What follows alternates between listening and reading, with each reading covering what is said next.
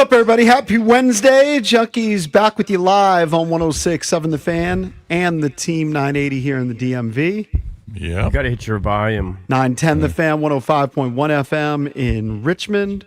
We are streaming live on the free Odyssey app, and you can watch us on the Monumental Sports Network. Brought to you by our friends at Crop Metcalf. They're the official heating and cooling company of the Junkies. Looking to be their next 5-star HVAC technician or plumber, just visit cropmetcalf.com to join their team. We thank you for tuning in this Wednesday morning, November 12th, 2025. I'm John Paul Flame, joined by Eric Bickle. Morning. Morning. Johnny Cake Sawville's here. Hello, everybody. And Jason Bishop. How was the day off yesterday, boys? Solid. I mean, didn't do a lot, Didn't but do a it lot was either. a good chill day. Cold and windy. I actually went out and worked on my short game for an hour in that cold. I don't know it was how you so did that. windy. I did leaves for an hour and a half. Wow. I can't believe you played in that. It was not really fun. cold. It was really cold. Well, I was Was sitting it- around. Where it's two groups went out at Hidden Creek, and we went and finished in like 3 hours and 45 minutes. That's nice. But we walked on the front nine, and we're just like, "What are we doing? We got to get in a cart. Like this is miserable. It's not even warming us up." And it was. I mean, you were basically guessing on every shot. You had no idea what was. I mean, gonna I wouldn't happen. take my score seriously in something like that. But I was just out there working on the game. I mean, I was out there for an hour, but it was so windy. It was so cold. It really, I couldn't imagine really playing 18. I can't even believe you guys played outside.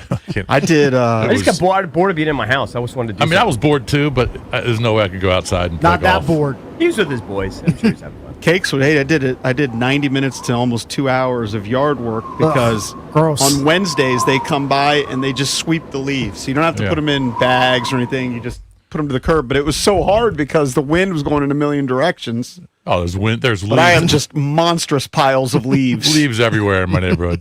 My neighbor raked up his leaves. Yeah. Had it all looking great. Yeah. Probably took him a couple hours. Yeah, it looks the same today. He's so bitter. He's got to do it He again. they wasted just- so much time. Well, it's because one of my neighbors never rakes his leaves. Ah. So they always just blow into his yard. Oh, He that gets so bitter. definitely has to rick him Oh, immensely. it ricks him. I'm sure he's super rick. Believe me. it How could he ricks him. not be? Do you think Joe Witt's Rick? He Probably went from the relieved. booth Rick. Yeah. to the field, and now he's back in the booth, and he Well- has no power. At some point, somebody has to take. There has to be a fall guy. Right. And Yeah. it just happened that Joe Witt Jr. was the fall guy for the defense. I mean, it was obvious. Yeah, I mean, You wanted it. This You is the way wanted it works someone in to the take the NFL. fall. I thought they were a week late, in my opinion. Yeah, right. You know, I said a week earlier that somebody needs to be cleaning out their locker. Now, No. they didn't fire him because Dan Quinn's an honorable guy and he's Right. going to let him still help. 'cause Maybe he can next- Still, he can still be a value, but, you know, he needed to take over. And so we'll see what happens. I mean, I wouldn't expect a I miracle in was one going to week. say, I don't think the defense can be that much better under DQ. But hopefully there's not as many like busted plays or guys that are 10 yards open. I mean, I fully expect Tua to have a good game, Waddle to have a solid game, and I think Achane is going to light the defense on fire, Right. Probably all true. just like Jahmyr Gibbs did. But you can't have wide receivers, whatever, 8 yards open every single play. You know, so hopefully that improves. Well, this is what Ron Rivera did a couple seasons ago, right? He took over the defense, and it didn't really have an effect. I don't expect it to have much of an effect. No. I don't either. expect it to be a little bit tighter.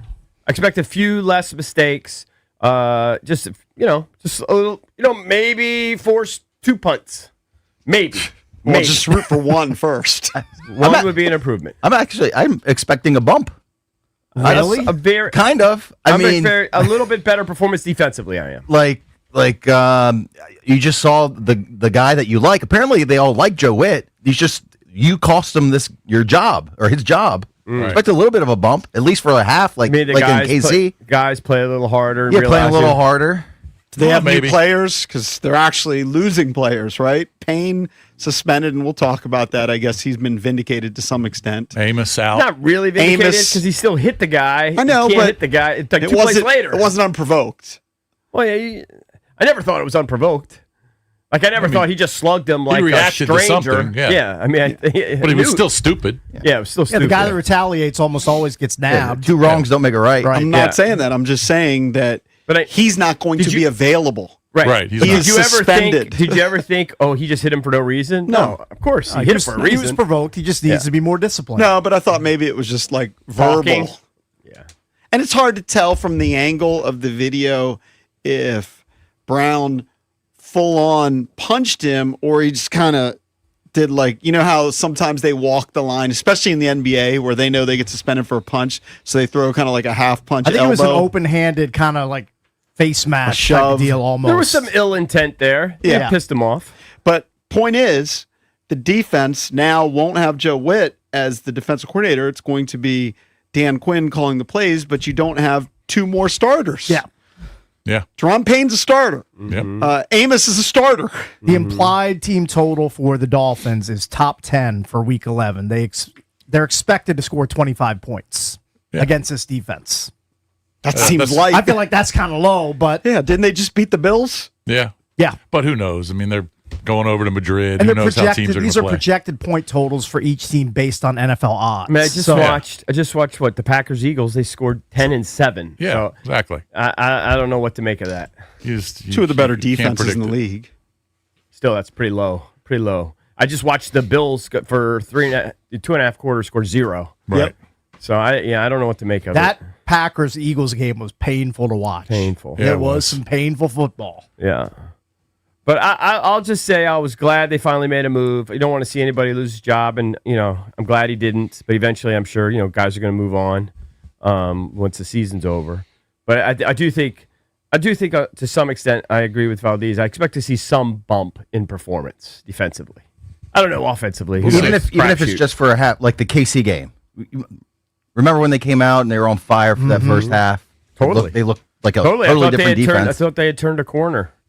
Expecting something like that, even if it's just for a quarter. Yeah, I expect a little better. They obviously can play that way. It's hard to lose by this much in the NFL week after week after week. Right. It's been 20 plus years since a team has lost by this much Right. for a month. Just get your breakfast Well, then- plans ready for this weekend. I'm Because actually- remember, it's early. It's then- 9:30 kick. I'm Rick. actually going to be in New York. I'll probably be honest with you. I want to watch it on my phone. People will be driving. Oh, really? Yeah, I'll be in New York. Why don't you get up at 4:30 and drive home and get home by It's not going to 9:30? happen. It's not going to happen. I'll have it recorded. Well, so if and the anything other thing is the offense has to help the defense out here. I mean, I know you got some backups and you're missing guys, but the offense has to help the defense. They got to score some points. Sure. Yeah. Yeah, the I offense. thought Marcus played well in the last game. He's all right. He's all right. played well. He's just He's all right. he's played well for a backup, okay, but He's a pretty good backup. you got That's what he is. Yeah. That's you got why to keep he's the still ball here. away from the other team so the defense doesn't This get. team needs a special quarterback and a special offense to overcome their woeful defense. They need special. They need Yeah. spectacular. Well, that guy's got a banged up elbow, so he will not be. He He- won't be he riding didn't to the make the rescue. trip. Yeah, Right. he's not even I'm available. not surprised.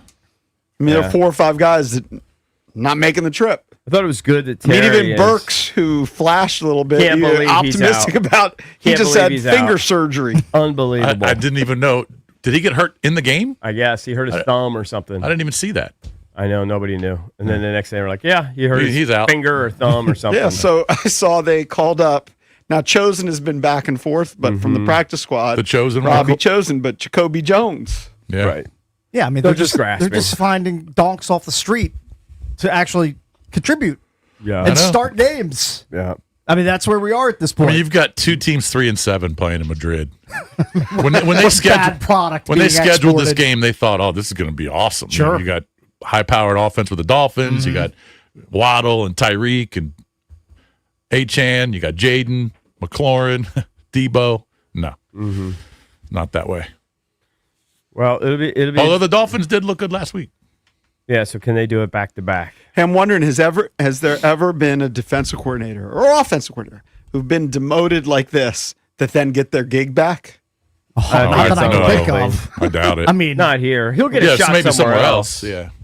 That's why I said, like, these guys. Once you're in the system, like you've made it, right? You're in the fraternity, so they'll get snatched up somewhere else. but to get re-elevated back where they got demoted from, that doesn't generally happen. that might Not take I a can while. remember. That'll take a while. But I think Joe Wood Jr. will get another opportunity to D coordinator at some point. Mm-hmm. He's got a chance. He's young enough, but he certainly get hired somewhere.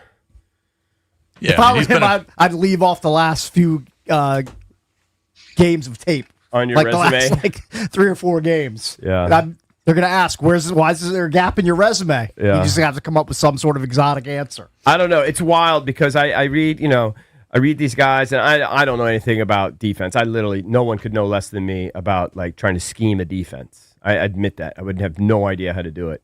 So I read these guys, the analytics guys, and they're like, man, they were saying this is some of the worst defense they've seen in the last few weeks, just in terms of design and who they had versus the personnel. And then Von Miller says, "Yeah, it's not the coaching." Von Miller's like, "It's us. It's mostly 100% us." It's mostly the personnel. We got to see McGee play a little more, and he's just getting toasted. Mm-hmm. You're starting to see some of these other guys that were like, why don't they play Jordan McGee? Well, I'll tell you why. Because he's not that good. Well, he's at least got some speed to him. I don't know. I have to pull up the Dan But it also Orlovsky was a tweet. very good offense that they just faced. And Detroit does that to a lot of teams. Some of the guys made it seem like it seems like our guys don't understand the concepts. They literally don't understand the concepts and don't know where to be, so they question where to be, and then you have guys running wide open. So Yeah, that's not good. That's coaching. Dan Orlovsky tweeted, "It's shocking to see how bad the Washington defense tape is. A lack of discipline, poor spacing, physicality. Talent has been an issue all season, but this tape was odd to see from a DQ unit. Not much between the whistle, not much between the whistle fight." That's pretty damning. Also, there was a deep dive on the Jahmyr Gibbs touchdown run late in the fourth quarter, where this guy who grinds tape basically trashed the Washington defense and the effort, saying like they're doing stuff Pee Wee footballers know how to do Weren't about going to leverage. the right gaps and the leverage. Yes. Well, I know. Nick, And then Frankie Louvu basically made a business decision and didn't even try. I didn't see that. that's not I good. saw Nick Akridge did, but he was looking at the setups, the schemes versus the personnel, pre-snap, and he was like, these don't even make sense. They said Louvu had like a Penny Sewell like sprinting at him, and then he just basically got out of the way. Yeah. And let Jahmyr Gibbs score. That's just not good, man. That's the state of the defense. So Joe Witt, back to the booth. Dan Quinn takes over the defensive play calling. We'll be talking about it throughout the show. Also, we'll talk a little college football. Chris Doring's going to join us at 7:40. CD. Talk about that LSU situation. What a debacle. Coming up at 9 o'clock, Mike Loxley, head coach at University of Maryland, will join us, and Washington Capitals head coach Spencer Carberry at 9:30. They got a 4-1 win last night. Good to have them on after wins. Nice dub. If you want to text us throughout the show, you can always hit us up on the Main Street Bank text line. Cheer local, bank local. Main Street Bank is a business-focused community bank proudly serving the DMV since 2004. Visit mstreetbank.com to learn how to put our team in your office. Main Street Bank, member FDIC, equal housing opportunity lender. We're the Junkies. Be right back.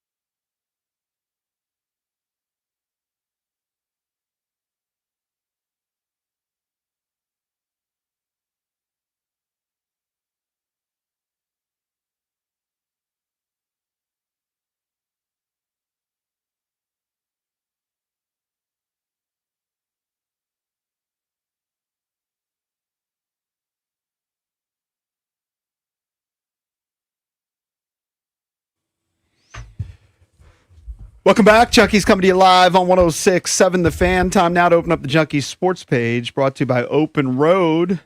Time to raise your standards. Open Road Distilling Company is now at Virginia ABC, exclusively Northern Virginia, whether it's the bold spice of Eagle Eye Rye, the smooth depth of Independence Bourbon, or the rich, ready-to-pour Maple Old Fashioned. It's whiskey done right. For the full experience, visit them in the Reston Town Center. And I'll be there on Saturday, the Open Road Distilling in Reston Town Center, Saturday for the noon kicks. It was an invitation to our college football survivor pool. I was surprised guys. at that email. Yeah, I just wanted to meet some of the guys face to face. So I've got a few responses. There'll be a few guys out Social bish. there. Yeah, so hang out with me. I'll You- go, but you- I'm going to New York for UFC. You both are going to New York. Why don't you carpool? I'll be in New Jersey Friday and then going to Madison Square Garden Saturday night. Ah, very nice. So just come out and say hi. Open Road Distilling, Reston Town Center, 12 o'clock on Saturday. All right, so we were talking about Joe Witt. Joe Witt will be demoted for the game or for the rest of the year, I assume, from defensive coordinator. He will not be the defensive coordinator calling defensive plays in Madrid against the Dolphins. That will be DQ. Does his paycheck take a ding? Is there No. a clause in his paycheck? No. I'm sure he's got a good enough agent where, Yeah, he gets where it's paid. written he still gets paid the same amount. He's got to get paid either way, whether they fire him or whether they Yeah. ask him to go, order pizza. Right. Do you think some of these guys are loving being in Madrid? And I'm going to bring up why. Who, the players or Yes, the players. Did you see him getting off the plane? They looked miz. I don't think I think they despise going overseas. Well, I for listened to games. Bill when he was on with Grant and Danny. He was excited. Maybe I the think some younger people guys. like it. He was young. Here's why I You know, bring it he's up. excited. So I'm on 18 birdies for golf. Now, I don't play golf like you guys, but 18 birdies is the way that I keep my scores. And you get friends. It's almost like Facebook. You can follow who's playing. Trustway has already put it around. I mean, he got his Madrid? round in Madrid. He did. Yes. Wow. Brought his sticks over. I don't know. But but- he's a punter. Okay. Yeah. I mean, those guys. Do you think he brought his Kickers and sticks? He punters. probably just rented. They I maybe. doubt he brought his sticks. I don't know. Can you imagine? He's a baller, by the way. yeah, he's good. Well, he's a great He's a- athlete. he's a good dude. Is he playing at Valderrama? He played at Centro Nacional de Golf. It's probably silly, Valdez. All I Two noticed- over. All I noticed was Shot when a they 74. came down the stairs off Yeah. the plane, they just looked. Von I Miller would looked guess like he was the guys miserable. like the guys like Bill who are young, and he's let's be honest, he's probably not hasn't taken many international trips in his life. He's probably like, oh, this is amazing. Yeah. But the older guys, the grizzled vets, are like, oh, got to go to freaking Madrid Yeah. instead of flying to 7-hour flight. Miami. You Yeah. know, like it's Well, you listen way to- different. No, maybe they were just tired, but it looked gloomy and gray. Yeah. And Sure it they looked were cold. tired. It looked cold. They just didn't look. But like they were Bill happy. said they had that set up, where they could completely lay down. So, it wasn't like they were stuffed in big like pod. sardines. Yeah. Yeah. Anyway, so I think DQ was asked about all this stuff, and here's some of the clips. I think now, just after watching and reviewing the tape, we felt off. You've heard me say that word, John. And so I thought this is the time to add into that and lean in. Joe and I have got a great vibe together, John. We've worked together, through our time in Dallas, and we'll lean back into that space where, he'll help me along the way and all that leads up into the game and calling it into that space. So having Joe, and I been in that vibe together, we'll lean into that again, and we'll do that now. And he's still going to be on the sideline, even though he's not DC, correct? Oh, no, I think he's going to be. Oh, I he's think on- he's going to be back in the booth. Oh, he's back in the booth. Yeah. Okay, all right. I think so. I Missed think he addressed that. So you can go watch from afar. You can get that bird's eye view. Well, no, way up high. he'll use his eyes. Sure. That are up there. Yeah. All right. DQ was asked about what impacts he thinks he can have calling the defensive plays as opposed to Witt. Going into his tough decision, Scott, obviously, to go into that. I'm hopeful that we'll see, kind of the execution, the consistency that we're searching for. And that's number one, top of the pile to get that part right. We've been digging for it. We haven't had it. We haven't found it. And so that type of consistency and execution, Scott, that's what I'm after. And that's the only reason behind the move. So that's what I'm going to have to chase first. I just put it up as our Junkies poll of the day, sponsored by Surfside. Use the code JUNKS, JUNKS, at store.statesidevodka.com, and you're going to get 25% off select merch, tees, hats, hoodies, and more. Use that code JUNKS at store.statesidevodka.com. vodka.com, and I just used the word he used, impact. Do you think the move of Dan Quinn taking over as defensive coordinator will be impactful? You can vote at Junks Radio. I think on Twitter. minimally impactful. I don't think it's going to make a huge difference who's calling the plays. I think it might make a little difference, a little. So I guess that's minimal. We'll see. Yeah. I think we should be able to notice a little bit. Just less busted plays, just guys less wide open as frequently. I'm sure it'll happen, but maybe it doesn't happen every single time. I don't expect much of an impact at all. He's been in on the defensive game planning. He's been in on the defensive play calls. He talked about that a couple weeks ago, that he hears everything on the headset. He just The might biggest be able to problem is articulate it better. Maybe. It's his area of expertise. I don't understand it. They looked so good against the Chiefs. They obviously can play well. And times, yeah. I don't know what happens. And it's not like the Chiefs are some dog-ass team. Well, it was for a half. I know, Because the but- second half, the Chiefs didn't play. I know, but it shows that they're capable of doing it. And that's still with missing pieces too. So I don't know how you can go from that in a half and show that you can play defense to all of a sudden just forgetting every single responsibility that you have. And that's why I don't 100% blame a guy like Joe Witt. I mean, he didn't forget how to coach football, and there have been times where they looked good under Joe Witt. Now, maybe the consistency is not there, and that's what DQ sees, and he wants to change some things up. But they talk to each other during the game. Hey, Joe, why are we doing this? Let's do this. I mean, DQ is talking to Joe Witt about the defense during the game, not saying he's calling the plays, but they're certainly communicating. This might be and they also have team meetings. Just might be a little bit different though with him in charge. Yeah. You know, when you defer to someone else, I could see a situation where, you know, you see things that another guy does that you would do it differently. Right. You respect him, so you let him try his way, but you would do it differently. You might be right on that. And, So, you know, but let's just around the edges. It's not big, yeah. but small things. And again, you are going to be missing some more parts, as JP Yeah, mentioned. key personnel missing. I mean, Lattimore, Amos not going to be there. They have old pass rushers. I just feel like Tua is going to have as much time as he needs to find his targets. I would be shocked if the Dolphins don't score a minimum of 24 points in this game. Going That's back- kind of the low end. Yeah, going back to the Chiefs game, Valdez. So they had 2 interceptions on the Chiefs' first 2 drives, Yeah, I mean, which was like, whoa, they forced One turnovers. was Lattimore making a play on the ball, and the other was a tipped ball, right? Right. Yeah. So they had 2 turnovers. After that, here are the drives for the one Kansas was City Kelsey. Chiefs. Didn't Kelsey just drop it? Didn't go right through his I think hands? so, yeah. From what I Should have been a remember. fumble. yeah. Shouldn't have Yeah. been on Mahomes. So after that, in the second quarter, the drives for the Kansas City Chiefs, 9 plays, 72 yards, touchdown. Then it was end of half, 8 plays, 80 yards, touchdown. 8 plays, 75 yards, touchdown. 13 plays, 94 yards, touchdown. So let's not overstate how well they played against Kansas City Chiefs. It was better, and that first half was the best performance because they actually had a couple of turnovers. They made a couple of plays. You're But not that- but you're not that's- listening. I said the first half they looked amazing. We all know how much they crapped the bed in They the second looked half. much better, yes. It just shows that they're capable of playing good defense. yeah. It was just a couple of possessions, I think, is what JP's saying, right? How many possessions? I know was it? and that's what I said. I said they looked good in the first half. No, I know you did. Yeah. I know you did. Listen, I expect to see a little difference. All right, I also, think the biggest difference is they're playing Miami. Yeah, and also Miami is not, I mean, they're not world beaters. I mean, you know, Tua's definitely capable. I've seen Tua have amazing, huge games. I've also seen Tua be horrible.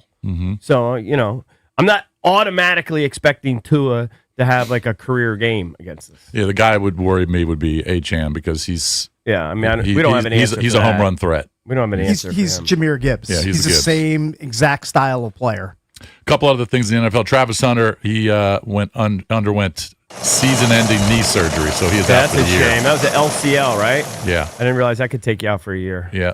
So he had one game where he went for over 100 yards as a receiver. yeah. And didn't really have much of an impact as a defender. He was just starting to get a bigger role too. Yeah, like he in was. that game, you saw his role expanding, Yeah, and so you were sucks. optimistic he was going to be able to keep doing that for the offense. But now his rookie season cut short. Yeah.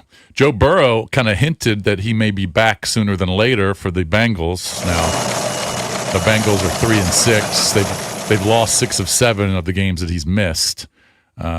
but he's got they had the toe surgery, the turf toe surgery on September 19th. But he has been back on the practice field, so maybe he's back in week 11, maybe he's back in week 12. Who knows? I mean, they're not going to the playoffs, but I dropped him in one of my fantasy leagues. You dropped Burrow? Yeah, I kept him in one. I had him in Okay. two. I dropped him in one and kept him in the other. And then that guy, he was scooped up so quick when this news came out. JP wanted to talk about the Wizards, and I'm sure Benj wants to talk about the Wizards. Was this Saturday night when they lost to Detroit? No, Monday night. I'm sorry, Monday night. Yeah, I'm a little off with the day off. Yeah, yesterday. Monday night. Monday night they lose They to had the a Pistons. 13-point fourth quarter lead, so they were gunning for their second win of the season, trying to snap their losing streak. Mm-hmm. And look, they could have won the game. Keyshawn George was at the free throw line with 2 seconds left. If he hits his free throw, they're up by 4. But two things. One, I've always been a proponent. You're up by 3, foul. Right? Don't let them take a 3-pointer to tie the game, which they did. They tied the game. And the other thing is, I know we're supposed to get hopeful about these young players, and Sarr, I think, had 15 and 15. And you're seeing in different games a lot of these young guys contribute. But when you're losing so much, what are they, 1 and 10, 1 and 11? 1 and 1 10. and 10. Yep. It's hard to get too optimistic about individual performances. I mean, people have to score. And now CJ McCollum, he's scoring a bunch of points, so they'll be able to flip him for something.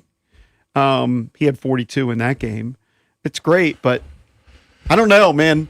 EB has always been skeptical about the plan, and I think the plan is great in theory, but man, they got to hit. Like, it's going to suck if they suck this bad and finish.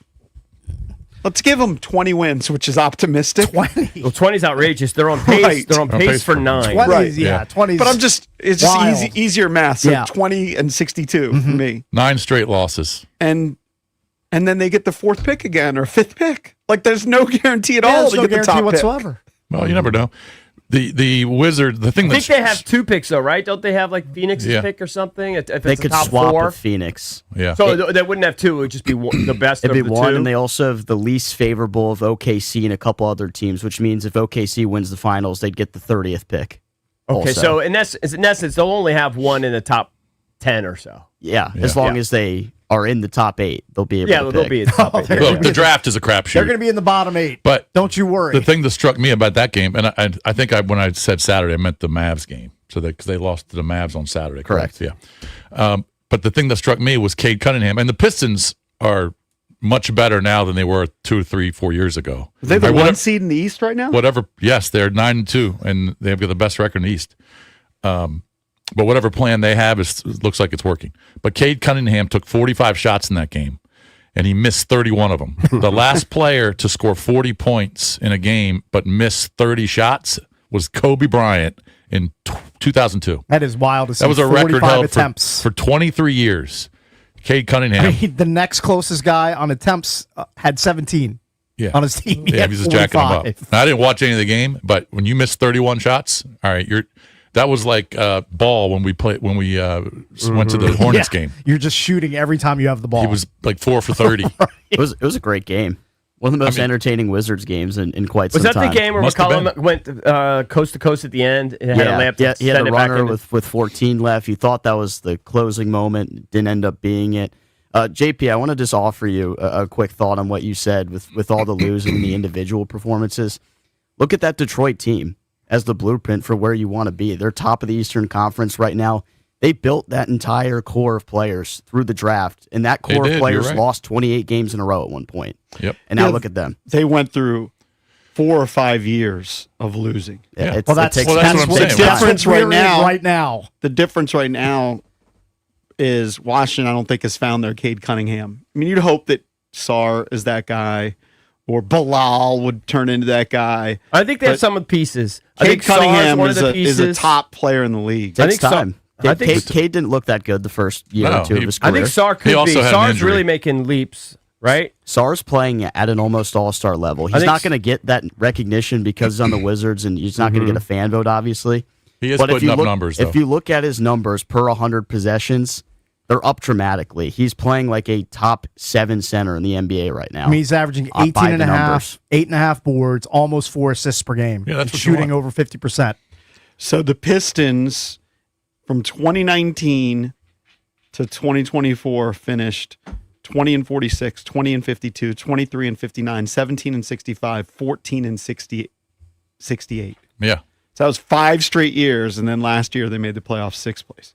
5 Yeah, straight that's brutal years, not pretty even much close. That's exactly the playoffs. blueprint that the Wizards are on. They finished Same sort of timeline. out of 15 teams in the conference. They finished 13th, 15th, 14th, 15th, 15th. Yeah. You just hope it'll end up that way. But I actually watch it, and I do see some young players that they can build around. I think SARS clearly has a chance to be a star. I think Keyshawn's going to be a great player. And I think Trey Johnson has a chance to be a really, really good player. Bilal, I think, could be one of those guys. I don't know. I think they have 4 or 5 guys. Whitmore's played well. I mean, I know he's sort of a journeyman already at this age, but he's decent. He's a decent young I always liked him. Yeah. Guy was he was a man amongst children at Villanova. Yeah.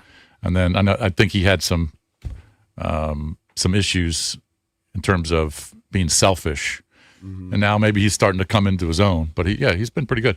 Hey, real quick, Caps finally won last night. Nice dub. Nice road dub for the Caps. So Ovi had one, right? They have an empty netter? Empty and an netter from, I assist? believe it was 143 feet away. I mean, even for Ovi, that's pretty impressive to pot one from that far away on the ice. Right.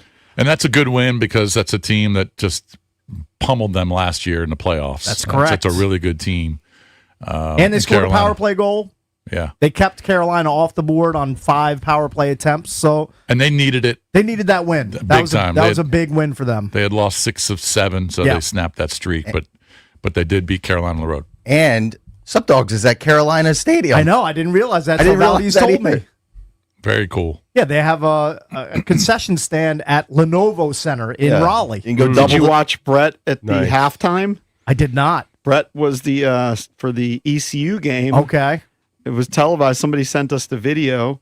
Brett was the ceremonial coin toss guy. Excellent. Good for Brett. He came out there. He with owns his, that area. I'm Came the out there mayor with of his daughter. Greenville, Brett Oliverio. I'm basically the de facto mayor. That's great. I'm Who did the ECU Subdogs. play? I'm not even sure. Crush vodka. I can't remember who they played that game. They won pretty big. I think they did promote like the PA announcer when he introduced Brett. Yeah. he promoted Crush Vodka As he should. and the NIL, I think it Gotta was spread Charlotte. the or it's, brand. maybe it's a collective, Brand whatever they call awareness. it. I think it was Charlotte that they played. Yeah, Labels out. Speaking of college football, the second college football playoff rankings were released last night at 7 o'clock. The only major change was BYU slipping after they lost to Texas Tech, and game day was down there. My buddy Sean Glennon, our buddy Sean Glennon, was down there because Danny Amendola is his boy, and he went to Texas Tech, and they went down. He was hanging out with Mahomes. Oh, really? Yeah, send me a picture of him and Mahomes. Saw Mahomes in the stands Yeah, during the game. he was the guest picker on game day. And by the way, the kicker on game day missed the first one. They gave him a second shot. They decreased the money. They went from $500,000 to $250,000, but he made the second one. Drilled Make it. the second one. He drilled it. So he walked home with $250,000. But the only major change was BYU slipping 5 spots, and then South Florida is now the group of 6 highest ranked teams. So they were ranked 24th. So JMU did not get in there. Still a few games left, but South Florida has a better resume in terms of who they beat. we will talk more college football. Chris Doring is going to join us coming up at 7:40 here on the Junkies.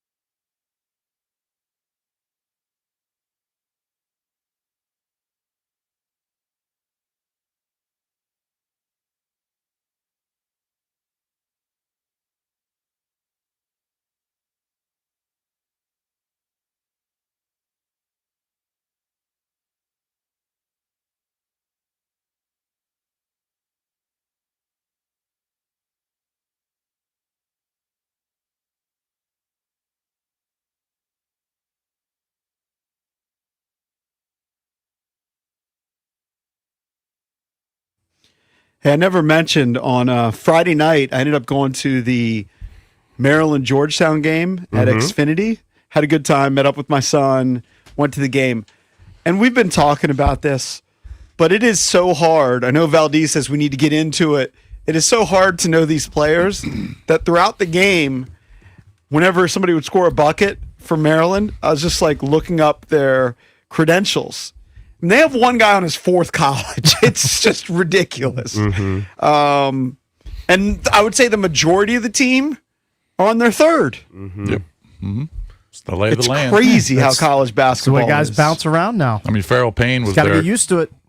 Who'd they beat last night? Was it Alcorn State? Alcorn State, yeah. And Farrell Payne was their leading scorer. He's on his third school. I mean, he was at A&M with Buzz for 1 year. Now he's on his third But school. they had a guard. He's grad student who started in community college, and I might be mistaken. Then I think he went to Northern Illinois. Then he went to Kansas, where he was averaging 5 points a game, and now he's in Maryland. Right. He's probably getting some good coin too. He's probably getting paid. You get decent money at the big schools, if Yep. especially if you're playing. Yep. I think Buzz might be a Zins guy. Oh, Oh, really? is he?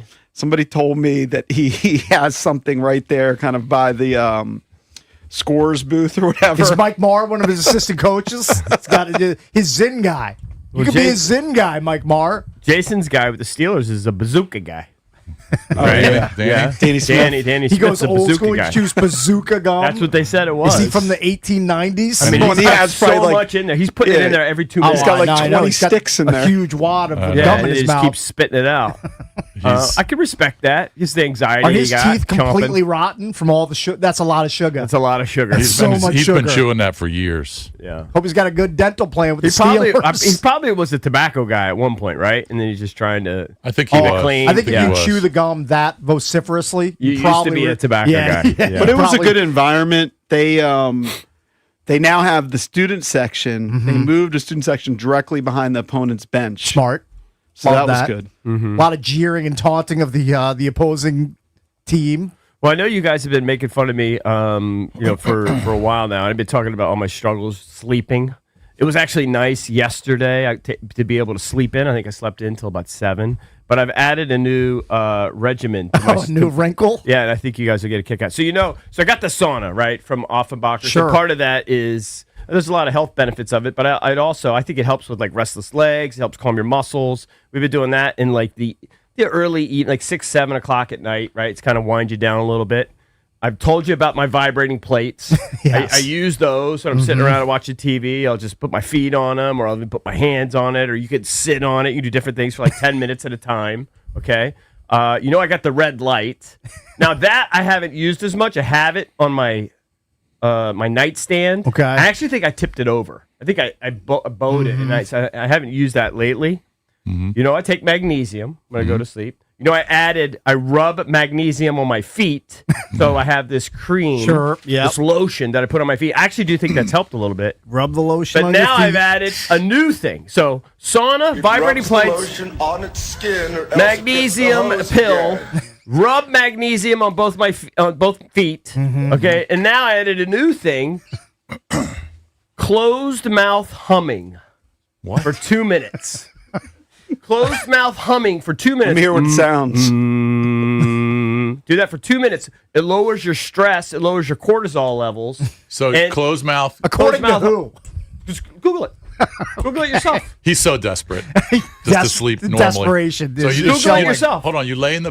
No, your I bed. just do it. I'm driving. Oh, or I'll you don't do it in the the bed. sauna, or I'll do it when I'm just anytime I think of it. anytime, now. okay. Anytime I think of it now, and I've started to incorporate it in the evenings because and you know what it stimulates, Valdez? You talked about this. Your vagus nerve. It's somehow it's involved with your vagus nerve. But yeah, look it up. Closed mouth humming for 2 minutes lowers your cortisol and your stress levels. And so I'm starting to incorporate that into my sleep hygiene. Buy into it. I mean, breathing. I took at University of Maryland. I don't know if you took it. What was it called? Controlling stress and Relaxation. tension. Yeah. Yeah. Took some sort of class, and the teacher would just lower the lights and then make you do it. The only thing I really remember, there was something called PMR, progressive Muscle relaxation. Yeah, there's things you where can it's do like, like that. you tighten up, and then you're like, oh. Yeah. I think deep those breathing. I think Sure. those kinds of things work. But this is interesting. I didn't Sounds know- like a meditation. I mean, I've never done meditation where, at least on TV or movies, they go, Om. So- Never done that. I wonder. So- it might have a similar thing. You're just going like and then you have to breathe. around 7. Right. Well, I actually find myself doing it a couple times a day. I'll do it when I'm driving. I just and I just do it for 2 minutes. I'll do it like Dee and I, if we're in the sauna together, we start the session with 2-minute hum. You guys harmonize your humming? No, but we're hummed together for 2 minutes, and then it speeds the time too. You know, like you're looking for stuff to do when you're in a sauna. I'm telling you, it's my new bit. I still need to hit the dentist and get the mouthpiece. Here's one thing that I would say to you. Now, sleep is a different thing, but you're big into longevity and all these different things about longevity. You think about I death all the prefer time. not to die at 55. Yeah. All right. So yeah. Well, your mom is tickling 90, and I don't think but- she did any of this crap. She didn't drink for 40 years. I mean, she's had a much better lifestyle, healthier lifestyle than me. Maybe you should follow her lead. She's eating cleaner. Right? Yeah. But my point is, I don't think she was doing red light and all this wackadoo things. But she had vibrating plates she's standing on. Right. Well, I think eating is a big determiner sort of how your longevity. I think the biggest Overeating. thing, and it's not to take I know it for you're gonna granted, the say biggest thing is- genetics. yeah, it is genetics. Okay, my dad died at 69. So That's true, but he also developed a cancer. right, which normal people get. Right. Correct. And also, I think my dad was a little bit of an overeater. I think eating your dietary habits have a massive impact. Certainly, I think it's just certainly everything. genetics. I just think it's everything. But I told you, Gary Player, what is he now? Is he 90? What did I say he was? He just turned 90 something. Yeah. He said the biggest key beyond going to the gym every day, and you know what a fitness addict he is he undereats. Right. Well, you can tell. He loves He weighs about unders. 130 pounds. Yeah, And they say that like back in the day, there was no 3 meals a day. People would eat like 1 meal a day, maybe 3 meals in a week. We overeat, we stuff ourselves, and we get all About this. Dick Van Dyke is 99. He's right on it. I saw his secret is he still like dances and moves. Just moving, lifting Well, weights. that's all moving those for kinds of sure. things. Key. If you just are sedentary all the time, that's the easiest way to die early. Well, yeah. I'm Also, convinced of by that. the way, vibrating plates helps get your blood flow stimulated, even though you're not. I mean, obviously, you're doing other things, but that's a thing. Like it's moving, getting the blood flow. Yeah. EB, you and I may be fighting cancer with our gray hair. I don't There's know a the new story. study I saw which it, says that gray hair helps mitigate melanoma. Ah. but I don't know. It's a little confusing when you look at the science of it, but basically they're saying that there are damaged cells and it lowers the melanoma risk. If you have a lot of grays, well, then I should be golden. Cancer doesn't stand a chance against you. Yeah, I mean, I should be Own it. I should be good with that. Doesn't give you cancer immunity, but the study suggests that graying hair prevents cancer. And then again, it's kind of complicated. Who the hell knows about cells and stem cells and all that sort of thing? But maybe we're going to be in good shape. Valdez, did you hit up that dentist that said he was going to get us the mouthpieces? I did. He sent an email. You forwarded it to me. Yeah. Yeah. So what's the next process? What's the next step? You fill out Form? Yeah. So you just download like the form that's attached to it, the picture. You fill it out, you send it back, and he'll send over the study that you. Oh yeah, have he to wants us to do the sleep study. Ooh. But it's just wearing a ring. Is that what it's down to Yeah, at this point? Yeah. Man, that's easy enough. It'll be shocking. He'll walk you through it if you want to do it. Yeah. I just want the mouthpiece. Just give me the mouthpiece. I already know I have sleep apnea. I already know I wake up a zillion times. That would be the easiest route. Yeah. Just send us the silly.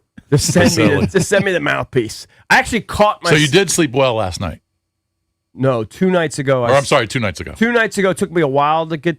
I probably didn't fall asleep. I probably went to bed at 10:30. Probably Yeah. didn't fall asleep. Honestly, good until like 12:30. But I had a good stretch where I maybe only woke up 1 or 2 times from like 12:30 to 5. And then you slept till 7. And then I stayed in bed till 7. That's like unheard of. Right. 7 hours in bed. Like I think you get a lot of that. I don't get that ever. Yeah, I do. but Ever. I only sleep good for about 3 or 4, and then I'm up a lot. Yeah. I mean, this morning I was A up lot at- of pee breaks for me lately. not lately, like the last Yeah. 5-6 years. Well, I mean, it's Couple natural a night. as you get older. A couple a night. That's a little too many for me.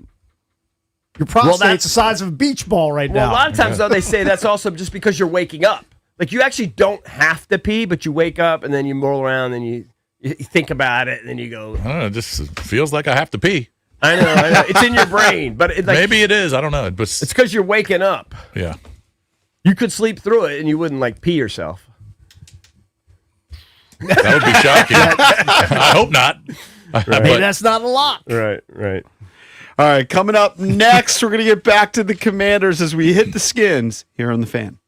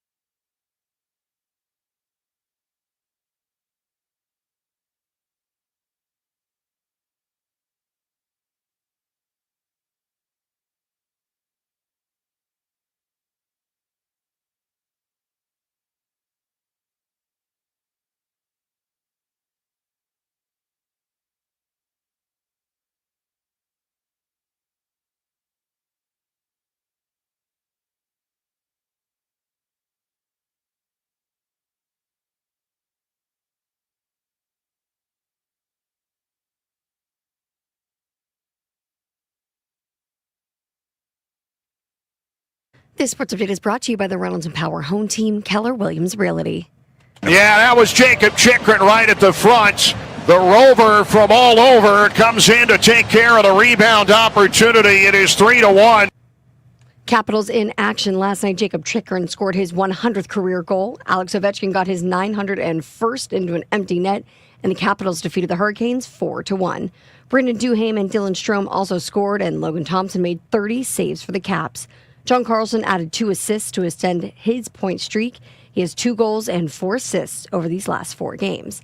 And the Nationals announced that they've hired Simon Matthews as their new pitching coach. He had previously been an assistant pitching coach with the Reds. This hiring continues the trend of the Nats going very young and overhauling their franchise. Simon Matthews, their new pitching coach, just 30 years old. From the Crop Medcap 5-Star Sports Desk, Savannah McCann on the Fan.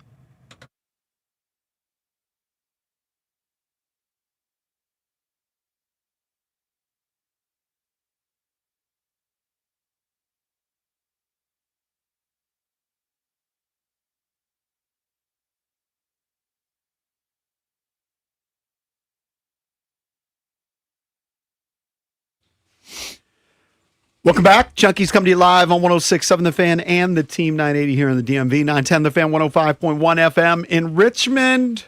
You can watch us on the Monumental Sports Network. We're brought to you by Crop Metcalf. They're the official heating and cooling company of the Junkies. Looking to be their next 5-star HVAC technician or plumber. Just visit cropmetcalf.com to join their team. It's Bish, Cakes, EB, and JP. We got Chris Doring from the SEC Network to talk some college football coming up at 7:40. I didn't do the show on Monday because I had to go to a funeral. Did you guys talk about the Indiana game? Yes, we did. That was just incredible. It's a horrible loss for Penn State. I mean, it was a great finish. It was fun to watch. It's fun to watch. That's the type of game Penn State would close out in years past. First time I ever rooted for Penn State. Haven't they was had let down. 2 really close games, like 2 of the last 3 weeks? Because they had a close one the week before, right? They were right there at halftime. I can't remember who they played. They played.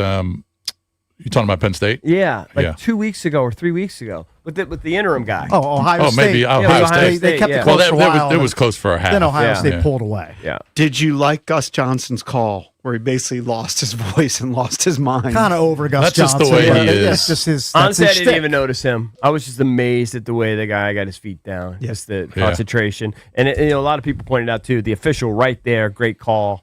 I mean, to make perfect. That, we goof on these officials a lot. That guy was on it. Perfect position, had his wits about him, knew where to be, knew where to look. Nailed it. Yep. Nailed it. It was incredible. Incredible body control. I mean, Indiana had 3rd and 17 from inside their own 20 with 45 seconds left. I was just waiting for them to face plant. Mendoza went from losing the Heisman in that game because he threw a horrible pick that led to a touchdown to possibly winning it. Again. Why are you so anti-Indiana, Cakes? I just feel like they're a bit fraudulent because they've been so bad for so long. But I know that they're obviously very good. He just disrespects them kind of like I disrespect the Lions I look or at their something. whole body of work right. of them as a football. He's doing entity, that. They're the Indiana. And it's the exact same bit. Yeah. Like for 98% of their existence, they've been like a bottom 5 team in college football. They've been hideous. Like really bad. So you Things root for can change. traditional powers? Well, I just feel like this is I feel like this is a blip, and my argument is this is a blip. They're going to go back to being Indiana eventually, and I thought the beginning of that would have been a road loss at Penn State, and I was this close to getting it. You don't like the story though of them breaking the story is great. Yeah, I don't know how. You don't know how to wrap your brain around it. That, and I don't know how sustainable it is. Well, who cares? For this year, they might be able to pull up something ridiculous. Maybe. Yeah. I don't know. I think I'm going to guess they don't. But I think with Cakes doesn't root for Cinderella. I think the. I mean, I've been a Caps fan. They're my not a whole life. Cinderella You anymore. act like I root for the Yankees. That's a home team. That's different. They're always going to be. They're going to be in the college football playoff for back-to-back years. I mean, that's impressive. I mean, I just don't know how much staying power there Vanderbilt's is. been horrible forever. Yeah. Things are changing now with the portal. And if you get Understood. the right coach in, Signetti's done an amazing job. he's been unbelievable. He's been awesome. I saw Pavia after the game because these guys all make money and he's 24 years old. He, I guess, hopped on a plane and was partying with Theo Vaughn in Miami.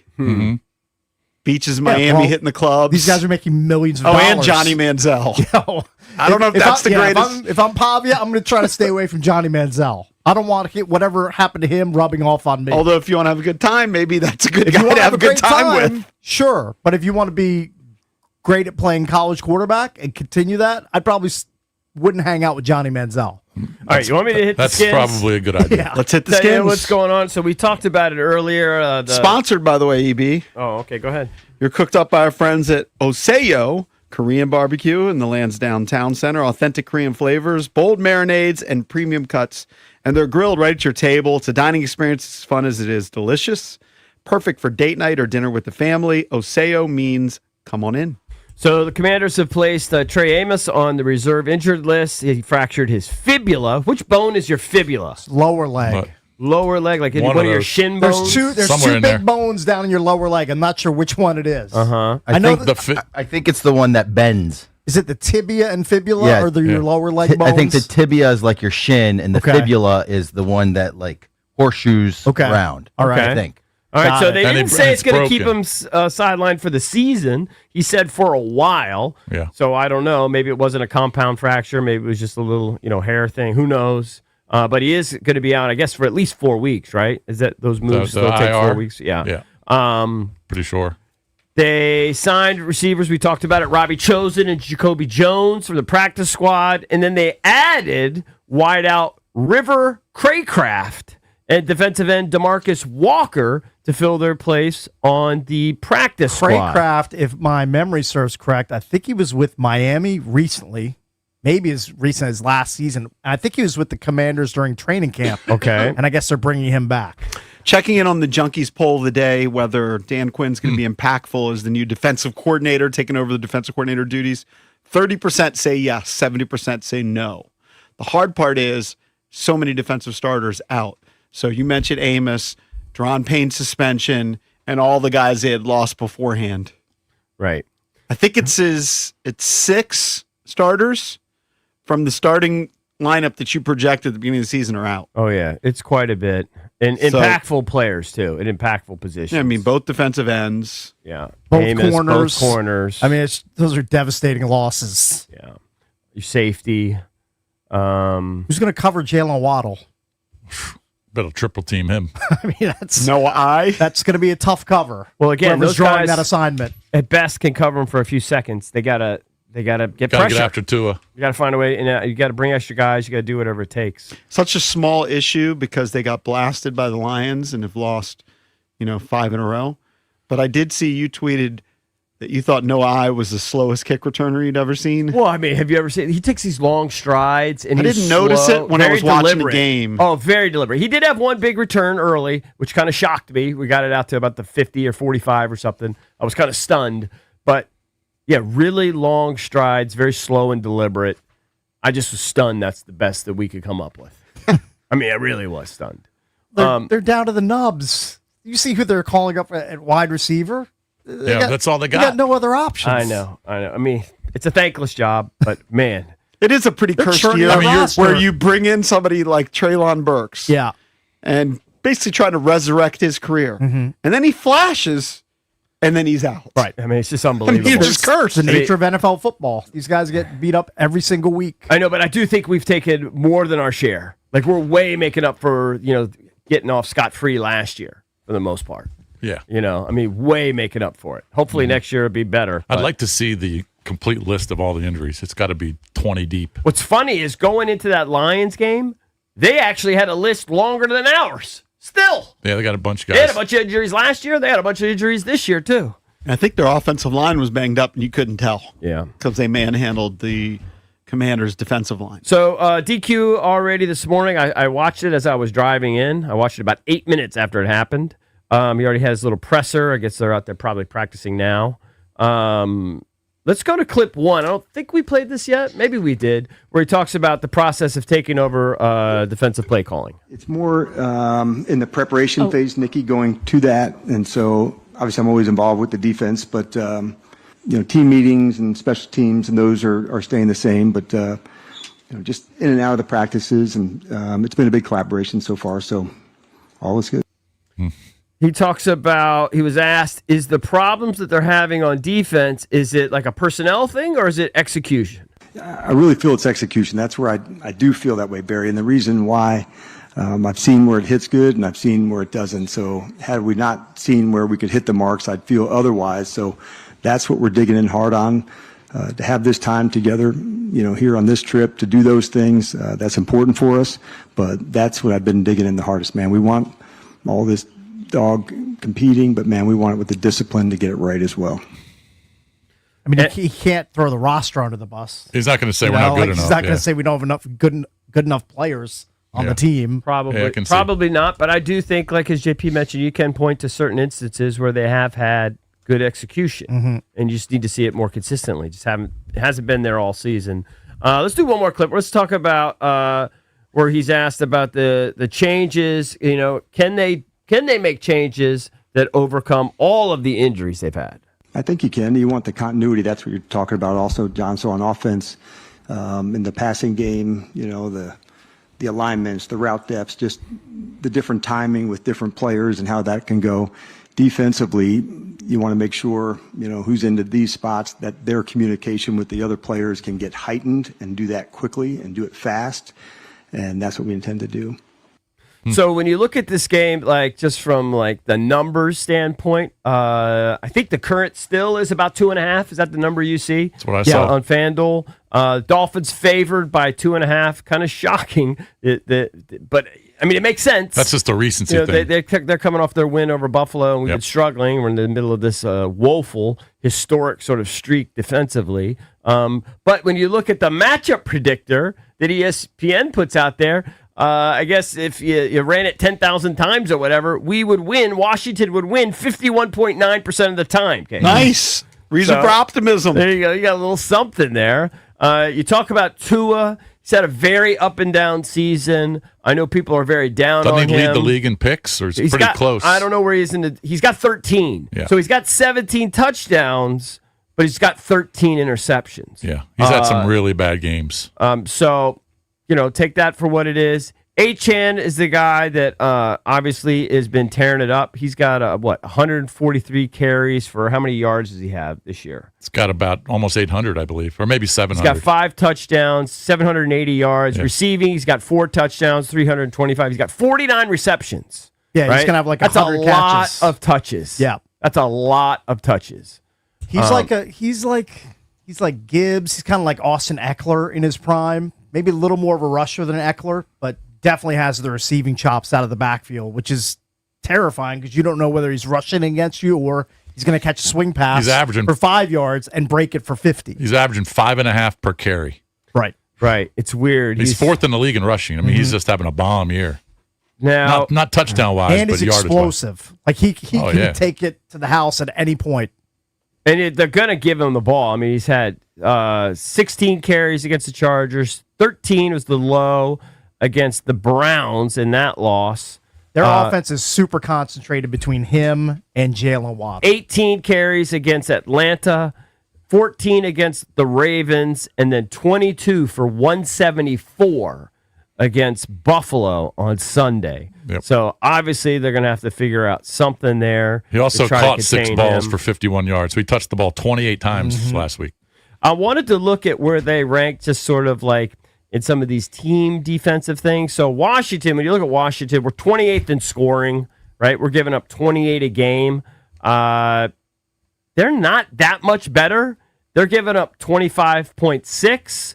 They look like they're about 23, 24, something like that in the league. So it's certainly in the bottom third.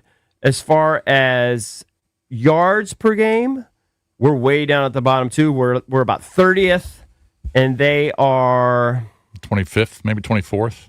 Trying to see. They're in about that same realm. They're allowing about 346 a game. We're giving up 394. We're giving up about 50 yards more per game than they are. Offensively, in terms of points per game, just if you just want to have a little context for it, we're averaging 22 a game. Big come down off of the 28.5 that we averaged last year. Remember, I thought we were going to improve on that. And Miami is 21. 21. So they're actually a little below us Right. offensively. So I don't know. I mean, their worst game was when they went to Cleveland and got beat 31-6. And I think I want to say Tua threw 3 or 4 picks in that game. Ravens beat them pretty handily too 2 games ago, Yeah. 28-6. But in 2 of their last 3, they've scored 34 against the Falcons, 30 against the Bills. I mean, Tua was So they benched. can put up numbers. Remember, Tua was benched for Quinn Ewers just a few weeks ago. That's how bad it was. I'm trying to think what was we've had a couple though. We've had a couple high points, right? We had the 41 against the Raiders. I guess we would get no credit for that because it was the Raiders. Highlight of the season is the Chargers win right now. Yep. And then we had 27 and that loss to the Falcons. What did we have in that Bears game? Yeah, 24 in that Bears debacle where we were gonna score more, but the stupid ass fumble. Blame the rain. Blame it on the rain. I don't know. I think that one Jaden just has to take the L for that one. Yep, I agree. So how are you feeling about this game? You feeling they're too banged up and not playing well enough? No, I mean I think they got it. I think they have a fighting chance. I don't expect it to be, and I'll probably be wrong, but I don't expect it to be quite as one-sided as Cakes does. I think it sounds like Cakes thinks it's going to be more of the same. Maybe it will be, but H.N. will just just destroy us. I just expect them to score 25 to 30 points. I don't think Dan Quinn taking over the play calling gives them that much, if any, of a bump. Yeah. You can't change the personnel, and how much are you going to change scheme-wise in less than a week? Yeah. I just don't have a lot of optimism. I mean, can you blame me after seeing what they've done over the last 4 or 5 weeks? Well, I mean, is it just gonna continue every week? We're just gonna lose by 25 or more every week? I mean, at some point they'll turn it around. I just don't know if this is the week. I think that this it happens. might be the week, just because I'm not. Do theory? Well, just I think that Tua can hurt you, but he also can help you. So it might be the right guy. Yeah, if you get after him, it might be the right guy. See, that's I don't think they're going to get after him to the point where they're going to move him off his spots enough to really affect him. Dude, all you have to do is raise your hands up. The guy's like 5'8". Raise your hands up, deflect it, impede his vision. Well, Buffalo wasn't able to do it. Yeah, the Buffalo, of all the scores that I was watching last week, that game was the most befuddling. Pretty surprising that they got smoked. Just knocked out a lot of people out of survivor pools. Just absolutely stunned by it. Yeah, I wonder how many people are still in Circa. I'll have to look it up. I haven't looked at it for weeks. Waddle has been pretty good the last few weeks, too. I mean, Tyreek got hurt, so he's the number one guy, but he's been scoring. He scored 2 in the last 3 weeks. He had 7 catches for 84 yards and a touchdown this past week. Currently in Circa Survivor, there are 1,000 entries left. Wow. And they started with, I think, 18,000. So 17,000 entries gone in 10 weeks. Last weekend, the Panthers and Bills knocked out the most people. 490 fell with the Panthers and 261 entries gone. What's each entry worth now? The implied value per entry right now is $18,718. Wow. Good Lord. Still 1,000 left to muddle through, though. Yep.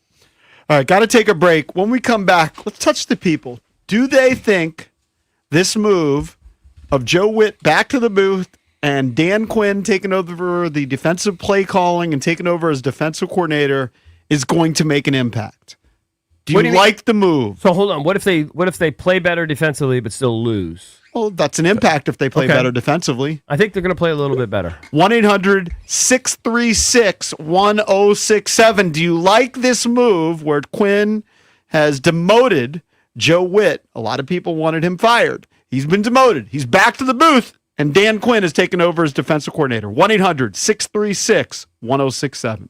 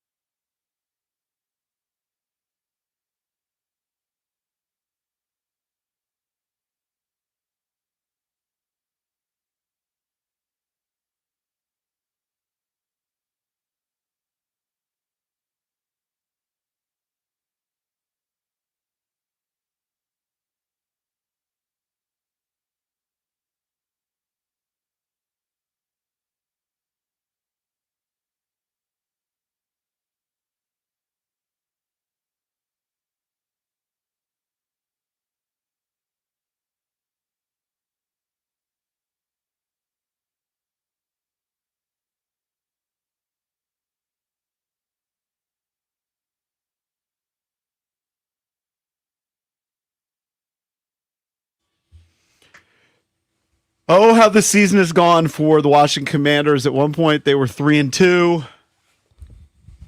Very close to getting to 4-2 against the Bears. And they fumbled that game away, and they haven't won since. I mean, it's remarkable. I tweeted about it.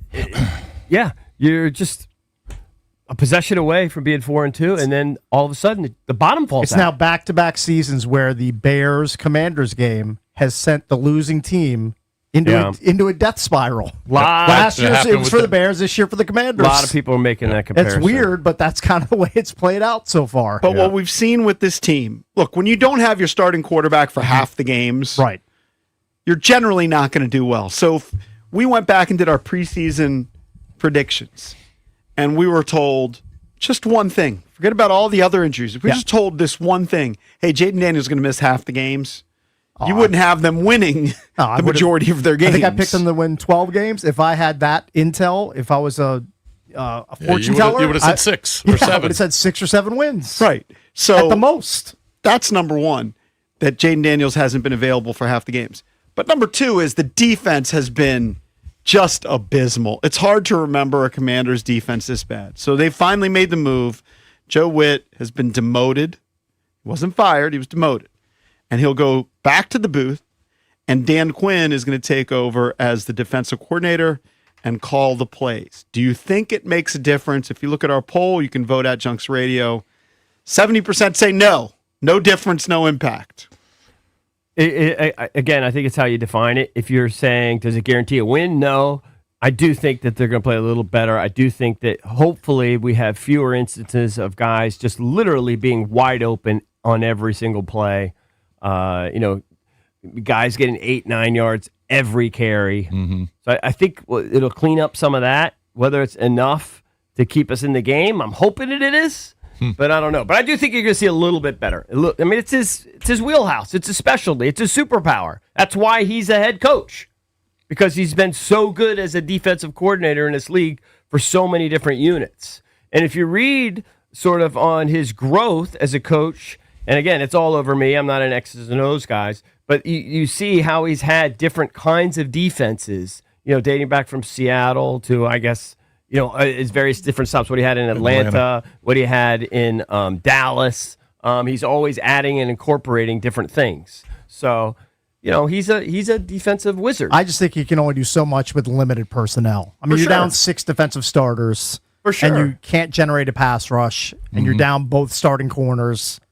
But maybe you can cover guys a little better. Maybe you can't get to the quarterback, but maybe you can hold on and have explain the concepts such that guys can hold on for a few extra seconds and give an opportunity to make a play or two. Yeah. I don't know. It'll be interesting. How many did we give up last week? What did we give up? 44. 40, yeah.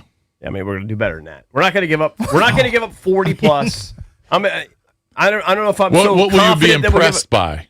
Less than 25 or less. So 25. So if they give up 24, I would say that's pretty good. It's pretty good. That's an improvement. That's a 20-point improvement. That is an improvement. That is true. That's 20-point improvement. If they give up under 30, the bar's so low, if they give up under 30, I'm going to say mild improvement. Under 25, solid improvement. Under 25 is shocking based on what we've seen for the last month. Yeah. Now, against the Bears, they only gave up 25. Yeah. Right. Under 20, impossible. I feel like that's just an impossible I just number. think the Miami's got those 2 major weapons, and they're just going to do damage. I think. I mean, I think they are. That's who they rely on. If you look at HN's game log, though, he doesn't necessarily murder you every week. He gets a lot of touches. No, they had some bad games. I mean, the Ravens killed him. The Browns killed him. But he didn't put up a ton. I mean, he didn't have any rushing touchdowns 3 weeks in a row against Cleveland, Atlanta, and the Ravens. He did have a receiving touchdown against Atlanta. Well, Cleveland has a top 2 or 3 rushing defense in the league. Mm-hmm. All right, let's hit the people. Let's see what All they right, let's think. go to Scott in Silver Spring. Scott, what's up, buddy? Do you think Dan Quinn taking over that you will see a difference? Hey, what's up, fellas? What's up? Hey, buddy.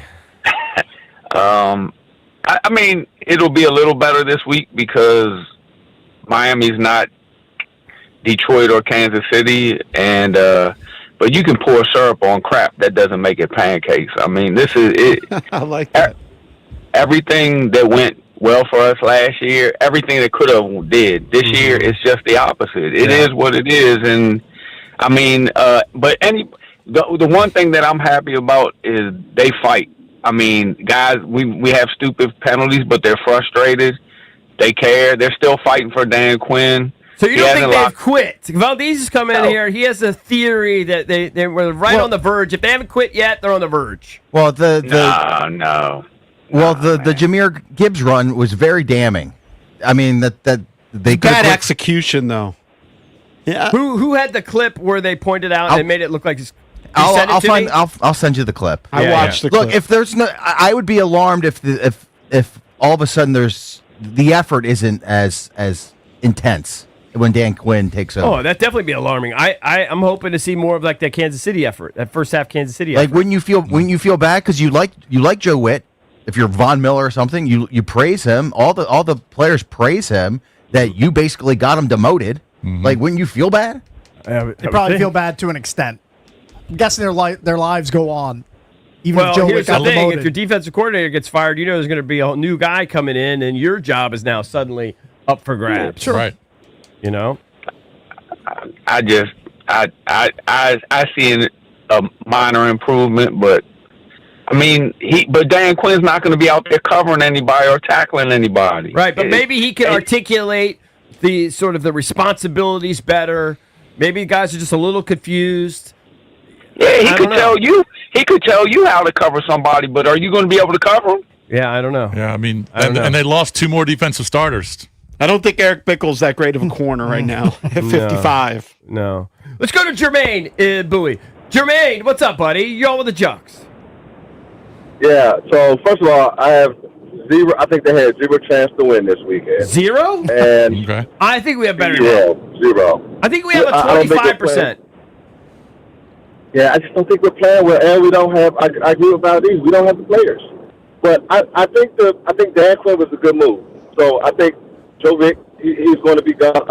He's going to be gone after the bye week because he got demoted. They're not going to put him back in this position. No, but they'll use him. He can help be eyes in the booth. He can help see things. He can be useful. Yeah, but you were the head guy. So now how do you go back? I mean, it's just not going to work. I think at some point we're going to hear he's been released. Maybe even at the end of the year, but I think Could be. I think at the end of the year, that's when you see it. Yeah, or they just have him in a lesser position. If Dan Quinn still values him, well, he does. He says they're going to go back to the dynamic they had when they were in Dallas. Mm-hmm. Worst Washington defensive coordinator. Now they had Joe Witt or Joe Barry. Well, it's close. I remember Joe Barry. Probably being Joe bad. Barry. But then Joe Barry, I think, went to like Green Bay, he did a good job over there. He did okay for a year. You have better players. Yeah. What's the secondary going to do this week? So right now, the Commanders against the pass are the second worst defense in the NFL. They give up 260 yards per game. Now you don't have Trey Amos. I think Jones is okay. I think he's playing, right? He'll be still available. Jonathan Jones. Okay. I don't know. You see, get more pressure. If they don't get more pressure, then it won't be any better. I'll bet. Why this would right they now. get more pressure? Just make it more of an They find emphasis. somebody else. Just make more of an emphasis on it. The Dolphins score 30 in this game. Any takers? Anybody want to take that side? Less than 30? I don't want to bet on it, but I want to hope it. I want to hope it. I mean, I'm hoping it too, but I don't see this artificial Dan Quinn bump helping them. Less than 30? You'll take it? Yeah. I'll take 30 or more. Put it in the book. Want to make 30's it 5? a lot. Want to make it 5? Or you want to make a standard $2 bet? $5 bet? You know what? Let's go. It's so funny. Yeah, I want some good vibes. Put me in on it. Yeah, It's so funny because let's a few weeks ago, Cakes and I said, You know what, Cakes? I'm the Dolphin game is a Commander lock. fandom. We both said it's a lock that the Commanders beat the Dolphins. I'm looking at the game realistically. That's fair. You're clearly a bigger Commanders fan than I am. Nobody's arguing that. I'm just looking at but last year you were numbers. I'm a man of science. I'm looking at numbers and what teams are doing. There's too much. You're having too much glee. There's no glee. I mean, you think I'm happy that the Commanders are wallowing in a 5-game losing streak? You have glee that you have money on them scoring over 30. Is it $10. over 30 or about $10 or 30 plus? 30 plus on 30 his or end. higher? I win. Okay. Yeah. 29 or less, you Valdez, win. I'm with you. We're going to hold them under 30. If we lose 29, Such a low bar. If we lose 29 zippy, I'm going to be happy. Well, their average is 28. They give up 28 points per game on average. So Right. it'll probably be I mean, close. yeah, it's not that far off their standard They're number. only averaging 21 a game. Yeah, but they don't play the Commanders' defense every week. Right. If they played the Commanders' defense every week, they'd be averaging nearly 30 points per game. Coming up next, we'll talk some college football from the SEC Network. Former Redskin receiver Chris Doering will join us.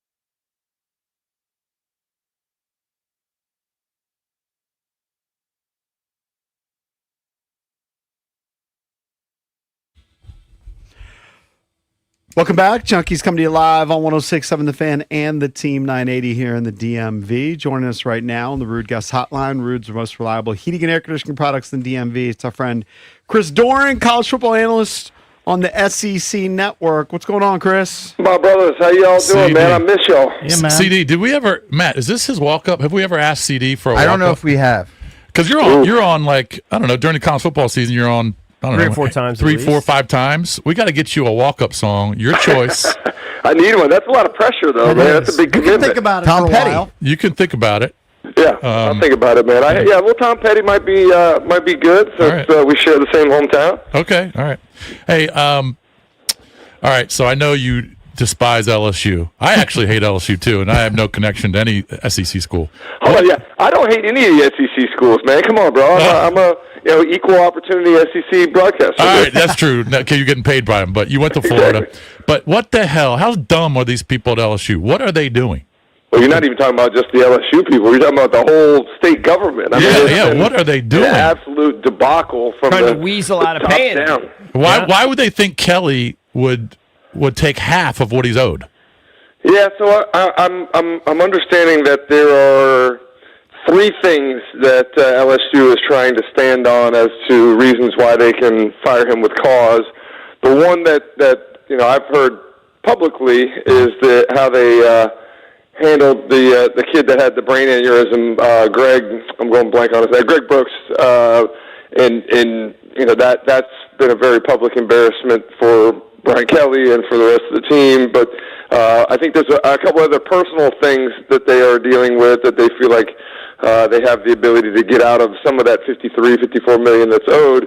But the biggest thing is, they're trying to say now that the athletic director did not have the authority to fire the head coach, and in fact, he's still working for LSU. He's just being reassigned to not handle the football team. So Is that the Woodward dude? yeah, Scott Woodward is the athletic director, and they fired him a couple days after they fired Brian Kelly, and have said since that time that he didn't have the authority to fire Brian Kelly on that Sunday. And I don't get that, because if he didn't have the authority, why wouldn't they say, no, he's not fired? Isn't that the job of an athletic director? Hire and fire the coaches in the athletic department. Right. So, yeah, I don't know that there's a whole lot of sound reasoning here, but I also know that supposedly to get his money, he would have to sue, and then there's some sort of deal. He'd have to go in front of the Louisiana legislature, and if they do end up ruling in his favor, he'd be in line behind about $350 million that's owed by the state. So Good luck getting your money. Yeah, so this is going to the Attorney General of Louisiana now. It's unbelievable. I mean, but here's the thing: it's like, all right, yeah, you may save some money now, but who the hell's a high-profile coach is going to want to go be a part of all of that with the dysfunction that's going on? How they're already talking about changing the way that college football coaches are compensated, eliminating buyouts, shortening the term. It's making it less and less attractive by the day for anybody that's an accomplished coach in college football to want to go there. So Florida was just pummeled by Kentucky, correct? Yeah, thanks for bringing that up. Right. I had to bring that up. But you and I were texting back and forth, and who knows if Kiffin is going to leave Ole Miss. I mean, he's the number one guy on everyone's list, but he's going to cost $1 billion and probably a crazy buyout. But if you can't get Kiffin at Florida, who do you want? Yeah, so it's also a weird spot for me, being that I work for the SEC Network and for the conference, and to advocate for one SEC coach to go to another SEC school is something that I'm not really in the position to be able to do. But I can tell you what the feeling amongst the fan base is that it has to be Lane Kiffin, and if it's not Lane Kiffin, I worry that it's going to be a disappointment, and it's going to go back to some of the negativity that. It reminds me of when they hired Ron Zook, and Ron Zook was disliked by a lot of the Florida fans even before he stepped on campus as the head coach. The FireRonZook.com was one of the first public websites that fans started ganging up on coaches and athletic directors about hirings, and so I worry about that. There's been talk that Eli Drinkwitz would be a good name. Jeff Brom at Louisville. I think it. Some people say that fit doesn't matter. I believe fit does matter because at Florida, not only do you have to win, you have to do it with offensive flair. You have to score points. You have to win by a lot, and you have to have a little bit of a swagger. And I think everybody I talk to continues to go on and on about Lane Kiffin is the most like Coach Spurrier, and I almost think that's a bad bar to set. Is like it has to be this type of coach, or else it doesn't work. I mean, even with Will Muschamp went 10-2 in his second year, and it wasn't good enough for the fan base because it was defensive, low scoring, small margins of victory, and so I do think it matters the type of coach that you get and the type of background that he has. Has Franklin been linked to the job? No, not that I am aware of. You haven't heard that at all. Okay. No. Hey, no. Chris, as a Gator, I know you're not going to shed any tears for the Seminoles, but wow, I mean, they are at rock bottom, 4-5, drop one to Clemson.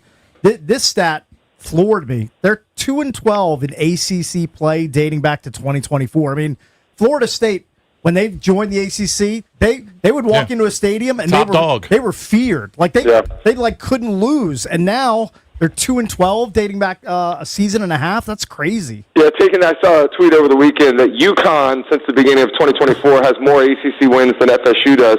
So it's crazy. Crazy to think about how far that program has fallen. And let's not forget, we're just a couple years away from them, being undefeated in the regular season and having an argument to get into the college football playoff field. So, I think it speaks to just how good Jordan Travis was that season and how much he did for that team. But the state of college football is not good here in Florida right now, with Florida being down the way they are, and Florida State. You're right; they were the program that was the gold standard for the best athletes and the most amount of swag there for a while, and now it just seems like a shell of itself. So 2 huge games this weekend, specifically for college football rankings purposes. And I got to think they're elimination games for both Texas and Oklahoma. Oklahoma's going to travel to Bama and play them in Tuscaloosa, and then Texas is going to Georgia. First of all, any thoughts on the rankings? Did you have any issue with the college football rankings, specifically in the SEC? And then let's start with that OU-Bama game. What's the key there, in your opinion? Well, I still think, in terms of resume and who you played, A&M should get a little bit more love for that win at Notre Dame and doing what they've done in the SEC to remain unscathed. So being behind Ohio State and Indiana, who I don't necessarily know have faced the same sort of teams, has me a little miffed, but it doesn't really matter at this point.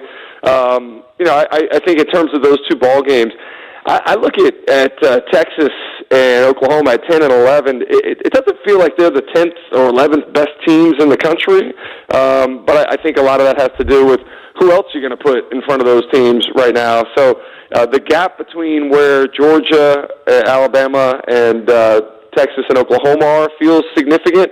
But obviously there's some interesting dynamics here as it relates to the SEC hierarchy. Georgia has owned Texas since they've come into the league, beat them last year in Austin and beat them in Atlanta in the SEC title game with a backup quarterback throughout the second half. So I think the mental edge that belongs to Georgia is an interesting factor here. And then Alabama with a little payback from last season, going up and getting whooped by Oklahoma in Norman is something to keep in mind too. But I look at the best matchup in that Oklahoma-Alabama game to me is the Alabama offensive line against Oklahoma's defensive front and pass rush. Alabama's had issues. Right tackle is an issue for them. Left guard is an issue for them. LSU blitzed them a ton, and Oklahoma is the second most frequent blitzing team in the league behind LSU. So I think there's something you saw on tape where they were able to disrupt Ty Simpson a little bit last week, and I think you'll see a lot more of that this week. I want to see if Alabama can, 1, pass protect, and 2, get any sort of run game going, because that continues to be a bit of a weakness for them this season. CD, it would be crazy if, because I think both Texas and Oklahoma are going to lose. I mean, they're on the road against really good teams, against number 4 and 5 in the rankings. But Vanderbilt, they could win out. I could see Vanderbilt, beating Kentucky and then going to Tennessee. I could see them beating Tennessee. Ended up 10-2. Wouldn't it be crazy if Texas and Oklahoma were out and Vandy was an out-large team? Yeah, and take it a step further, too. Vandy is 10-2 and in, and they have a Heisman Trophy finalist in Diego Pavia, whereas Texas and Arch Manning are not in the playoff, nor are they in New York for that ceremony. So Indiana, Vanderbilt, these teams that traditionally have not been even competitive in college football now finding their way to being on the cusp of both being in the college football playoff field. It speaks to what NIL and the transfer portal can do to build a program quickly, and I think that even further creates a sense of urgency for other schools who hire coaches and are not getting that return. That's why we've already seen so many coaches in this league, particularly fired in such a short period of time. Yeah, Arch is playing better though, right? He's playing better. Yeah, he's playing better. I think they've used him better. That team to me is the team you don't want to see in the postseason. So Georgia could do a lot of teams that are going to be in the playoff field a favor by eliminating them this week. There's been some too that argue that Texas at 9-3 or Oklahoma at 9-3 may have a shot to get in. If you lose this week, you finish strong. Texas has a chance to play A&M in the final week of the season. Oklahoma has a couple tough games too with their schedules, and the fact that Oklahoma played Michigan, beat them out of conference.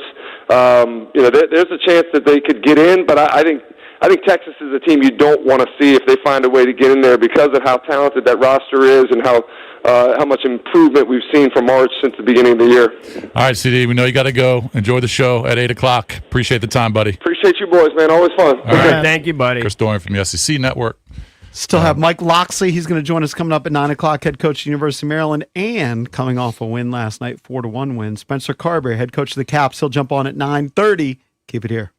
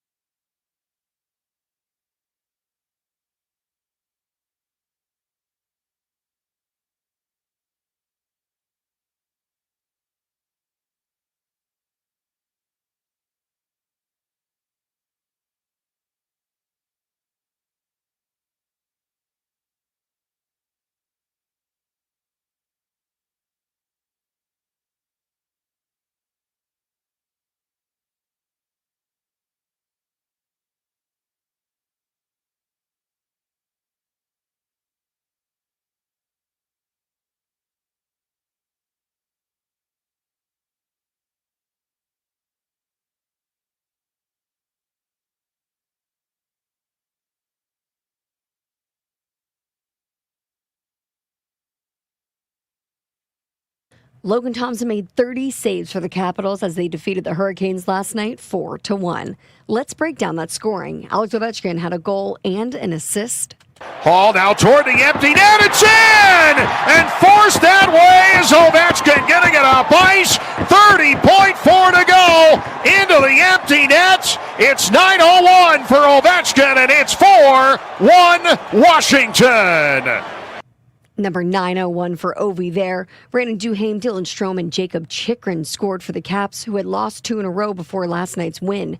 John Carlson, 2 assists as well. And the top 5 teams remain unchanged in the second rankings released by the College Football Playoff Selection Committee. Ohio State still number 1, followed by Indiana, Texas A&M, Alabama, and Georgia. You've got Texas Tech, Ole Miss, Oregon, Notre Dame, Texas, Oklahoma, and BYU to round out the top 12 teams. From the Crop Medcap 5-Star Sports Desk, Savannah McCann on The Fan.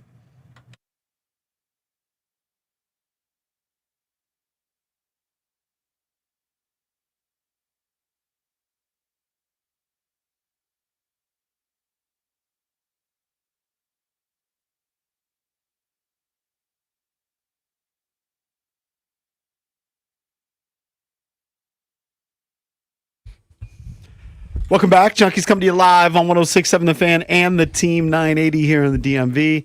910 The Fan, 105.1 FM in Richmond. You can watch us on the Monumental Sports Network, and we're brought to you by friends at Crop Metcalf. They're the official heating and cooling company of the Junkies. It's Fish Cakes, EB, and JP. Got Thanksgiving coming up. Christmas not that far down the road. There's an article in the New York Post about empty nesters. Now, I'm not an empty nester, but 2 of my 3 have left the nest to an extent. Jason's got 1 out of 2. You've got 2 out of 3. Cakes has at least 1 living with him. 1.5, because Brendan comes home a decent amount on the weekends from College Park, and my daughter. Yeah, but he's lives, officially out, though. I mean, he's in college. He's in college, yeah. Living in, away. He lives on campus, yep. Yeah. But college is still different than once they're like working and they're elsewhere. True. But the article's about how do you get your kids to come back for the holidays. I don't think it's particularly hard for the holidays if you have traditions. But the article points out, now, this is a study done by Honey Baked Ham. They sponsored the study. That's such a delicious sponsor. So is that what they want? They want serve honey baked ham, and they'll come back to visit. I wish somebody serve me a honey baked ham right now. Yeah, that'd be nice. 72% of empty nesters incentivize their kids to return by dinners and selling them their favorite foods, that they're going to serve them their favorite meals. Yeah. 46% say they ask their kids, what are your favorite snacks or drinks, and get them all ready to go. So get them fired up with food. Does that really incentivize? I don't know if that I don't know incentivizes that my kids to come home. Home cooked meals are silly. Home cooked meals I are think great. it's part of the tradition, though. It is, but for example, 2 of my kids live in New York. They're not going to come home just because they like my wife's meatloaf or something. Your turkey. Yeah, I mean, it's got to be more than that. No, but if you basically pamper them when they come home for a couple days for the holidays, they're probably more inclined to come visit. I think there's something to that. You know, when Kelsey lives in L.A., so it's a big trip. She won't come for Thanksgiving. Now, Thanksgiving, we usually do it at my brother's now since my mom passed. Like, that's kind of our new tradition. We go to New Jersey. Right. But I'll usually try and hook up something like maybe tickets to a game or something when she's here, just to try and make it special, like whether it's a Caps game or a Commanders game. Like when she was here, now we did the family trip, and then she came back. When we did our family trip in Europe, she went to Greece on her own for a little while, and then she came back home for a week or 2, and we went to the Commanders preseason. That's definitely game. true, that in a sense that you have to have things to keep them occupied and when they do come back, because kind of make it special. Well, because if they just come back and are just sitting around, it's going to affect the next time. You know what I mean? Like, you want to have some stuff for them to do, because if you're just sitting around doing nothing, then it's going to eventually they're going to be like, why am I going to come back? I just sit around and do nothing. So it is important to have, I think, activities more so than I did, say, when they were just living with me normally. Like, yeah, you want to have a few activities. I would agree. But also kids that are living out of state in another city, if their roommates are going away for the holidays. They don't want to sit there by themselves. So That's true. They go home too. That's true, but they can find a different place to go if they're just sitting around your house, or they won't stay as long. I do think you need to have a few things planned for them. I do think it does help. That's what I'll usually do is, Yeah. and usually it involves calling my guy JVS. And, or taking him to a game. I do. And she knows that. She angles for it. She's a big sports fan, and she'll be like, "When I'm home, can we go to a game?" I mean, he definitely took care of my son last night for it. Now, I couldn't name one song by this artist.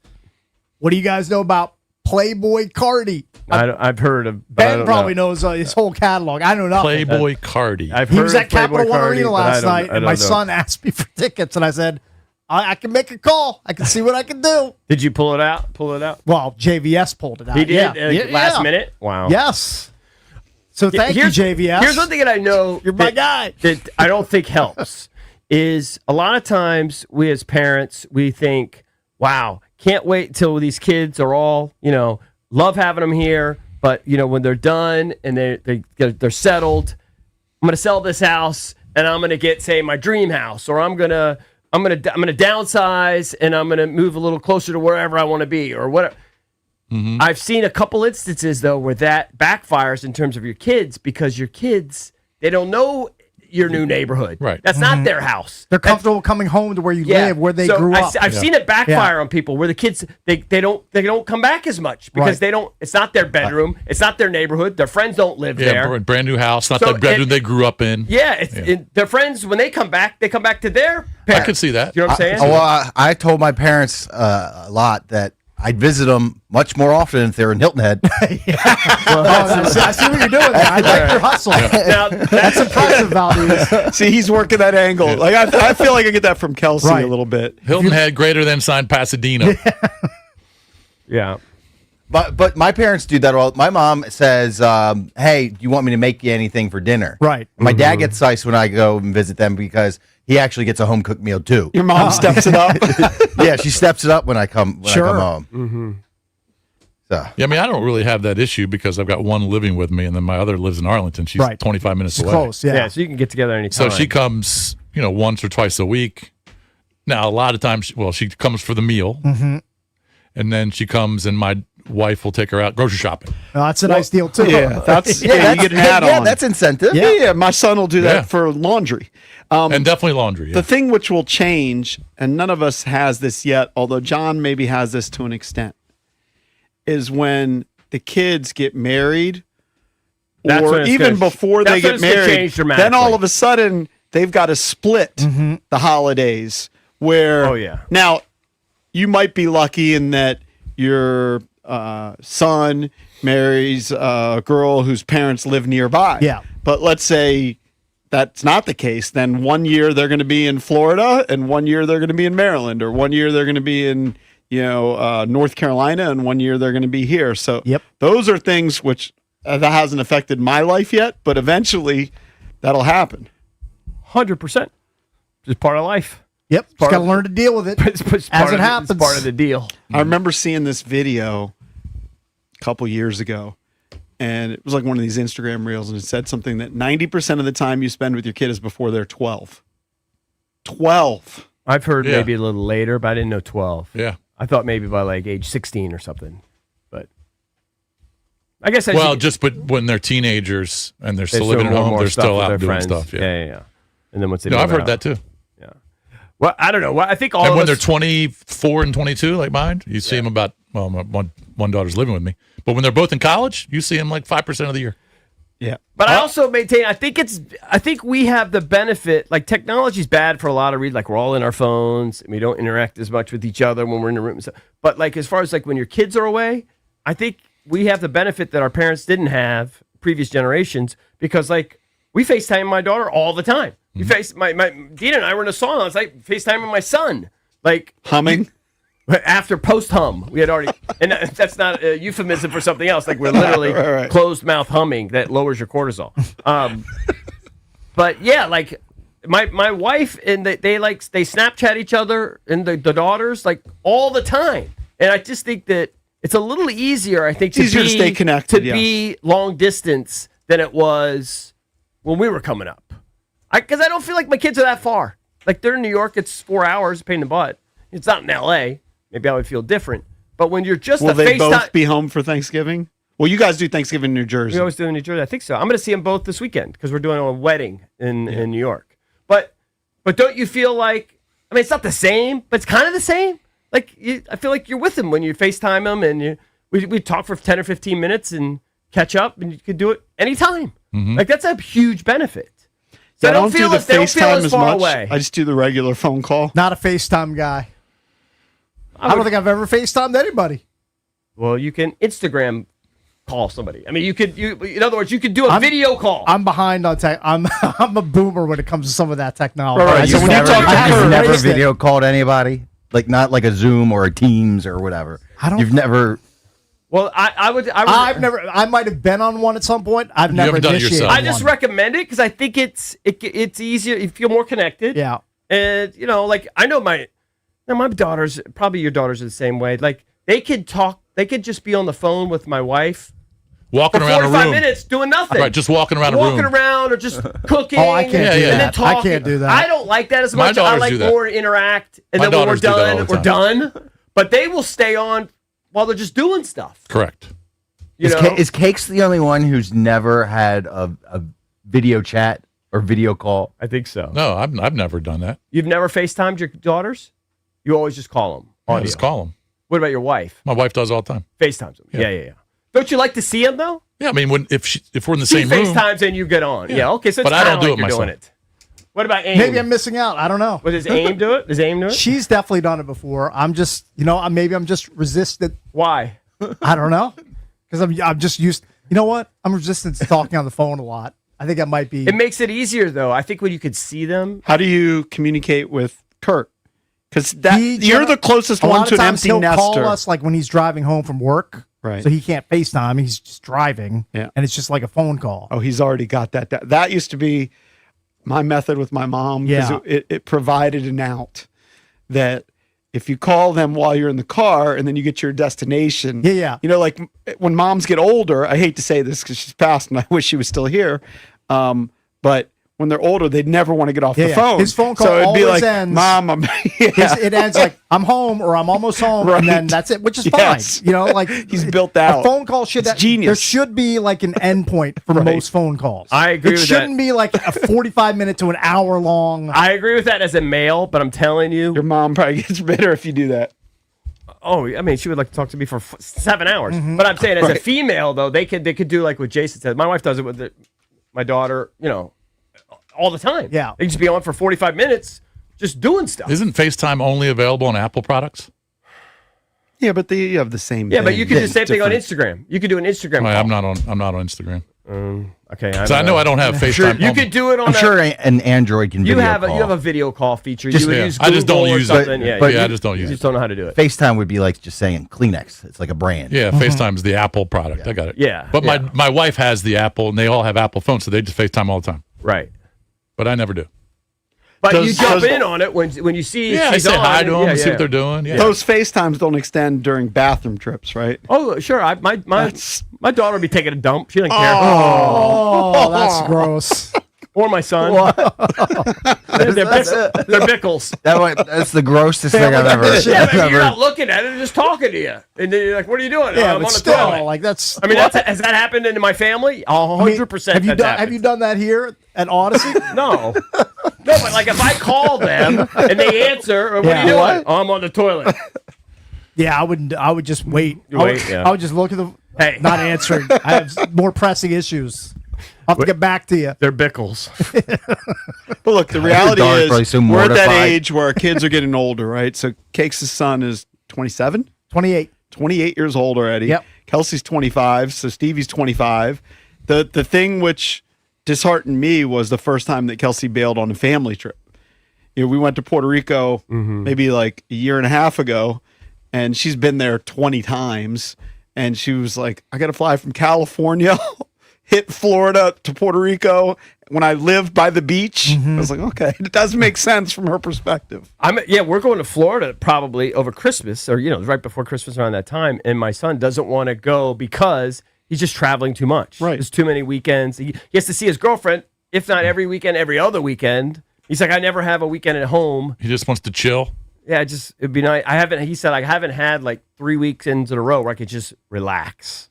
So I get it. It happens. It's all good. I got no complaints. But I do recommend, if you do decide to sell your house and you want to downsize or you want to do what Valdez says, at least get something silly that they're going to want to go see. Like if you're at the beach, then I think they would do it. They would come. Right, incentivize. But I have friends, and I won't say what, but they bought a beautiful home with a pool house down south. It's not on the water, but a beautiful pool house, everything. And the kids, it's like a resort. The kids are there for like a day or two, but then they're like, now what? Now, right, gotta get out of here. None of my friends are here. They live 5 states away. So you know what I mean? So what they end up doing? Buyer's remorse. So what they end up doing? They rent a house here in town, an apartment in town, to see the kids on the holidays. Crazy. That's crazy. How rich? Well, but I mean, okay, they have a little bit of money, but it's just like, it's not ideal, Sure. But the kids don't want to be where you relocated to. They want to be where their friends are. That's true. Valdez wants to be That's why we in never see him. Palmetto State. He wants to be down south. Right. Can't blame him. Who doesn't? It's a great spot. By the way, 66% say that the meal that they make that's special, like for the holidays, is turkey. 52% ham. Hold on. those are all- 52% ham? Isn't this a study? Yeah, by Yes, the it was Baked sponsored by ham? Honey Baked Ham. yeah. Could be some ham propaganda. I mean, growing up, when we did the Christmas meal at my house, it was always both, actually, turkey and ham. I mean, by far, Thanksgiving is the best holiday, right? By far the best. I don't agree with that. Pretty good. It's just family, food, football. Pretty solid. What's better? Well, Christmas I like is the same Christmas. deal. Got football on How Christmas. about the for food Christmas? The tradition Commanders is are not- playing on Christmas. I know, but the food tradition is not as It's great not as- for Christmas. It's a little different. No gifts on Thanksgiving. No Christmas music. I mean, I guess you, You can don't have do to Christmas spend all that music. money on gifts. Yeah. Thanksgiving to me, by far the best. I know some of you like Halloween. Love Some Halloween. people like Christmas. For me, Thanksgiving, by far, one seed. It's not even close. Well, and Thanksgiving kicks off a long weekend. Everyone gets that Friday off, and then Saturday, Sunday. Whereas Christmas, you might only get like one day off after, and then you got to go into work. It's a good point. Right? Good point. Solid point Look by at Mike Mark Marr. chiming in. Thinking ahead. I get we got to work Black Friday. I don't know who I'm doing the show with. We got to work the day after Christmas. I think you might be looking at him right now. We got to work the This day guy. after Christmas. So, because Christmas is a what are you gonna do? Thursday, and then Christmas is a Thursday. It's not a holiday to have that. That's weird. That's Got to you know get what that back is? in for Football Friday, bro. That's what I think of Football Friday, the day after Christmas. I know this. Especially Jason's- when Washington's not going to be in the playoff mix. A couple people tweeted that I'm wraparound junior because I missed Monday's show. Yeah. Again, I had a funeral. It was unintentional. But Jason's doing like a 2-week wraparound this time around Much Thanksgiving. respect. I saved my days, man. What he does. I don't know what he's doing. We do it every year. You're not It's going to see him impressive. till December. It doesn't affect me. He doesn't, believe me, it doesn't affect anybody. He'll probably ask, were you off last week? Right. Remember? Well, that's the same way I feel about him when he's gone. I don't keep Doesn't track affect of me. people's days. I mean, you got to take off. You got to take off. Got to burn him. Yeah. We should get more vacation. Next contract, I'm asking for 2 more weeks. Love it. Love it. All right, got to take I know a what they'll break. say. I'm saying. 1-800 rocks. 636-1067 is the number. We're the Junkies. Coming right back. Every great team has a game plan. Coaches spend hours poring over game film, calling the right plays, and staying prepared for every possible scenario. But here's the question. Do you have a game plan for your retirement? At Trajan Wealth, that's TRAJAN Wealth.com. Their fiduciary advisors act like your personal coaching staff. CEO Jeff Jr., a Marine Corps veteran who knows the value of independence, founded Trajan Wealth as an independent firm. That means their advisors can customize a financial strategy designed specifically for you with your goals, your risk tolerance, and your timeline in mind. Maybe you've got an old 401k sitting with a previous employer, or maybe you're not sure how rising interest rates and changing tax laws could affect your retirement savings. That's where Trajan Wealth comes in. They're going to help you call the right plays to reach your goals on your timeline. So call Trajan Wealth today, 202-929-6600. That's 202-929-6600, or visit TRAJANwealth.com. Advisory services through Trajan Wealth LLC, SEC registered investment advisor, client paid advertisement. Additional disclosures at TrajanWealth.com.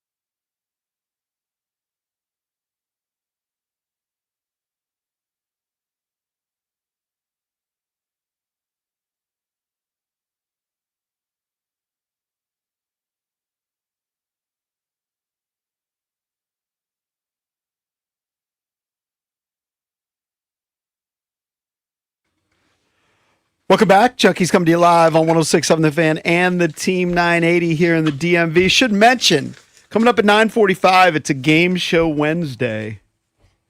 We have $50 gift cards to Oseo Korean Barbecue. And we have tickets to the Final Frontier Tour. That's an evening with Journey. Oh, so many hits. Coming up Wednesday, March 4th at Capital One Arena. So we'll do that coming up at 9:45. And I will tell you, I prepared a game.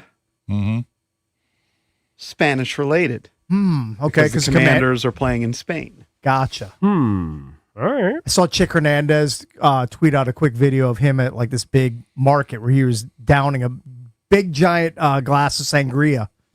Looked delicious. Looked so good. Finley's over there now, right? Is B. Like Mitch there? all the media's over there Is now. B. Mitch there? I know he's B. going Mitch there. was there. I think Finley did the show yesterday with Zabe, Oh, okay. and he was in studio. So Yeah, maybe he's going today. Yeah.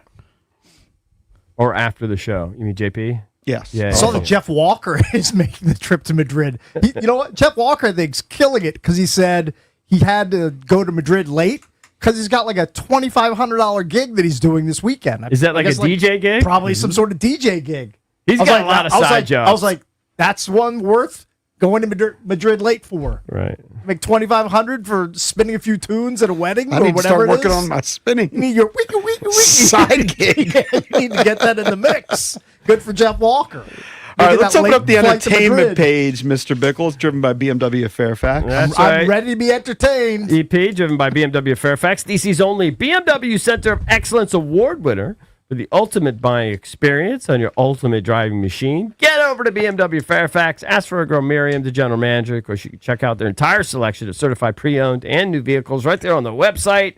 BMWFairfax.com. Mention me, they'll treat you like a rock star, I promise. My wife just told me that we have a huge wasp nest behind our house. Did that Won't get the you, wasp die did in that this get you cold weather? excited? Because you like to kill like flying insects all the time. Well, I mean, I don't want a wasp nest in the tree right behind my house. Yeah, I would think that the colder temps would definitely kill them. But I could be wrong. I mean, it was like 39 degrees last night. Oh, you have Wouldn't that kill them? Yeah, just get I the would spray. assume. You do your thing. You love doing that. Well, it's got to be reachable, and the spray only goes so high. I got to get that thing down today. Yeah, you do. I think you should do it. You have a mission. It's my mission. I'm out on the lantern flies because I mean, Can't beat 'em. It was pointless. Yeah, it's just too many. I did They're a good. relentless. I did a good job around my house because they used to be all over my garage doors. Yeah. So they're never there anymore. It could be weather related. I think I killed about 80 to 90% of them in my on my little block, but they're all over the place. I mean, Your other neighbors aren't picking up their they're end not of the- doing it. They just don't. Well, they don't they're even not notice holding them. up their end of the bargain. They don't even notice them. Yeah. I was walking my dog one day, and I was in their yard on the tree picking them off. Yeah, And the next day, the woman said, "Why were you in my yard?" right. Like, do you understand that lanternflies are going to kill your into all your trees in They're your going yard? to overtake your entire Yeah, house. she had no idea. Sorry.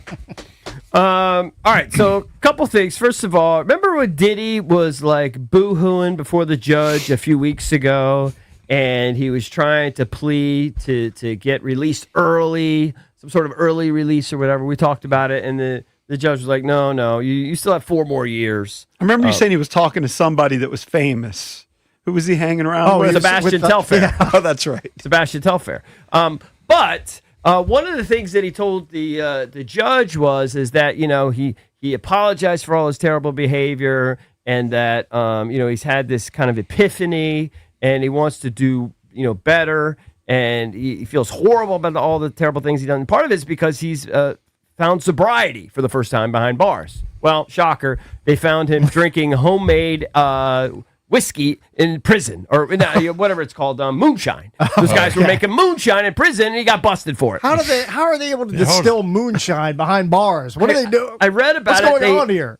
I can't remember exactly what they use, but like It's like potatoes. Probably I tastes guarantee terrible. they Tastes ferment terrible, something. yeah. Yeah, you and ferment they wait it out. potatoes or like corn. Yuck. Yeah, and they wait it out a few weeks. The next thing you know, you got booze. Potatoes are big. Didn't Matt Damon make them on Mars? That's all he That's ate. all he ate. That's all he had. So Taters. he just got moved. Tater tots, silly. So good. to this prison in Fort Dix, New Jersey, and he's already gotten in trouble for drinking the moonshine. Okay. And then he got in trouble for being on a multi-way phone call with his lawyers, which apparently violates prison rules, they only want you to have one-on-one calls. You can't be on like these big joint, Can't have silly calls. Zooms behind bars. You can't just get like 10 people on and do like these group calls. Is he It's doing like a video calls conspiracy. on like cakes? Yeah. I don't think it was a video call. I think he's probably way ahead of me in that game. It's think fine. Diddy can but you make know a what? band in I'm not prison? living in prison, so Right. I don't Cakes know. wins. If he can make the band. I don't know if What he was can the name? You watched it back in the day when there was like a show make on in the him. band.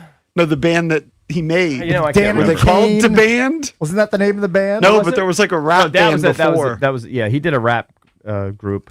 He also did Danny Kane. Yeah. which had a couple hit records. I'm ashamed of myself for You say knowing, so. for remembering that. Remember the girl that was the hottest? Then she got like ginormous. Hold on. Aubrey O'Day. Okay, now I wouldn't have pulled it, but now it's ringing a bell. Why do I feel like she was on The Apprentice? She probably was. Probably was. I think she was. All right, so this is interesting. There's another hot new country act. The problem is, Cakes, They're it's not real. powered by AI. Oh, gross. Breaking Rust. Hot new country act, and it's actually hitting the Billboard charts. Do you have it, Valdez? Yeah, we it can starts sample it for It ourselves. starts kind of slow. Can you tell? I don't. Not really. Yeah. You cannot. Been beat down, but I don't stay low. This sucks. Got mud on my jeans. I mean, it's not a bad song, but it just sucks That it's AI. that this is what's Yeah, going not on. real. Scars a story that I survived. I've been through hell, but I'm still alive. They said, slow down, boy, don't go too fast. Yuck. But I ain't never No been likey. one to No, I live like it, in the but it past. sucks. I keep moving. Jelly roll Nothing's so real. good. Nothing's real anymore. Right, Brad Paisley's so upset. Six-string strap. You can kick rocks if you don't like how I talk. Isn't that I'm terrible? gonna keep I mean, on I don't talking mind and it. walk It's just my terrible walk. To me, where just- we're going as a culture. It sounds like a generic, like, this song would be the background of, like, a truck commercial. You know what I mean? For, like, Yeah. a random... To me, it sounds like AI is could be taking over anything. the world. But it's taking over the world. Yeah, it's terrible. Nothing's is. real anymore. It's not AI, but I saw some video yesterday of like, I don't know, some doll that's going to date people or whatever, and I thought it was a real person, and then they like lifted up the lips, and you saw it was like a doll. It was like fake, and it It's a looked like sex robot. yeah, it looked like a real person. It's just everything's fake. It's really annoying. It's a real song. It's just made by a fake No, artist. that's not a Yeah, real but I song. can't- I don't, if it's not made by a real artist, I don't but consider it a real song. Okay, it's to the extreme, but we've always talked about auto-tune. Even like if you think about even your heavy metal rock bands, they would Yeah. mess around with sounds. Yeah, but they're actually pedals. But they're playing Yeah, but at instruments. least they have humans They're- doing it. Yeah, there's I humans draw the line behind at this. it. We cannot allow this It's to like flourish. when I go into a grocery store and I see Impossible Sausage or Impossible Burger, I don't even consider that real food. I would never even consider buying it. Yeah, but if you Never. were on an island and you had no course. food and they had If Impossible I had no Burger came, if I had no other they hit the option, spot. if I had no other option and they airdrop me a crate of Impossible Burgers, I would eat them because I'm starving to death. But if I have options, I would never buy that product. Please, because we- it's not real. We just can't have like fake artists. Yeah, just can't have it. I vehemently oppose whatever you just played. Whoever that artist is, that's Yeah, but it's not on the a real- charts. It's on the charts. Well, it has to Everyone's stop. listening. Just shows to me the stop. charts are dumb. if they didn't tell you it was AI, Yeah, I mean, I don't care about the and he chart. said it was I know. Morgan Wallen, you'd be like, okay, good song. I No, agree. I That's a wouldn't. problem. It's a big time problem. I can only like human beings creating music. I cannot like a machine creating music. I can't. with you, totally with you on that. It's just horrible. It would be horrible if that's what it. I think that's you're what incorrect. I think you might ultimately like the songs and you're just not going to know. No. No, you're. I always- understand your principle. No, if you but fool me, had that's- he not told you and you're just listening, you're like, that's a good song. Well, he That's said my he point. said he likes the song. I don't like that concept, though. I agree. He likes the song, he just doesn't the like the- AI is producing That song great. stunk. Let's be honest. No, Yeah, I that thought song- it was fine, but it sounded real. That song wasn't good. Whatever. It sounded blah. real. That was the point. Yeah. And I can only like real, genuine music is emotional. I can't have it coming from a Right. machine. It should be created by a human. It's got to be from a human not with real pain. not an NVIDIA chip. It has to come from a person. Yeah, you have to be vehemently against this. You can't just be kind of against it. JP's like, it's fine. It's Yeah, okay. no, you Just- have to be He doesn't cool care. every JP the robot loves AI music. If He doesn't if music devolved into all fake computer generated stuff, Stop listening to music. yeah, Or you only it's listen over. to. It's not that I like it. I'm just saying that if you didn't know, We agree. came into this We all agree knowing with that. you might get those That's not the emotions point. and everything. But we know. You're just No, no. resenting it. People that like No, music, they do backgrounds It like needs on to the come artists. from a human being. I can't be manipulated by a I'm machine. not just going to listen to some tune and be like, that sounds kind of cool. Oh, it's an AI bot? It's even better. No, thank you. Not No, saying thank you. it's It's the better, worst thing but if ever. you were listening on the radio and you heard a song, you heard a heavy metal banger, and you're like, Yeah. "That's a good song," and then you heard it 10 Well, times, you're like, "I love that you know what I song." would- Yeah, No, and then no. if I found out it was I would hear AI, it. I would want to murder someone. Yeah, I would hear it and I would be like, who's that band? They'd be like, oh, it's an AI created creation. I would immediately shoot it to Venus and never listen to it again. Yeah. The bigger problem is that it's on the billboard. Yeah, That's it's a huge gaining problem. popularity. Yeah. It cannot gain popularity. We have to draw the line. It can create your workout routine. It can write your essay. It can help you with a work project. It cannot create our music. It Well, can't be a thing. Yeah. Cannot Totally be a agree. thing. Who's behind it? Because maybe we should create some AI songs. If all it is pressing a button, I'm sure I'm sure it's it's not more that than hard. that. I'm sure it's not that hard I don't know. if you know how to do it. I don't know how to use anything. My wife uses Chat GPT. I don't know how to use. I don't have it. No, my son, the young people know how to do it all. My son uses college a million students. of This The is them, college the line students. in the That's- sand. that's That's my how the problem, college too. students do their homework. which is ChatGPT, use your brain. it's here to stay forever. I know. Never going That's away. that's a problem. Maybe. I don't think that's never going away. But all those tools, I think instead of fighting it, I think we should learn to use them. I don't think you can have one without the other. You can't tell people to stop consuming AI music when you're using it for writing an essay or writing an email or composing something. Well, it can help you do a million things. It can make a website. It can do anything. But I'm just drawing the line at music. We have to. I'm drawing Well, the line at as music. humans, Here's we what have you'll- to. I'm okay with it making you more No, productive. Here's at what, work. here's what you'll that's the never difference. know. Here's what you'll never know. What if some of the artists that you're listening to that are actually singing it are composing their music with AI? That's a little bit different. The So the lyrics- AI, wouldn't be the they biggest listen to fan. A little bit like different. take that song for example. Yeah. And let's just this if is a computer hypothetical. wrote the lyrics, Let's that's a little different. I need a human to sing it. I need a human to I sing also it. would like would also like the human to have the experiences to then put on paper and write the lyrics. I'm kind of against the computer Yes. spitting out lyrics and just the human Yes. I singing am it. Totally. too, but Yeah. it's not that dissimilar from someone else writing a song for Taylor Swift and she's singing it. It's not that dissimilar. No. I need a human that's gone through an experience to write something down, even if it's not that human singing it, as long as another I human agree, is but I singing don't it. think it's that dissimilar from a different human having not. the experience. But and the JP's writing. point is you don't know what's going on. You don't know who's writing. I these know songs. I don't know. I I just know, want to but I like a wanna It know. song. can't be popular. I just want a good I'm beat. drawing the line at that. You get a I'm good beat. I like it. What? I know that's the problem with I it. don't like any new music. None of it. It all sucks. JP likes Rap JP is the worst JP it's ever thinks been. Diddy's a good artist. It's hard to use him as a barometer. He had some bangers. But look, But if you told me right now, like one of my favorite songs is Disturbed, Down with the Sickness. you love right? that I too. love that song. It's a great If you told me song. right now it was an created by AI. a computer, I wouldn't be like, oh, it's ruined. I'm still like, Yeah, no chance that song was written by a computer. That's impossible. okay, because I know. I need angst. I need, Pure your, angst. I need your experience. I need you as a tortured artist. It's an emotional Pouring- thing. Music yeah. is an emotional thing. I like 3 Days Grace. If you told me all their tunes were, I'm sure Animal I've Become was written by a Hewlett Packard. No chance that I happened. understand. That's it wasn't. impossible. But fast forward 20 years and whatever 3 no, Days Grace if it music was. cannot be like that. Music has to come from humans. Well, that song's crushing it on the Billboard charts. Well, that tells me I that don't know Billboard why. charts are meaningless. I don't know how, because people are going to want to see the artists, etc. I don't know how that will blossom. Right? Yeah, I don't buy into either. Like, there's going to be a hologram of insert your dead artist name here, and people are going to go see that in an arena. I need a real flesh and blood artist to be on the stage. Yeah. Can't have a hologram up on stage. No, thank you. Let's go to Matthew in DC. JP, Matthew, JP would be first in line. No. what's up? Hey, good morning, guys. Yeah. I hate to tell you this, but you take all the things you've just been talking about and combine them. They are coming for your jobs. Well, they There is already no do this way. stuff. They already do this stuff. You listen, there's their DJs that are AI DJs. You know, if you And that- listen to Spotify, they have AI DJs or whatever that. I'm not talking that. I'm talking sports radio. Same I'm thing. talking Same thing. commentary. 100%. That's fine. We're not 35 anymore. Just kind of getting off the ground. I know. 100%. We're mid 50s. It's almost over. Anyway. Youngest in charge is a chat bot. Youngest in charge is now a chat bot. I don't even know what that That's is. Linnell. Linnell's the youngest in charge. He's trying to. Is he making a Linnell reference? Yeah.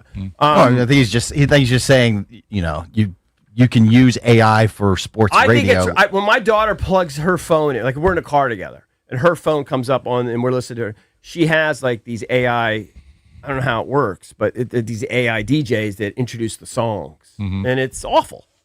I mean, it is awful. I hate the Spotify AI DJ. He's the worst. It's the Spotify. I think it's the Spotify AI DJ. I can't remember his name. It's awful. He stinks. And I've seen No some idea who videos that is. before where they have like AI talk shows and they debate things.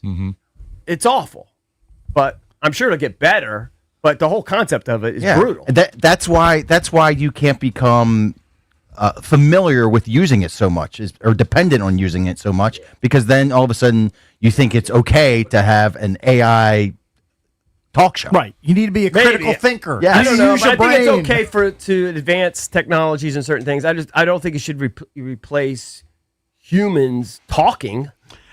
I don't think it should replace. Well, then why should it replace a human writing an essay? You think that's my problem, is that you think it's okay to use it. No, if you use it to help you, things. I'll give you an example. If you think, okay, I've never done this, but if you think I need to fire off a quick email to someone, and ChatGPT is going to figure out how to respond to a boss about something or something. I've never done that, but I know people do that. I do it all the time. Yeah. So, no, I'm saying, And like, I don't use Right. whatever to write it. but I'm I saying write it people using do. my silly brain. I think it's superior to do that. But I think I don't care. I mean, whatever. I think most of the time, if you get an email that's sort of written by, I've read like graduation announcements before. Yeah. And they're ChatGPT. You can course. tell they're ChatGPT. People are doing their resumes in Yeah. ChatGPT. All right, got to take a break. If you want to chime It's in, the way of the world. It's over. 636-1067 is the number. We're the Junkies. Be right back.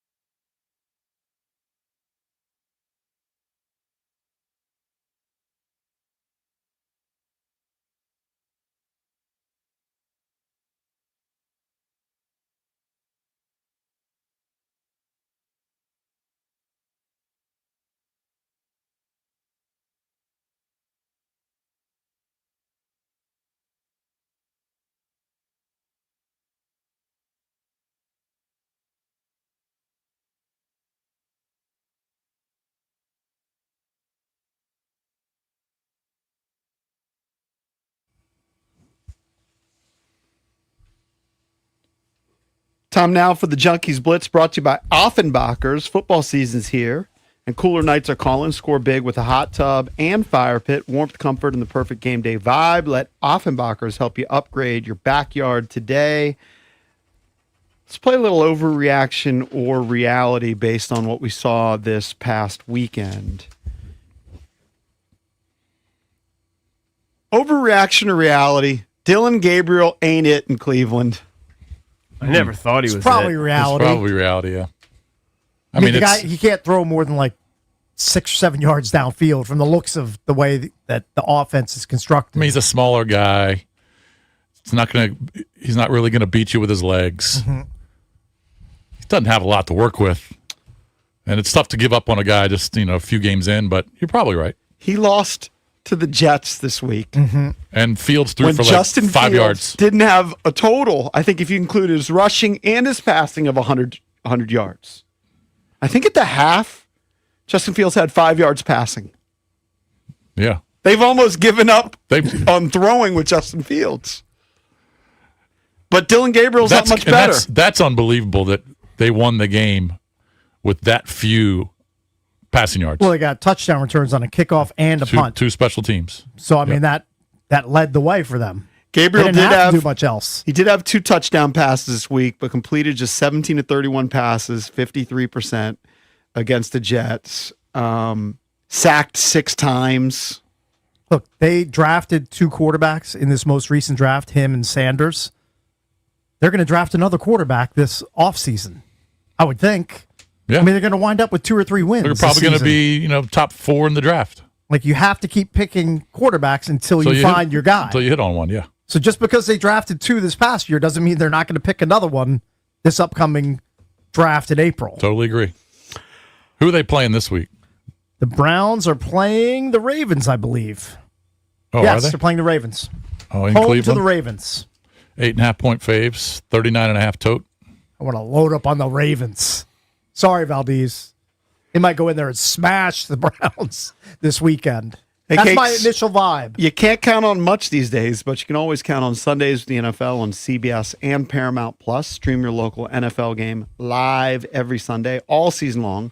Starting just $30 for your first year. That's like $250 a month. Visit ParamountPlus.com/NFL to get started today. On a different note, I finally canceled HBO Max. Okay. It's on a mission, but I'm intrigued by Paramount Plus, which I don't have. Go get it. $250 a month. I know you're a Ricky. big proponent. I've got Landman it. does look good. I've got it. Landman's so good. And Landman has Billy Bob Thornton, Yeah. has Allie Larder, who looks. I saw a clip of her, and I was like, maybe I got to get Landman. And Demi Moore's in it. Yeah, she doesn't look that great. She had a lot of work done. But still a big cast. Big cast, but there's another, and I don't know the actress's name. She plays a lawyer. She's a phenom. She's a 12 out of 10. Better than Allie Larder? Yeah. Wow. Former Junks guest, Allie Larder. Is that What was true? Way back what in was the she day. promoting? I do remember her coming What on. was it? She called in. I don't Trying remember. to now. Is that like during HFS days when we used to have the actresses calling? I in? don't think so. I think we were at Fairfax when We were at Fairfax doing nights. Trying to Nights? recall why she was Heroes? on. I think we were doing nights. Might have been Heroes. She was on that's, Heroes. That's a good call. That might have been it. All right, overreaction. We had Kim Kardashian one time. You remember that? We I did. don't. Yeah. We had Kim Kardashian. I now that you bring it up, We had there's Kim a little Kardashian. residue in there. I can't Did remember you do why. the story the other day? Because I don't know. We did EP that she's failed the bar 4 times. She now. failed it again. I know that they were going to reveal it. I don't like bringing it up because I did fail it once. Sure. You didn't fail 4 times. Wow. You know what? Stop taking the bar, Kim Kardashian. You're a billionaire. You don't need bar. You don't need to did she practice even- law. Does that? I mean, did she I think even actually she really said take law I think classes? that she said she studied using ChatGPT or something. And that she has to stop You know doing what? it. She's not using her brain. Right. What little brain there is, she's not Man, using I her don't know. brain. Look up the story. Right. Maybe you can do it tomorrow. That's evergreen. By the way, Kayla Wallace is the actress's name on Landman. All right. She's I don't know. a smoke show. Okay. I was just trying to tighten up the subscriptions. Sure, It's I got too understand. many. I get it. I can't believe you guys have slept on Mayor of Kingstown for 4 seasons. I need to get into it. I don't watch any shows. It's unbelievable. Who's the star? Jeremy Renner. That's what I He's thought. a pretty big star. It's just so good. I mean, there's no positives about it. It's all about prison violence. Is that Sure. also Paramount But- Plus? Paramount Plus, but it's so good. All right, overreaction reality. Travis Hunter, who's going to be done for the season, should focus on one side of the football. The Jags overused him. Reality. I He mean, needs to pick one or the other. And if I were Liam Cohen, I'm playing him on offense. I need help on offense Probably. more than I do on defense. Yeah. He's more special on offense than on defense. We have in my no opinion. idea if that's why he got hurt. It's just the rap. barely It's an used. easy rap. Yeah, it's kind of it's- like the Commanders having injuries, age, or Yeah. but or, nobody you know, plays James both ways. I mean, guys shouldn't play both ways in the NFL. College is different because half your schedule you're playing a bunch of bums and you can beat them just on natural ability. You can't do that in the NFL. Everybody gets hurt in the NFL playing one way. You Yeah. think you're not going to get hurt playing both ways, even if you're young and resilient? If you're exposed to more punishment and hits, you're going to get hurt. I really wanted him to succeed both ways, kind of like Shohei's showing all the doubters that you can do it in Major League Baseball. Okay, but he's a unicorn of unicorns. He's one Okay, well- in 200 years of It's Major also, League Baseball. it's a different sport. You're not getting tackled every down. It's definitely different. I mean, it's totally different. Uh, Yes, what- he should focus on one. One more for you. Overreaction to reality. The Giants' job will be coveted because of Jackson Dart. I think that's reality. Reality. I don't know. That guy's got to stay healthy. I think that's I reality. mean, you have to use him differently. Brian Daboll was just letting him do whatever he He's wanted. running a lot. He's running a ton. I mean, he was running his balls off, and he's been in the concussion tent 3 or 4 times already this year. Yeah. And he wasn't even a full-time starter. Did you see what Kafka's move is at quarterback? I have it. Oh, Jameis. My Jameis bags are Jameis finally Winston coming starting in. over Russell Wilson. Oh, really? Good. I mean, they've Good. seen Russell- Russell Wilson. He's the terrible. The only time Russell Wilson looked good was when he was facing the Cowboys defense. It's the only time he looked good all Is this season. Russ's last year, or do you think he's going to try to grab another spot next year? He'd like to be a backup. $10 million a year backup. It's a great I question. mean, if you can make $10 I don't know million if as a anybody's backup, gonna you want keep him. doing it, right? If you can make that money, you keep doing it as long as you can. I think He maybe doesn't if you need like money. being on a He's- team and everything. Everybody needs money, JP. He doesn't need he money. seems like a pain in the butt. He His might wife's be- got a ton of money. He's got a ton of money. Hey, no matter how much you make, so some of these guys, now I think he's a smart guy. Some of them burn through all their money. True. You need to keep making money as long as you can. But he doesn't seem like that type. I don't think he is either. But if somebody's going to pay you $10 million to be a did I- backup, you be a backup. Did Carson Wentz announce his retirement? I didn't see that.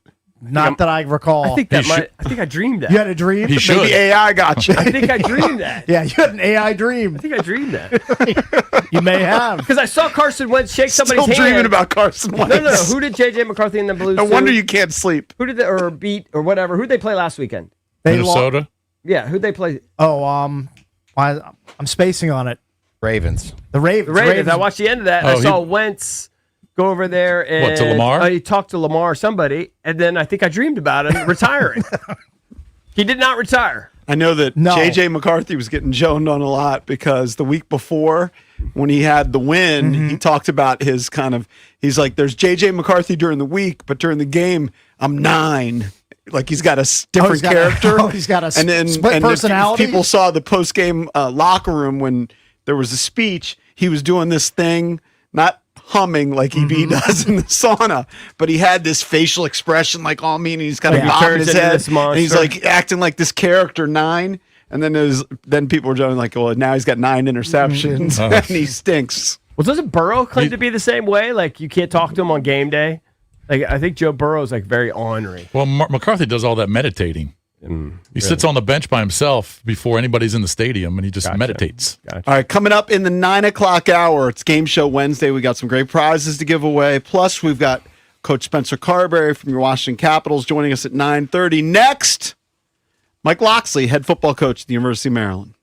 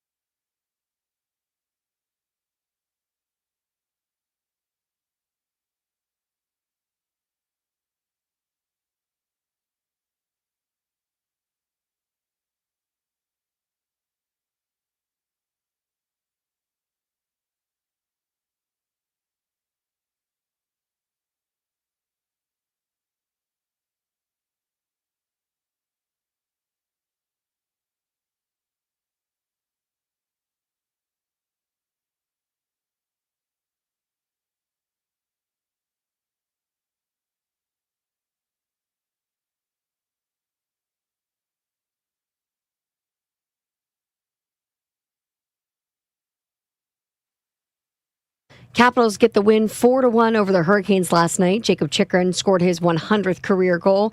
Alex Ovechkin put in number 901 into an empty net to secure the win. Moving over to the NFL, the New York Giants are expected to start quarterback Jameis Winston against the Packers on Sunday. Giants are turning to Winston over Russell Wilson after rookie Jackson Dart suffered a concussion against the Bears. And more injury news, Travis Hunter's rookie season has come to an end. The Jaguars wideout/defensive back underwent knee surgery yesterday morning to repair his LCL. He is expected to return to football activities within 6 months. From the Crop Medcap 5-Star Sports Desk, Savannah McCann on the Fan.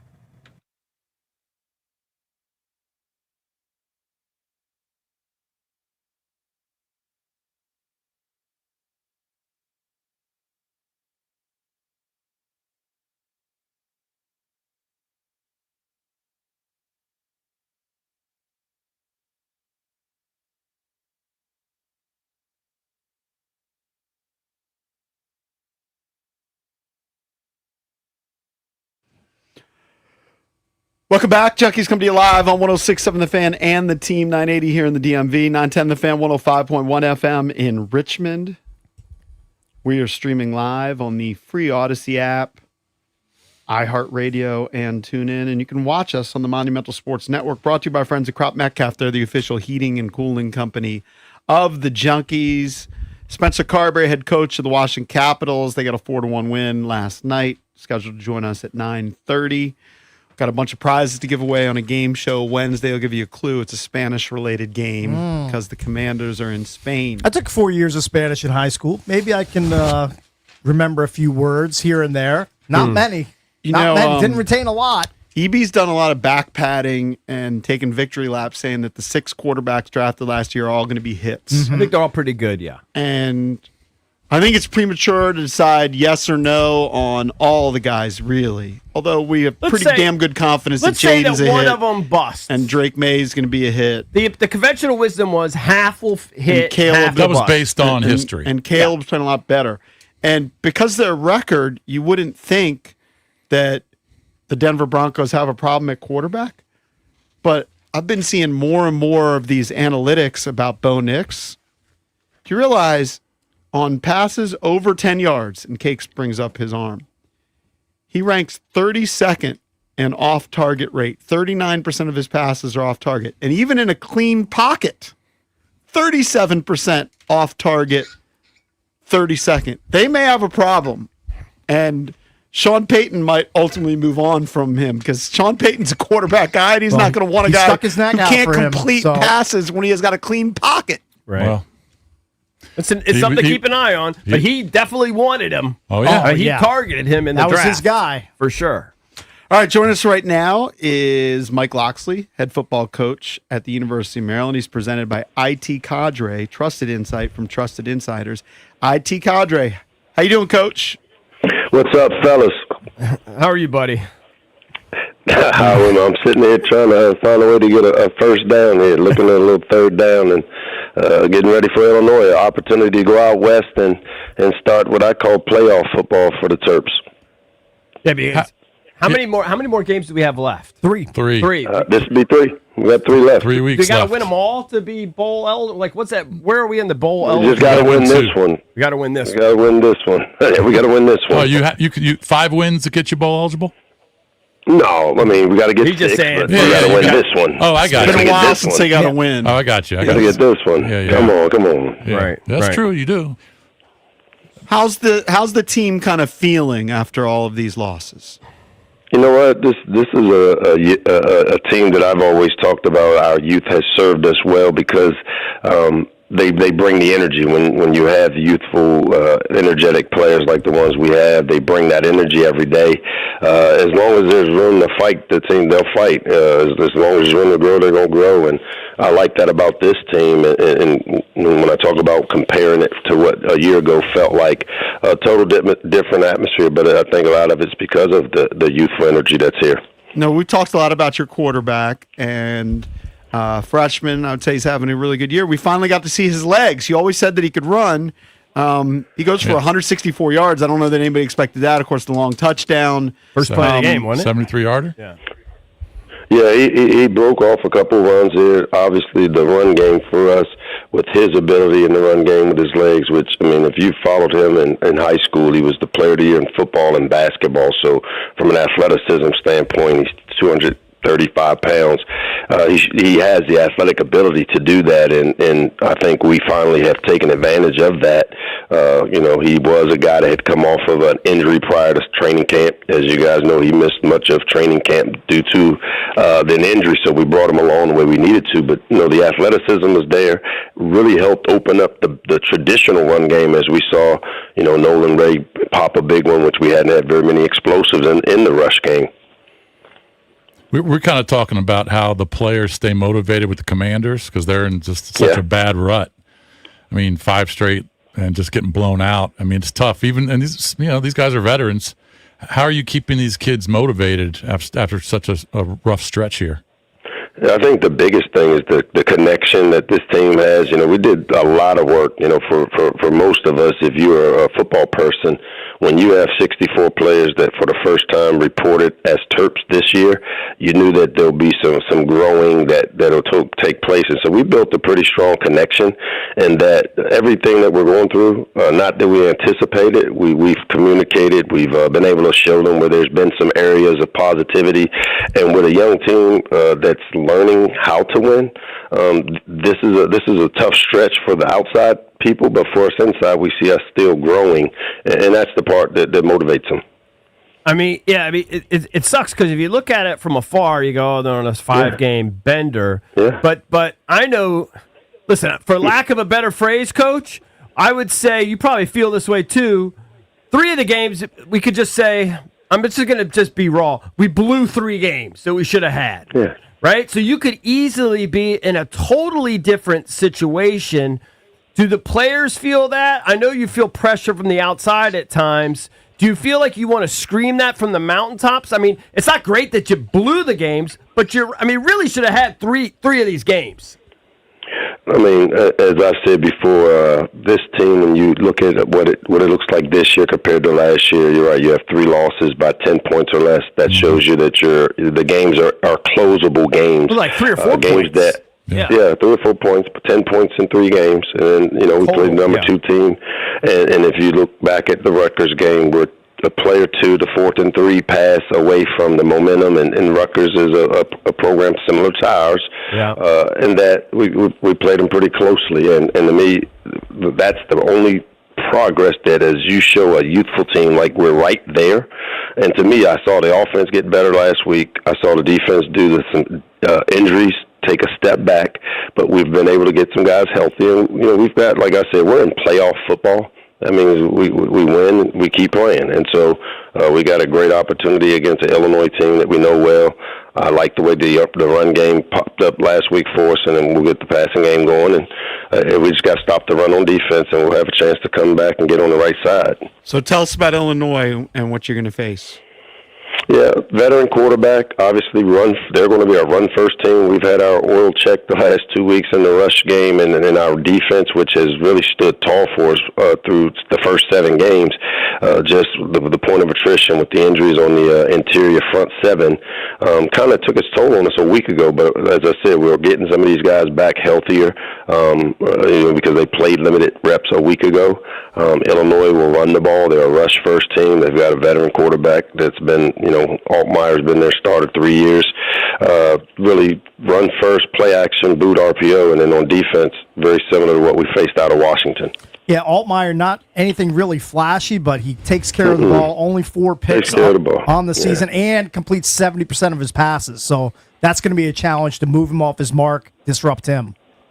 Yeah, and it starts with you got to make them one-dimensional, which is if you got to stop the run game. And to me, the last couple of weeks, we have not been able to be consistent enough. We hadn't tackled very well, but we're getting some guys back healthy this week with the point of emphasis. And what I've seen out of my group is everything we emphasize, they finally get it fixed, and we'll get the run game fixed, and we got to score some points on offense.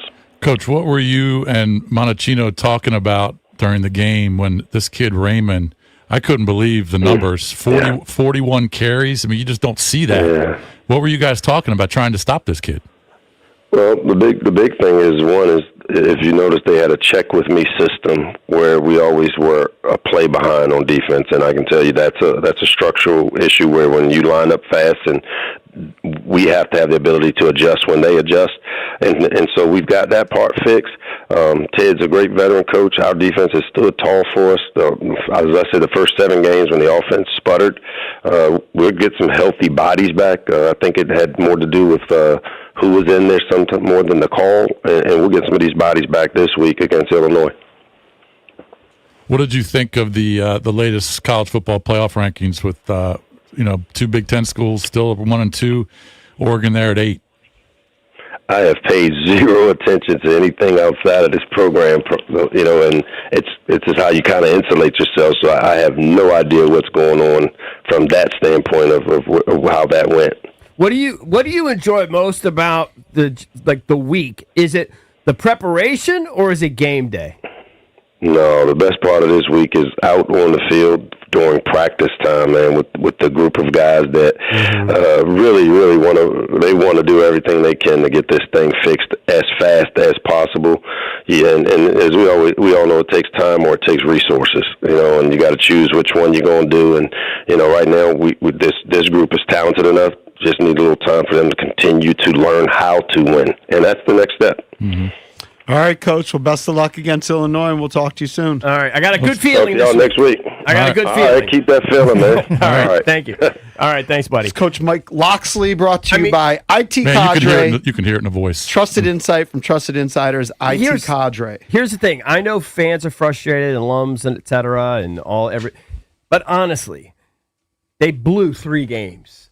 If you look they lost late leads. That's the bad side. The good leads. side is they were in those games. They should have beat all 3 of them. They should have beat Washington, Nebraska, and UCLA. They're all winnable right there in the fourth quarter. The Washington one is the killer. You got to close out. So, but think about that Washington the difference. one. They would have got them to 5-0. Yeah, dude, they'd be 7 and whatever, and it'd be a totally different mantra. But they blew it. But they're young kids, young quarterback. It just didn't happen. But you can make the argument, and I know this is antithetical to Maryland people, because a lot of Maryland people are very frustrated, just want to move on. You can make the argument that they could have 7 wins right now, and you'd have a totally different, but that they're the problem is you got to play 60 minutes. I know. You can't play 45 minutes. And Maryland in the fourth quarter has been dreadful.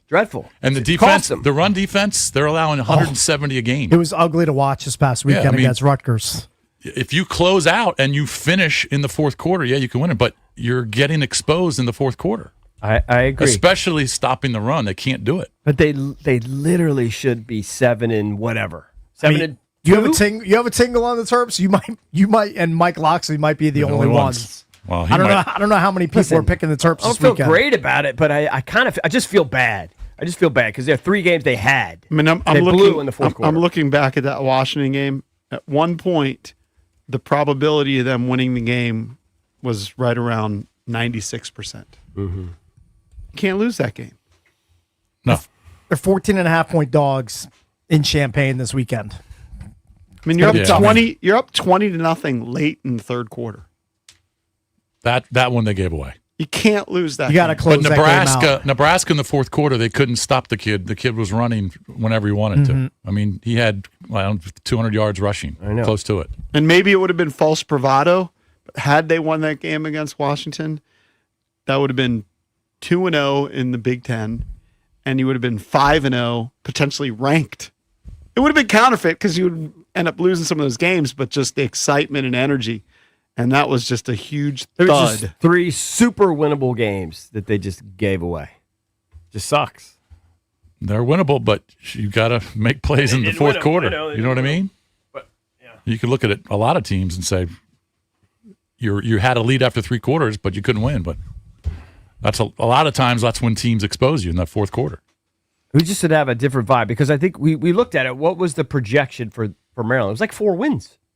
Probably. The preseason projection was like 4 wins, which is what they're stuck on. Yeah, they are stuck on that number. But they literally could have had 7 if things went their way. Like they actually played good enough, except for the last few minutes of those games. I mean, it's a shame. The other thing, Malik Malik hasn't been real He sharp in hasn't the been fourth as quarter. good. His Yeah. completion percentage has dipped in the last 3 games. Pretty low. Yeah. That needs He's to get missed- rectified. He's missed some easy throws, like he's just throwing too hard, or just a little behind. Timing's just been a little off. Well, they better win this week because then they got Michigan. Yeah. They're not beating Michigan. Michigan, then Michigan State. Michigan State should be winnable. I don't know how winnable the Michigan game is. I don't think the I'll be Michigan. there I don't think the in person Michigan for game's that. winnable at all. I'll be surrounded by 1 billion Wolverines fans, and I'll want to drive off a cliff. But I'll be there. Yeah. Go. Make sure you go to Scotty's tailgate. You think I won't go there? Yeah, you think I won't go to his Scotty's Vodka Fountain? Yeah, you think gotta I won't go. be there? Yeah, it's silly. Of course I'll be there. Yeah, nice group. I know over there. exactly where it is. All right, we got Coach Carberry joining us coming up at 9:30. Game Show Wednesday at 9:45. Your chance to win some great prizes. Keep it here.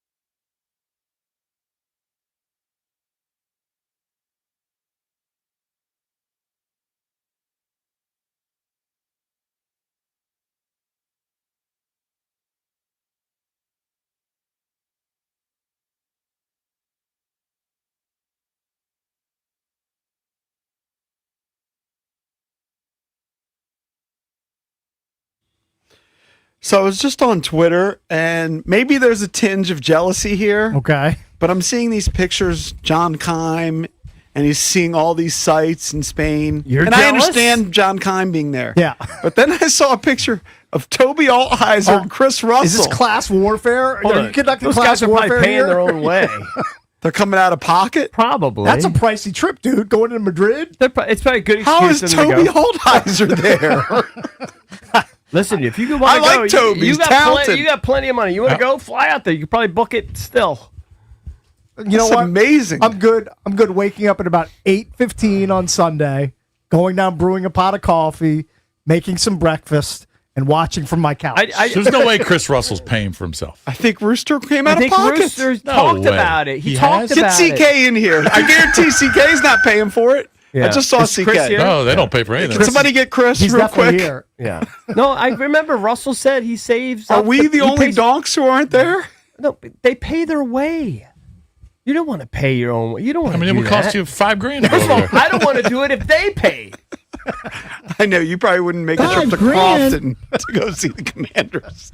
Who, me or Jason? You. You know I wouldn't. I would go to Crofton to see him. I go there. I'm I not go gonna go I to go to Spain. Ashburn. I go to Ashburn to see him I would go practice. to Madrid for an appearance fee. It would have to be the other way around. I would have to get paid to go to Madrid. CK, I was just saying, I was stunned to see both Chris Russell and Toby Altizer in Spain. Well, it's Altizer, not Altizer, for one thing. It would be nice to I get just his call him name Toby. right. I mean, they're paying their own way. Wow. We're not paying for Chris Russell and Toby Well, we Altizer figured to it. go. You didn't pay Altizer 1 wasn't cent footing for the it. bill. Not 1 cent. Yeah. In fact, they're taking time off work. So it's Oh, so not even yeah. going over and working. No. They're not. Chris is missing his show for the next few days, and Toby's missing his duties here as well.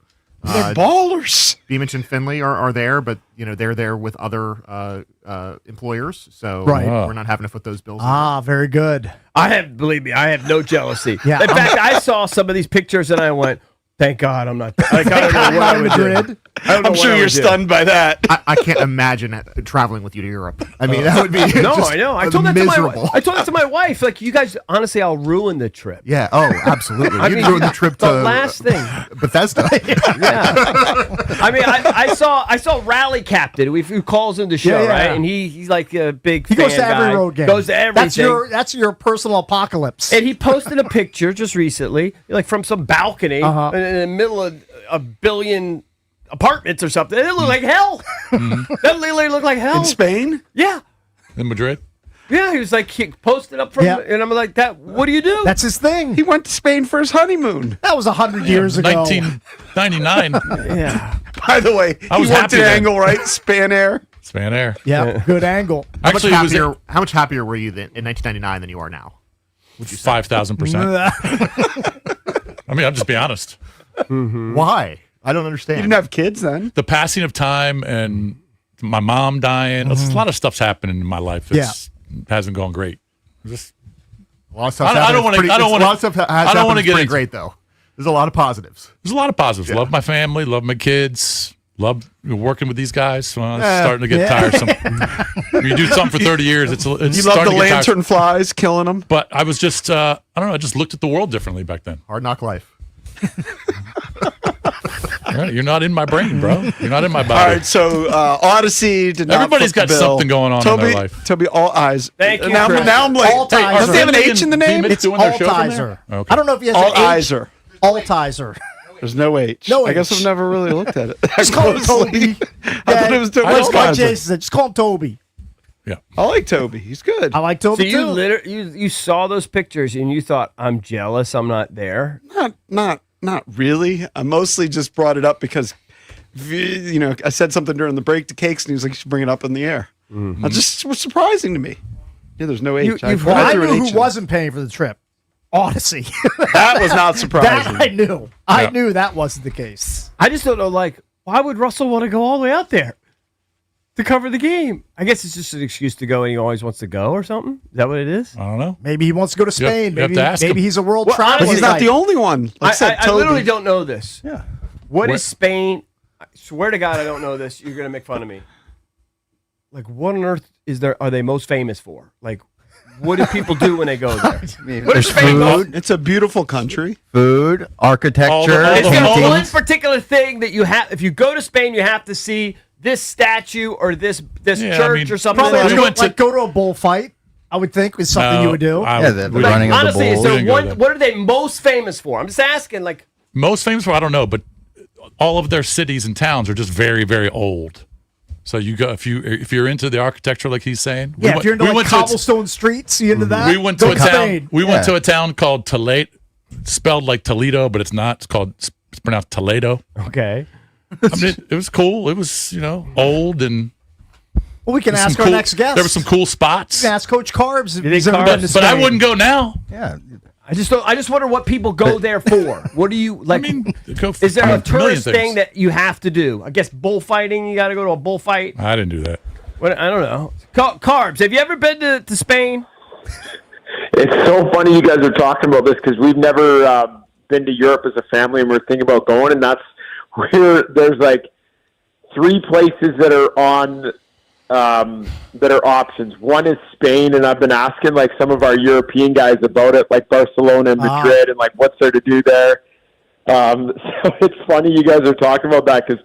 And it's interesting. They say if you go by where the beaches are in the southern part of Spain is really, really nice. And Barcelona is more of like there's a lot of nightlife and there's a lot happening there. So, yeah, I've got a little bit of the rundown on Yeah, it. I don't know if I'd listen to Ovi. He would just have you go to like a Euro trash club where they're just doing, it's a rave until 4 a.m. Might not be your Yeah, scene. you know who our European traveler is Rasmus Sandin. Okay. He's from Sweden, but he travels around Europe a lot. Okay.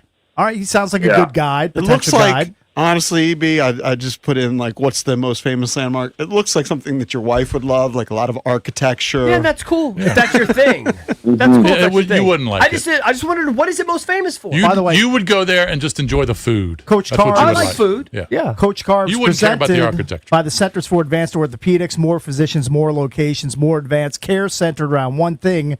You visit CFAortho.com.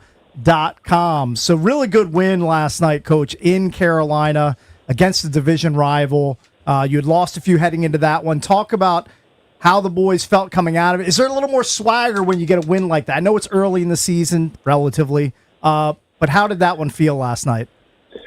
Yeah, it was a massive game for our group. Just having gone through what we've gone through over the last couple of weeks and the road trip and playing against some good teams, playing well but not really getting any results, and guys being a little bit frustrated, a little bit snake bitten, not finishing, and some of the stuff that had been going on, like we got into some games where the game's real tight and we just wouldn't make that play in the third period to seal the game or to win the game, whether it was score on the power play, get a big penalty kill, big save, get a breakaway and shoot it in the net as opposed to them making a save. Like, we just have felt like we've been on the wrong end of those constantly this year, and Tampa was no different. So for us to get that win last night against the best team in our division, a team we know very well from the playoffs in the last couple of years, playing in their building, we haven't won. Like, there was a lot of things that you would point to that made that a big game last night, and the guys responded. It was a huge win for our team. So Dewey leads off the scoring for the second game in a row, and if you had that ticket in Vegas, you're getting paid big on that happening. But great for him. So what a pretty play by Dowd, who was pinned on the boards behind the net. He fights his way out of it, gets back to the circle. He finds Frank, who just backhands it perfectly to Dewey for the layup. Mm-hmm. Take us through that goal, how that worked out, and it just shows you that those battles against the boards, if you win them, it can lead to goals like that. Yeah, and it shows you how significant, like, fourth line, we call that sort of our fourth line. Nick Dowd's been there for years. Ethan, Frank, Dewey's been there the last 2 seasons. And they're, for all intents and purposes in the NHL, your fourth line, they bring energy, they're physical, they're really, really smart, they're responsible, and what you're asking them to do is they don't have to save the world, they don't have to win you the game, but you're asking for them to create momentum for you, be a good forechecking line, be really responsible defensively, and that's what that line has been. So anytime that they can chip in offensively and score, is just a bonus. And for them to do that the last couple games and get us on the board, and our guys get so fired up when they score, especially early in a hockey game.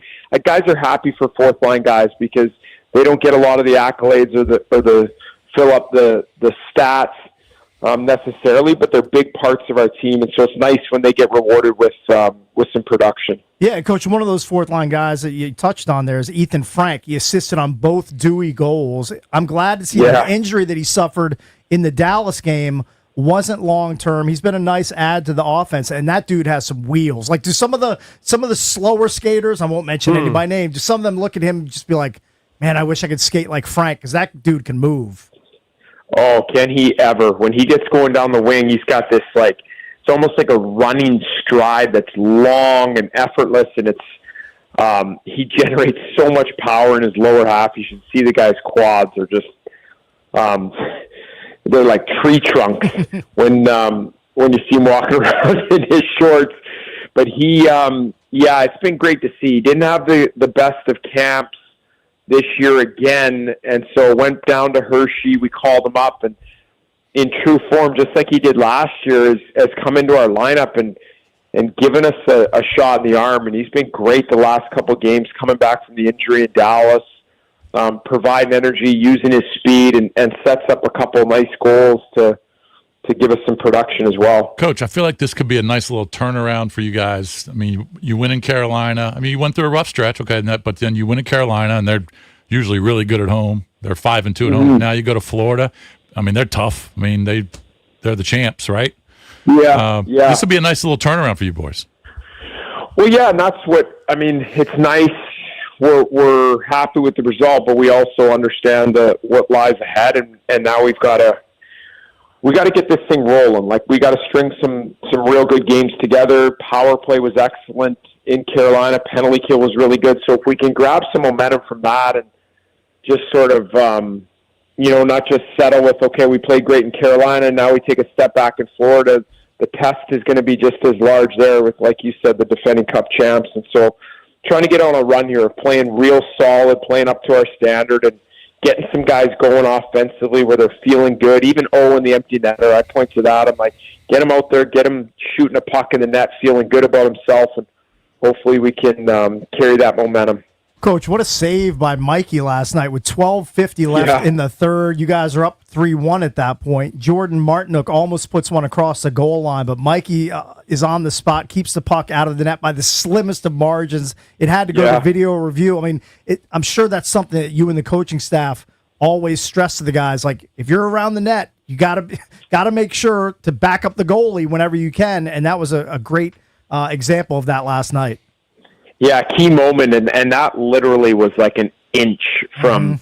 So the way the rule works is the puck has to completely cross the line. So, like, if you freeze frame it, it is like it's moving towards, and then Mikey's stick gets there to just prevent it, like an inch from where we're always looking to see, because there's a red line, there's the goal line. If you see any white between the puck and the goal line, that determines it's a good goal. So we're just staring at the monitor in slow-mo, hoping that we didn't see any white. And Mikey did a good job. It was a big moment in the game, because that game goes to 3-2 with that much time left. I mean, look out, and they're building with that much momentum. All right, Coach, we'll talk to you next week. That's Coach Spencer Carberry, brought to you by the Centers for Advanced Orthopedics. More physicians, more locations, more advanced care centered around one thing. You visit CFAortho.com. Keep it going. Thank you, Coach. Okay, thanks, guys. All right, buddy. Best of luck in Florida. All right, they got something they can build off of, hopefully. That was a nice win last night. Right. And we almost got another goalie fight. We were this close to getting another goalie fight last night between Logan Thompson and Anderson. Didn't quite get there. When was that? That was, I think, with about 5 minutes left in the first period. Was he the one that almost got one a week or two ago? No, Chucky almost got one. And they say Chucky definitely not like the fighter type. Chucky said he can't remember having been in a fight in his life. Not a fighter. Right. That's just this not is his the thing. last game of that long road trip for them. Yes. Yeah.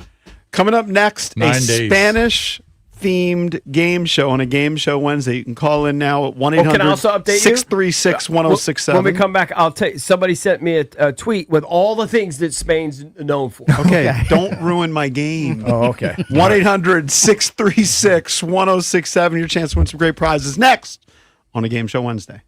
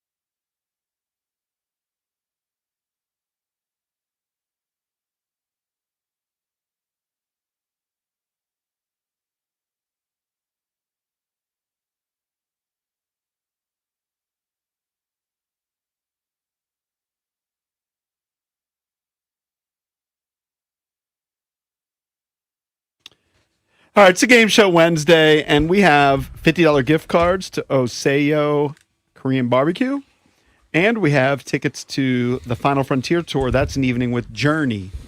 I might have to go to that. Journey has so many hits for an old guy like me. So the game no is Steve Perry though. That's okay. What's the new They got the singer's name? Filipino dude who sounds Yeah, he just sounds like just like Steve him. Perry. I'm all good. The game is, what do you know about Spain? Well, Saviors. I know somebody who does know a lot about Spain. His name may rhyme with Schmeich Schmar. He knows very little about Spain. That's some World Cup Less than Eric knowledge. Bickle? Yes. I mean, I don't really know that much. I know bullfighting. Hey, the other thing about Spain, and you would hate this. Well, we all would at this age. Well, probably not JP. People don't eat dinner until about freaking 11 o'clock. Oh, I hate that. I would. Cross. So them we off would the walk list. around these towns at 6:30, 7, looking for happy hour and dinner. No, nothing's open. They It's wouldn't not open. even open. It's not even open. Back They in the wouldn't- day, a lot of the stores closed because they have siesta. They wouldn't open until 8 o'clock. We're pretty good at that. We 8, fit 9 right o'clock. in there with our daily We nap. would be good with that portion of the culture, the siesta.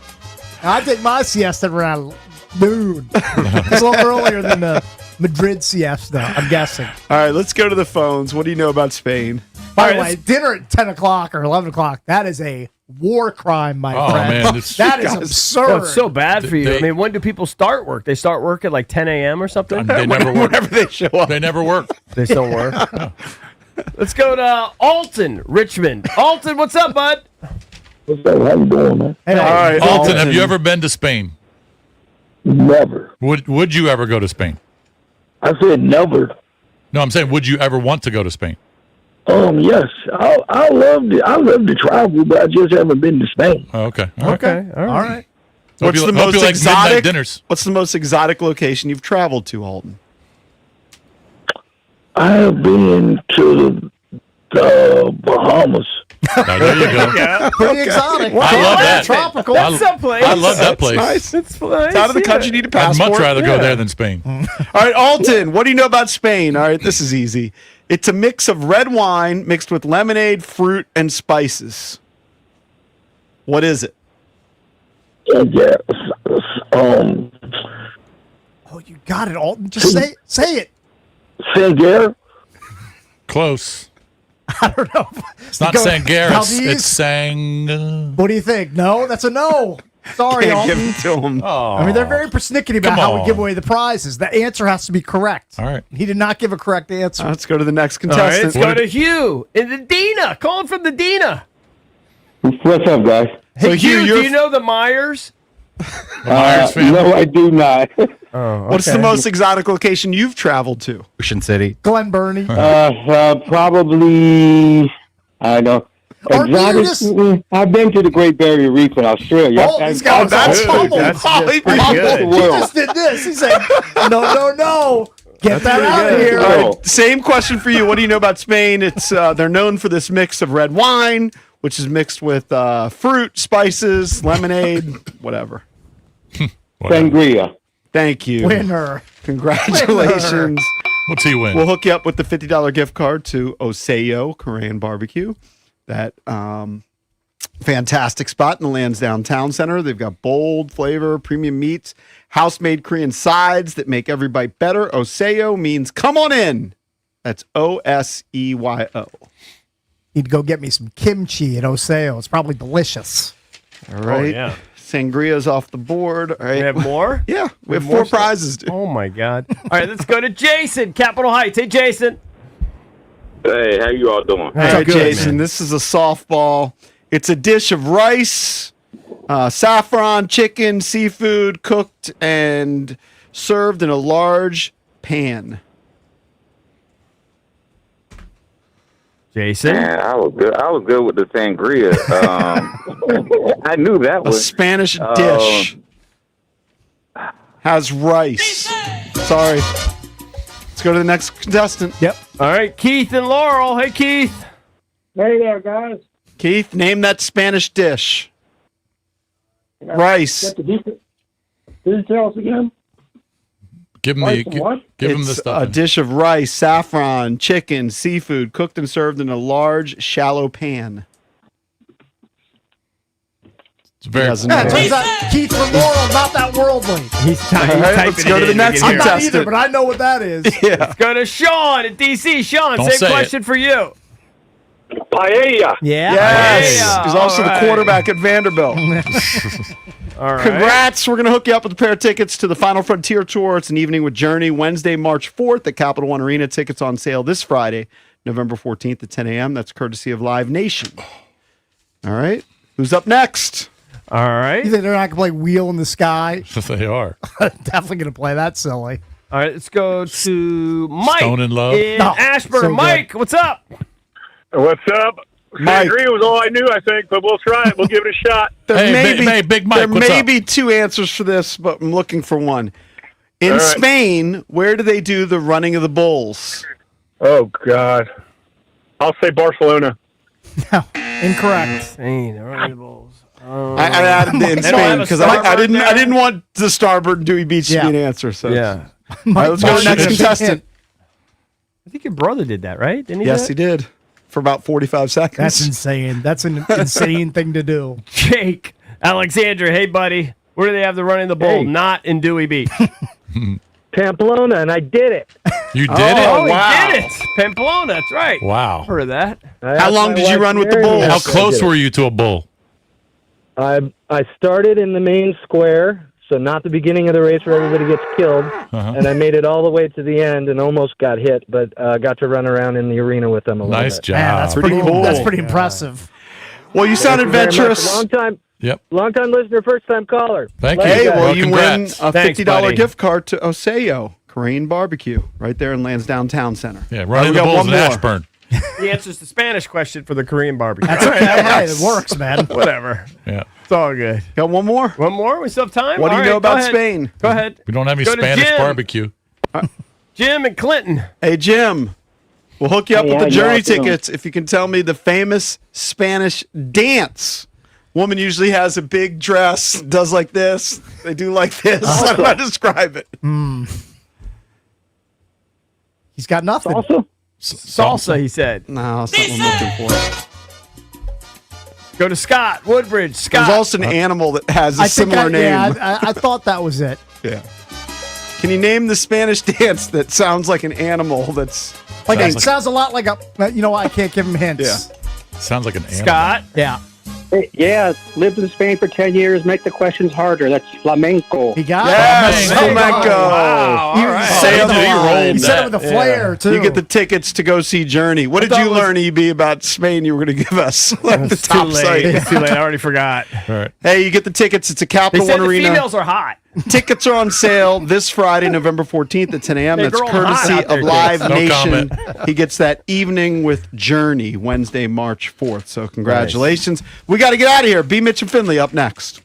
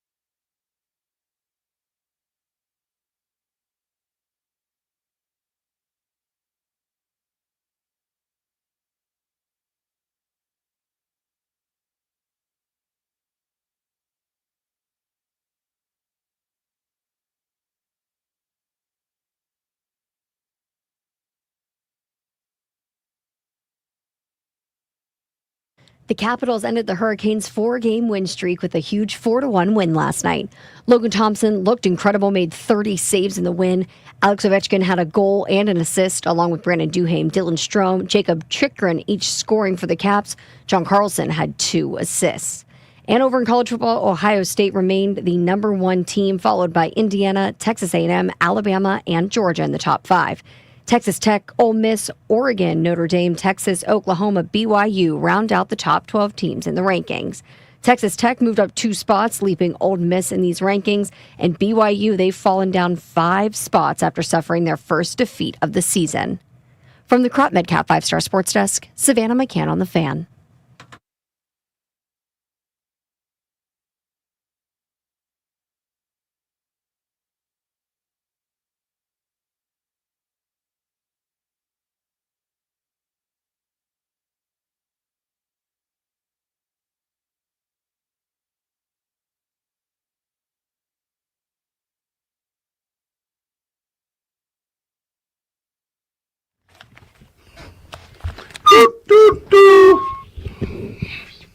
With the mic in my man. With the mic in my hand. What up, everybody? It is 10 a.m. in the District of Columbia, and it is 4 p.m. in Madrid, Spain. Yeah, I'm tired. B, this, of all the crazy things we have pulled off, this is among the craziest ones. The things we do, man. The things we do.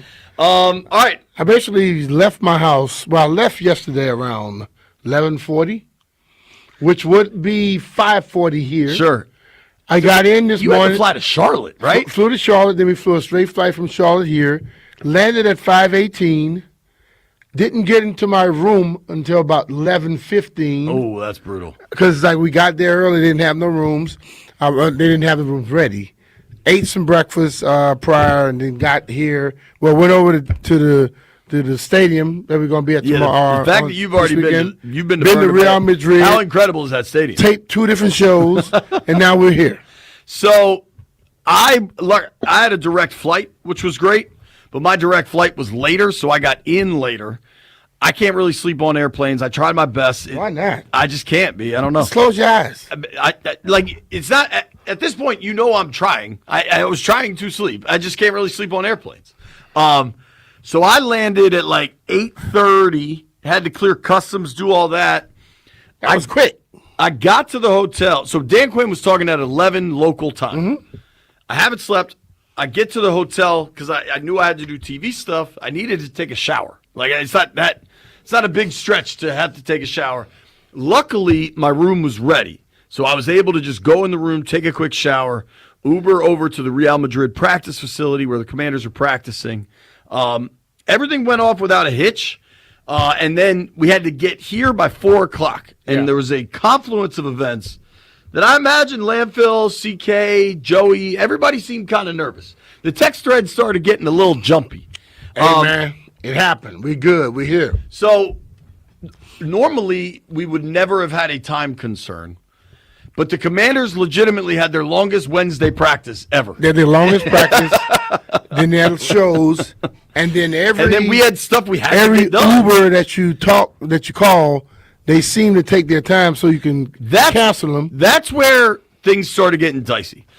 Every Uber would take the ride and then cancel it. Take the ride and then cancel it. The ride from the practice facility to where we're doing radio, shout out to Radio Marca. This is a very impressive facility. Yes. This seems like it might be like the central nervous system of the Spanish media. This building houses This building houses 2 newspapers as well as what looks like television, podcasts, radio stations. There was significant security to get in that the very nice woman was talking to me and Brian. I can speak a little bit of Spanish, but you got to go slow. Yeah, they go very fast. That lady was not doing any of that. And then we get in here. So this building is hard to find. I think that's kind of by design. One thing I've learned with like Channel 4, NBC in DC is they like it kind of being hard to find, just more security measures when you're dealing with political media and that sort of thing. Oh, yeah. So we couldn't get an Uber. Finally get a taxi. The taxi driver was terrific. He thinks Brian is playing on Sunday. The best interpretation of that conversation I could get is he thinks you're playing on Sunday. Yeah, I am. He asked if I was a trainer. I will be playing, but I won't be playing football. He asked if I was a trainer, and I didn't have the heart to try to explain what I did. I just said yes. I was like, yeah, man. See, the trainer and the football player having you take them to a radio station. yeah. That's what that is. So then we get here, and shout out to the fellas we're working with. The guys here were tremendous. Yes. We had a lot of moving parts in a very short period of time, but dadgummit, to the best of my knowledge, we are live on 106.7 The Fan in Washington. Yes. Live on the Odyssey app, wherever you listen to it.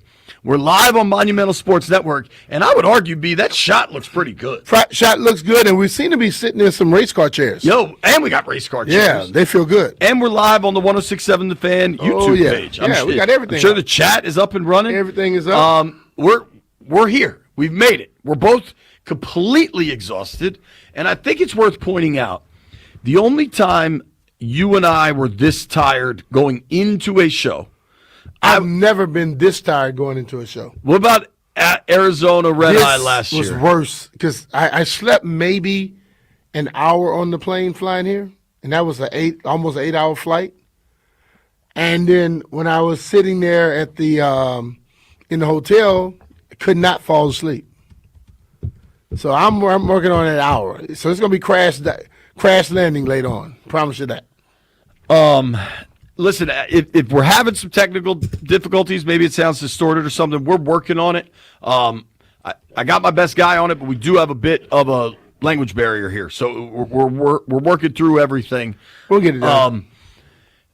A lot of people are asking, all right, Ahmed says he's in his car, everything sounds loud and clear. So shout out to AD for listening. Right, there we go. Ahmed will be here Friday. A lot of people are asking what time it is. It is 4 p.m. in the afternoon here in Madrid. This is a 6-hour time difference, and I've grown very accustomed to traveling for football. I think you and I both have. I mean, hell, you've done it your whole life.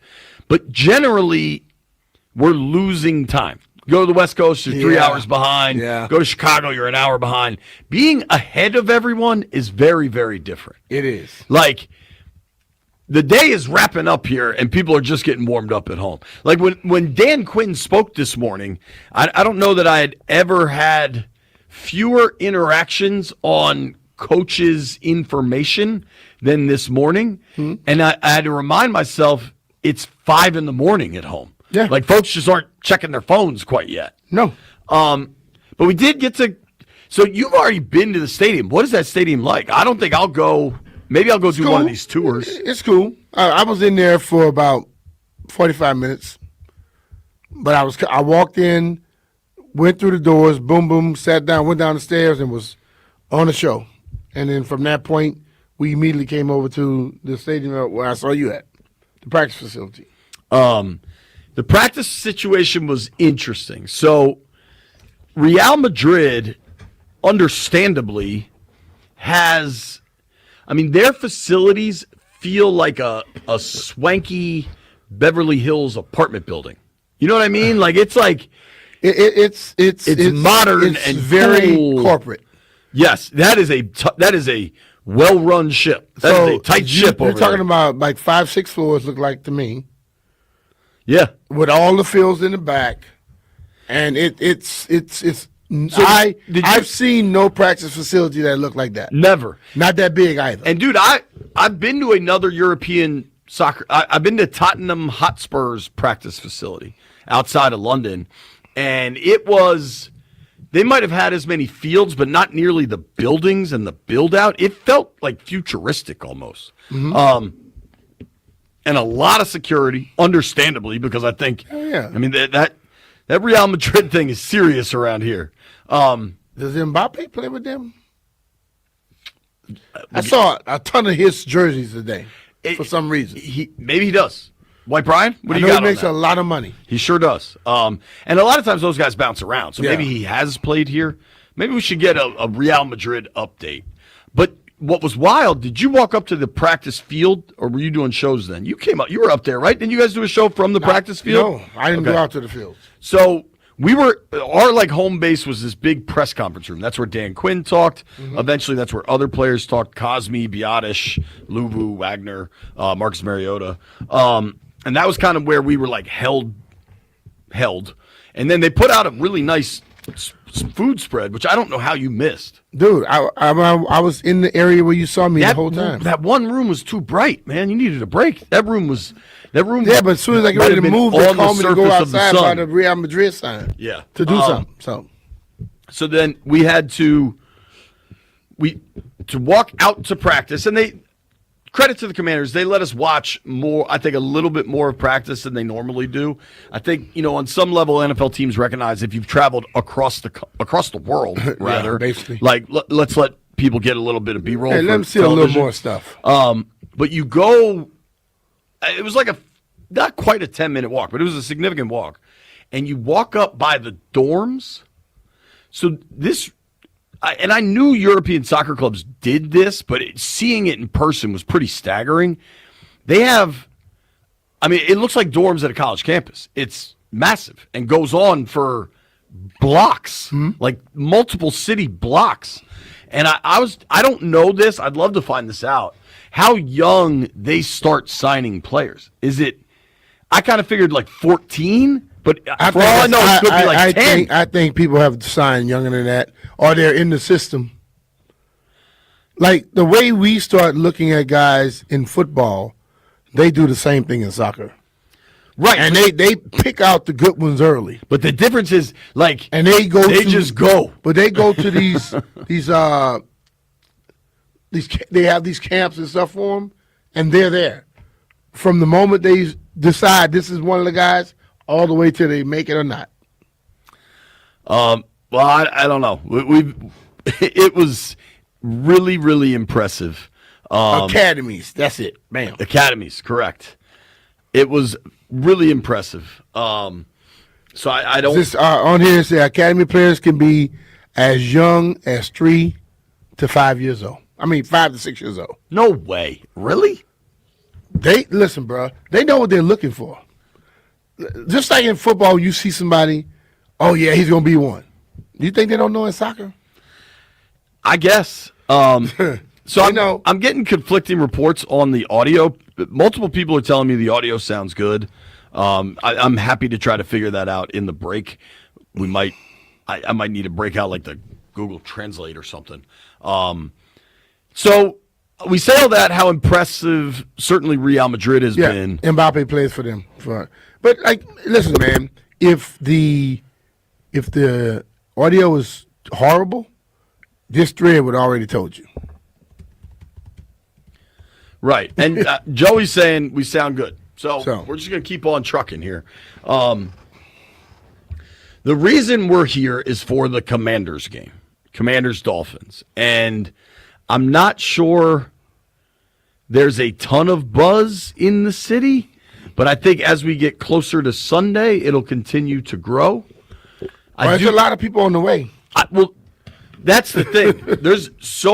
There were a ton of Commanders fans on my flight. Just walking around Dulles last night, the amount of Commanders fans. So it's my understanding last night out of Dulles, I was on a United flight. There was a Delta flight, and there was a maybe Air Portugal or whatever flight. So people were good to go. Yeah. That's planes full of people coming. I think there are maybe some Dolphins fans will come too. And then I think it becomes just this like festival of American football for European NFL fans. You know what I mean? Yeah. Like, I think if you live in the south of France and you're just really into the NFL, but you know what? My team is actually the Vikings or the Texans or the Titans. You still want to come to this game so you can see a game. But you know what, though? I think it's people who love this game of football as well that don't get a chance to see it a lot. And now you got the best of the best playing it. You know, the NFL players come over, they want to see it. And that's Marcus Mariota. I was listening to him today. He said that what he loves about international games, they cheer the whole time. From kickoff till the game's over. He says not when your defense get on. These European fans cheer the whole damn time. And you talked about how they how they did Thriller. The Thriller for dance. the whole stadium was doing Thriller. It was one of the coolest And moments. that's the thing, like ever. they really get, because you hear that little Yeah, that undercurrent the of whole buzz. game. Yeah. Well, and maybe it might have been Joey Savage. Somebody was telling me that couldn't have enjoyed it for something smart. he travels a lot, and he likes soccer a lot. So he might actually be in a unique place to be an expert on something, at least for us. He was saying that England is like the most famous for the hooliganism and stuff, but I think things in Spain get like crazy rowdy where they're lighting the flares off and everything. So I think it'll be a little wild come Sunday. You think? I think we're going to see, I'm going to try to take a zillion pictures. I think we're going to see so many random ass jerseys, so much random stuff, just not exactly what you would expect. What have you eaten today, Brian? Oh, I had omelet. Okay, so you had breakfast at least. Yeah, I had breakfast. That was it. I had yogurt for breakfast, and then I had these little. They gave out yogurt on the plane. I was a little bit worried about trying to drink that to eat that yogurt. Why? Yogurt and the little granola. You don't want to be eating that on that plane. So that's it kind of works. It gets everything started. That's interesting. I was given the choice of sausage and eggs or yogurt, and I chose took the yogurt. Yogurt's better for my stomach than sausage and eggs. Not mine. For sure, for me. I could smell the eggs, and they smelled good, and I still picked the yogurt just because I was like, I got a long-ass day, dog. I got to get through this one way or another. I had a couple of those little ham sandwiches. I don't know. There was a vending machine. Oh, B. What you got? I got a taste from home. What's that? Everybody that doesn't see me for a second, don't be alarmed. Talk, B. What's the taste from home? You bought some food? You bought some chips? Yes. There we go. The official B. Mitchell Finley chip. There we go. I don't know that we've talked about this on air because we opened the box after we were on air. People. We had a mystery. What is this show y'all say I've not watched? People just got to understand. I don't have to watch a show. I don't deal with snakes. What are you talking about? Because when you posted that thing, some guy actually said I must have seen. What's the show? 7? I think 7. That's what. No, I've never seen 7. All right, but I damn sure I worry about snakes. Let's just alert everyone to things.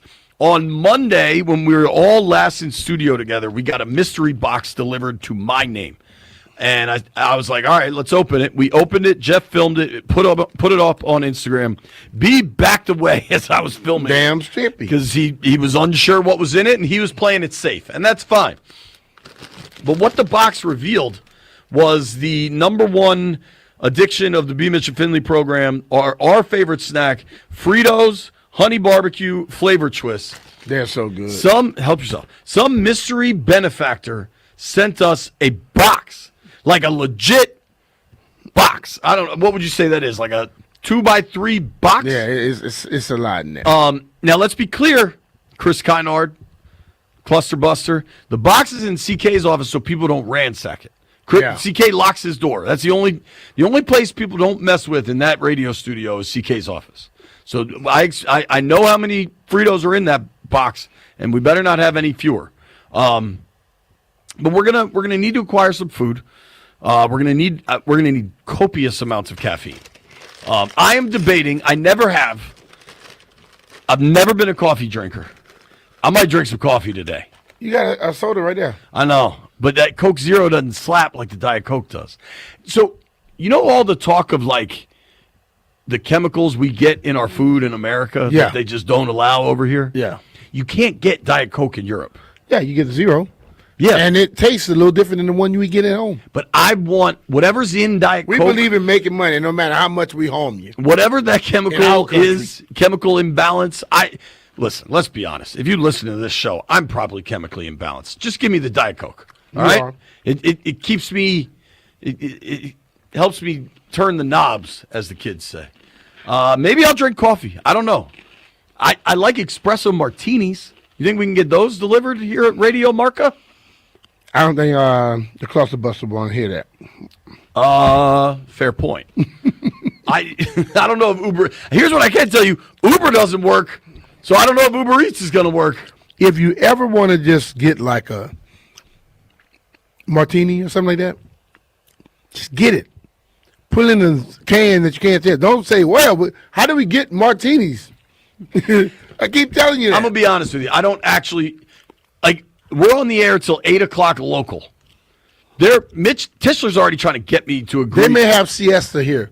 Not siesta. When they normally go to siesta after they party. If they start partying, I might have to indulge with them. Dude, I could go for a When siesta. in Rome, do as Romans do. I'm not going to lie to you. I could go for a siesta. We got to talk some football. We got to talk about Dan Quinn taking over for Joe Witt, and what does it actually mean? What impact will it actually have? And to go full circle on that, if Dan Quinn takes over this week and it looks different and they play way better, then you got to wonder why you didn't do it weeks ago. Because this thing's been going a while bad. You don't have to wonder. It's just the time came and they did it when they were supposed to. Here's what we're going to do. Neil Greenberg's going to join us at 11 at high noon, which will be 6 o'clock our time. Dan Duggan covers the Giants for The Athletic. I am trying to figure out what the hell is going on in New York. Obviously, they fired Brian Daboll, but they got Jackson Dart drama. They got Joe Shane drama. We're going to check in with our friends from Big Blue. 1 o'clock, Mitch Tischler is going to join us. I think he's going to come in studio, so we'll have to. That'll be interesting. How's that going to work? B, we got everything working within 3 minutes. We'll figure that out. We got time. Nobody go anywhere. It's B, Mitch, and Finley.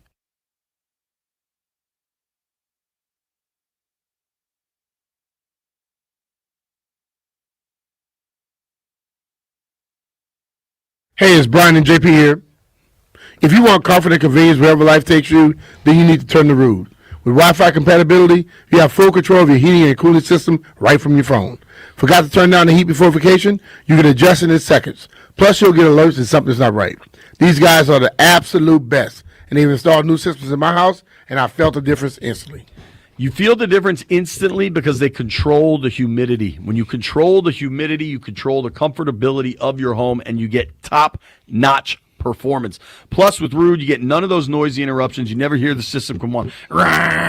You don't get that in the middle of the night. It's just calm, quiet, peaceful. If you hear noises, they're the ones you want to hear. And you can save up to $2,000 on federal tax credits. B, I know you hit it already. I'm going to hit it on next year's tax return. Check out Ruud.com/federal incentives to learn more. Ruud, the most reliable heating and air conditioning products in the DMV. And remember, if it ain't Ruud, it ain't right.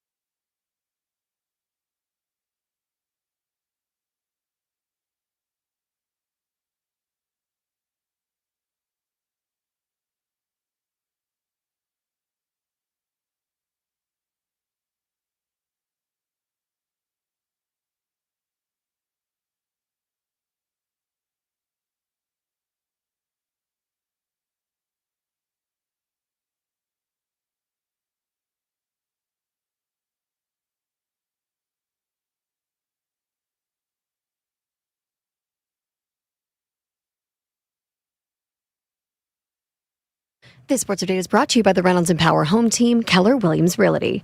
Jacob Chikrin scored his 100th career goal last night. Alex Ovechkin got to .901 with an empty netter as the Capitals beat the Hurricanes 4-1 to snap their losing streak. And over in the NFL, with Jackson Dart in concussion protocol, the Giants have to prepare for a change at quarterback. If Dart cannot go on Sunday against the Packers, it's going to be Jameis Winston under center, not Russell Wilson. Winston has technically been inactive for the entire 2025 season as the Giants' emergency third quarterback, but if Jackson Dart can't go, he's getting his start. Want to hear the fastest way to know what your home would sell for? Reach out to the Empower Home Team. Simply text your address to 800-763-3000. No phone call, just text your address to 800-763-3000. That's 800-763-3000. From the Crop Medcap 5-Star Sports Desk, Savannah McCann on the Fan.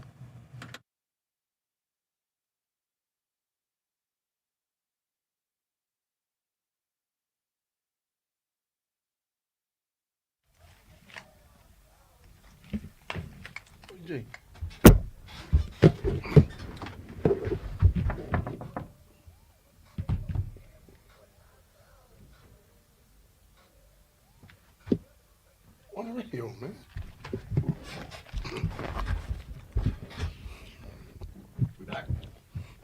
Get it tight. Get it right. Get it tight. B. Mitch and Finley, 106.7 The Fan. They didn't have Mountain Dew. That's for me, dog. Coca-Cola Light. Dude, seeing Coca-Cola, the last commercial break was a scene. Did you look out that way? I saw you taping something. Yo, they got the Miami Dolphin is here. Okay. And they got a dude with a Debo Samuel jersey, and the Miami Dolphin just chasing him around the office here. Radio Marcus got it. A lot happened. Miami Dolphin may not come back here. He might get skinned and fried. So then, I mean, truly sometimes you wonder if there's divine intervention on this planet. Mm-hmm. Because I just complained about the lack of Diet Coke, and then voila. You didn't get Diet Coke, you got Coca-Cola Light. Should we live taste test, see if this tastes like Diet Coke at home? It's going to taste a little different. Yeah, it's different. But it's closer than Coke Zero. Yeah. What am I missing my aspartame? Is there fentanyl in Diet Coke at home? Whatever it is, I need that. But I'm going to make do with this. No, it ain't that. So I tried to get the Diet Coke, and the machines were very confusing. And a nice woman named Adriana came up and could tell I was just completely helpless and can't speak Spanish or really. You can speak a little bit. I felt more confident in my Spanish on coming over here than I have in my first day here. Mm-hmm. I thought I was a 4 out of 10 Spanish speaker. Uh-huh. I think I'm like a 1.8 well, out of 10. When they speak slow, you're great. Yeah. When they start to really flow with it, and they try to do the Busta Rhyme over here. Yeah. It kills you then. Yeah. But shout out to Adriana. She saw how ineffective I was at purchasing this Diet Coke and just bought it for me. All right. And so thank you, Adriana. You'll never know that I'm thanking you on air. You never told Adriana that my partner wanted Mountain Dew. So they didn't have Mountain Dew. You could have got something else, but you wanted to worry about a damn Miami Dolphin. A fake damn dolphin. Listen, they didn't have anything close to Mountain Dew. They got something with caffeine in it, right? Coke. Or there's like some juices that may have caffeine in it. You can have that one. I'm going to take that. Take that. Yeah. All right, we're here for a football game. Adriana asked me what I was here for. I said football. Then I had to clarify American football. Yeah. I have already heard why do you call it football? You play with your hands. I've heard that joke like we kick it with our feet too. Already. And tell her they touch it with their hands too. They catch it and they toss it. And the goalie they throw it in. He blocks with his hands. I don't want to hear that thing anymore. Please stop it. All right, they made that clear. We are here for a football game, and Washington's desperate, man. They've lost 5 in a row. They've lost 4 in a row with historic margins. Yeah. You don't have Jaden. You don't have Terry. We can keep going down the list, but those are the headliners. Marcus has played pretty well. Marcus had a comment that I thought was really touching when Marcus got asked about playing in Spain and being at Real Madrid. And he's like, I'm from a small town, a small village in Hawaii. To think that this game has brought me to these places. And I mean, I know you felt that way. the story I love you told is when you got drafted, you're like, I'm not going back to Plaquemine. Mm-hmm. Unless I want to. Right. Yeah. Wasn't going back because I had to. Right. And I think it's important to have that perspective. And when you're between the lines and when you're practicing, you're not thinking about any of that. Bobby Wagner nailed that last week when he said, I'm sure Madrid's a beautiful city, but I don't really care. I'm there to win a football game. Yeah. Like he said, his brother, Mariota, his brother is a big soccer fan, and he's a huge Real Madrid fan.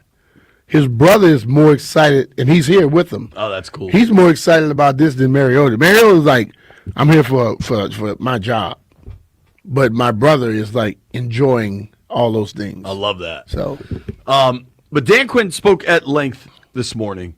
One thing I wanted to share just off the top, because we hadn't gotten a McLaurin update in a long time.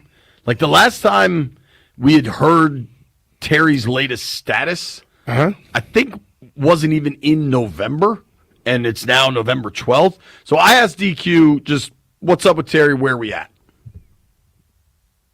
He's here, and he'll do some of the movement, and begin like the on-field portions of the rehab. So the first couple weeks he was not able to do that, and so now he's able to begin some of the on-field portions of the rehab, and so that'll take the build-up time to do that, but we're glad he's here taking the next step on the on-field side. So sometimes these injuries take longer than you want, and they're not predictable to say it's going to be this set time, and so we're just going to continue to say, okay, next step, next step, next step, and so the on-field portion is a good sign that, okay, we can now take the next steps. Yeah.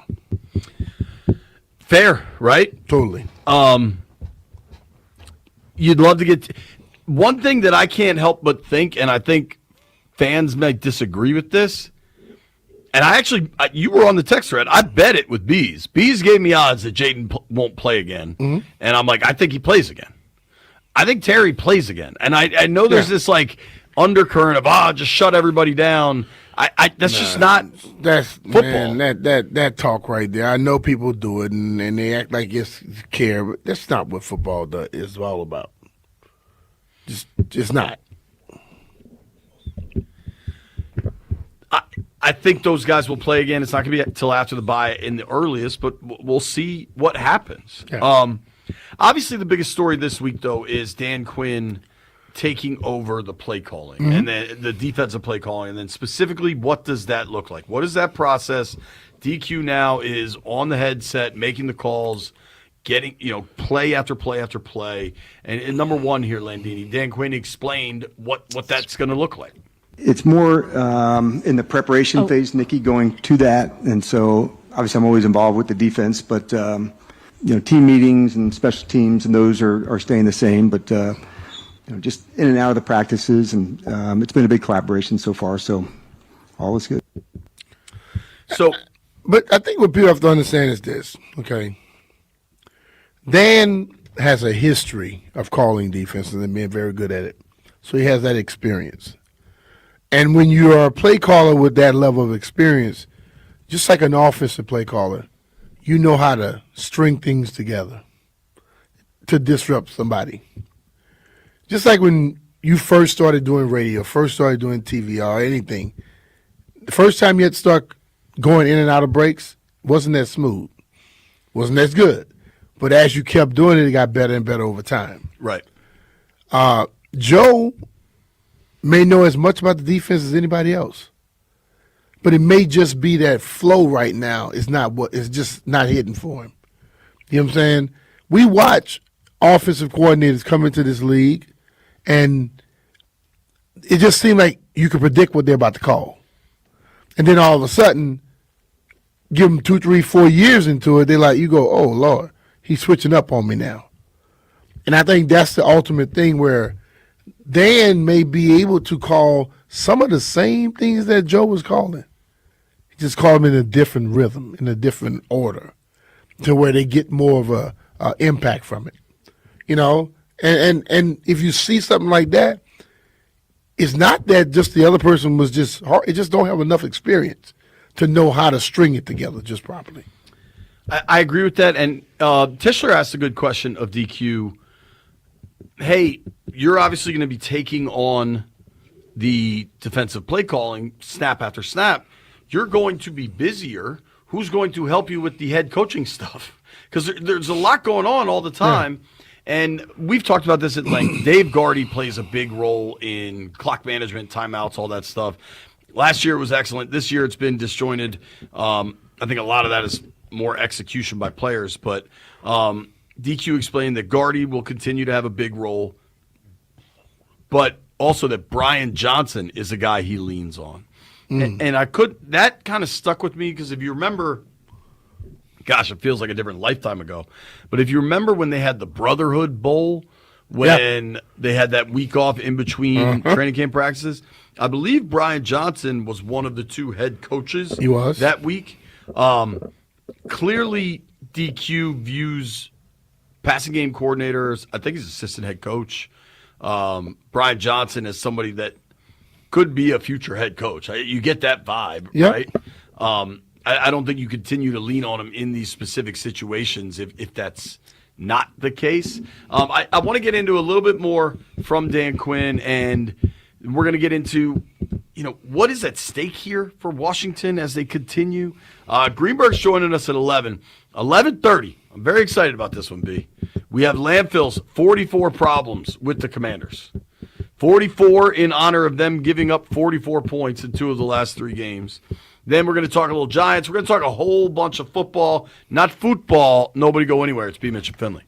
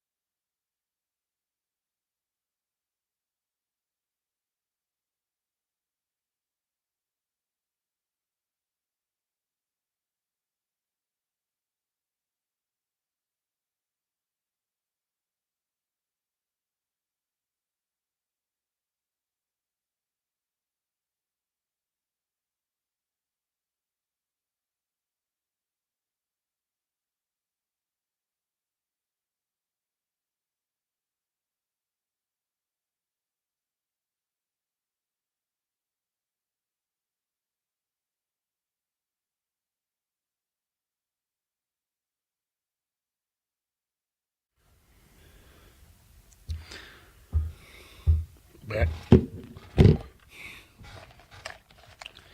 Mitch and Finley, 106.7 The Fan. We are live in Madrid, Spain at Radio Marca. Shout out to Radio Marca for letting us hang out in their really cool, interesting, vibrant, I would say, offices. Yeah. The door to the studio is like a submarine door. Gave me some trouble getting in. Also, Landfill, this won't surprise you, but I had a lot of trouble buying a Diet Coke from the vending machine. Brian, how much trouble did you have getting a Red Bull? I went there, I looked at it, and I realized so the machine to the right, which you probably was touching, was all coffee. Yep. And the one on the left, that one little strip controls both the. It both is of the, weird, though, that the soda thing in the middle doesn't have its own payment device. Yeah, but it's controlled by the one on the left. And we've got a lot of fascinating reporting, boots on the ground here in Spain. You say the Red Bull tastes... It's not like the ones at home. It tastes a little different. Interesting. Yeah. Interesting. We will continue to update you on if things are tasting different here in Spain. I look forward to having like a nice dinner in Spain, maybe tonight, but I might just pass out. I'm going to be honest with you. Yeah. Talking about Dan Quinn and the situation Washington's kind of found themselves in, B. There is good news, though. Yeah. The folks at Northwest Stadium, have you seen the video of the idiot that was like talking S to the Lions long snapper and then tried The to one that jump? jumped on the field? Yes. Something he was lit. Oh, totally. First of all, don't just talk trash to all the athletes like that because they can probably hurt you. Well, did you see the long snapper put out a statement that was like, I didn't say a word to that kid. Anything to the contrary is a lie. First of all, I really don't care if he did say something to the kid. You don't jump your ass out the stands and run on that sideline. This is not a baseball game. Remember the guy jumped out, the guy and his son jumped and went at the first base ump in baseball? Yeah. You get on that sideline with those football players, you might get another thing. You're not going to get what you're expecting. Promise you that. So if he did say something to the kid, let's be real. I say it all the time. If the kid says something to him, he has a right to say something back. Now, if the kid was disrespected, want to jump on the field, you better, whoever his parents are, educate your kid. I believe that's a... That could go foul on you real quick. I think that's a FAFO situation. Bam, 100%. I just like Cookie. Yeah, Cookie at all the games. Yeah. Cookie told me that the young man that made the tackle on the drunk kid is her cousin. That was a clean tackle, dude. Oh, he hit him. The guy in the all black. Oh, he hit him. He hit him. Also, I can't confirm this, Brian, but just from the back.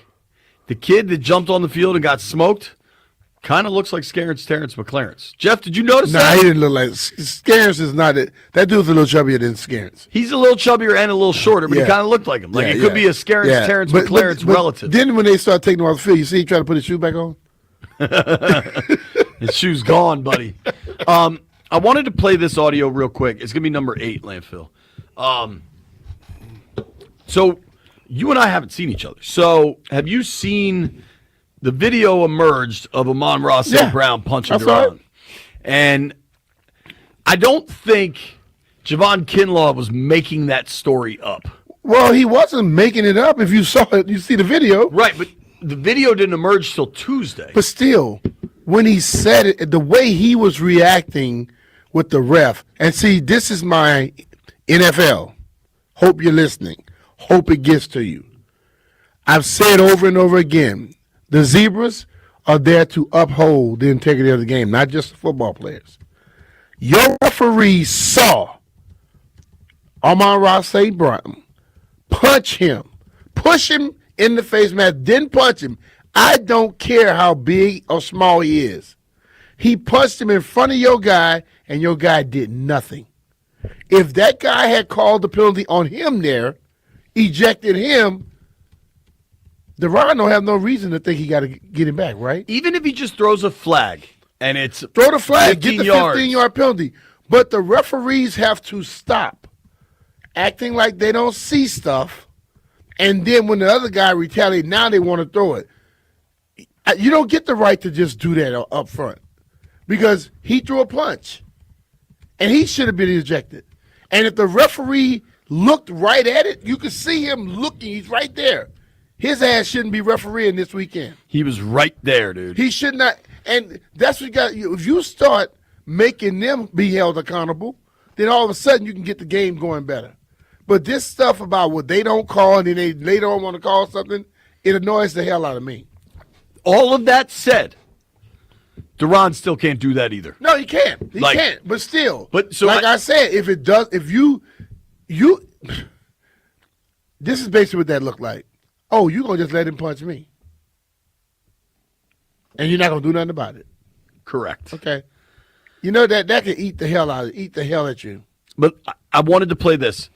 Dan Quinn addressed the team to discuss the frustration. Landfill, this needs a bleep, just so you know. With the entire team first, and it was directly at the half, and to make sure we don't, those things you don't want to wait, Chick. You want to hit it now. You want to get right to it, and having the chance to address it right off the bat, like you clench the fist, you're upset, it's emotional, all that. We feel it too, as coaches when you're not hitting your marks and you get frustration, but it's also what's the techniques that we need to do to move on to the next. And a lot of that will come back to our focus. What are the things we can control?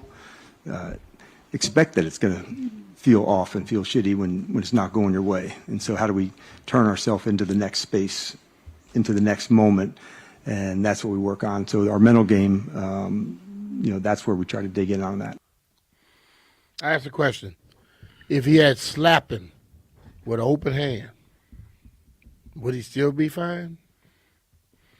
The thing that they don't like to punch. So if I slap him, what would that be? I don't probably maybe you don't get ejected. Okay, but the whole thing about it is that's the most embarrassing thing in the world, right? They get slapped the hell out of somebody. The way he was in the middle of the field and wound the whole way up and slugged them, like you're gonna get ejected for that. Yeah. What stings is the suspension, dude. I still wonder, do the people? I understand what you're saying. He can't do it, but I wonder the people who thought he just lost his mind and just punched somebody just because on GP. I wonder if if people what they say now once they see that he got punched. Or is it people say, well, he's smaller than him, he shouldn't care. I'm smaller than a lot of people. I dropped them. So don't think small don't mean nothing. Jump, and I fought jumping 6'7", 295. Okay? So I'm just saying. There's a lot of people who think If like you ever that. need a question, Brian Sanity. Like Shaq. Rookie year. Think about Shaq. Barkley. Shaq used to always get beat the hell up. But if he ever touched somebody barely, they immediately threw a flag. Called a foul on him. The thing that sucks. The size got to get out of it. You lose Payne last week.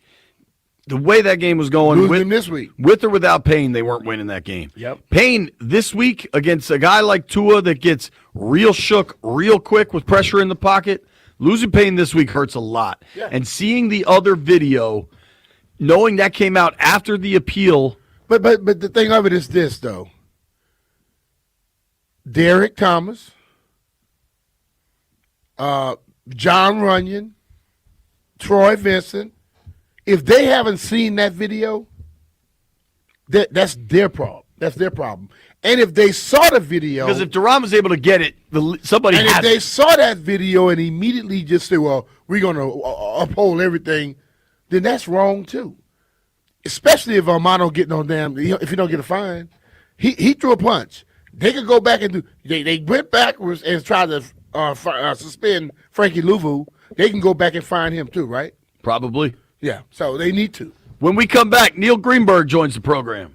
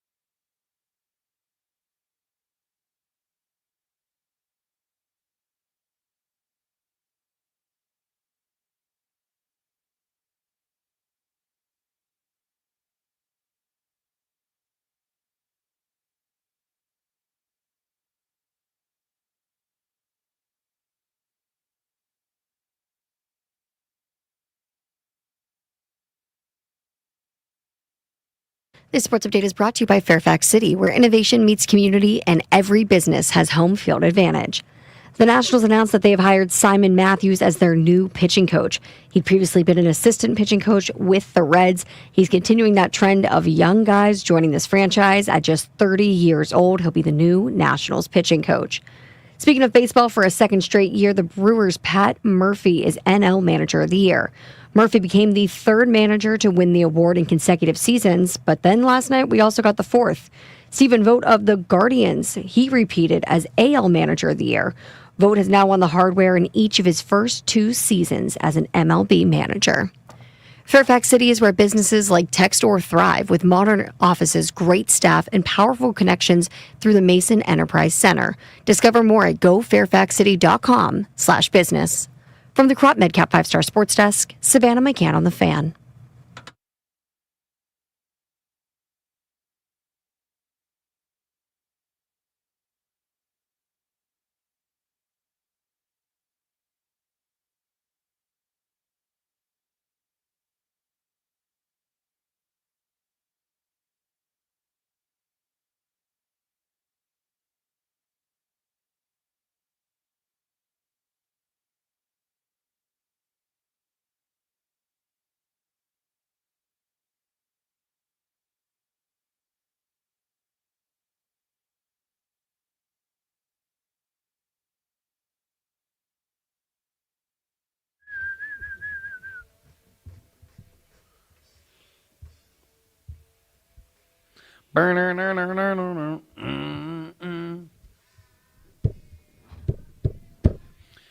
B. Mitch and Finley live from Madrid, Spain, getting ready for Commanders Dolphins at Real Madrid Stadium. Do you know how to pronounce that stadium name now that you've been there? Nope. Okay. I think it's Bernabeu. Bernabeu. Well, I've heard different ways of people saying it. What I know, I'm just going to call it the B Stadium. Real Madrid. You just call it Real Madrid. You're good. The stadium where Real Madrid plays. Joining us now via the Rude Guest Hotline is our friend, Mr. Neil Greenberg from the Washington Post. Greenberg, how you doing, bud? I'm doing super. How are you? Whoa, what's up with that voice, man? You sound like I went to a kid's birthday party this Saturday. Oh, they got you, huh? Did you get sick? They got me. I'm on the tail end of it. Well, thank you for making time for us. Even if you sound yeah, this is smoked a pack. It's like I'm from an undisclosed location. They're like modifying my voice so no one knows who I am. Yeah, that is kind of what it sounds like. Greenberg, in your expertise as an odds maker, what would you have set the odds of me and B being on the radio, on the YouTube, and on the Monumental stream on time this morning when we weren't even in the building at like 3:45, at 9:45? I don't even know if I would have taken any action, but it would have been a pretty big number. It was a scramble drill, but we got it done, man. We made it. Obviously, a big game for Washington this week. I am curious, for a dude like you, that I think you do a good job of understanding what real football is and isn't, and looking at things from an analytical standpoint. We know Jaden and Terry are not playing this week. I think there are people that will argue to shut them down for the season. I don't think there's any chance that happens. I think both will play eventually. Where would you land on that kind of divide? Look, if they're healthy, let them play. You know, especially Jaden. He still only has a year and a little bit in the league. You know, with the way that he plays, you can't be afraid that he's going to get hurt because you would never have him play, right? I mean, he's going to take off and run. That's why you drafted him. So I would definitely let him play. Get him as many reps as you possibly can. You know, I wouldn't let him be in a game that's like 30-0, but I would absolutely let him start if he was healthy. I think, and certainly with Terry, right? Absolutely. You're paying them a lot of money. You know, these guys know the drill. This is what they sign up for. You have to look beyond this lost year. You have to try to capture some of the magic from last year. And the only way to do that is to get chemistry back on offense, get the right people in on defense. You know, you got to let them play. Yeah, when you look at it, Neil, all the injuries. How much of the injuries have affected the chemistry of this team? Because we don't talk about that very much, but the chemistry was working last year, no matter what. And right now, hell, you got guys playing in position and doing stuff they did not expect to play. So now you don't have backups, and your chemistry is completely thrown off. Yeah, this is. I don't know how anybody can evaluate this season, at least objectively, because there's so many parts missing for so long stretches of time, especially this week when we see the cluster injuries on defense, in addition to the cluster injuries, at least at the skill positions for your top guys on offense. It's a little bit unfair. I'm not saying that, moving on from Joe Witt or being lobbing criticism on specific plays, on specific games in general is not something we should do. But you just can't tell me anybody knows what this team is or isn't with so many injuries at so many key positions. They're 3-7. I mean, of course they're 3-7. They don't have their best players. Right. So it's largely just whatever happens this year happens. Next year, try to make another run. Yeah. This year's cooked. I do think they need a little momentum. I think you'd love to win 3 out of 4. They have 7 games left. It's not like they have 2 games left. This is while we here. One thing I noticed in Madrid, they already have a lot of Christmas decorations up, and at home that kind of annoys people because it's like, yo, why are you skipping Thanksgiving? But you know what they don't have in Spain?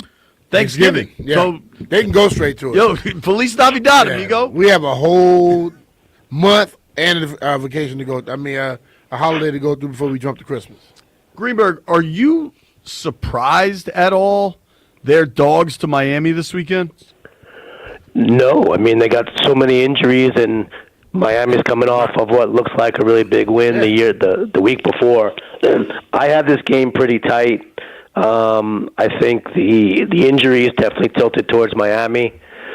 And, you'd hate to call a Week 11 game must win, but Washington needs this game. I mean, they need to go into the bye week with some good feelings because when they come out, it's tough. Denver, Minnesota, Philadelphia twice, Dallas, maybe New York they can beat, but they got to get healthy, and they need something positive to start to rally behind. You lose to Miami, which is largely considered one of the worst teams in the league. You start to have just a whole different narrative issue. If you lose to Miami, you start to get lumped in with the worst teams in the league. And I think New Orleans and Tennessee have established a clear basement. The Jets also. But, whatever that next really bad tier is, you lose this one, you're in it. Don't you think they can look at Miami and take something from what they did? They put 30 points up on Buffalo. And Buffalo is a team we consider a real contender. They put, Jeff, BTA. They thoroughly did that. And they turned it with 2 forced fumbles and recovered it and an interception on Josh. But they have their guys. Yeah. It makes a big difference, man. I think if Washington had their guys, one, it wouldn't be Miami minus 2.5. But I think we would say that Washington could contend with, at least offensively, with any team in the league. And, you get a couple stops on defense, and then they too can beat the Buffalo Bills by 30-13. They just don't have their guys. Yeah. It's a very good reminder that it's a significant loss when you have all these injuries. Talking with our friend Neil Greenberg here on the Rude Guest Hotline. You can follow Greenberg at @ngreenberg on X and Instagram. Of course, read all of Neil's work in the Washington Post. Sports writer, stats geek, not nerd, for the Post. What do you think happened? What impact do you think Dan Quinn calling the defense will actually make? None, because they have too many injuries. Do you think, though, they get the dead cat bounce that you see in sports when somebody gets fired or removed, and sometimes the next game that there is this, pep in the step of the organization. You see it in baseball, you see it in hockey, you see it in football. Right, but they're not having fourth stringers as their top guys, especially at the corner position where, let's face it wasn't their strongest position to begin with. And in a passing league, it becomes very difficult. So no, I don't expect there to be much to rally about with this team. I think it was a move that Dan Quinn had to do. I think it was largely cosmetic, both having Witt move down to the sideline, but then also taking over. They just don't have the right group, and even when they did have the right group of their top guys, they weren't doing very well. So no, I'm not expecting any big bounces, especially not against Miami with all the injuries. All right. Well, sounds like you think there's any chance they can win? I do think that they can win. Mariota is really good. I think that Mariota could pilot this team, and again, it's an oblong object that bounces around really weird. So you get a couple of stops on defense, you get a couple of lucky breaks, and then next thing you know, you might be able to pull out this game. So yes, absolutely, they could win. They're going to need a lot of help, but I really do believe in Mariota as a steward of this offense because obviously I think that he plays a lot like Jaden Daniels. They haven't had to change a lot of things. It's just a lot of guys playing above their head in terms of the depth chart. Talking with Neil Greenberg here. I believe you wrote something this morning about Jonathan Taylor, a Colts running back who's having a monster season, and his chances of actually winning the MVP, which has become a quarterback-dominated trophy. Yeah, I just don't think that you can argue he's the best player on his team because, again, we talked about this before. You take Daniel Jones's name away and just look at what he's done, even with his clunker of a game the other week, and there's no doubt that he's one of the most valuable players in the league, right? If Mahomes does what he's doing, if Burrow was healthy and was doing it, etc., we'd be talking a lot more about Daniel Jones being the MVP. And let's face it, running backs just don't have enough to impact the play the way that a quarterback does. I think it'll take a historic season. And even then, we'd have to see one of the big quarterbacks start to really fall off. But I guess my point would be not talking about necessarily wagering it, but I think you can make a case for Taylor as MVP. I don't think he'll win it, but I think you can make a case for it. I'm not so sure. Again, he's doing really well. Scoring is also up, so you'd expect him to have more touchdowns this year.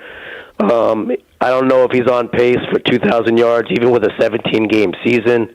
That seems to be the threshold for previous winners, or at least something historic. He's having an awesome season. He's a great running back. He's doing everything that you'd ask him to do.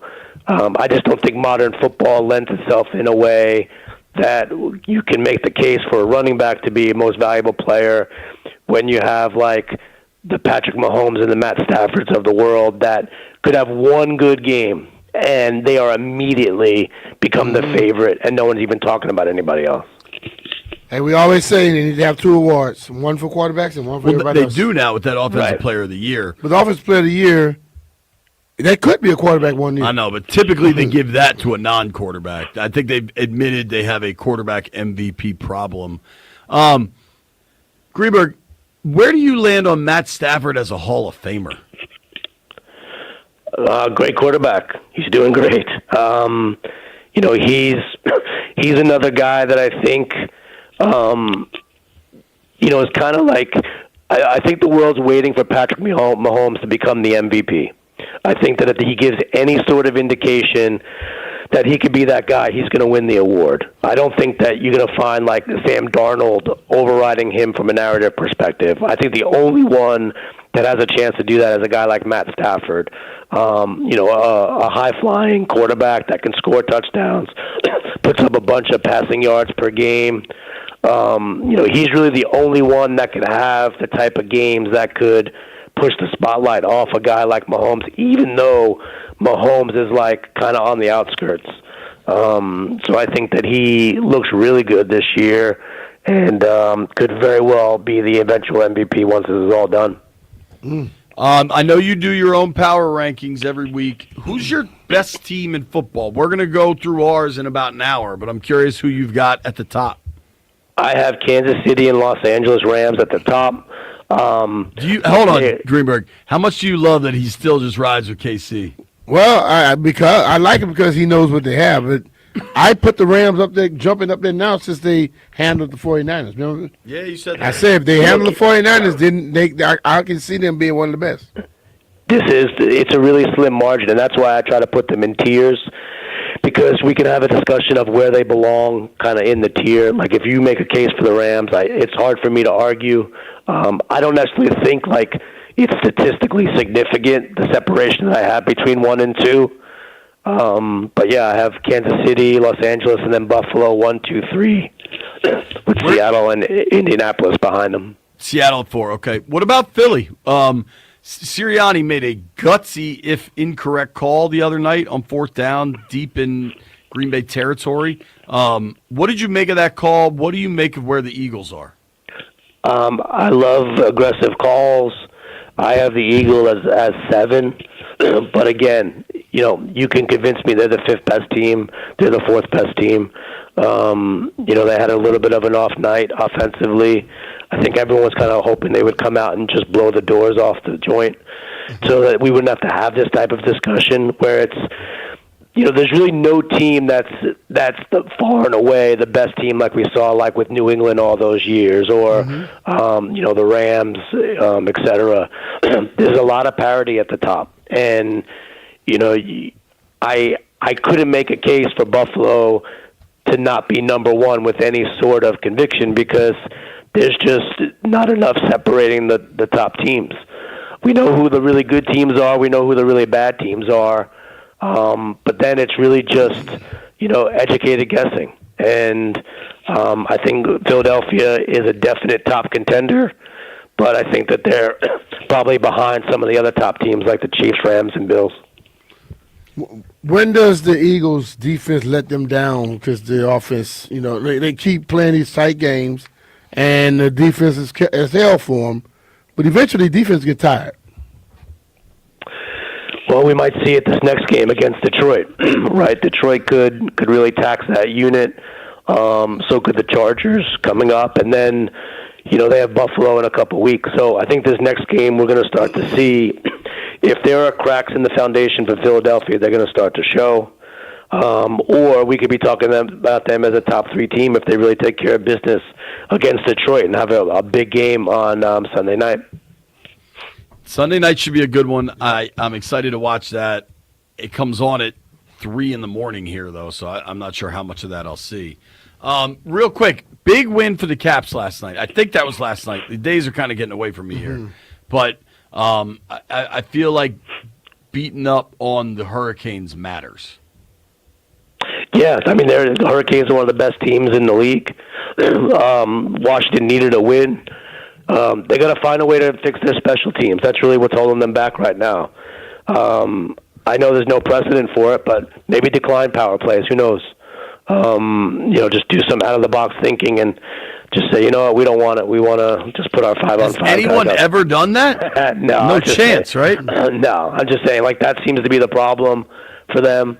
I think that they can solve it, but again, this is an older roster now. Ovechkin has the magic, but it's not everyday magic.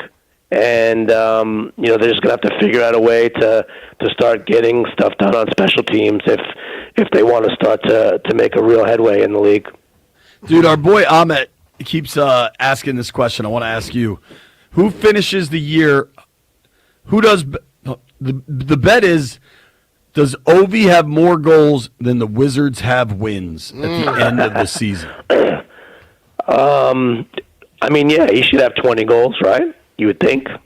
I don't think the Wizards are getting there. No. Not at all. I would take Ovechkin in that way because Ovi wants to score goals. The Wizards don't want to win. Right. Greenberg, text B. Mitch for his hottie toddy recipe. Good luck with that cold or throat loss you're working with, and thank you for making time for us being under the Yeah, weather. sorry about my voice. Te amo mucho. I'll talk to you guys soon. All right, man. Peace. Te amo Later. mucho y tú. When we come back, Landfill's got a list. And you know what the list has? 44 problems with the Commanders.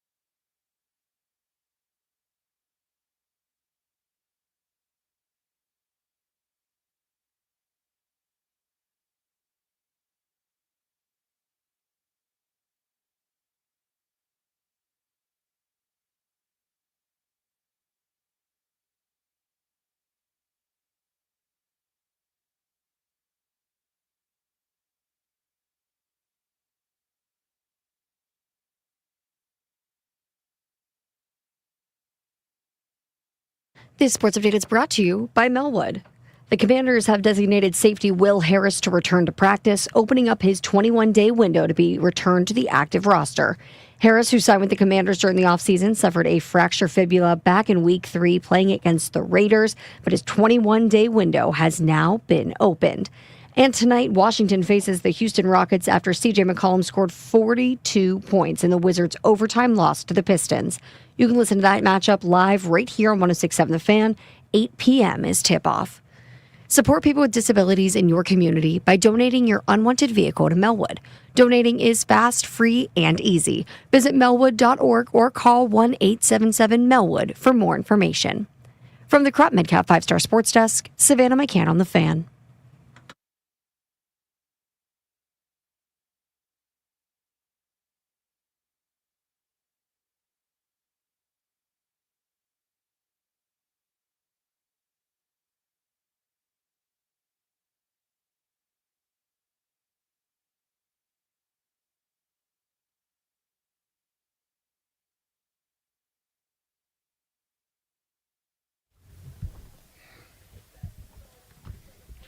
You was having dough.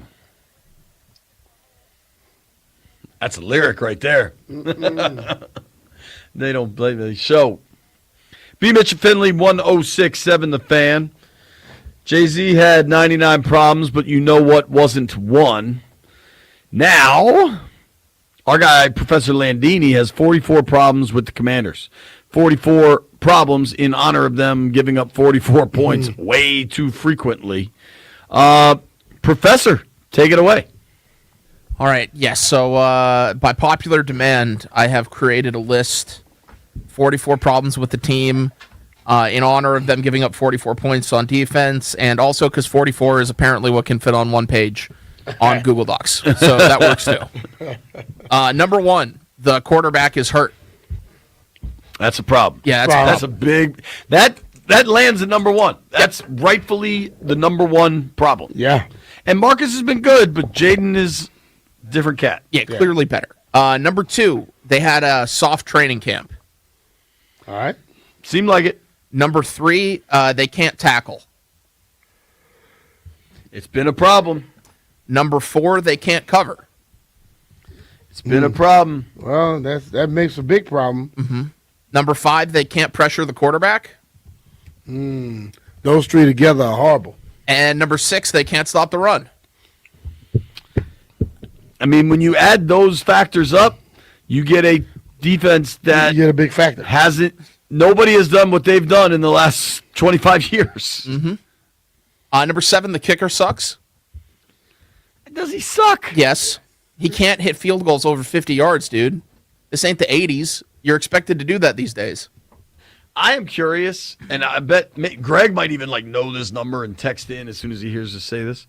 When Mark Mosley won the MVP award, how many over 50 kicks do you think he made?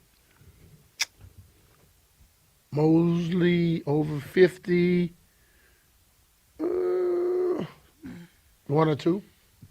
Dude, what's funny is when you tell young people, if Ben Strober might know it because he's a just super sports nut, but I'm younger Jeff, when Jeff first started working with us, I bet Jeff didn't realize Mark Mosley was a kicker and won MVP of the NFL. The only kicker.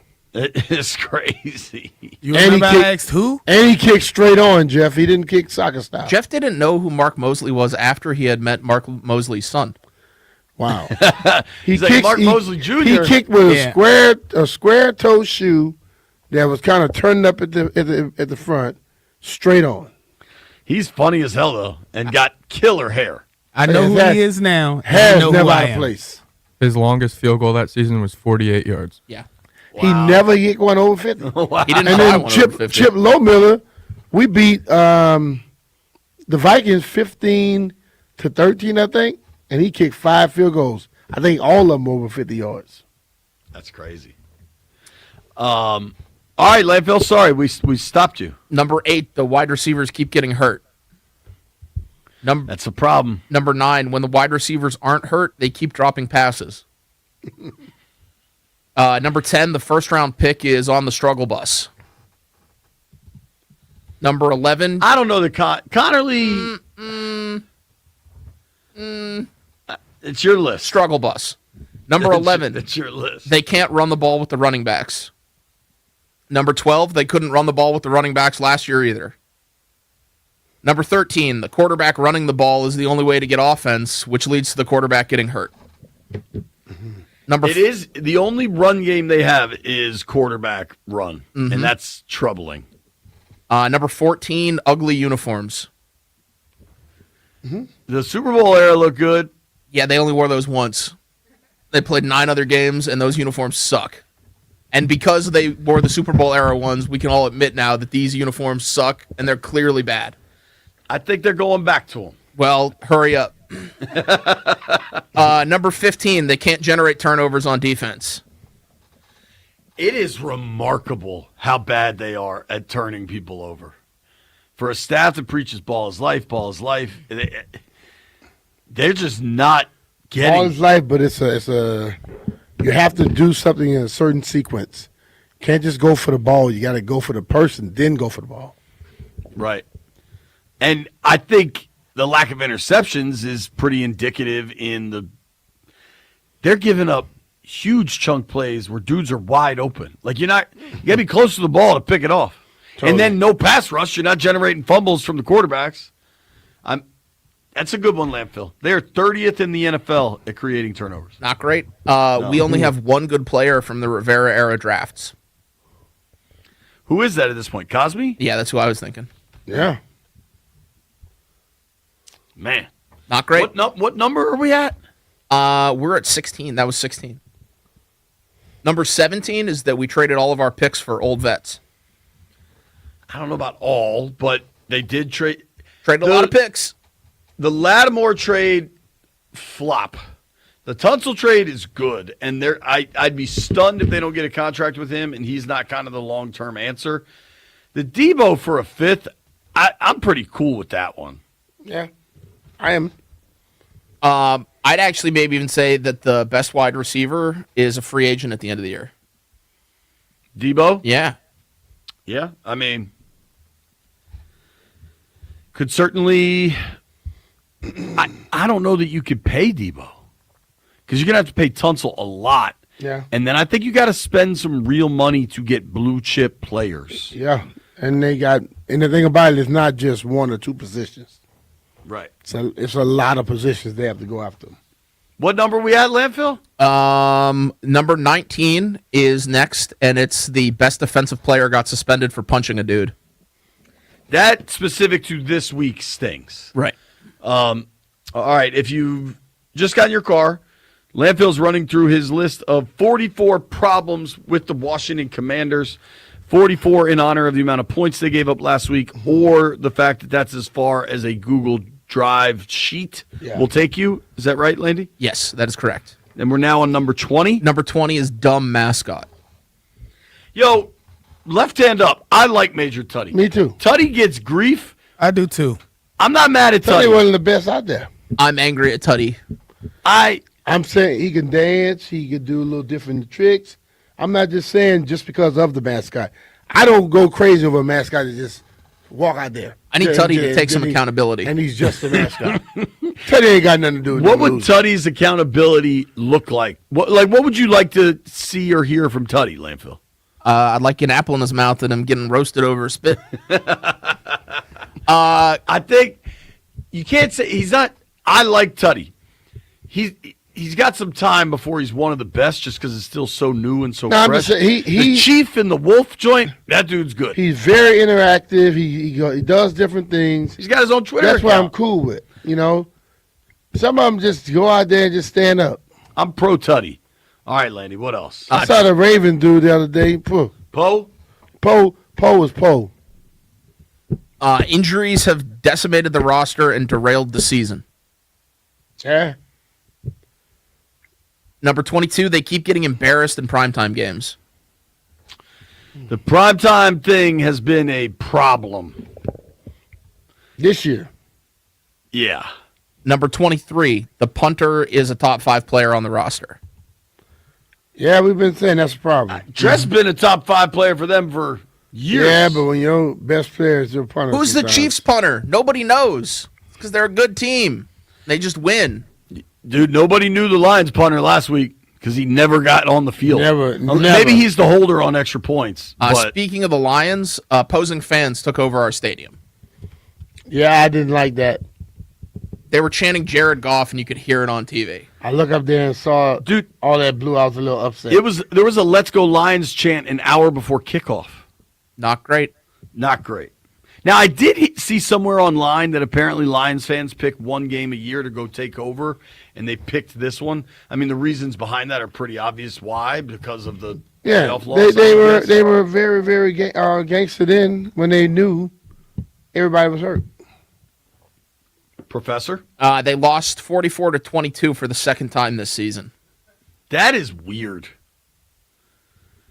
Like, beyond the BTA-ness of it all, just to have that exact score twice is odd. Yeah. It wouldn't be odd if they lost twice this year, 20-17 or 30-14. But 44-22 is a bit of an odd number. 22 is a little bit of a weird one. It is. Lambeau doesn't miss with these lists. They lost by 21 points in 4 straight games, and that's the first team to do that in 20 years. That one stings. Can't even argue about that. That one. Multiple teams lost every game they played in that stretch of time. Multiple teams did that, and they weren't getting blown out as badly as we have. Yeah, it's bad. Things are bad. How many more of these you got? I'm guessing you want me to break. Yeah, probably. How many more do we have? 15? I'm not great at math, but I think we have 18. Landfill's 44 problems with the Commanders list continues. You're listening to B. Mitch and Finley. You're watching B. Mitch and Finley. You're streaming B. Mitch and Finley. Nobody go anywhere. It is B. Mitch and Finley.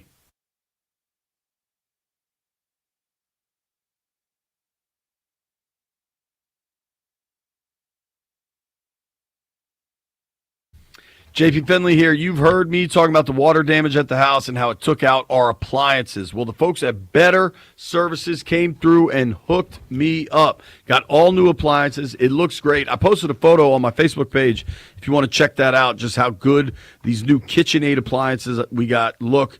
They match the dishwasher that Better hooked us up with. Here's the thing with Better. Keep this in mind, man. They can do whatever you need, and you got to make sure your appliances are ready to rock with Thanksgiving and then Christmas coming. You're going to have a whole bunch of people at the house. You better be sure your oven gets hot, your microwave can do its job, and that fridge stays cold. But appliances aren't all Better Services can do. Say you're thinking about a bathroom renovation. Call Better. Say you maybe want to gut your kitchen. Call Better. Maybe you just got some smaller work, some handyman stuff around the house. Call Better. Better Services is located in Kensington. They've got a great showroom, so you can go check out some appliances. They can get you next day or even same day delivery. Better does it all. That's BETTAR. BetterServices.com. You better get better.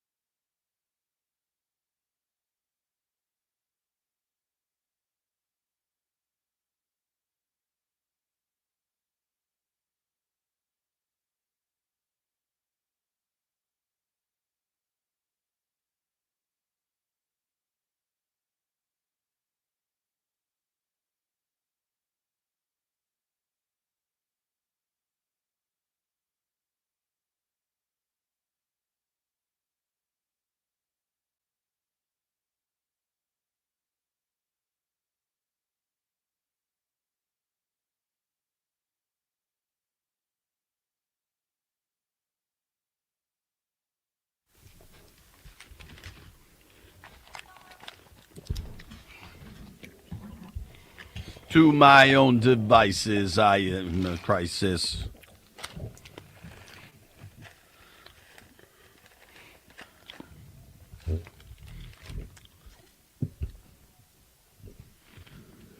Tired of my scheming. This is a banger, gotta be honest. Hi, I'm the problem, it's me. Time, everybody agrees. Speaking of the problem, Washington's got 44 of them, according to Jim Andrew Mullins VI. Professor Landini is what we call him. He's got a PhD in BSology. He's compiled his list. We're through 18 of your problems for the Commanders, Landfill. Is that accurate? No, we made it through 26. Okay. Yeah. We have 18 remaining. I believe that's the math. But the synapses aren't firing fully. I'm not good at math, so that makes two of us. All right. Brian is good at math, Yeah. but what do we got? We got like 60% of your brain working right now, you think? Nah, all of it working. Just that it's all tired. All right, Good, Professor. though. Fire away. All right, 27 is maybe we really were just lucky last year. They did get some breaks, and the breaks have not come this year. 28. Adam Rank is our daddy. No, Adam Rank is Jeff's dad. No, he is not, and we will not give him that type of satisfaction on this radio show. Weren't you supposed to like send him a bobblehead or wear a Bears jersey or something? JP, I don't own no Bears jerseys. Well, I don't either. Didn't you make a bet with him that you clearly haven't paid off? I don't know what you're talking about. Yeah, we can check the audio, Jeff. There's Go find it. There's video. Matter of fact, JP, go find the audio. He probably erased that audio. Jeff, let me be clear. I'm not going to. Professor. 29 is we're going to have to listen to Jeff make emo songs for the rest of the season. Jeff, how far away are you from like getting out a guitar and painting your eyelashes, sadness type of music? I'm one loss away from singing. Like completely Please singing. don't sing, dog. Like Seriously. Luther Vandross. Give us something real quick, Jeff. Give us a taste of some Luther. Jeff can't sing. All right, dog. I'm gonna give you some Teddy. That's what people say I sound like. It feels good loving somebody when somebody loves you back. It's bad, But you gotta dog. pay for the rest. Don't worry. I will not. I will not pay for the rest. and I'm not Beavis gonna just pay paid for that some ham potato chips. They really like ham over here. It's a bleak future we have. Did you show that to the stream? My bad. Yeah, shout out to ham potato chips. Number 30 is they're going to ruin Christmas with an inevitable loss to the Cowboys. Dog, I didn't think about that. Yeah, that's going to happen. You know it's going to happen. If you just accept it now, it'll be easier. Number 31. Dallas appears to be a bad matchup based on the results we saw in Dallas, a month ago. They need about 8 new starters. On which side of the ball? I was thinking defense. They won't be getting them this year, Landfill. No, they won't. No, they won't. It's week 11, and they've lost a lot of guys. You're right about that. Number 32. They've played one good half out of the last 10. Ooh, the last 10? I gotta check. I gotta at least That's 5 check you on games. that one. Ooh, He right? I thought he meant the last 10 games. No. He said last half of the last 10. That first half against the Chiefs was good. Everything else has been bad. Doug, you could argue they've only played 2 good halves out of the last 14. They were the best football they played was the second half against LA. Mm-hmm. Yeah. Chicago, it was ugly. They were kind of in position to win, but it wasn't. Yeah. Damn, Landfill cuts like a knife. It's not great. Sandra still is having a sophomore slump. That's number 33, clearly. It hasn't been good. Yeah. Number 34. Beer at the stadium is expensive, and so fans can't even drink the sadness away. They figure out a way, Landfill. As Always. I am at that stadium. There's plenty of beer Plenty of consumed. drunk people. Yeah. I mean, that one dude was drunk enough to try to run out on the field. People are still getting drunk, Landfill. Traffic is terrible on game days. Traffic is terrible on game days, but I think a bigger culprit, and this is not Northwest Stadium's fault, the Beltway freaking sucks. Yeah. I think the Beltway is, listen, anytime, any stadium, if you have everybody stay till the end, and then you've got however many people that fits now, 70,000, say that equals 30,000 cars, and 30,000 cars want to get out at the same time, it's going to back up. Yeah. But it's amazing how stadiums that hold more people, it's not that bad coming out. Yeah, It's just they also do it poorly. Right where they are, it's just where that stadium is. Just it's hard to get out. Totally. It really does help, though, as far as the traffic getting in for a 1 o'clock game is tough. Because you basically got the Drew Cohens of the world, the crazies that still get there at 8 a.m. Yeah. But the vast majority of people are getting there between noon and 1. For the most part. And that just makes it tough. When you get these later starts, the 4:30, the 8:30, traffic getting in is way easier. All right, Landfill, please. They got number 36. They got to delay a game on an extra point. Here. That is terrible. Terrible. Relatedly, number 37, they just get a bunch of penalties overall. That point? Yeah, it's been bad. Yeah, correct that. Number 38, even when they were playing kind of well at the beginning of the season, they were starting slow in every game. Yep. The slow starts. That's like pulling the scab off right there. Number 39, poor depth everywhere, really, except for maybe quarterback. I think they're solid at quarterback. Backup. Depth has been exposed, wide receiver depth particularly. How about Traylon Burks? I wanted to be a one-man band for Traylon Burks. Like, this is a great opportunity. He's landed in a good spot, and he had to get surgery on his finger. Yeah. Ligament damage. Number 40, too many big plays allowed. With a bullet. That could have been in the top 5. Yeah, dude. I mean, hell yeah, that's correct. Number 41, Tunsil and Tress are the only high-end talents. Tunsil and Tress, as far as dudes playing? Yeah. Yeah, okay. Number 42, the Peters-era draft picks are a mixed bag.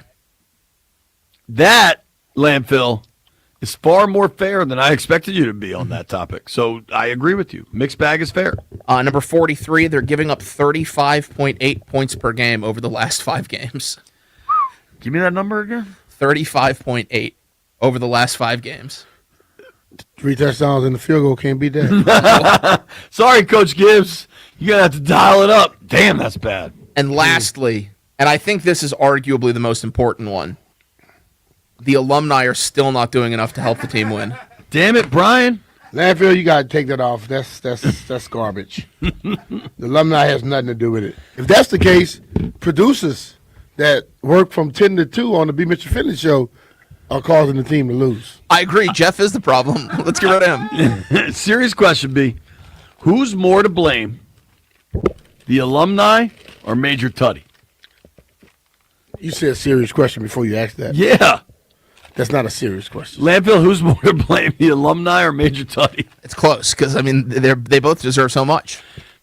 I mean, expectations for the alumni and Major Tuddy are so significant that he's just slamming Hamon chips. Nobody go anywhere. Yo, you're number 1. Super Bowl ring. What finger's on? Washington has 44 problems documented. If you want to pick nits, maybe you get that list down to 40. You know who's got more? The New York Giants. We're talking Giants when we return. Nobody go anywhere.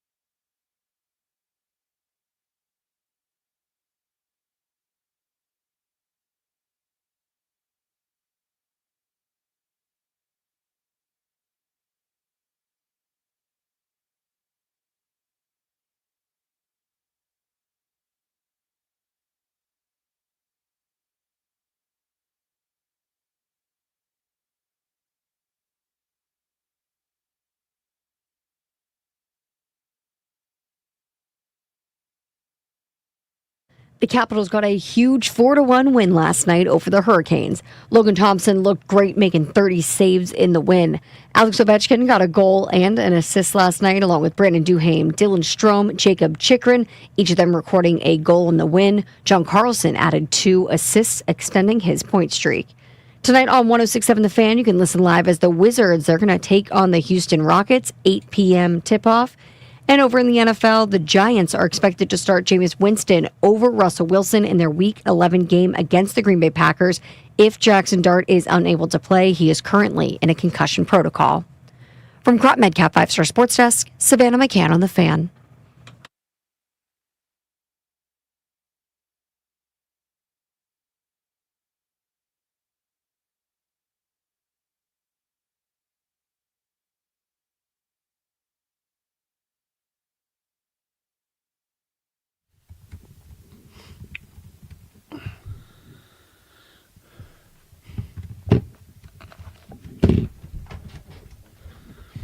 B. Mitch and Finley, 106.7 The Fan, high noon in the District of Columbia, 6 p.m. in Madrid, Spain. Yeah.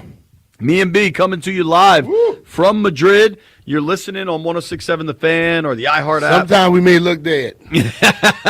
You're watching Just on saying. Monumental Sports Network. You're checking us out on the stream on YouTube. And listen, man, Washington's got problems. We just ran through a big, long list of them. But they got more problems further north on 95. The Meadowlands are not rocking right now. Helping us make sense of everything that's going on with the New York Giants. Dan Duggan covers the Giants for The Athletic. You can give him a follow at dduggan, Duggan 21, joining us via the Rude Guest Hotline. Dan, thanks for making time for us, dude. You must be busy.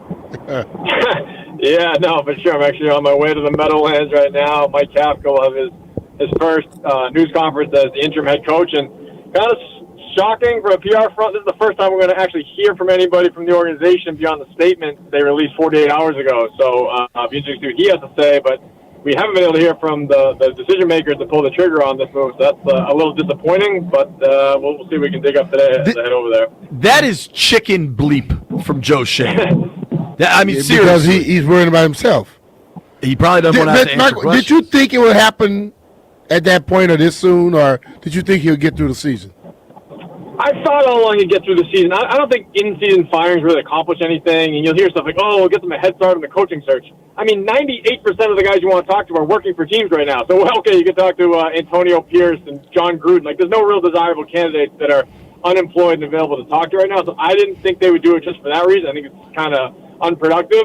But it did reach a point where I think they just needed to do something, because obviously the losses have been mounting, the fourth quarter collapses, and I think the Jackson Dart injury was kind of just like the cherry on top, where it's like it just became untenable. Again, so I don't think this really accomplishes anything, but walking out of, Daboll's press conference after the game on Sunday, I better touch up that pre-write on his firing, because I think we might be publishing this sooner than later, and obviously that came to fruition. You were proven correct. So Daboll's out. Dart is hurt, but it seems like there's a lot of weird stuff with the Dart concussion thing. We all know what happened the last time he was in the blue tent when Daboll went running in there. This time, is Dart, forgive me for not knowing this if it's already been announced, because I'm in Spain and I haven't slept in 2 days, but has Dart been ruled out this week? He hasn't been ruled out, but there was, it's a flurry report this morning that Jameis Winston has been upgraded to the number 2 quarterback, and I don't think that information is getting out if it's because he's going to be the backup on Sunday. I think it's the expectation he'll obviously be QB2 on the depth chart, but obviously QB1 when Dart doesn't play. Concussion, so we don't know anything concrete yet, but I assume he's probably not going to be ready this week. You mentioned that since he played, as a rookie, obviously he made 7 starts, a couple preseason appearances.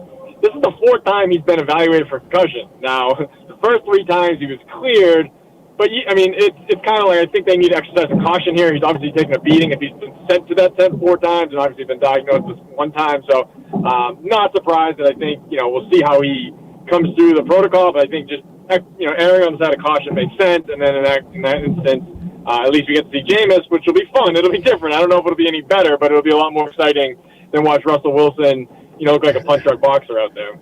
Dan, is week 10 going into week 11 4 times he's been looked at for a concussion. Yeah, once in the preseason, and then twice. I think it was the Chargers, his first start, then that Eagles game, which obviously JP referenced, and then again on Sunday. The last game.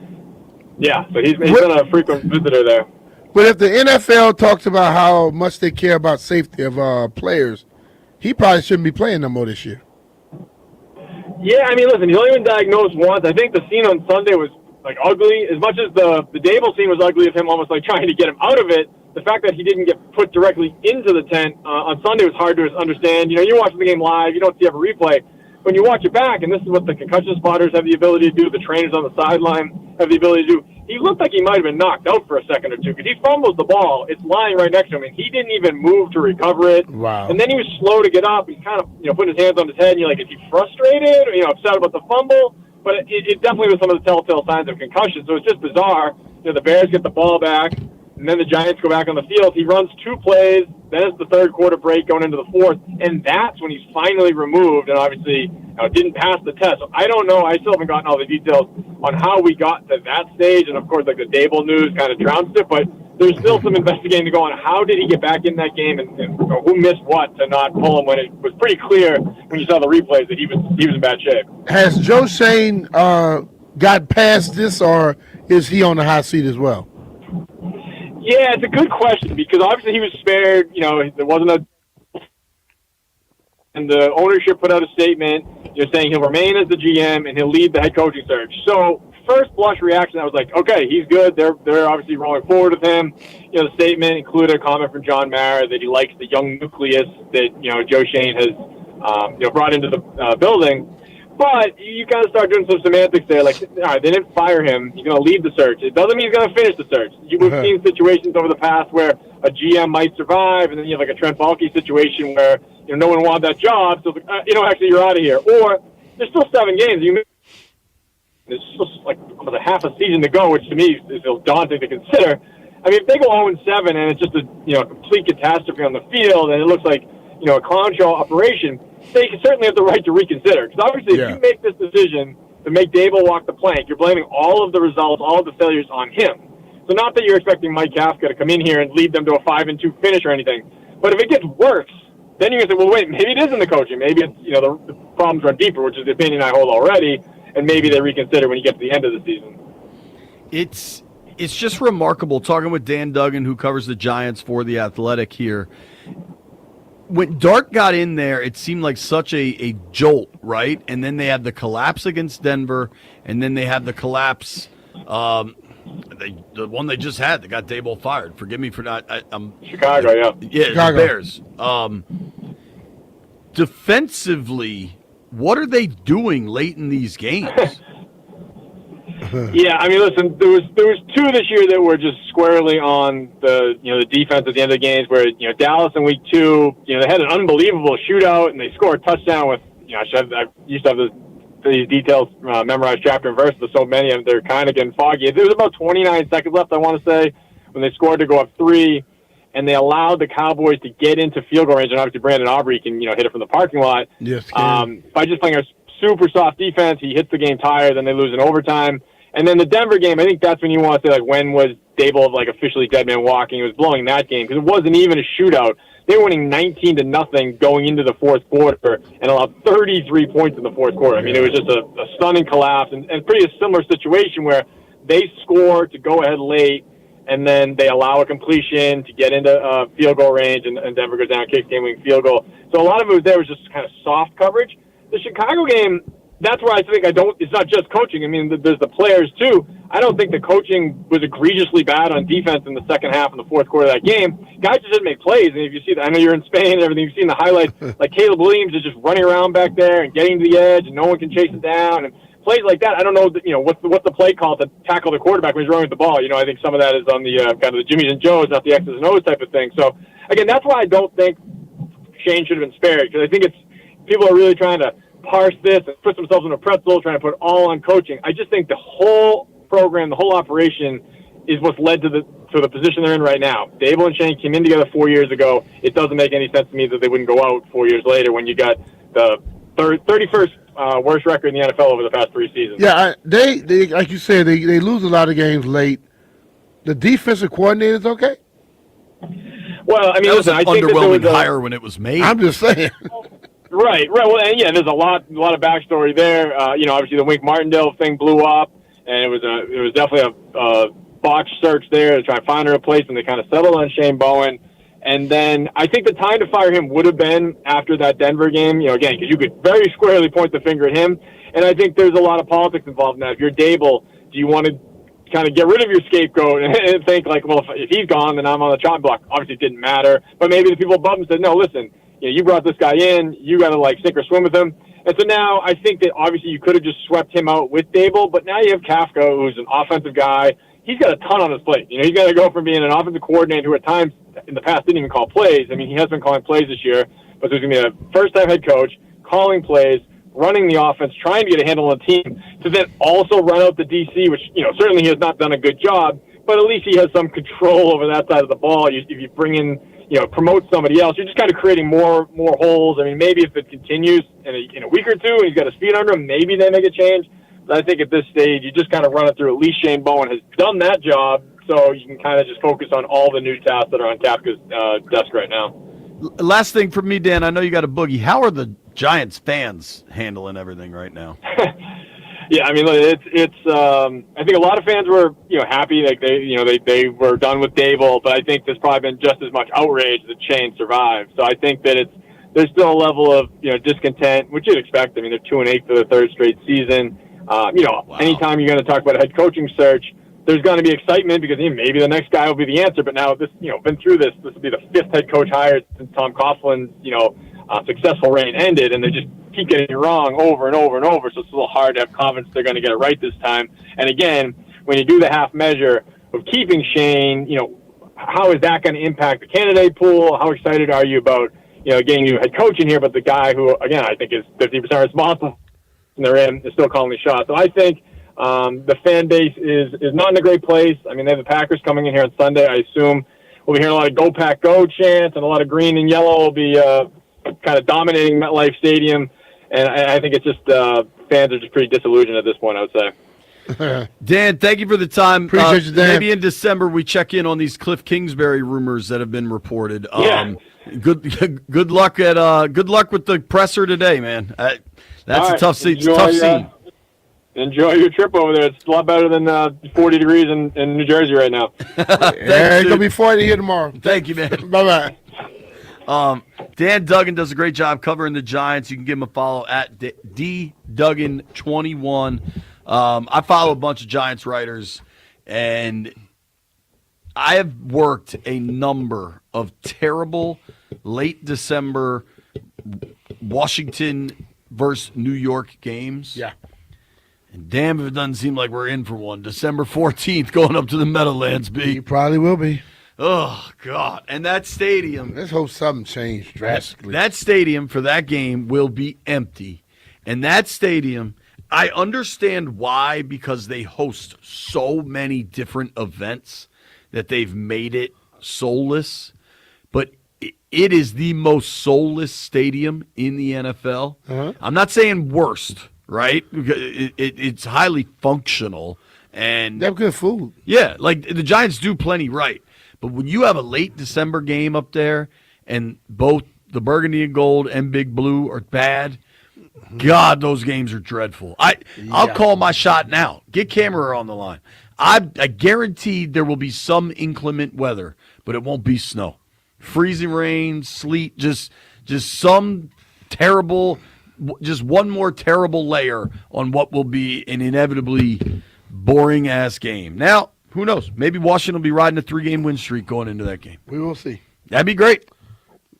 You imagine if they were 6-7 going into that Giant game? I would love it. Makes the game more interesting. White Brian, maybe you could track this down. Do odds exist on the Commanders running the table, on them winning the last 7 to get to 10-7?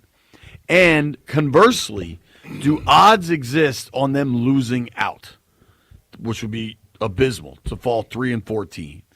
And if those odds exist, which do you think has a better chance of happening? Winning out, losing out? Who you asking me or you asking White Brian? I'm asking for him to try to find those numbers. Is going to take a minute. I'm asking you. The winning out has to be they gonna try to get you to just do your money. That's plus about 8,000. Yeah. Losing out, probably a significant. It's probably favorite in a this. plus, but 3,000. It's probably less than that. Maybe Bees can make those numbers for us.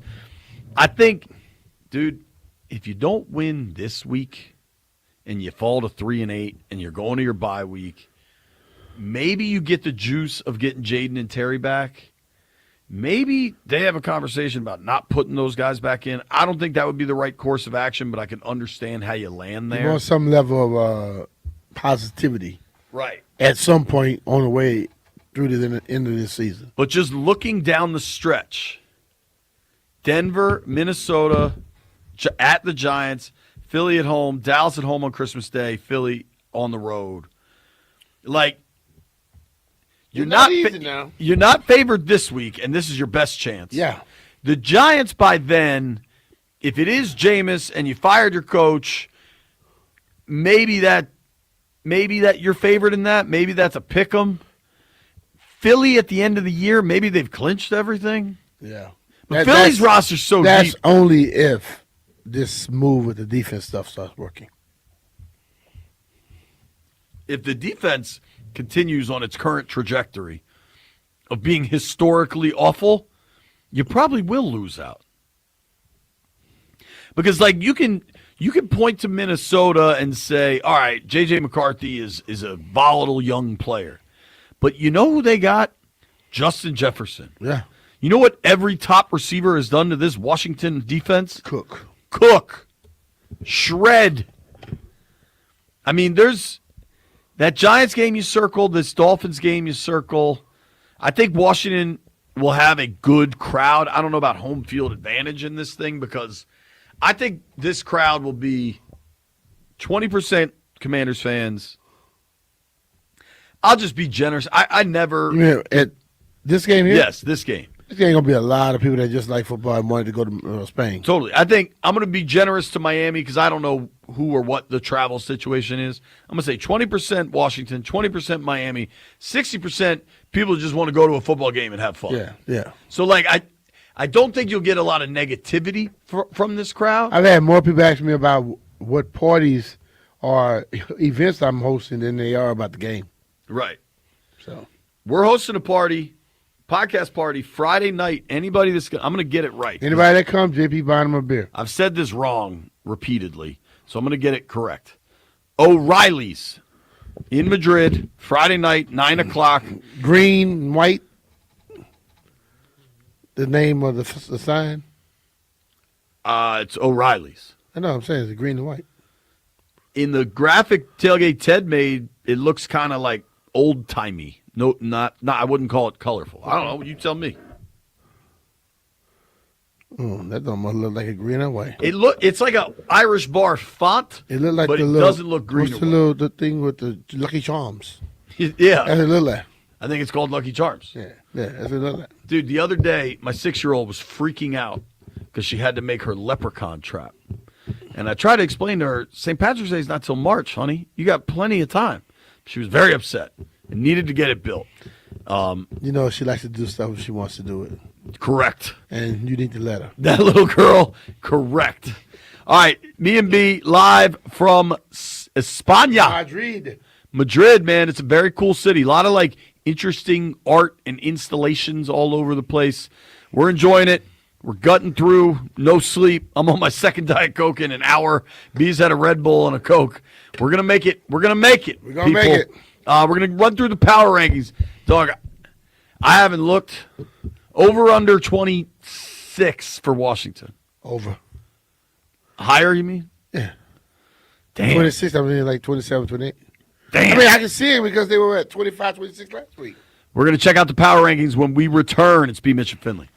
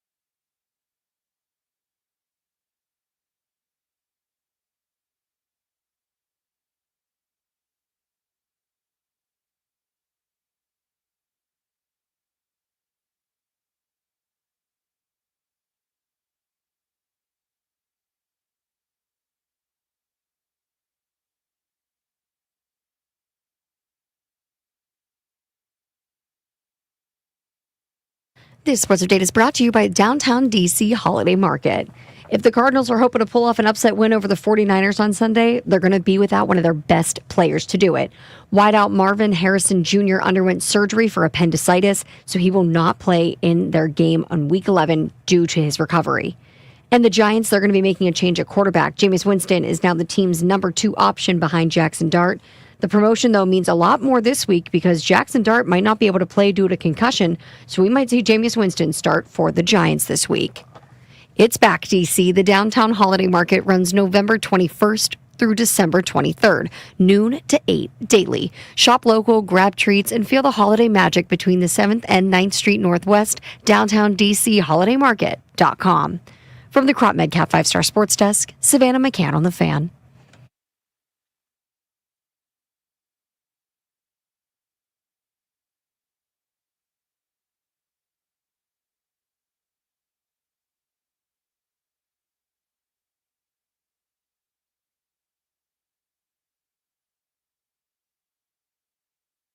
Yeah. All right, every week we go through the NFL Power Rankings presented by Eric Edholm, NFL.com. We try to be consistent in where we look for our power rankings as our conversation topic. Eric is a dude I know. He does a good job. He's not a hot taker. Tries to keep it pretty reasonable. I haven't looked yet. Brian, who's the best team in football? Number 1 team. They're going to go with the Eagles. Who are you going with? Who's the top of the B-Mitch Power Rankings? We'll go Eagles, and then I'm going Rams, and then Chiefs. So what's interesting is the Rams lost to the Eagles.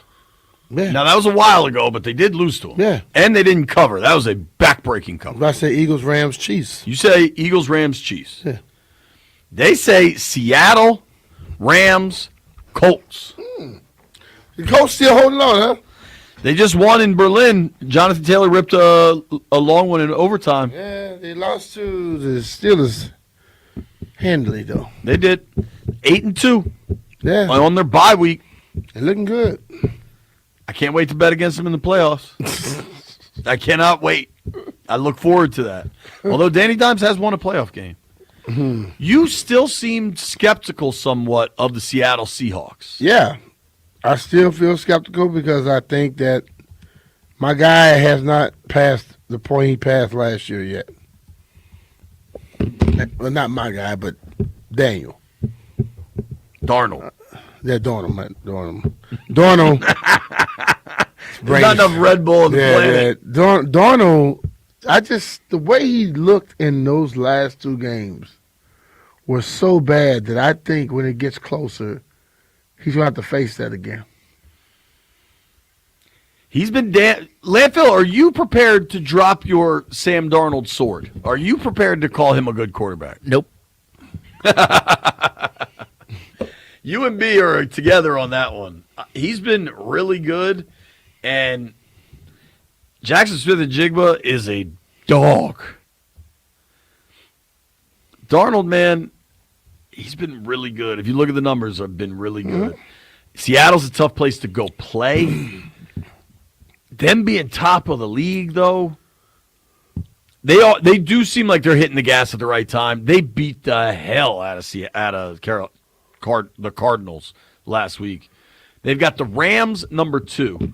I want to read this because what the Rams do have, and you can say this about Philly as well, you can certainly say it about KC, there's not a lot of teams in the NFL that have a Super Bowl winning coach and a Super Bowl winning quarterback. The Rams are one of them. Yeah. Rams, Chiefs, Eagles. Am I forgetting anybody? I think those are the only 3. Rams, Chiefs, Eagles, yep. Right? Because, I said the Eagles. Yeah. Reading now from NFL.com. Matthew Stafford is building a legitimate case for MVP, and the Rams have helped boost his campaign with a new wrinkle, more tight ends. Their 13 personnel package, something Sean McVay barely used for most of his career, is all the rage now in L.A. The Rams have been rolling teams with this personnel grouping, stressing defenses to match their size and flexibility. It sounds like Devontae Adams' late injury against the 49ers isn't too concerning, so that was another win within a win. Yes, the 49ers are beat to heck, but they'd already beaten the Rams in early October, so this was one McVay wanted badly. His team played about as clean as a game as he could have hoped for. 0 penalties, 0 turnovers, and 0 missed kicks. That's a clean sheet, B. Yes, it is. Stafford looks great. Having, and I know Puka's missed some time, but having Puka and Adams and Kyron Williams and Blake Corum, kind of local boy, like, and then they finally realized they got too old and finally started really nailing the draft. They will knock your block off on the D-line. That kid Verse will knock your block off. They hit a bunch of draft picks. The Rams are legit, dude. I'll read about the Colts. It was another stiff test for the Colts, who have fallen slightly back to earth following the Steelers' loss and the nail-biter win in Berlin. They racked up yards in both, but also left points on the board thanks to mental mistakes, pass protection breakdowns, penalties, and turnovers. Still, they found a way to beat Atlanta with Jonathan Taylor once again forcing people to consider a non-quarterback for MVP. The league's leading rusher has been nothing short of tremendous. The defense is tough to judge fairly now, with trade acquisitions Sauce Gardner still settling in and DeForest Buckner having just hit IR. But the entire operation needs to be cleaner prior to the big showdown against the Chiefs in Week 12. If Indy can beat KC, that's a got to take these dudes seriously kind of Yeah, way. if they do something like that, then I will. But when I got ready to take them serious, the Steelers just manhandled them. Where are you at on the Eagles? They've got them ranked 4th. I said they were first, but I can understand why people put them forward. But you don't have to beat a team by 20, 30. You just got to have 1 point more than they do. And I recall very vividly when Green Bay came out the first 2 weeks, everybody crowned their asses. You want to crown them, then crown their ass. They scored 7 points, what it is, against the Eagles? 7?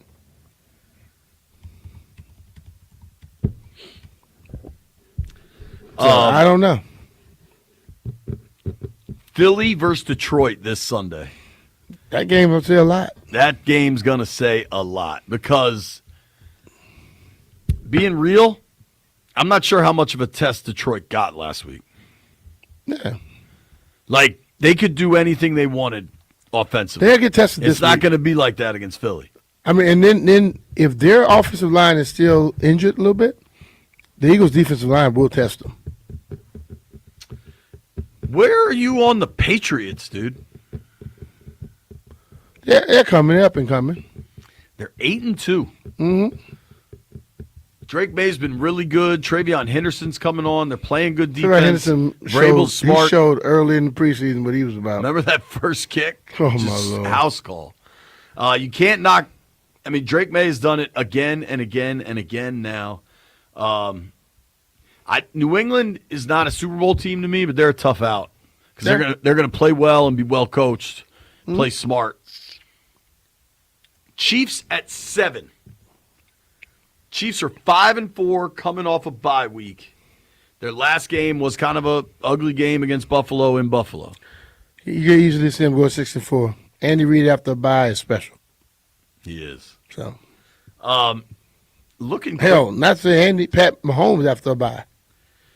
Looking quickly at the AFC playoff picture, do we really not have that right now? What the heck?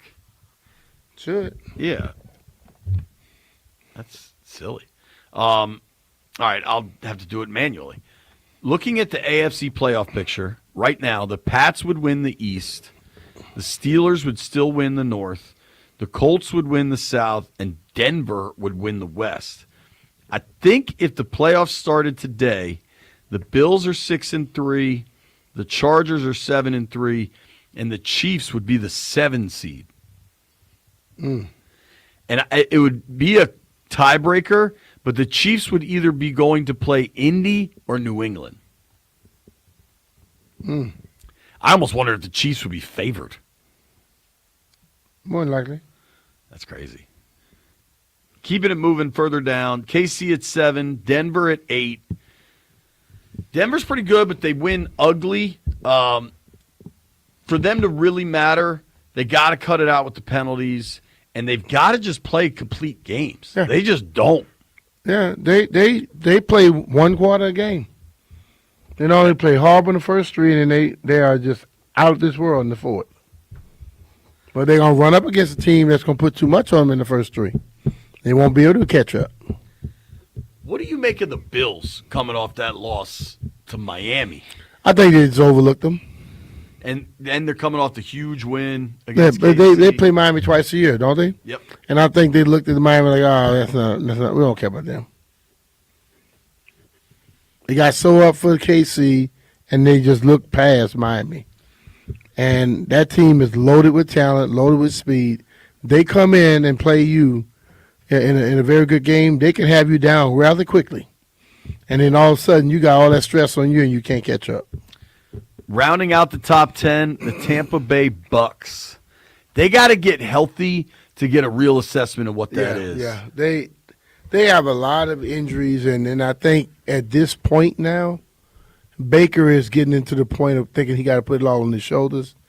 That's when he starts to make Abuka mistakes. helps. Abuka's a ball Abuka's player. a baller. Looking at the NFC playoff picture, now this would come down to tiebreakers, and I'm not in Week 10. It's not worth trying to invest time in that.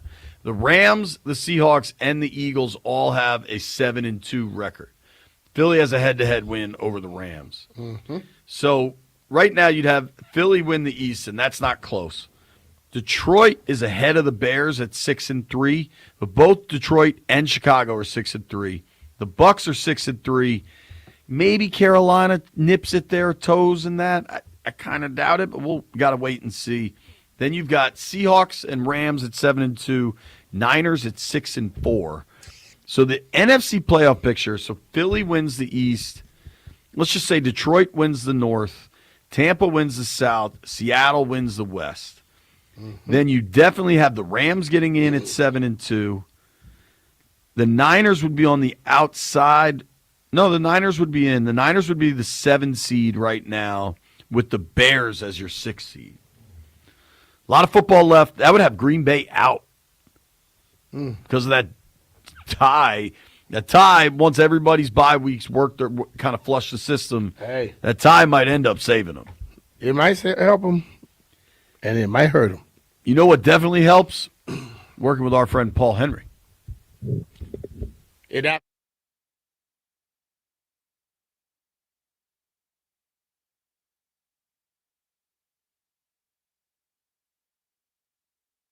You've heard me and B talk for years about what working with Paul Henry has done for our families and our homes. At my house, new windows, new doors. I know it's cold as hell at home.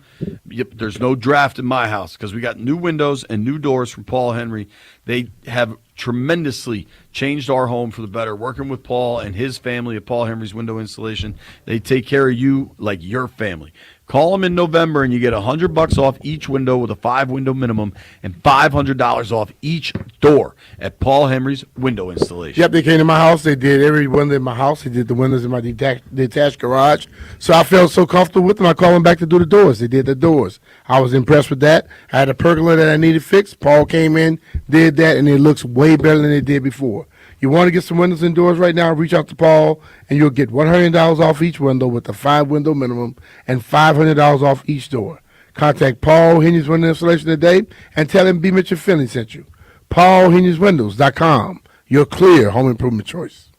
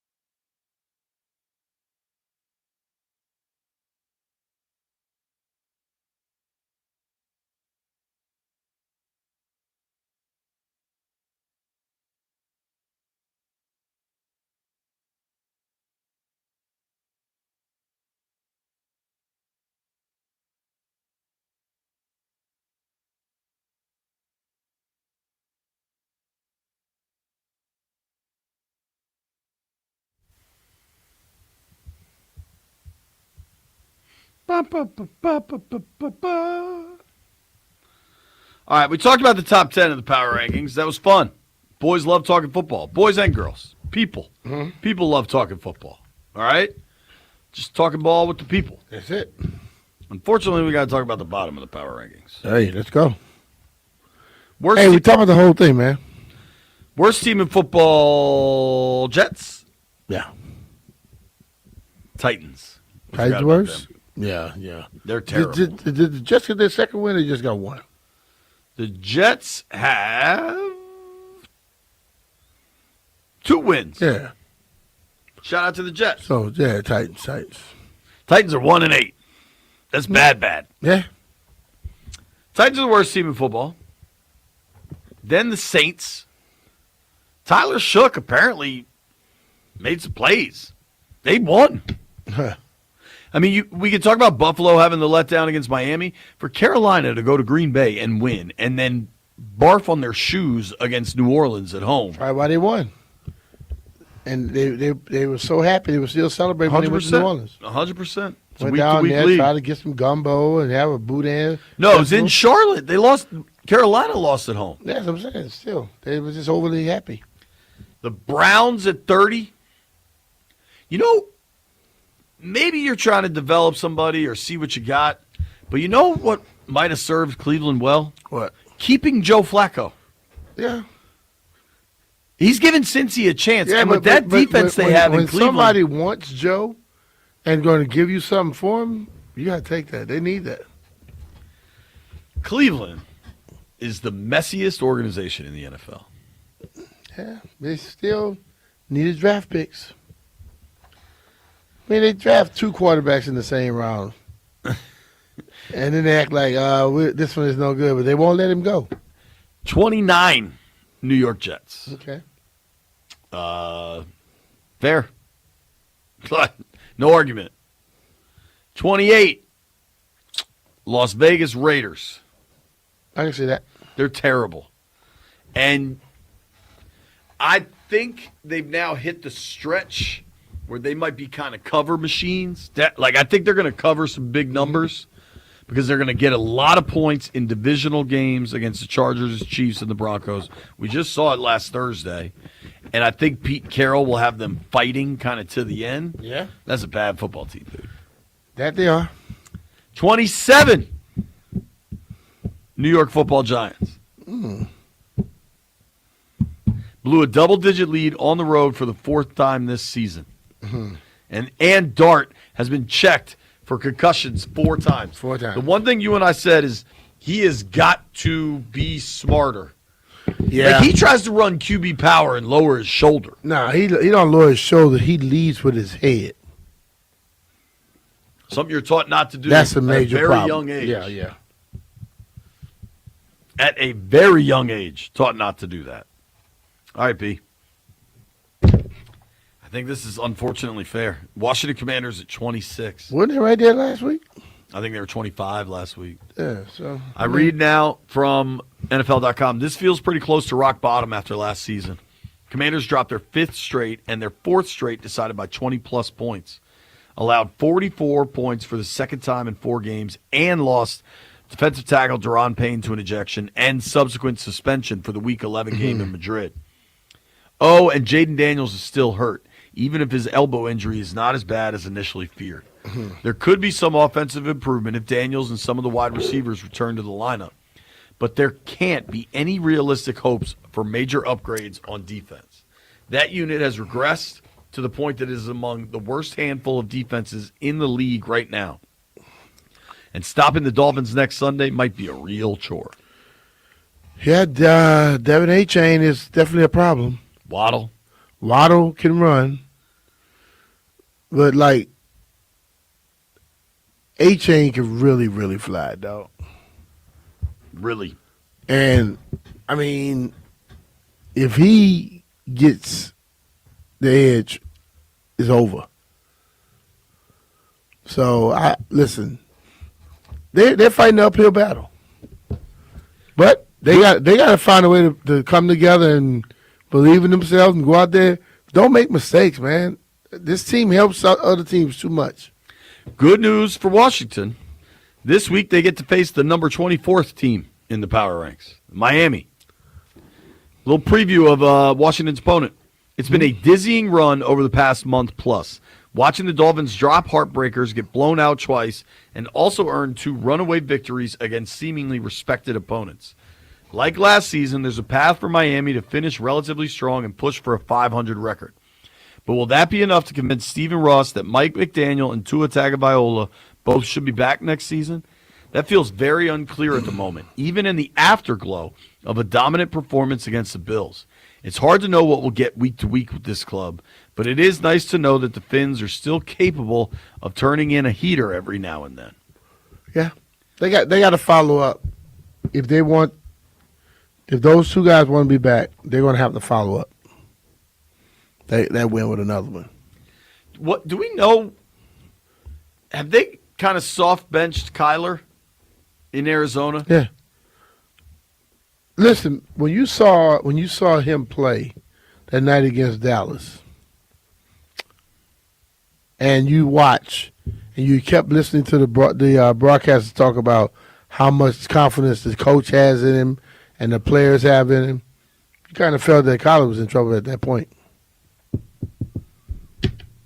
Yeah, you're right. Because you know what that coach needs to do? Win now or gets fired. Yeah. And Kyler's not giving you that chance, and Jake is. Our guy Mitch Tischler is going to join us in the Radio Marca studios here in Madrid. That's assuming he can find this place, because it ain't easy. Now, we gave him very detailed information that we did not have. You just got to go through the gate and go to the back. The lady will tell him where to go. The lady will tell him. It'll be very, very fast-paced Spanish, but she'll tell him. Yeah. She told us something. There you go. Is he really? No, I'm joking. That was good. Nobody go anywhere. It's B. Mitch and Finley. 1 hour left.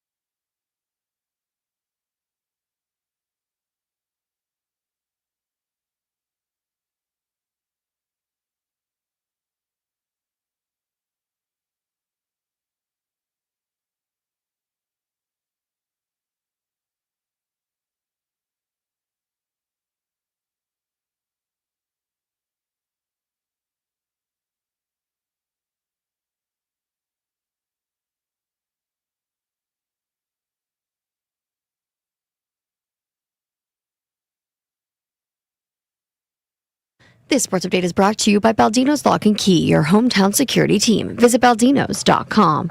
The Commanders have designated safety Will Harris to return to practice, opening up his 21-day window to be returned to the active roster. He's been dealing with a fractured fibula that he suffered back in Week 3, could return to game action anytime within this 21-day window. And a really cool story about this Week 11 matchup between the Commanders and the Dolphins. Dolphins head coach Mike McDaniel said that he is forever indebted to Dan Quinn because the Commanders coach helped steer him towards sobriety. Sunday's game between the Dolphins and the Commanders will mark the first time that McDaniel and Quinn will meet as head coaches nearly 10 years after Dan Quinn pulled a spiraling Mike McDaniel aside and confronted him about his drinking. Baldino's Lock and Key is your hometown security team for auto keys and fobs. They make car key problems look obsolete. With 9 area locations throughout Virginia and Maryland, stop by one near you today. Or for more information, visit baldinos.com. From the Crop Metcalf 5-Star Sports Desk, Savannah McCann on the Fan.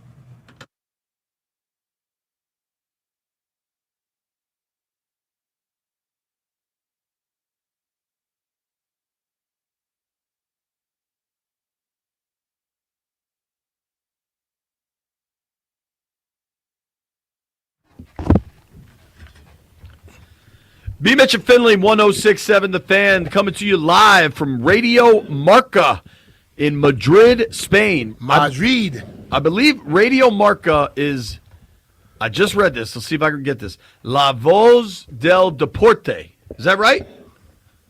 El Voz del, they're the voice of sports in Spain. There you go. Yeah. This place is cool, man. How about my guy in the Red Sox shirt? I wasn't expecting that.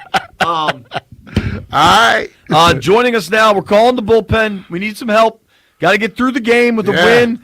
Big man Mitch Tischler joining us. The closer. You can see him on the Monumental stream for the YouTube crowd. We'll shout him out real quick. And, of course, you can hear him. What up, Mitchell? How we doing, boys? We're good. Hopefully. Struggling, Mitch. Struggling. You're not the only one. It's been a long day. Bro. How hard was it for you? So you got to go back to the hotel. Did you nap? Did you shower? What'd you do? Definitely showered. I needed that. That's my. I've taken 3 showers so far today because I need the wake me ups. Yeah. Got back to the hotel, edited the podcast that we did earlier today, then put together some graphics and stuff. Shout out to the graphics. It's been a busy day, but you know what? It's been a good day. Yeah, dude. It's been a good day. Everybody was talking about, oh man, y'all going to Spain? It's gonna be so much fun. Hell with that. Saturday's the one day we don't have to work. Friday night and Saturday. All of a sudden, when we got getting ready to leave, we're going to catch up with the time. Well, I also think, I don't know for you, because you got a lot going on. As of now, as of 7:04 p.m. Madrid time, Wednesday, I don't have to work Saturday. I expect that to change, however, by Saturday. You know what? Tomorrow, probably. Mitch, this is his problem. Even if somebody didn't have that idea, he just gave it to him. see, JP likes to work extra. You guys both have a similar problem in that you can't say no. No, You I work don't. a lot extra too. No, man. y'all don't ever hear me say anything on the air about. I'm expecting somebody to call me. No, All right, not me. We'll call the bosses at Monumental and 1067 and see if they can find an extra No, slot. they can't find that else me. Mitch, how cool was it to be at Real Madrid? Yeah, it was very cool. I keep going back to 2016 when we were in London and they practiced on that rugby field. No, the practice was at this practice was at this third tier rugby field that was surrounded by kegs, empty kegs, which it was like a bar. Right. I remember Josh Norman. If they weren't empty, I would have liked it a lot more, but they were empty. Josh Norman was trying to play through a concussion, basically. He got a concussion the week before, really wanted to play in the London game because he was such an international dude. Mm-hmm. He had, Pogba was there with him. And I remember Josh Norman coming off the bus, looking at that field with his hood pulled tight. And remember, it was all the way over his eyes. And it was like there was a feeling of, where are we, man? What the hell is this? So comparing that field, that week that we were there to being at Real Madrid today was night and day. One of the owners affiliated with Real Madrid? Bro, there's so many owners that. But I think the guy that owned the Google stuff is also a part owner of Real Madrid. Real Madrid I think is owned similarly to how the Packers are owned By the where it's by the like- city? No, it's like club members, like Oh. you. But we were talking about this earlier because I found this shocking. Just seeing the scope of Real Madrid and knowing how big of a brand that is internationally, all of it, their valuation, as of the latest Forbes, was less than $7 billion. Okay. And I think it speaks to the differences in television rights in the United States. Yeah. And so, like, we can scream about, all the different streaming services you need and everything, but these, I'm ready to scream about it. But these teams are getting rich. Yeah. They're getting rich, but you look at Real Madrid compared to the Commanders. The Commanders' valuation might be higher. Are we talking we about ain't the paying success? nobody $100-something million. Right. I think They probably pay more than one guy over $100 million. I think salary caps make a big And if difference. when they went to get Mbappe, they had to pay the team Right. 60, Yeah. 70, Transfer 80 fee. just to talk to him. They have see the thing about what we talk about NFL has a lot of valuation, but it's like buildings and this, that, and the other. The soccer team, straight cash, homie. Right. They got a lot of damn cash. There might not be anybody over 100 million right now, but in 2 years there's going to be someone that's probably over 500 mil. Yeah, but like people like Messi and all them dudes making. Oh yeah, nice. yeah. I'm just saying it's like soccer pay a lot of damn money, dude. Well, and American valuations just tend to be higher. Like American valuations, I was reading this earlier. The NBA team valuations are like 11x revenue. So their revenues don't touch. Real Madrid has more than $1 billion a year in revenue. But these soccer teams their valuations are based on like a 5 or 6x revenue. So it's just. Man, they're really poor. I mean, the biggest thing I point to, Real Madrid, this iconic, gigantic, huge brand, plays in a stadium named after a dude. Like, if that stadium was Santander Bank Bernabeu Stadium, what do you think that would cost? You know what I A mean? lot. Like, not all the teams over here do naming rights and all that. Yeah, in America, we sell everything. maybe you should Everything's see if for sale, dude. You guys should see if you can get B-Mitch in Finley Stadium. I don't think we got the Nah, scratch. we'll keep We are at Radio If we Marca. had that type of money, believe me, we'll find something else better to do with it. I think Radio Marca might. I don't know if it's like the official home of Real Madrid. Maybe my guy knows that. Are Real Madrid radio not on this air? Okay. Well, to Close. our audience, they are. Yeah. To everybody in DC, they might as well be. But you know what's interesting? My guy, correct me if I'm wrong. I believe there's only 2 La Liga teams in Madrid.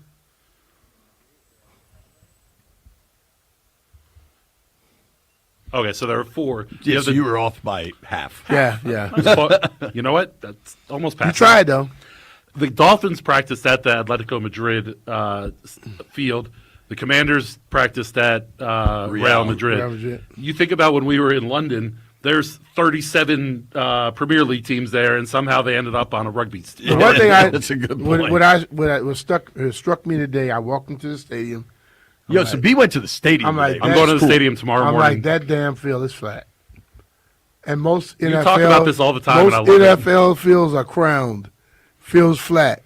You're gonna see a couple of low balls to the sideline tomorrow. Promise. I mean on Sunday. You know what? That might be good for this Commanders defense. They need every bit of help they can get. Because the quarterback is normally throwing the ball down. Right. And if he throws it the same way he normally does, it's gonna go lower. That's a really interesting thing to watch on Sunday.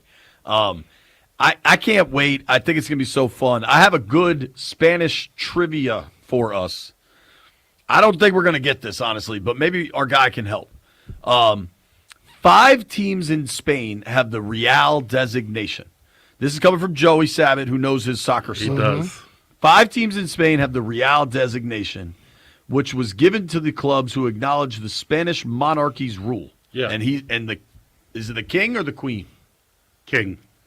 Yeah. Okay. And the king is the honorary team president. What's the king's name? Let's shout him out. What's the king's name? King Felipe. King Felipe. Shout out to you. We drove by his house. We today. drove. Yeah, we did. No, we drove by the president's Oh, it was the house. president. That's right. There was But the we got to go president's see the palace. Yeah, Felipe yeah. the 6th. Was Felipe 4 good, Landfill? I don't know. Well, Lance said 6 because he's Jim Andrew Mullins. That's true. Can we get the 5 Spanish Real teams? I'm I'll go just saying first. no. Real Madrid. All right, I'm on the board. No, that's the only one I know. Isn't there a Villa Real? Sociedad? Of course. Leadville, you got these? Isn't there a Villa Real? Does that count? I don't think so. Real Mallorca. What about Real Barcelona? Oh, Oviedo. Nah, it's not Real. I know. That was fake Real. Set. Okay, is that 5 or 4? Okay, now we know all the Reals. Can you repeat anyone except for Real Madrid right now? No. That was a question for JPB. Can you? No. Obviously, Real Madrid and Barcelona are the top dogs. Atletico Madrid's pretty good. Yeah. I think Sevilla. I think Cowboys, Redskins is Atletico Real. Oh wow. No, what is Barca Real? El Clasico. Who's Real Madrid's biggest rival? Barcelona, dude. Yeah, but Barcelona's won, then Atletico. Like, who do you root for? Who's your team? Oh, you root for the underdogs. I like it. That might be my team. I like picking random. I root for Leeds in England. I might root for who's my Celtic team? also. Celtic is a powerhouse. Damn it! It's the finest football club in all of Europe. The Scottish League has been screwed by the English League for hundreds of years. It's not working, dog. Make me sound like my father out here. It's not working, The Jay. Scottish hate the English. Who would have thunk it? It's not working, Jay. All right, Real Oviedo. I think I nailed that. Yeah. Real Jerome Bettis. Real Oviedo. Real Ovechkin. JP tried to speak Spanish to a nice young gentleman in the street today during the middle of our. He can speak the slow show. Spanish. He can't speak fast. My man replied in fast Spanish. Yeah. I need a sign that says, please speak slowly. Despacio, por favor. Despacio. Más despacio. That's about the best I got for you. What else has Joey got for us? I don't know. His one question. I don't know. We'll do more Spanish trivia. What'd you make of Dan Quinn's pretty honest assessment of the discipline issues in the last game and how he addressed them? I think he probably addressed it correctly. And, you know, we're all looking at this Amon-Ra punch that he threw in hindsight. But regardless of what Amon-Ra did, you can't throw a haymaker the way that Deron Payne did. You can't. And certainly, you said no? I say you can't. Yeah, but- you but can't. The referee has to referee's- call that first because if the referee does his damn job, that other thing doesn't even happen. And Amon-Ra was on his podcast or whatever his show was today. I don't know if you guys have seen it yet. And he said, I tried to push Deron and accidentally got him in the face or something like that. You pushed him, then you punched him, and the referee was right there. Words that I'm not allowed to say on the radio, I would like to say right now, but malarkey is the word that I'll come up with for the moment. Crap. You know, I think Dan has done a relatively good job of owning mistakes, and that's nice and, you know, fuzzy and it feels good, but at the end of the day, you just need the football team to play better. And if DQ taking over the defensive play calling isn't a catalyst, I'm not saying this team's going to go run off 6-7 games in a row. I just want to see a competitive defense. Guys lined up correctly, not discussing where they're supposed to be as the opposing team is snapping the ball, consistent with the way that they, you know, are being asked to run things. Because You sound like me, Mitch. That's been your. I've been saying that for 2.5, 3. No. It's just for about 4.5, 5 years. Dan Quinn loves to preach consistency, and the only consistent part of this defense is that it's been inconsistent, and it's downright embarrassing the number of points and yards that they've given up. I think opposing teams have punted 4 times in the last 4 games, maybe 5 times. Once in the 4 last 2. That's not good. I mean, that's you can't ever win a football game. It doesn't matter how good your offense is if the opposing team isn't punting. If they're not punting, the offense not on the field. Totally. And, you know, I do think they can win with Marcus. Offensively, they've been okay. So I had John Scott Rattan is a really, really good golf instructor. And I had a lesson with him years back. And he's like, all right, what's up with your game? I'm like, man, I'm just inconsistent. Like, I'll hit a good drive and then a bad iron. I'll get on the green in 2 and putt bad. He's like, you're not inconsistent. You're consistently bad. Yeah. And I think that's what Washington has been. It's not inconsistent. There's consistency to this. Yeah. Like, it's been bad. And I think they've taken some ownership of that. And I think that's good. We got a bunch of boys in the control room. Oh, now. look at What's up, this. fellas? Hey, guys. Can the fellas prepare us a Spanish sports trivia contest where you guys ask us some Spanish sports trivia? But it has to be in English because I think Yeah. there's very little Spanish spoken on this English, side of the por class. favor, or más despacio. Más despacio. All right, we'll do that at 1:30. We'll do that at 7:30. We'll do it in the next segment.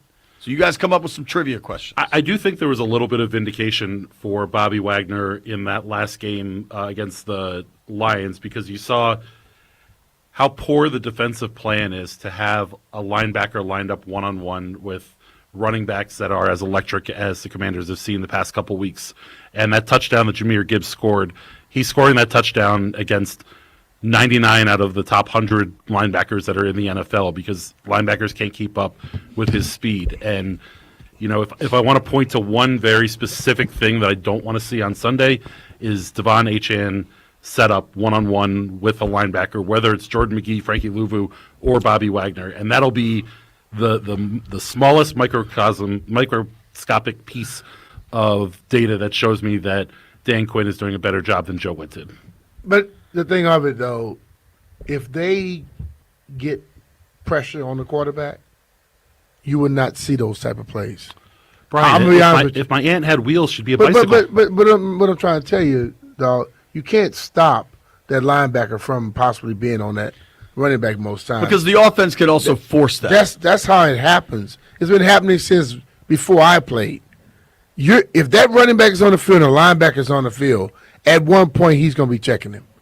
You know, and but if you get pressure, you never ever get that running back going all the way up and out. And what you'd like to see to take that one step further is maybe you do have the linebacker in coverage, but you have safety help. Because Right. a lot of times That's- what you see is like the Gibbs touchdown, the first one might have been the easiest score he made. He came down, I don't know if it was a choice route or just a straight arrow or what, but McGee was positioned to take him to the outside and started to break to the outside. Gibbs broke it inside, and there was nobody there to stop it. Yeah. So like things like that straight could be option designed. route. It was an option route. And to Brian's point, the previous week the Lions played the Vikings, and the Vikings got after Jared Goff, and They couldn't do nothing. Jahmyr Gibbs had to stay in, and he ran the fewest routes that he had all season because he had to stay in and help and block. Mhm. The problem is that this defense is not going to generate pressure, and Yeah. you know, I just you can think point that to the injuries, you can point to everything else. They just don't. They just don't generate pressure. on the DQ quarterback. has way more experience calling plays. Yeah. And may know how to do it in a different way, different order, different routine, and may get a little bit more effectiveness out of it. I also think I think guys might respond to like, all right, like They better. Yeah. I mean, if your head coach is calling them stuff, and we know he got experience, like what Sean Springs stated today, doesn't make a difference if it's DQ or Joe Witt. If they don't execute what they're supposed to be executing, it's not going to work. My issue is that I don't think they're even put in. They haven't been in position to execute. You're in week 9, going into week 10 of the season, and the miscommunications at the line of scrimmage pre-snap are constant, and it's a huge problem that as centers are snapping the ball, so often you see DBs or turned around and talking to each other, and that's where I think Dan Quinn can help this thing out. I hope, because those same players that were communicating when the ball snapped say they had great weeks of practice and they were ready to go. I'm sick and tired. You know, I'm sick and tired. That's what I'm saying. Like, I think it gets to a point where those guys may not just know what the hell they're doing. You know what I'm saying? I talk about this in my technical world and in what in the job that we do in the tech side. When a video signal isn't getting to a certain place, you got to start somewhere figuring out where the issue is, and you start at the top, figure out if this small change from DQ to Joe Witt is a real difference maker. If it's not, then you kind of start working your way down the line to figure out where's the weak link?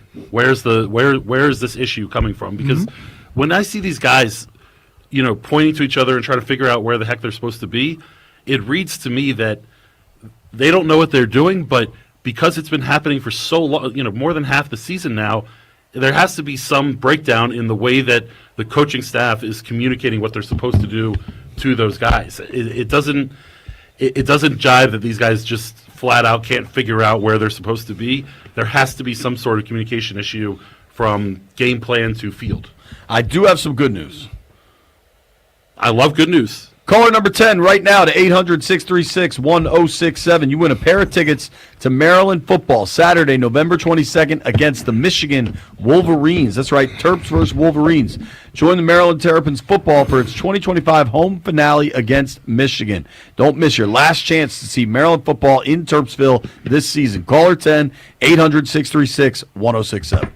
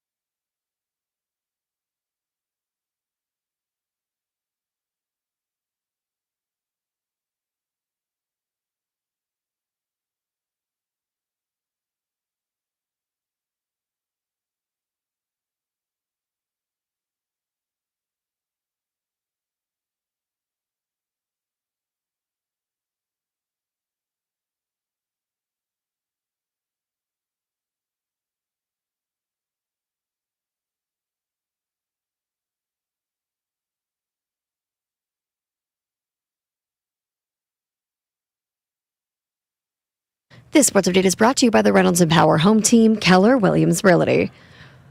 Tampa Bay Buccaneers running back Bucky Irving is returning to practice. He hasn't practiced since September and has missed a lot of time with foot and shoulder injuries. Irving could be cleared to play if he shows that the shoulder is able to take some contact without issue, so it's the shoulder, not the foot, that's still holding him back. And Jair Alexander has stepped away from the Eagles in order to focus on getting right physically and mentally. Apparently, he is also contemplating retirement, that is per The Athletic. Alexander's been in 2 games this season for the Ravens, but was dealt to the Eagles ahead of the trade deadline and has yet to make his debut with the team and may not, since again, retirement is on the table. Do you want to hear the fastest way to know what your home would sell for? Reach out to the Empower Home Team. Simply text your address to 800-763-3000.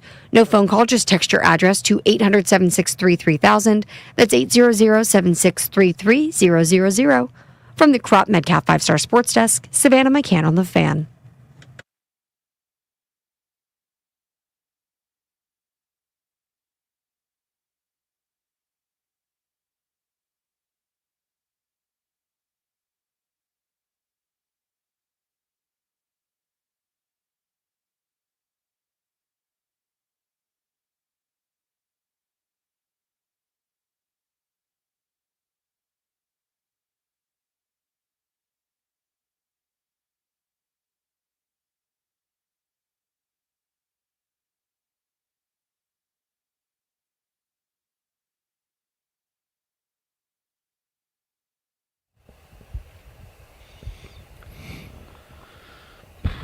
B. Mitch and Finley, 106.7 The Fan.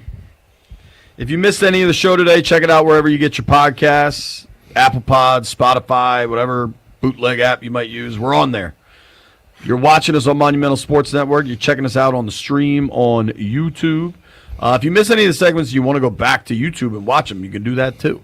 We went through our power rankings already. I don't think we're getting... I got one question. Joey gave me a question. Mm-hmm. Although B's on this too, so he might know the answer. Do you know when Real Madrid Stadium was built? It's 103 or 123 years old. Neither of those are correct. Maybe the club is 103 or 123 years old. The Bernabeu, which I pronounce differently every time and don't know how to say, was built in 1947. Yeah, I was showing you that. I was close. Oh, yeah. But it had that massive renovation into the incredible palace it is now, I guess 2 years ago, 2024. Yeah. All right, time for the Cooked Index. We do it every week. I think we got a couple new teams to join the Cooked Index. Real quick, Real Madrid was founded in 1902, 123 years. Not what I asked, but terrific. Close. It was a number that made sense in some capacity. Oh, you two are funny as hell. The New York Jets. Cooked. No debate. They're not even sizzling anymore. They're just burnt. No, they cook. No, they cook. That's a steak that you throw on the They're ground. marinated. Browns, 2-7. Cooked. Bengals. Cooked. 3-6. And Burrow wants to be played Thanksgiving Cooked. night. They want to come back. Cooked. Yeah, man. But still, come on, Burrow. Hey, is that defense going to ever stop anybody? Yeah, until the defense stop people, you guys say they cook. The Steelers and Ravens are just too far ahead at this point for them to not be cooked. Tennessee Titans, fully cooked. Yeah. Vegas, 2-7. All the way cooked. Cooked. Burnt. I got an AFC question of some relevance. Okay. Miami Dolphins. What's it called? They're 3-7, just After like they another lose team on we Sunday, know. they're gonna be cooked. Cooked. Think about the Pats and the Bills. I mean, they beat the Bills this week, but the Bills are what? What's their record? 6-3. Okay, so they're not gonna catch them. And the Pats are 7-2. 8-2. 8-2. No, 7-2. 7-2. Wow. 8-2. 8-2. They're not catching them. All right, to the NFC we go. New York Giants 2-8 just fired their coach. Cooked. Although Jameis Winston's going to be fun down the stretch. Definitely. Or for whatever number of games he plays. Falcons. A lot of close losses, but they're still losses. The Atlanta Falcons are 3-6. Not a runaway in that division. Tampa's 6-3. Carolina's ahead of them at 5-5. The Falcons cooked? I mean, Chicken yeah, wings? with those two teams there, yes. The Bucks are my my shot to win the Super Bowl. Where'd you get that at? I haven't taken it yet, but it's been percolating. Wait, let them lose again, then take it. Yeah. Cardinals. There's great odds to still lose your money, Mitch. I'm just telling you. Yeah. You don't really buy Tampa. Do not. I buy Tampa's D. The reason I don't buy Tampa, I told you I earlier, like they got that one kid, the receiver. The other ones are hurt. Luka. And when you make Baker Mayfield feel he got to put on the cape, he makes more mistakes than anybody out there. But they got two good running backs, a good O-line, and their D-line is Bucky's strong. still hurt. Okay. Well, he's gonna come back. He's back, or I think he's back. I don't see them as winning a Super Bowl, but I like Tampa to win it, go one round further in the playoffs than you expect, because I love Todd Bowles getting the game plan for a playoff game. I just think Bowles is a severely underrated coach and one of your former teammates. Yeah. The Arizona Cardinals are 3-6. Cooked. The fact that you're benching Kyler Murray, They'll play a lot better without Kyler. Right. But they still ain't making no playoffs. a little or nothing cover like that. wagon, Just like we down talked the with, stretch. just like you talked with the Dolphins. You look at the rest. You look at that division. The Seahawks, Yeah. Rams, Niners. Tough decision. Tough division over there. Zero debate about the Saints, correct? Yeah. Yeah. Are the Vikings cooked? They're only 4-5, but that division is pretty loaded. The It's loaded, but Bears and the Lions are 6-3. The It's Packs 5-3-1. depending if the young buckets stay healthy, because when they beat Detroit, they showed a lot. Well, I think the Packers are an interesting conversation. Not that they're cooked, but The Packers may be sliding down. That they offense they may is- be sliding back. the Dog. defense is really good, but the offense has been almost equally as Yeah, bad. yeah. Leaves one team under. That leaves two. Cowboys 3-5-1. Cooked. I don't like the Cowboys. I don't like them. They to made nothing. some nice moves at the deadline, but that defense is still And atrocious. Jared told Stephen A, "Look, I'm gonna do some stuff. May not make no sense, but I'm gonna trade. Yeah. I got to be in the news. Jerry's worried I about. love that. me. Basically, what he said. He's worried about drilling for that oil. That glory hole. Washington Commanders are 3-7. Cooked in there. I don't necessarily see him coming all the way back. There's too many injuries right now, man. The injuries are just so significant. Even if you get Jaden and Terry back, defensively, how does it change? They're absolutely cooked, and it sucks to say it, but you just look at the rest of the NFC. At this point, it would be a pretty minor miracle for them to get to 9 wins, and even at 9 wins, they're probably not making the playoffs. 6-1 down the stretch. Yeah, they're not making the playoffs probably at 9-8. So I hate to say it, but it is what it is. I think every season in the NFL is its own entity, and if they can finish relatively strong and win 4 out of the last 6, I don't think it makes a ton of impact for next year, because I think the team's going to look so different. But I think it matters for morale, and I think it matters in a lot of ways for the Dan Quinn brotherhood. Because if you're gonna, DQ's not getting off his messaging. We've already seen that in the midst of a 5-game and he losing shouldn't. streak. Right, but you got to turn it around. Mike McDaniel and the Dolphins, maybe it's just one win against the Bills, but that shows those guys will still buy what McDaniel's selling. Yeah. DQ needs a win like that. But listen, man. How long Andy Reid been coaching? A long He time. slid sometimes. He kept doing the same messaging. I he went to another team. He did the messaging there, and they ended up winning. Joe was the same way too. The great coaches don't change their mind just because people think they should. The backloaded nature of this schedule, ending the season with all those NFC East games, will go a long, long way to shaping the offseason narrative. Because if they go and they finish strong against the NFC East, even though it's clearly not a playoff team anymore, but you finish strong against the NFC East, you show a little moxie, you show a little cojones, some grit. It changes the narrative of what we're talking about this offseason. But conversely, it could go the other way as well, because you end that season and you don't play well against all those NFC East teams. There's going to be a lot of questions that need to be answered this offseason. Oh, yeah.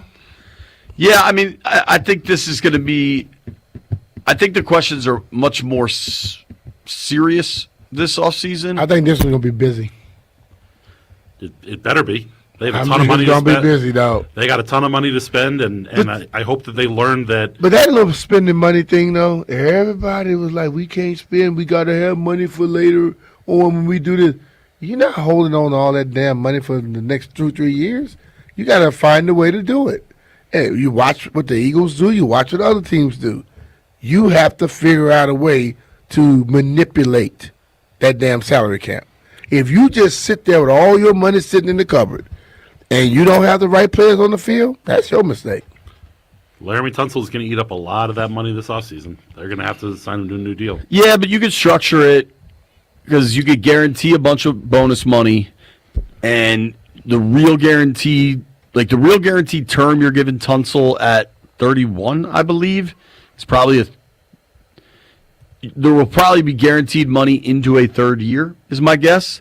But the big chunk of it, you probably build that out as a 5-year deal with 2 fake years on the end, and you can maybe even just throw a legit void year towards the end. Mm-hmm. If you structure, yes, you got to pay Tunsil, but you can structure it right that it doesn't kill you. And that speaks to B's point. You It's could have paid. manipulating You could have gotten guys that were top notch, and you could pay them. And right when the person that's coming up 5, those deals could be closing out, and you could be having more money jump into it. That's kind of most people, most fans call into this show telling us about we can't spend because it's not how it works, dog.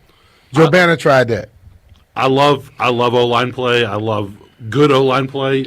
Tunsil's been borderline great this year so far, and it's been really good for this team. They need to go out and get a Laramie Tunsil on the defensive line. They need to go out and get an absolute stud, and whether that's a top 10 pick, something in the draft, or whether it's free agency or big feet, whatever it may end up being, they got to go get a dog on defense who can get after the quarterback every damn down. What did I just do? What did I just unplug? You probably unplugged my damn phone. Oh, from the thing. Yeah. Might be, B. When we come back, we're going to make some bets. I'm going to try to find some European sports to bet on. Maybe we got a soccer game starting at 8 o'clock. We'll get that in. I don't really know where to look for that stuff. We got Spain, England, rugby. Series A rugby Saturday afternoon at 4 p.m. I don't.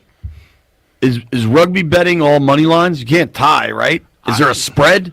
You know me. -6 hookers? I've bet on everything under the sun. I've never bet on rugby before. Only one way to find out. Nobody go anywhere. B. Mitch and Finley. We're going to make some European bets next.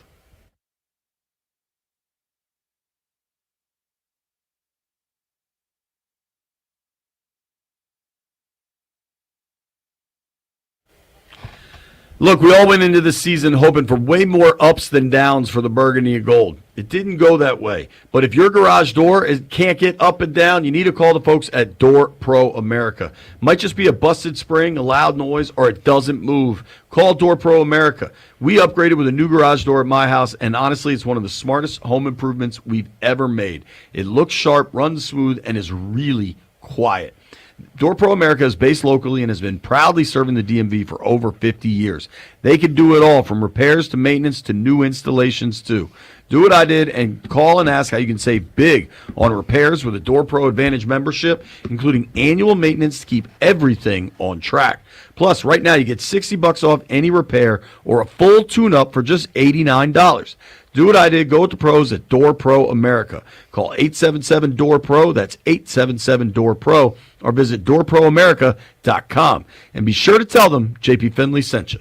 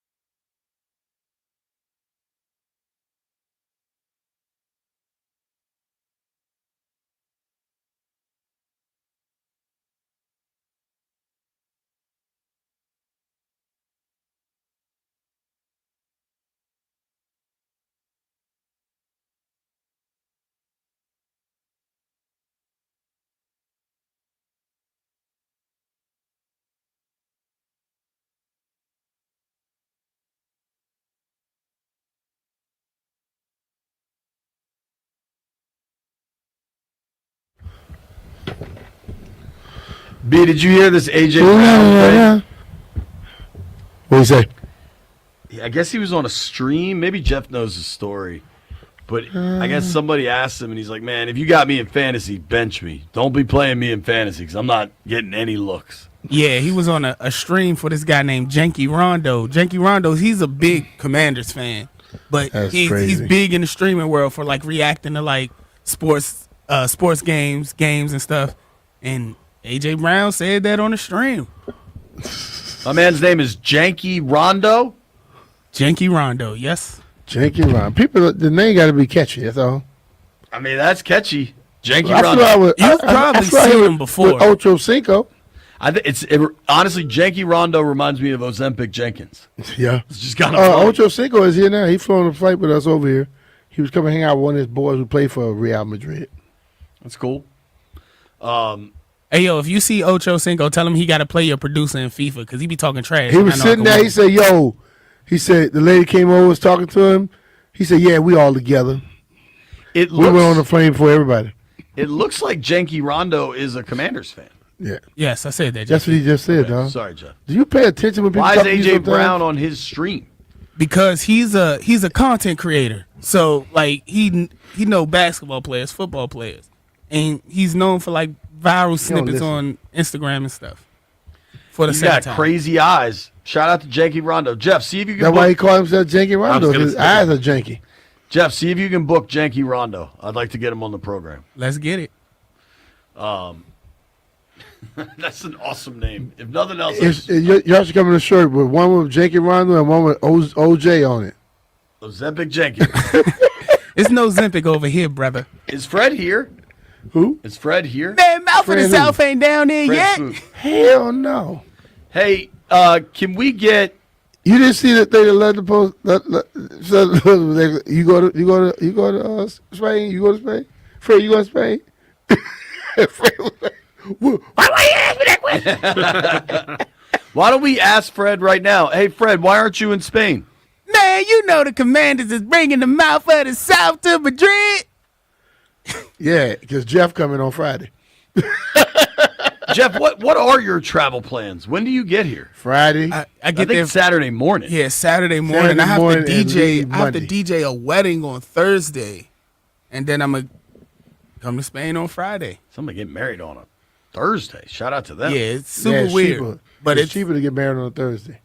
Does your rate drop You save for a a lot Thursday of shit wedding, on a Jeff? Thursday. my rate don't drop ever. Forever. Let's make some bets. Let's do it. First, I heard it here first. All right, let me see. Gather around. White Brian. I don't know how we did last night. We did let Zabe put a pick in for you, B. And what'd he do? I don't remember. Maybe White Brian wrote it down Brian, correctly. did you Maybe write he it down or did you just make up something like you normally do? We all lost. Everybody? Yeah. Hold on, it don't count as a loss for us though, right? Oh, people yes, that it weren't does. here. You weren't there. We weren't on the schedule. It was a holiday. How does it count as a loss? I worked. That's Holiday? your fault. That's your Holiday? fault. It was a holiday. Yes. Damn. We're talking about a holiday? Yes. Holiday. CK Holiday. told us Veterans Day was a federal holiday for the Yep, company. You could have texted CK your bet told to me. you Veterans Day was a loss. Y'all just hating because I got the picks. Okay, Hotshot. What's your pick tonight? Wizards plus 16.5. And then I'm taking the Thunder -7 over the Lakers. What's the Thunder's record right now? They're the best team in the West, I believe. You know what the Wizards record is, B? 1 and what? 10. They were 1-1 after 2. They almost won that third game, too. They almost, I think the last They've- game they they've lost had in a lot of overtime. close games, yeah. Yes, they lost in overtime. I'm going plus 7.5. They're also Lakers. at 5 with like 14 seconds. Lakers been playing some good ball too, but the Thunder probably will win the game. But I'm going plus 7.5 with the Lakers. Is there any action tonight? What day is it? There's no college football tonight? I don't know if you're letting me put in a bet here, but we talked about Euro sports. We got European basketball going tonight. Barcelona versus Bayern Munich. Give me over 169.5. I like that. What time's that tip? 2:13 o'clock. Oh no, 2:30 in the next half hour. All right, you got it in. Landy, what do you like tonight? Also, I want the Knicks. There it is. -4.5. Wizards. You're both of you are taking the points with the Wiz? Sure. We've been talking about this all day. Then I'm laying them with the Rockets. I'm a zig when the There you world go, Jay. zags. Go right for there. 'em, Did dog. White Bryant take anything? VCU -21.5. Who are they playing to lay 3 touchdowns? St. OD. Peter's Peacocks. Playing who? St. Peter's. Oh. That's St. the Peter's had that MAC. one run, though. Never take it away from them. Thank you to everybody that listened to the show today. Thank you to Neil Greenberg for joining us. Thank you to Dan Duggan for joining us. Thank you to Mitch Tischler for joining us, hanging out here at And we want to thank Radio Marker as well. Yeah. Radio Marker, great setup. Appreciate Thanks you. for See all the y'all help. tomorrow again. We'll see you tomorrow again. Thank you to Caffeine, getting us through this thing. Yeah. Tomorrow, Cheers, boys. bright-eyed, I need bushy tail. stronger caffeine tomorrow. We're back at practice tomorrow, then we're back live from Radio Marca in Spain. Grant and Danny coming your way next. You made it this far. I owe you a beer.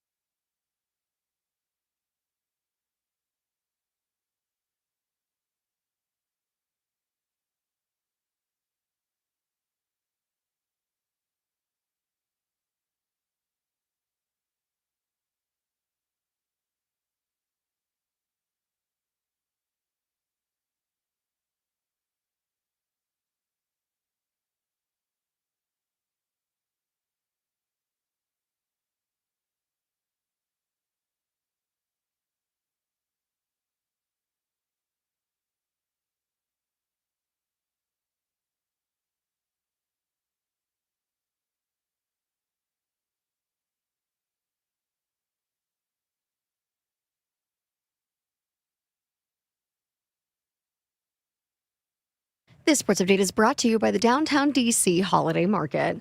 Washington travels to Houston to face the Rockets after C.J. McCollum scored 42 points in that Wizards overtime loss to the Pistons. Bilal Coulibaly has already been ruled out with a leg injury for tonight's matchup. You can listen to that Wizards game live right here on 106.7 The Fan. 8 p.m. is tip-off. Moving over to the Commanders, head coach Dan Quinn announced this week that he will assume defensive play calling duties, a move that comes after Washington allowed 82 total points in their last 2 games.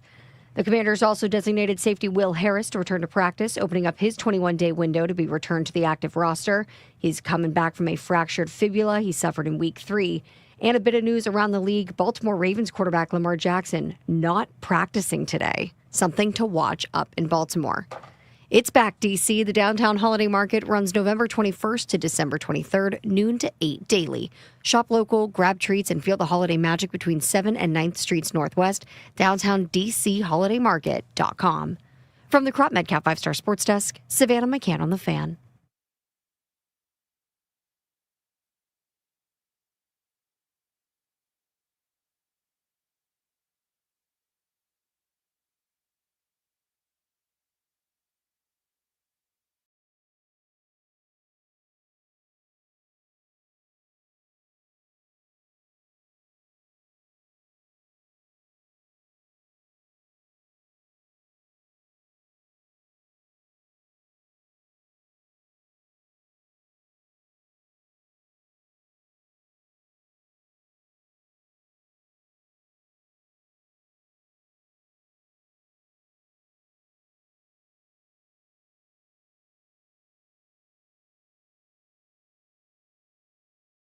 Looking forward to talking to Robert Mays, one of our favorite NFL guests from The Athletic. He's on the show today at 5 o'clock. Danny, how was your day off? Fantastic. Got a lot done. Like, honestly, productive.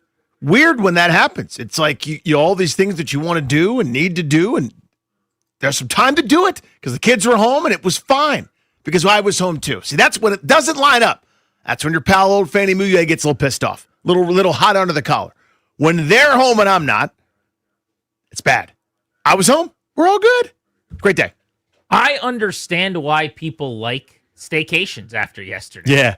As someone who only really takes off from work when I'm sick and don't really have a choice, and rarely takes off from work, not a big vacation guy, don't like beaches, like talking about sports. I'm here a lot. Don't really like not working. I'm one of those guys, I'm not going to be good at retiring, Danny. I just want to keep chopping wood. Give me the axe. Tell me where the wood is. I want to swing it. At the Sunrise Retirement Home, Grant's doing a podcast. I found myself last night with the batteries recharged a little bit, excited to get back in here in studio with the lads to talk about sport. I understand why people like to take days off. I get it. I played so much hockey in the basement with my kid, too. I don't know how my wife does it, the staying at home all day with kids thing. It's so exhausting. Yeah. It's relentless, isn't it? I was so tired at the end of the day yesterday. I was like, now I get why you go to bed at 8:51 a lot of nights. That is a long day. Stay-at-home moms, you guys are winners. I'll look up after just playing with our baby, who's now almost 10 months. And I'll go, God, I've been doing this for 6 hours, and it's been like 14 minutes. Right. And I go, I have no energy left. I have no mental capacity left. I can't help. And it's like, imagine doing that 75,000 times that every single day. It's exhausting. Couple of things I want to get to before we get into the Commanders, who are in Madrid, Spain, getting ready for the Dolphins today. First, shout out to the Capitals. Huge win last night. Had to have it in Raleigh. They get a 4-1 win, 8-7-1 on the season. I do think this Pierre-Luc Dubois injury that they have to overcome is going to be a disaster for them. But to get goals last night from Brandon Duhaime, Dylan Strome, Jacob Chikrin in order, and then eventually Ovi in an empty net situation at the end of the game, to beat their arch rivals from Carolina, who were 11-4 on the season, and to kind of manhandle them, style of play, shots on net, dictating terms start to finish on the road. That was the best win of their season. And the Wolves were at the doors a little bit. You're starting to get nervous about how they're playing, the losses piling up, the injuries they're dealing with. But a game like that gives you a little hope that maybe they could get right. And some of the young guys that have to play really well, like Ethan Frank had his best game of the season. some guys really showed up. So gives you a little bit of a gleam that maybe they can turn things around early this season. That was an important one because there were stretches in that game where Carolina looked like the Carolina that I remember from the playoffs, where now I'm not talking about like throwing pucks to the net, but it's that you can't get out of your zone. You can't breathe. You can't execute a simple pass because we are there. We are buzzing around, relentless energy, constantly forcing turnovers and rushes. And next thing you know, you've been out there for like a 3.5 minute shift, numbers approximate. And they withstood all that. They withstood those barrages and looked like that competent team that you feel like is going to be okay. I thought that was an important win last night. Yeah, you didn't see much of that last night, I don't think, but maybe for a few minutes in the second period. But yeah, it was a dominant effort for the Capitals last evening as they get the 3-goal win on the road. And then the Nationals, Danny, hired a pitching coach yesterday. And if there's such a thing as getting younger and younger, when your first hire is a 35-year-old president of baseball operations, and you go, wow, that's a young hire. Then he hires a 33-year-old manager. They have now hired a 30-year-old pitching coach. This is like one of those word problems in school back in the day. If so facto, how old will their first base coach be? 27. And then their third base coach, 24. Like, do you get to your assistant hitting coach being 19 at a local high school right now, like Madison with the Warhawks? Pudge Jorman's new star player or something. They got a sophomore in high school that's pretty good at putting bat to ball, but really good at teaching kids. I am excited. Everyone says, oh, you're just happy that these guys are young. Partially, yes, because young typically is synonymous with forward-thinking and out-of-the-box and analytical and data-driven and not baseball old guard, which they've tried and had a lot of around here for a long time. But it's really not just about the age. This 30-year-old pitching coach comes over from the Reds organization where he was the assistant pitching coach. He has been an instructor in the Dominican. He has worked at Driveline, which is kind of the baseball laboratory that every team has guys going to in the offseason to find velocity and rework themselves and build pitches in laboratory. Like, they are really leaning into the R&D with some of these hires and really leaning into player development. So color me excited. But Hobo, 35. Yep. Manager, 33. Pitching coach, 30. There will not be a younger organization in the sport. No, and they're clearly leaning into that. So, but, I mean, age doesn't necessarily equate to wisdom or competence. Young doesn't necessarily equate to genius. It just, we don't know yet. Obviously, the proof will be in the pudding, but the philosophy behind that, I'm with you. It typically stands for X. It's the same thing we're talking about with the football team. Just because you're old doesn't mean you're going to get hurt.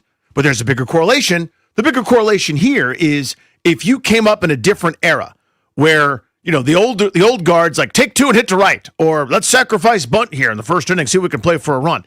The new guard was raised in this environment of stats governing everything, and exit velocity and barrel rate and hard hit percentage, and they've lived in this world their entire lives. It's like my son is better at doing everything on his computer at 12 years old than I am because he's never had life without it. For me, I have to learn every time there's a new update or whatever. He's lived in these updates. I get his whole life. So that's the philosophy. Well, for me, it's even more simple. It's people in this organization didn't say Driveline the last several years, let alone think about hiring a guy who worked there before he got into baseball, right? And it's a vast departure from how they have operated, and it's what a lot of people wanted more of in the org. Are they going to lean too far into it? Are they going to leave some of the baseball stuff that is necessary too, some of the scouting stuff that you need to give a seat at the table on the outside of the boardroom? I don't know. We'll see. But I'll tell you that Taboni says the right things. He talks about wanting, old school baseball people in the organization as well. He played, Butera played in college, and I think that's going to help for sure. It's not that they're just, hiring button-touching nerds who are wearing pocket protectors to be their pitching coach. I don't think that's the way this is going to go. But let's get into the Commanders who are in Madrid. I find myself, now that everybody's actually overseas, jealous of the people that are enjoying the culture of Spain this week. I had no interest in going to Spain. Right. It's the going that I wasn't interested in. Right. The being in is good for you. So interesting. But there's a matter of if there's a button I could touch and just be there, I'm going to be there. And I get that that's not how this works. It's like saying, I want the money, but I don't want to work. You got to work to get the paycheck. I'm basically telling you, Danny, I want to collect the paycheck after the 2 weeks without putting in the work. But the being there part, now I'm jealous. The seeing everyone getting on a plane and telling me they slept for 1 hour because they're on a plane for 6.5 hours over water the entire time, way less interesting. That's not for you. But the boys have made it. We're going to talk to Robbie Anderson today, the Commanders wide receiver. Will be on the show during the Beltway Blitz in our 4 o'clock segment. We'll check in with him on how travel went and how practices are going. But they did a full workout today as if it was a Wednesday at the facility. I'm assuming on light sleep. A lot of families, a lot of wives made the trip from what I've seen on social. And there's going to be some downtime where they can experience some culture.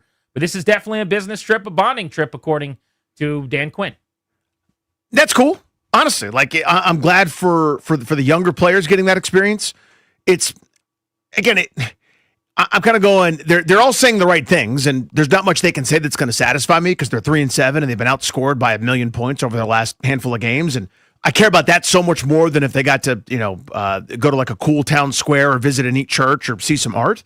But for the young players going through this, I actually think it's kind of a cool experience, right? I mean, I think of Bill, who we have on our show, who's never been out of the country before, had to get his passport for this.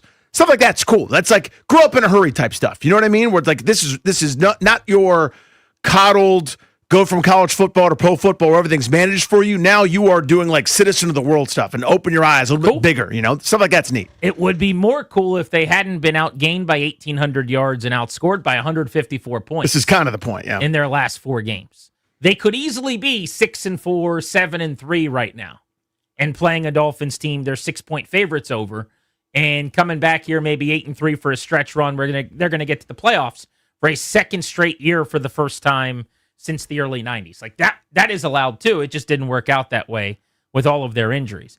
But the big news of the day while we were out yesterday was that via Daron Payne's social media, we got some clarification on what led up to Payne punching Amon-Ra St. Brown of the Detroit Lions. You'll remember that in the locker room after the game, Javon Kinlaw said that St. Brown hit Payne first, something that I took great issue with. I know you were annoyed by, because it sounded like loser talk. It sounded like a guy whose friend had just done something dumb, defending the dumb thing that his friend had done, because that's exactly what it was.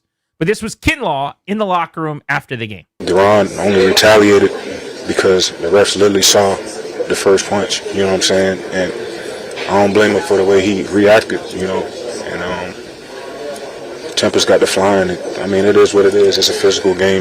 It happens, but on my end, I just got to be smarter in certain situations and protect the team.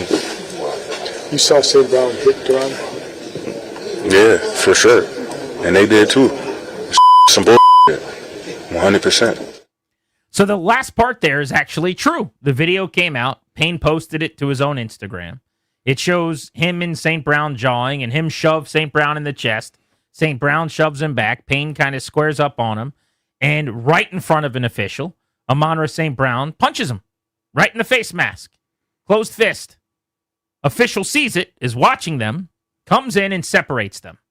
And then 2 plays later is when Daron Payne actually went up to, after the touchdown, Amon-Ra St. Brown and did what was basically a boxing level hook. Like his punch a lot bigger with, more of a premeditated wind up, if you will, to Amon-Ra St. Brown. But what Javon Kinlaw said was actually accurate. This was St. Brown talking about the incident on his podcast with his brother, what led up to the punch, and acknowledging that he had hit Payne first. This whole thing stemmed 2 plays ago. So 2 plays before that, I'm blocking. I believe it's number 20. It's like backside run. I'm cut off. I'm blocking him. He's driving me. He got under me. He's driving me all the way back into the pile. Like the play is kind of dead, and he drives me down. Boom. So now I'm on my back. He's on top of me. I mean, good play by him. He caught me off balance. So he drove me down. I'm on my back. He's on top of me. Boom. I get up, and he's talking to me. Whatever.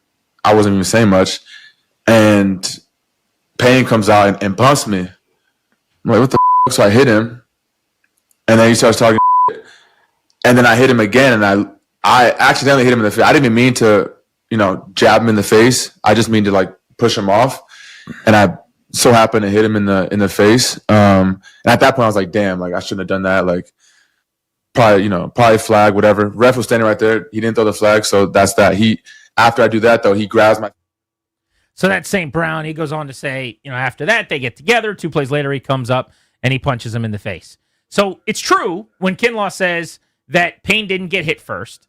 If that's your win, Commanders fans, see, I told you so. He was just reacting as if he's not the 1 millionth guy to ever be flagged after someone does something first and you react, as if there weren't multiple plays for you to get back within your mental health and your headspace to lock back in. Yes, 2 plays earlier, Amon-Ra St. Brown hit him in front of an official. Probably should have been a penalty. It wasn't, and that led up to the punch. Everybody happy now? Is that what we do? Now we claim victory? That he should be in trouble too? Is Tattletale, like, he did it first. He did it first. See, the video shows he did it first. Is that what we want? Very strange to me that this is see, we got him.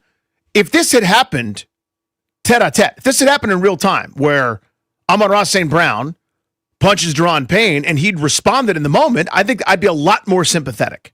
Because even as it is, I understand in the heat of play and as stuff goes on in this incredibly physical game, where you're getting in a car wreck 70 times, you emotionally reacting. If you emotionally react in the moment, let's have offsetting penalties. I agree with you that St. Brown should be flagged, probably should be fined, right? Don't punch people in the face. I have a very simple way of going about it where we just don't punch each other. And I think that's a great place to start, right? So he should absolutely be penalized, and I'm hoping maybe a fine comes out after this. Even he's admitted it right there on video, so there's no room for interpretation. He did it. He punched him in the face. Something should have happened. The fact that it's multiple plays later, after the touchdown, shows that this wasn't heat of the battle anymore. It was this is more important to me to get even with the guy that's quite literally half my size. And for whatever purpose, whatever the upside there is, whatever the reason you go up to Amon-Ra St. Brown and take a swing at him, congratulations. You got what you wanted. You get what you deserved. I have 0, 0, 0, 0 empathy, sympathy, etc. for Daron Payne because of when it happened. Again, if you're doing it in real time, if somebody punches you, you naturally react in some way. You push them back, punch them back, whatever normal. That's human beings. I get that. That was not. So St. Brown should have been flagged and should be penalized. I'm 100% with that. Daron Payne should be suspended for swinging multiple plays later. And he was suspended 1 game, and he didn't get to go to Madrid. And now the Commanders' defense going through one of its worst stretches in team history, trying to get right against a team led by a back who went for 200 all-purpose yards last week against another fledgling defense, is going to have a really hard time fixing itself and playing at a high level without its best player. Because I think Daron Payne this football season has probably been Washington's best defender and is their highest paid defender. Yeah, it's simple to me. It's loser talk to pretend as though him doing this 2 plays earlier is a good reason for you to do it 2 plays later. If you want to have the conversation that a flag should have been thrown on him, sure, I'll agree to that. Absolutely. That he should be fined as well. Cool. You think he should be suspended for that? I would say no. It's kind of it's not quite the same thing as Payne walking up middle of the ring, so to speak, squaring off and trying to drop him with a right hook. It's more of we're exchanging shoves and I kind of take a quick, look like maybe, close hand, open hand, not sure, at the face mask. But even if you want to say any kind of punch, anything that looks like a punch, 1 game suspension, he should be suspended too. Whatever, don't care, sure, fine, suspend him. None of it changes how I feel about the post-game interactions of Kinlaw and others, where they, rather than taking the decision to swing and get ejected to task, endorsed it. Said, I didn't have a problem with what he did because he got hit first. Loser talk. Still loser talk after seeing that video. Exceptionally loser. So remember the sequence is, so it's minutes of real time. Not just game time where it's about 2 minutes apart, but real time in terms of now it's 1,000, 2,000. The referee's setting everything up. We have an offsides, and Javon Kinlaw then proceeds to get in Jared Goff's face. That's the loseriest thing that's happened in the entire sequence, by the way. Then the touchdown happens. Well, he claps in his face after on the play where he's flagged for jumping off sides. And Goff says, based on what he told the local radio in Detroit, why are you in my face clapping? You're offsides. And he's like, yeah, I was. That's right. He keeps clapping in his face. Great Duke front clap there. Touchdown happens. Again, you've just been beaten, and now you go find the player to take a swing at him. That's the loseriest sequence of the season for those two guys. Congratulations. By the way, You're the king losers. Did you see that Mike Florio talked to someone at the league? Yeah. About why Kinlaw wasn't ejected? Because he hit an official. Yeah. Maybe even inadvertently. I don't know. I'm assuming he's a pretty good dude. I've seen guys ejected for less. Absolutely. And the league said they didn't want to eject two players at the same position on back-to-back plays. So because they're down 3 touchdowns, because they play the same position, because they had just thrown out the guy that lines up next to him, they essentially take pity on Kinlaw and they're like, we're not going to eject you too. But can you imagine how embarrassing that would have been? Right after turning on that microphone, number 94 has been ejected. One play later, number 99 has been ejected. And both of your D tackles are meeting in the locker room like the Bash Brothers and Mighty Ducks getting ready for the shower. They could both be in the shower that sounds weird, at the same time. But you get what I'm saying is that they could both have been ejected from the football game. Yes. And in different areas of the shower at the same time. Potentially. Potentially. And probably should have happened, to be honest with you. The entire sequence was undisciplined and unruly. Yep. It was just a absolute... It's an embarrassment is what it is, as far as I'm concerned. Shameful. Yeah, as a fan, I felt shame. Embarrassment's the better word, but it was so dumb. Mm-hmm. That's what it was. And to see fans going, ha-ha, we've got the proof. Acquit. This guy is innocent of all charges. No, So you're telling me the player that was winning by multiple touchdowns, 3 at that point. 3 of them. Was chirping you? I got news about some of the other hard stuff that might be coming down the pike in terms of football. Oh, man. God forbid there's a loose ball. Someone's at the bottom of the pile. Yeah, these guys face a lot more difficult than the 5'8", 170-pound receiver saying, leave me alone or whatever he's saying to him. Like, premeditated, go up to him after a touchdown and swing at him, eject, and suspend. That is correct. What'd you guys think of the Amon-Ra St. Brown video, punching Daron Payne? Does it change how you feel at all? 800-636-1067. You want to jump in. Next, I want to get to the Giants firing Brian Daboll. They did it on Monday. We got a quick reacts on our show. Didn't get too deep into it. What's next for them? Could Cliff Kingsbury factor into the coaching search for New York? Is that a job he'd be interested in? You're listening to Grant and Danny.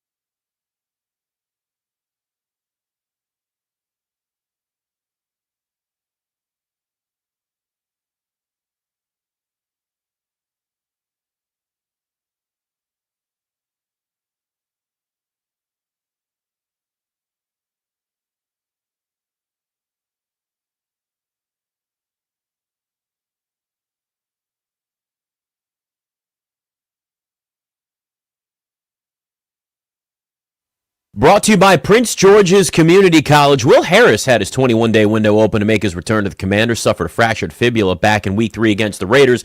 Dan Quinn did say the injury was going to sideline him for a while, but did say it wouldn't end his season. So here we are. Commanders and Dolphins kick at 9:30 a.m. Sunday morning. That's also 3:30 p.m. Madrid time, in case you're wondering.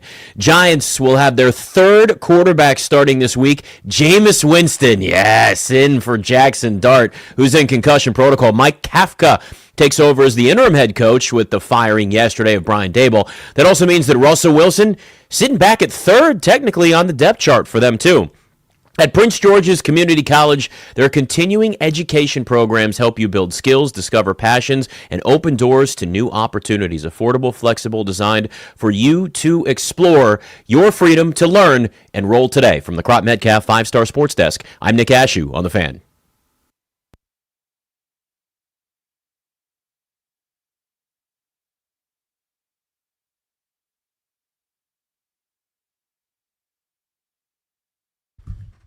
At 4 o'clock, we're giving away Capitals tickets on Grant and Danny. At 5 o'clock, we'll go around the NFL with Robert Mays of The Athletic.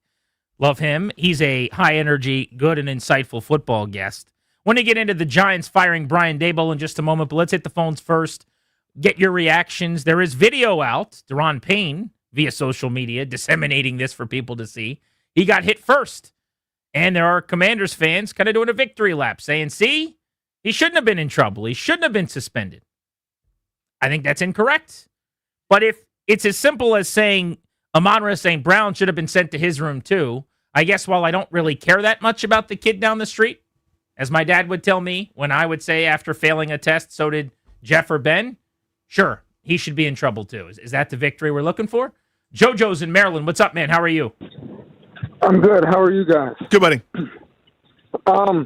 First off, like I'm 37, so I'm around you guys' age a little bit. But I got to start off by saying loser talk wouldn't be defending yourself or whatever Daron Payne did. I kind of applaud Daron Payne because he waited to the end of the drive for them to score the touchdown before he committed the penalty.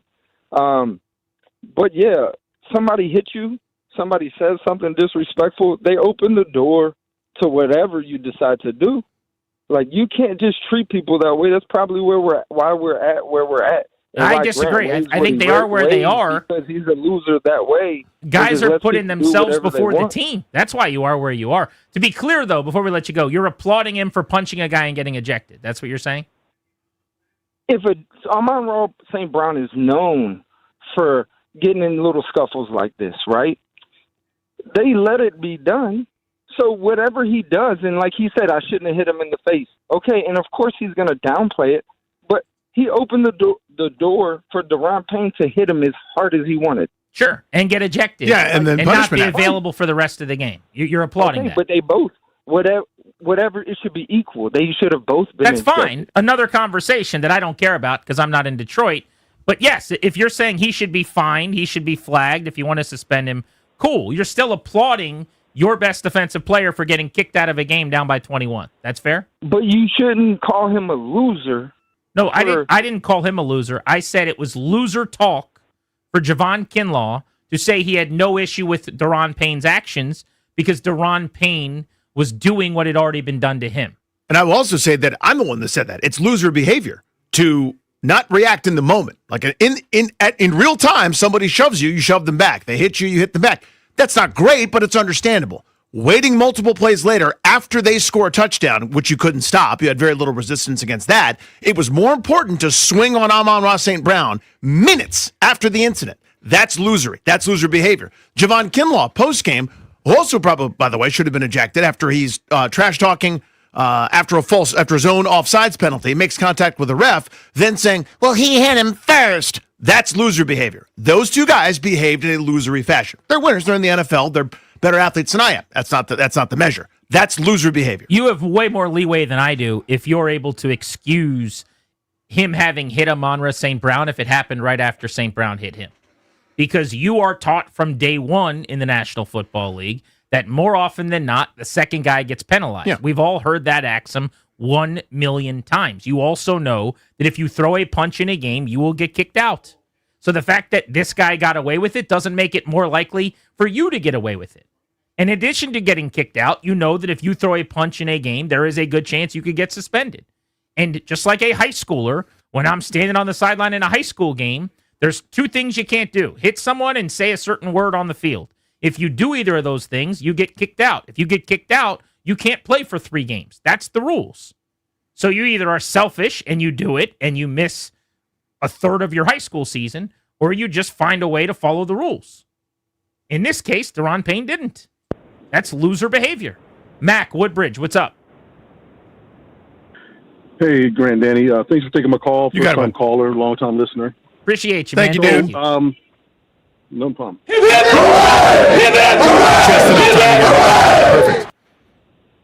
Appreciate that.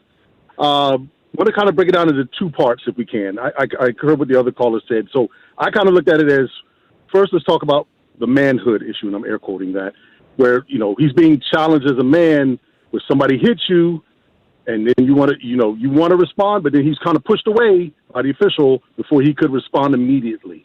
Not saying I'm justifying it. It was completely wrong. Not saying that. But I'm just thinking that emotional piece, to me, can override what's going on in the brain sometimes, especially when they're frustrated with what's going on in the field.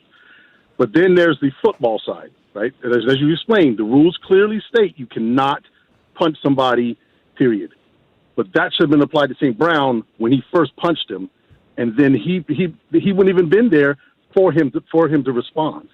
That's the part I don't understand and don't like, is why did the official not eject St. Brown for the punch? I think that's a good take. I'm with you on that. To me, he should even retrospectively, right now, be fined.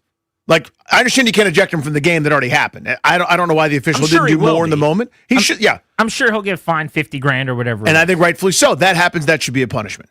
I think a lot of people could agree to that. But that's where I'm saying there's 2 conversations. The first of which I think is totally understandable, is something should have happened to Amon-Ra St. Brown beyond a ref coming in and just separating them. Although it should be noted that happens in the league all the time. The ref is always going to kind of run in and just, first rule of business is separate everybody. And then it's after that separation, they just kind of chalk everything up. It happens in hockey too. Like, all right, boys are being boys. I got in there. It took me a little time. But now, from this moment forward, I've told you to knock it off. Now it's time to separate and go to your rooms. I know that you guys were shoving. Somebody escalated. Somebody did more than the other guy. It's over now because I'm saying it's over now and I'm standing right here. That's the way the league works. That's the way officiating goes all the time. By the way, there's a C on your jersey, buddy. You're a captain. You're a leader. I expect more. I demand more. I ask of more out of my leaders. So the emotional response, which I think he's right about, the manhood issue, if you want to say that, which I think he's right about. When you're named a captain, when you are the leader of the defense that day, you need to act a little differently than a volatile back of the roster guy who might be able to do that without the same issue with the coaching staff. Travis and Brandywine, what's up? Hey, what's up, guys? How you doing? Good, man. My whole take on it is that you're only mad, to be honest with you, because you're just tired of getting whooped up and down the field. You're tired of losing 5-6 games straight, and at that point, if we were winning, I don't even think he would have hit him back. At this point, it's like, come on, dude, we expect better of you, and there's no justification for the delayed reaction. I get the natural reflex if it happened in the moment, but it was premeditated only because you were losing. And I think the fans who want Amon-Ra's hand slapped, I get it, from a certain perspective, but again, are we that bad and that much in a bad place that we're just looking to win at something? Come on, man. We expect more of you. That's all I got. Appreciate you, dude. Let's go to Jim, who's in Virginia, wants to hop in on Grant and Danny. Jim, video shows Amon-Ra St. Brown hit Daron Payne first. Does it change how you feel at all about Washington's defensive tackles' actions? Absolutely not. I'm from Springfield, Virginia here. But, look, I got 2 teenage sons, 15 and 18. They play high school football. And I'd go beyond its loser behavior. I think the guy's a loser. He's a professional athlete, well compensated, senior leader on the team. Expect more. It's totally. I don't care about what St. Brown did. It doesn't. One of my kids goes out and punches somebody.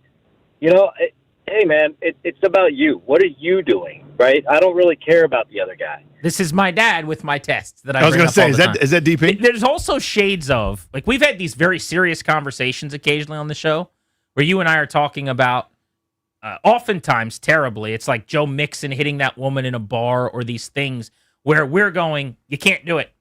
You can't hit a female. You can't do that. It's like, well, what happened first? Or there's a little bit of that to this, where like my paradigm in life is your actions are what I'm talking about. That's what that caller's saying. Mm-hmm. Someone else did something first, and that's what everyone wants to jump on. And I'm going, okay, cool. Not talking about that. What did you choose to do? And to your point, you had minutes where after this to cool off, to just do the normal thing, the normal reaction, the normal reasonable walk away, go back to the sideline and vent and, kick the wall, do whatever you got to do. And you chose in the middle of the field, by the way, with nobody around you to hide you, to walk up and punch him knowing there's a good chance you might get ejected, and you got ejected. I have no empathy. Yeah, I'm sorry. It reminded me of the scene in Dazed and Confused when the one nerd got embarrassed and they're at the Moon Tower and he waited and waited and waited and waited. And then went up and cheap shotted Clint, the guy who said, "I'm here to drink beer and fight. I'm almost out of beer," right? And he expected it to be broken up, and then he got his ass beat. You know what I mean? It reminded me of that, where he's just sitting there stewing on the bad thing that happened to him, stewing and stewing and stewing and stewing and stewing, and then minutes later came back and said, "This is what's important to me. I can't be bothered to tackle Jahmyr Gibbs to prevent the touchdown. The job here is to try to win football games. It's not to get even with Amon-Ra St. Brown." Well, and I hate to use that analogy, but isn't there shades of that to you, where we're sitting here going, what Daron Payne did, you can't do, and people are going, but.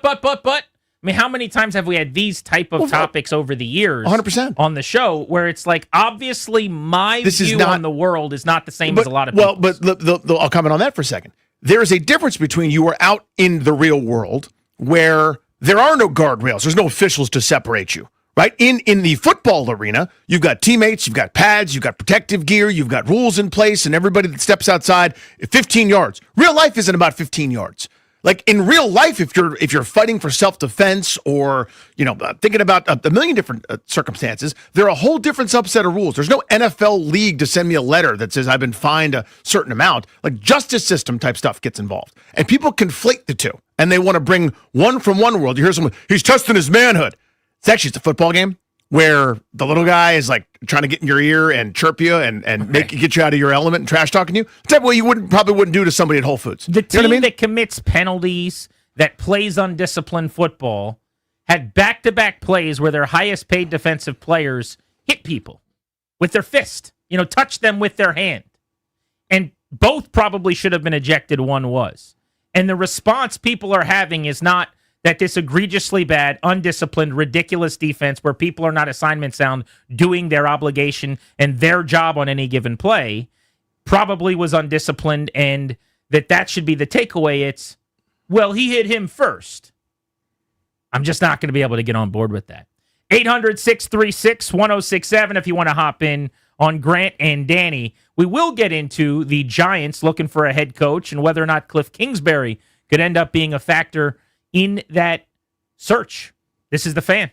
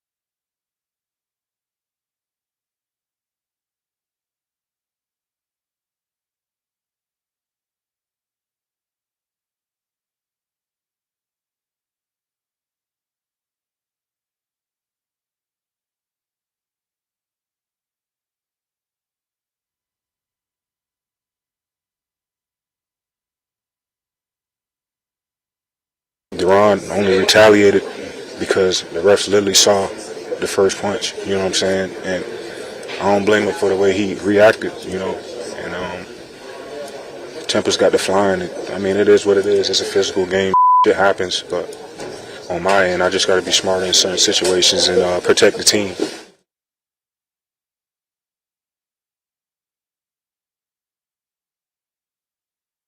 I don't blame him for what happened, is what Javon Kinlaw said about Deron Payne getting ejected for punching a Lion. I don't blame him for what happened. S happens. The 2025 Washington Commanders. S doesn't have to happen. Yes, defensively, you're not going to get any stops. That much we know. But that could happen. You could just walk to the sideline after giving up a third touchdown in 3 drives. It could go that way, right? That was Kinlaw after the game. Deron Payne posted a video to his Instagram account, Danny, showing that Amon-Ra St. Brown hit him first. We're asking if you care. Changes nothing for me. I only care in the sense that I think St. Brown should be fined. And I care in the sense that it's an attempt to justify what was, that's on the border of premeditated versus heat of the moment, right? Here's why I lost my cool. I got hit first is different than he hadn't touched me and I went up to him and punched him in the head. Yeah, and so I go, oh, okay. And now I see what happened. I care about that. But to me, again, it's minutes. This is the part that I care about so much. Minutes of real time go by. Not just game time, right? It's 4 minutes, maybe almost 5 between the two moments where that actually happens. When you think of play clock starting and stopping, penalties being announced, line back up, we do it again, a touchdown happens. It is so whiny and small and petty and sour grapes. I understand it sucks that you got punched in the face without a call. That's bad. The league should say you're fine. And if that happens, I don't know if everyone's going to be satisfied. I would like that to happen. Pause. Let's go to the next paragraph. Separate issue. Please don't walk up to a guy after a touchdown and swing on him and get ejected correctly. Well, I've already made the case that my annoyance and aggravation is with the caliber of the player and the fact that he was a captain in the game. I do think heavier lies the crown in that situation, and my job today is to motivate and show how we're conducting ourselves, how we're acting. So it looks worse when it's your captain. I believe that.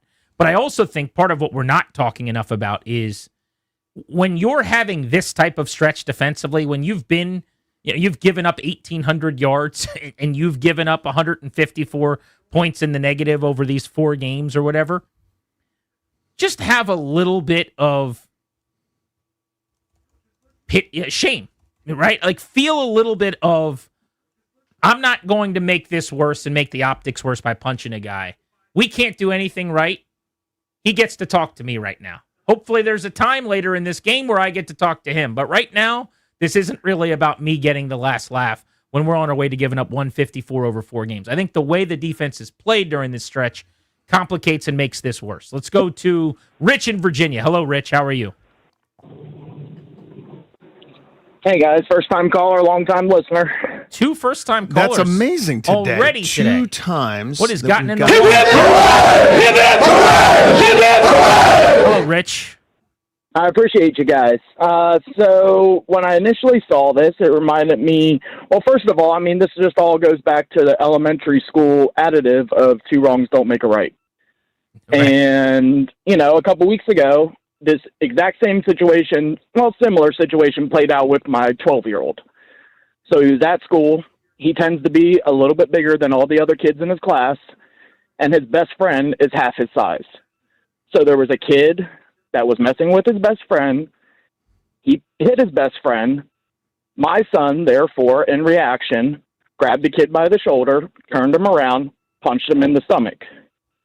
The kid tries to walk off, in my eyes, trying to defuse the situation. My son turns him back around to punch him again, and the kid punches my kid. So when he's telling us about this, I equate his reaction to what all the way the fans are reacting right now.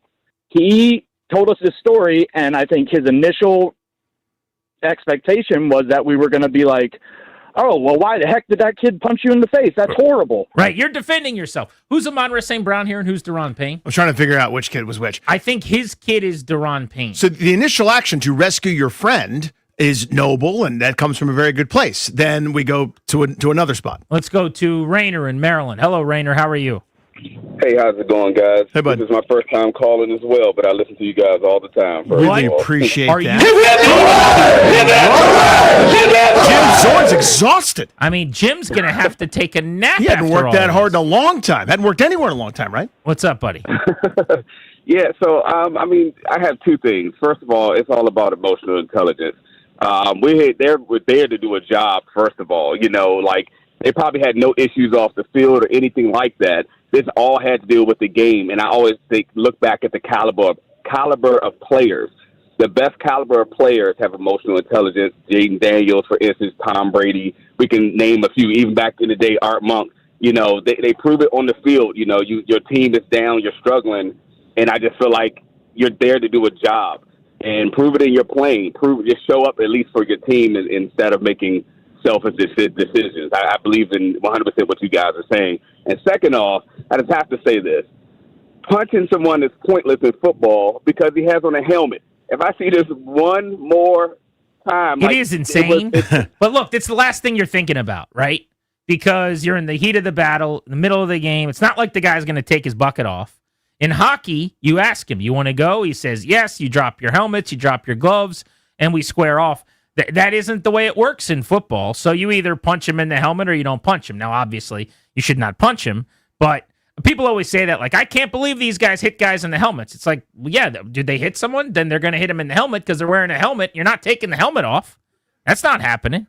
But yes, is there a point to it? No. Are you going to potentially break something? Yes. Also, you're outside your mind. You're not thinking clearly. If you were, you probably wouldn't have been punching him to begin with. All right, let's get into the Giants trying to find a coach. They fired Brian Daboll, and is Cliff Kingsbury actually a candidate? I think people will be surprised how high he is on the odds list to get that job. We'll get into that next on The Fan.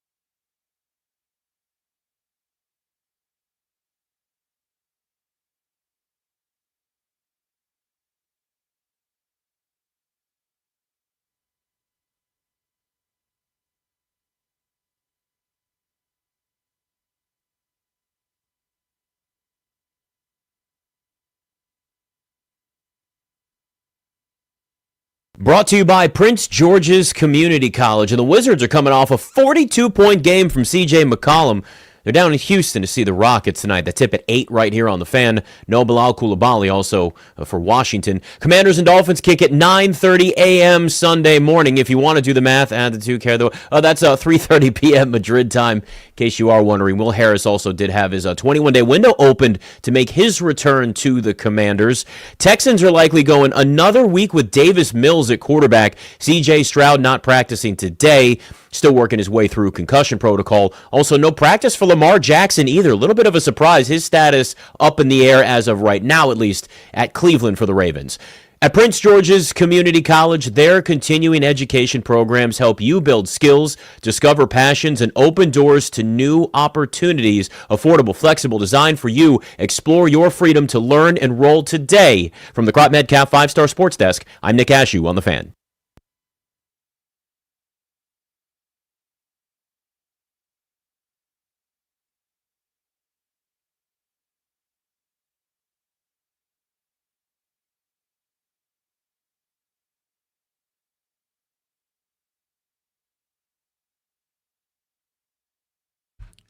We are Grant and Danny, and we are sponsored exclusively by the law firm Condori and Murad.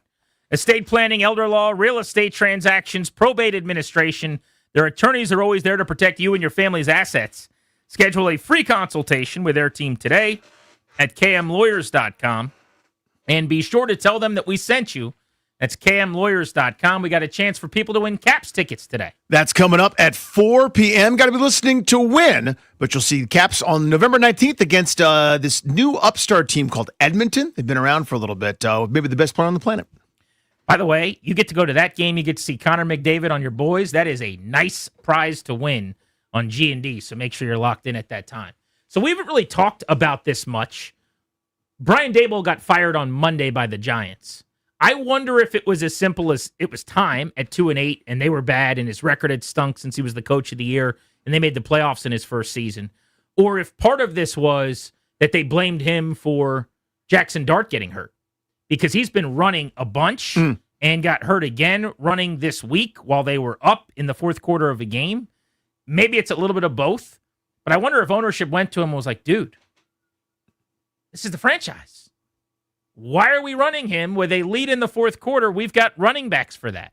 But you're seeing that more and more and more, that he's a good little player. His numbers stack up really, really well side by side with like Jaden Daniels through this many games of his career. I've seen those numbers circulating. Now, I will say it's so different. Daniels was winning football games in close games or with the lead having to put up those same numbers. Dart is playing oftentimes way behind or in these shootout fourth quarter games where he's amassing and compiling stats, basically. It's like there's no, to me, it's not apples to apples, but the point stands that they found something there. They got something. I think so, but there's no comparing for the people trying to do that. Like the impressiveness of Daniels' rookie year, which was historical, and Jackson Dart's, which has statistically been awesome. But if you look at it, it's 10 touchdowns and just 3 interceptions. Passing, rushing the football, he's been actually very, very solid. You know, he can make plays. He's an 7 athlete. rushing touchdowns. Pretty remarkable, man. It's like Cam Newton type stuff. So yeah, I mean, to me, this is I always think of things this way when there's a disaster, the people in charge only have so many levers. So Brian Daboll had a couple levers that he could pull. His first lever, one of the only ones, was to bench Russell Wilson. Ladies and gentlemen, Jackson Dart. Now, it begs the question, should we have done that sooner, given what we've got here in Jackson Dart? But that's beside the point. They did it pretty quick. That's one of the levers that he can pull.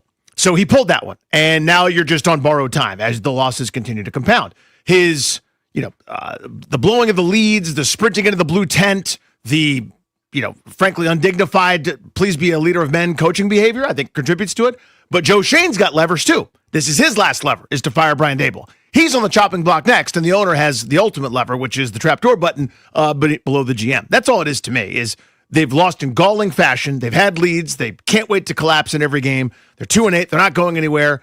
Shane deserves as much, if not more, blame than Brian Daboll for their predicament, but he's not firing himself. The owner will do that after the season, I think. It actually sounds like he could survive this. And maybe he does, which is insane. I guess we'll see what happens between now and the end of the year. If they're able to steal games against either or some of Detroit, Green Bay, New England before their bye, and then beat Washington and Minnesota and Vegas or something. If they were to go 500 the rest of the way, maybe Joe Shane saves his job. There's a lot of talk about their drafts and that they've been maybe better than people think recently. I don't really see it, but to me, you blow both of them out. He picked the coach, and then you start over with GM and head coach. But this is just such a terrible way to operate with a young quarterback. And we talk about this all the time.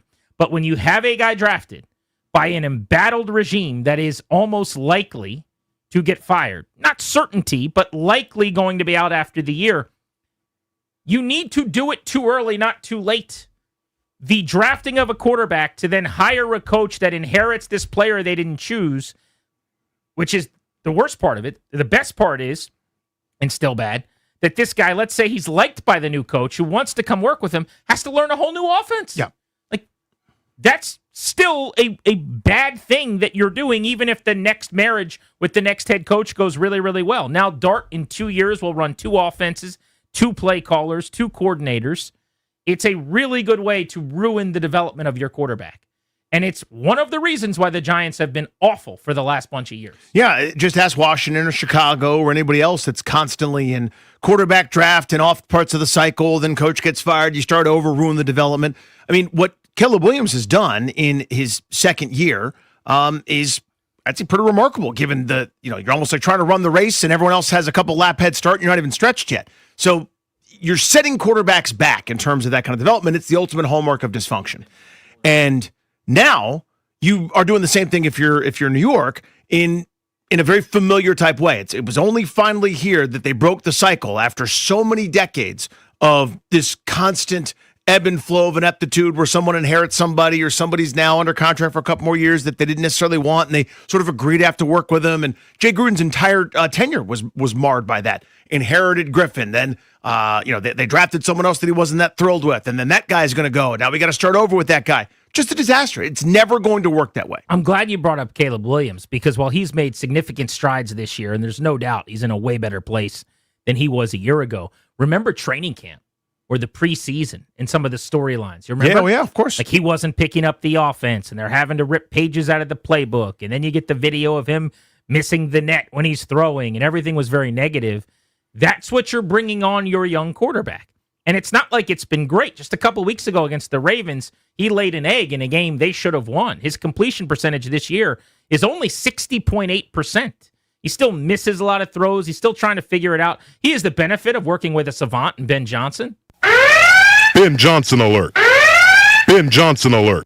And so he's going to keep getting better. That offense is going to keep getting better. The development of Caleb Williams is going to be entrusted to somebody really, really good. But you just don't know who's the guy Jackson Dart's going to work with. And I've already seen the stories, and I can't believe it, but this is where we are, where a bunch of the people out of New York clearly talking to somebody with either ownership or somebody in the building saying it's time to hire a defensive-minded head coach. You know, we've tried the offensive-minded thing here too much. They're talking about Brian Daboll, and I think Joe Judge was like a special teams guy. But, you know, we've had these guys come in here. Pat Shurmur was the coach of the Giants at one point. We need a disciplinarian, defensive-minded culture builder. I heard Mike Garafolo, who's a New York-based guy, I think, or Philly-based, one of them. But he was saying yesterday on NFL Network, they need a leader of men.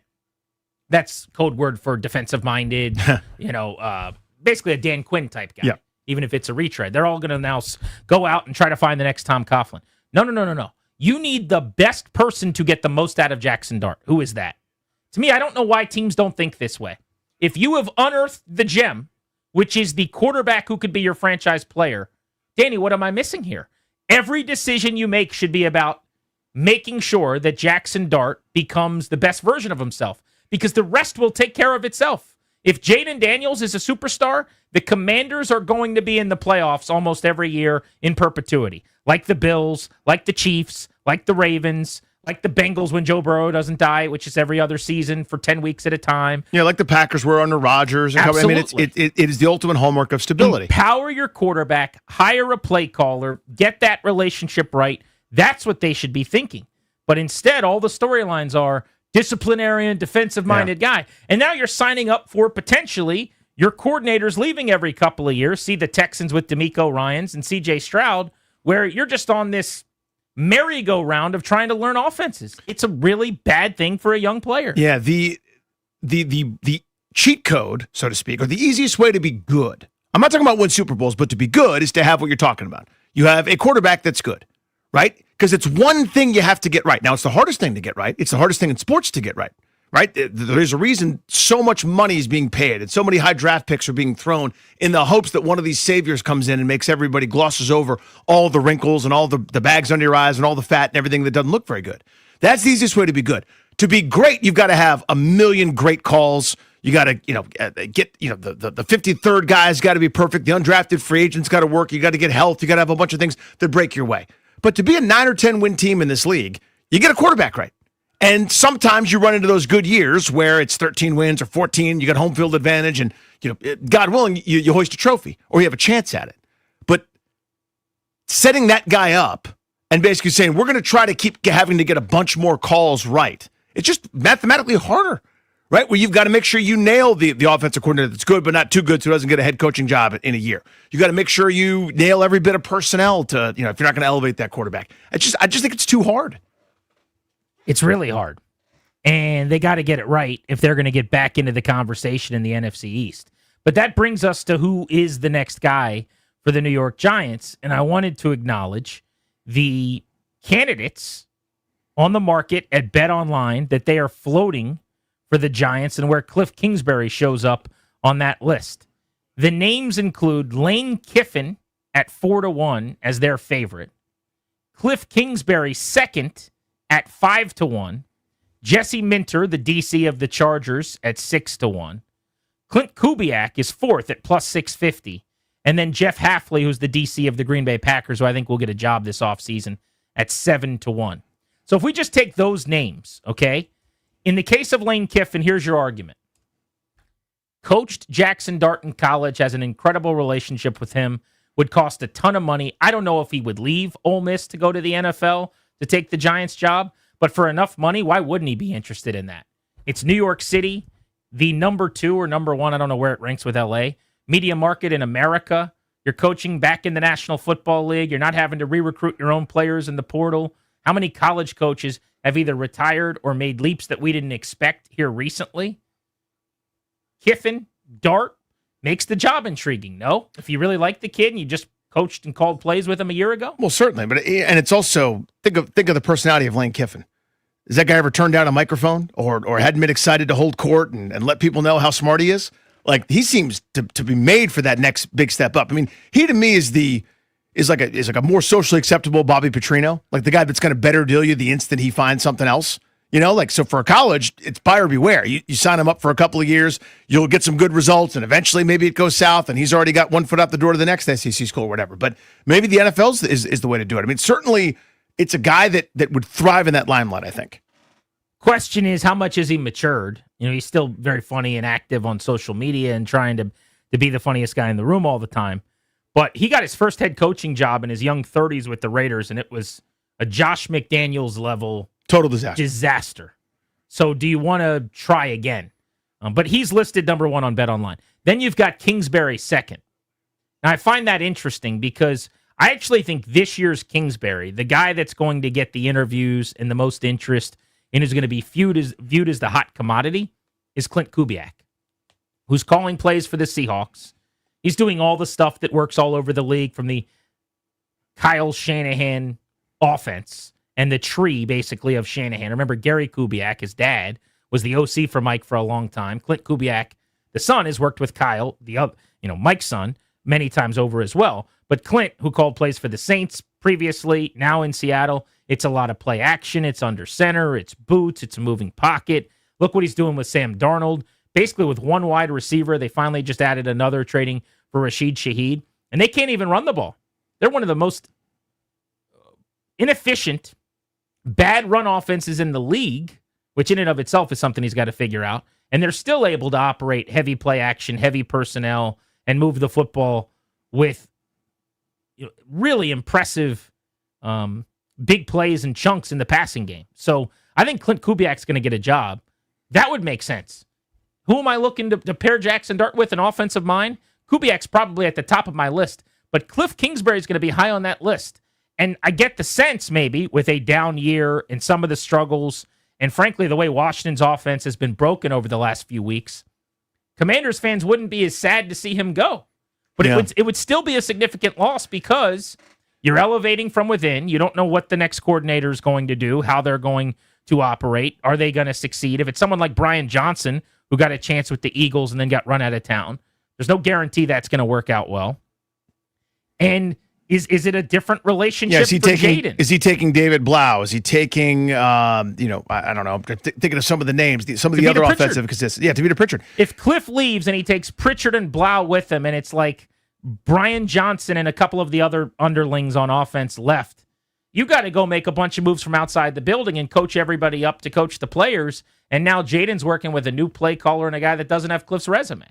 So even though everyone's doing this like, oh, it's fine if Cliff walks, they're broken, I don't see it that way. I still think it's a significant loss for the team. No, it would be for sure, because you're saying to Jayden Daniels, it's probably something new, unless you can promote from within, right? And I don't know that that's Anthony Lynn moving from running backs coach to the OC, or I don't think it'd be Lynn. I think you got to go younger and give one of your upside guys a shot. Right, but you know what I'm saying. Like now, if you can keep some of those guys and say it's the same system, same verb, or just a different voice in the headset, I think you get some sustainability there, and that's really what we talked about this when Dan Quinn was hired. That's the challenge, right? Is the constant pipeline of offensive minds so that it's not a drastic sea change every 2 years. But if you're Dan Quinn coming off of this debacle of a season, going into year 3, which nobody's going to be calling for your head or putting you on a hot seat at the end of this football season. But if you have a bad third year at some point along the way next year, there's going to be wolves at the door. Now you're going into that year without Cliff Kingsbury and with a questioned offensive coordinator potentially. That'd be brutal. Not great. And I wonder, would he be comfortable turning it over to someone who's never done it, like a Blau or a Tavita Pritchard, if you've got to do it so that they don't leave with Cliff? Would you just give Brian Johnson the opportunity, who did have a shot before and it went really badly in Philadelphia? Or do you think outside the box and go, you know what? I know I've said I was building all these guys up the whole time, but you let whoever wants to go with Cliff go. And Mike McDaniel, who they're playing against this week, the head coach of the Dolphins, is now fired, who today was thanking Dan Quinn, his former head coach in Atlanta when he was on that staff, for helping to get him sober. And you bring him in as your offensive coordinator because maybe you do want to go with that Shanahan offense that's taken the league by storm, because you want to get Jayden under center, because you want to do some different things other than just having him living in the gun and the pistol and a lot of the quarterback run stuff. And maybe you want to be a more traditional offense and just let Jayden, win from the pocket, so to speak. Or Brian Dable's available now, who oversaw the development of Josh Allen. I mean, he was there in Buffalo when Allen went from, oh my God, what is this guy doing, to league MVP caliber player. I mean, I know that sounds ridiculous, but it ain't. I mean, former great offensive minds who got head coaching jobs who get bumped back down to coordinator, that to me is your pool. The problem with going that route, which I think there'd be a lot of interest in from the fan base, is a guy like Dable will absolutely get another opportunity if he comes here with Jayden and Daniels lights to be a head coach, yeah. Because he's been a coach of the year, and then it went really sour in New York. And the further you get away from these firings, we remember it better than it was, or we point out more context of why it went bad. Yeah, well, because they're going to keep losing without him there, and it may not be his fault that they're still losing. Sure. Yeah. But same thing with Mike McDaniel. I'd say it'll be less of a rush to hire him because he's so quirky and so different and so odd. He doesn't really give off that leader of men vibe, but he's a guy that could get another opportunity. That's why I like the idea of just sticking with your pipeline. As much as McDaniel's going to be interesting or Dable's going to be intriguing, McDaniel, the only reason I'm fascinated by him, though, is the type of offense that I think they need to run more of. It doesn't seem like Cliff is willing to. Like getting under center and doing more traditional NFL normal things. I keep asking and begging and demanding and wanting just... It's not a big ask, by the way, to ask for a little bit of motion, to move some guys around. But it just seems like Cliff is going, it worked last year. We're going to keep doing this. And the fact that we don't have enough personnel is based on injuries. And when we get our guys back, it's going to be fine. But if he's unwilling to kind of get with the movement of what we're seeing work around the league, then him getting a head coaching job might be an opportunity to reset, either with your hire, if you talk to David Blau and go, hey, I want you to run a little bit of what you guys run in Detroit when you were there as a quarterback. And he goes, okay. Or if he's unwilling, he just wants to do this, then maybe you do start flirting with someone from the other tree. No, that's a good point. I mean, to me, again, it's we said this earlier about Jackson Dart, and it applies very much here to Daniels. What's best for him? And that could be, by the way, stay on the same horse. Don't abandon horse midstream. let's keep running this exact same thing because when he's healthy, ... and we'll coach up this thing and that thing to prevent maybe some of these injuries that have sabotaged his second season, et cetera. Or what's best for him may be let's have some growing pains in a system that's a little bit foreign to him, but long term is best for his growth and development. Whatever that answer is from all the smart people, that's what you do. I want to hear from you guys on this next. Cliff Kingsbury, the hype last year at this time was astronomical. He was the hot commodity among coordinators. He ended up getting asked to take interviews, did interview with the Saints. I was told he could have had that job if he wanted it and chose to stay here in D.C. Do you think he is going to be a hot name for head coaching jobs this offseason? I believe this will be the first season coming up now where he's not being paid by the Cardinals, which could mean more interest in him getting the big raise and being a head coach again. 800-636-1067. What do you make of him as a possible fit with the Giants? Do you think Jackson Dart's a quality enough quarterback that maybe that's a job you jump at if you get a chance if you're Kingsbury? And how would you feel about his departure? Would you just want to stay within the org here with the guys they're grooming under him? Or do you try to reel in a big fish if a Dable wants the job or a McDaniel wants the gig? I would think pretty much any of those guys would choose this place first because you get to work with Jaden Daniels. Pretty big enticement. Grant and Danny on the Fan.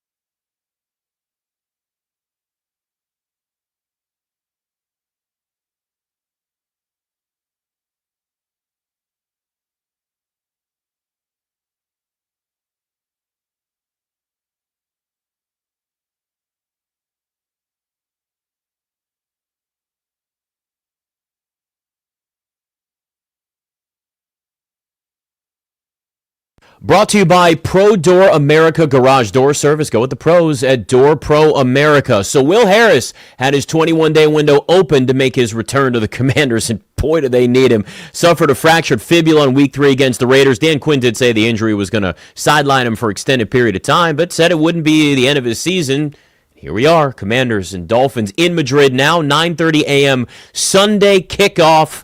That's 3:30 p.m. Madrid time, just in case you're doing the math here. Giants, who will have their third starting quarterback starting this week. Jameis Winston in for Jackson Dart, who's in concussion protocol. Remember, Brian Daboll was just fired by the team yesterday. Go with the pros at Door Pro America. From spring repair, replacement, or a brand new garage door, to boost your home's curb appeal, call 877-DOOR-PRO today and ask how you can save $60 on a repair or $150 on a new garage door. Visit doorproamerica.com. From the Crop Metcalf 5-Star Sports Desk, I'm Nick Ashew on The Fan.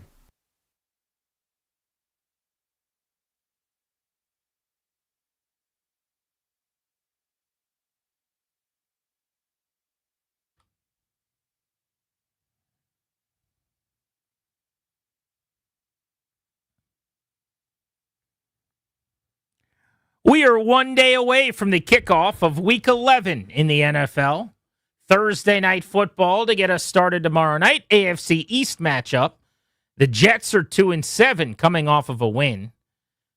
They could not move the ball. They couldn't complete passes. They couldn't score points, and they beat the Cleveland Browns thanks to 2 special teams touchdowns. They're in New England to take on the Patriots, who are 8-2, and today New England was signing Rob Gronkowski to a 1 year would be more interesting. 1 day contract. Say, wait, what? So that he could retire a New England Patriot. So they'll be celebrating him, I'm sure, at the game tomorrow. New England, by the way, has ripped off 7 consecutive wins. And the team that never beats anybody good has played 2 good teams so far this year, and they've beaten both of them. Beat them both, man. Mike Vrabel. Again, the stuff that I care about, that coaches can control, he's excellent at. The timeout usage always correct. The little edges in the league about clock management and all those little nuances that escape some of these guys that are absolute geniuses in their field, he nails every time. And all of a sudden, they're believing and they're good. He is going to be one of the front runners for Coach of the Year, which we'll talk about later in the show. But they also have one of the front runners for the MVP. Drake May right now is number 2 in the MVP odds, behind only Matthew Stafford. They don't really call design runs for him, but he scrambles and makes plays with his feet occasionally. But he has been living in the pocket, making big-time throws. There are very, very few players who are throwing a better deep ball, having more success down the field this season than May. And if they beat the Jets and they get to 9-2 and he has a strong showing on primetime, he might even be able to close the gap again with Matt Stafford, who's been on fire in the MVP vote. The biggest test they had, they got a couple more big ones down the stretch, but bear with me.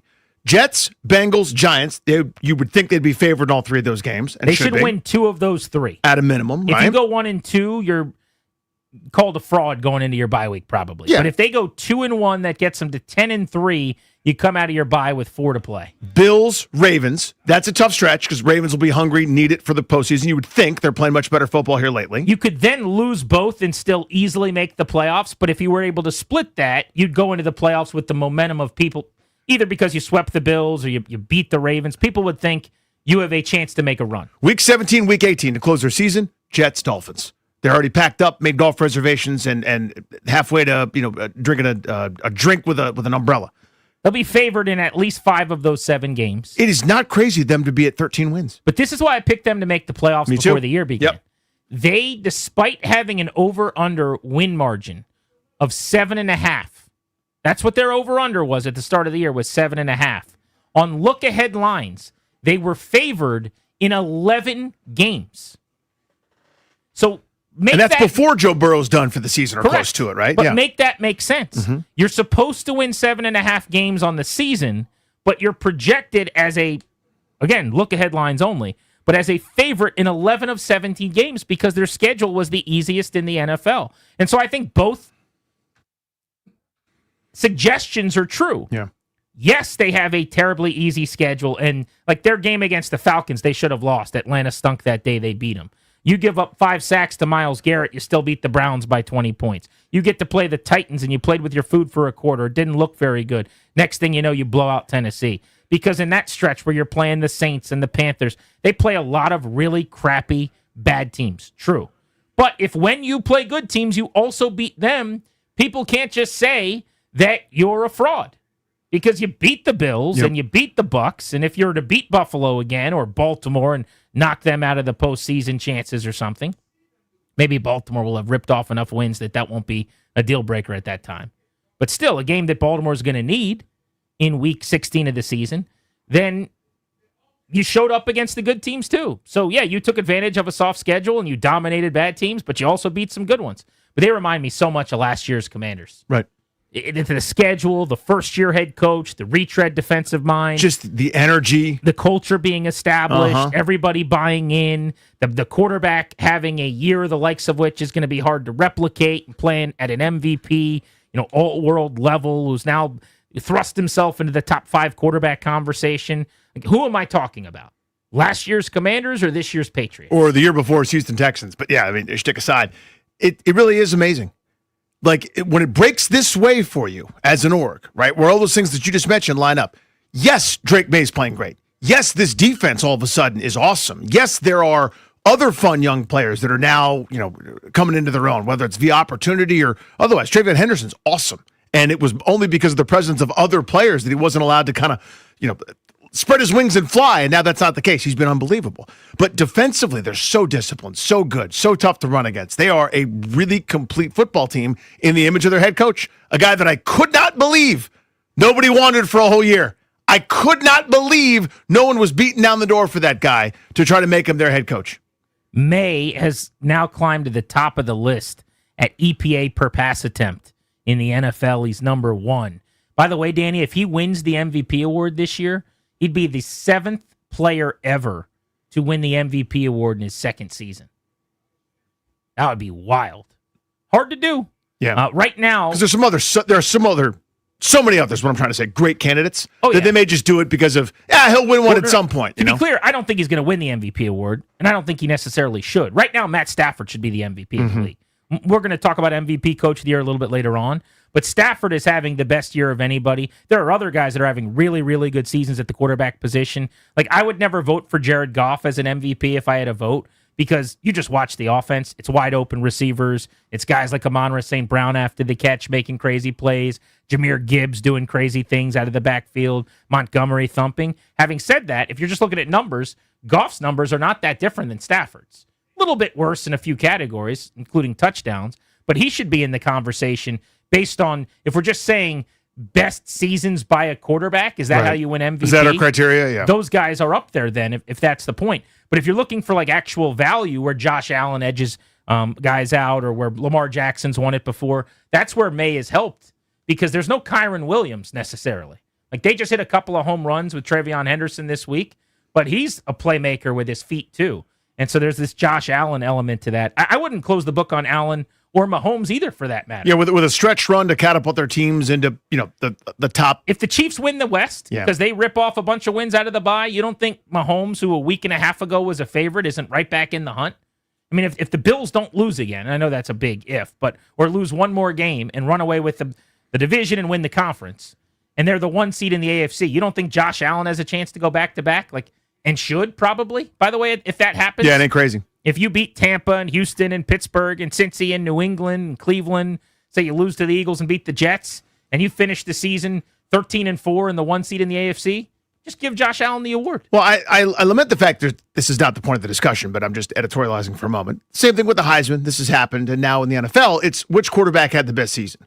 We're going to ignore Jonathan Taylor, who might end up with, 2,500 yards from scrimmage and 20-some touchdowns. He won't even be, he might make a ballot as like the 4th or 5th candidate, but it really is always about which quarterback ends up making it. I'm not saying necessarily that he even is having a head and shoulders better season than everybody else, but leads the league in rushing touchdowns, yards per attempt 6.0. It's insane. It's like Barry Sanders type college stats for a guy at the NFL level with his signature game this past weekend abroad.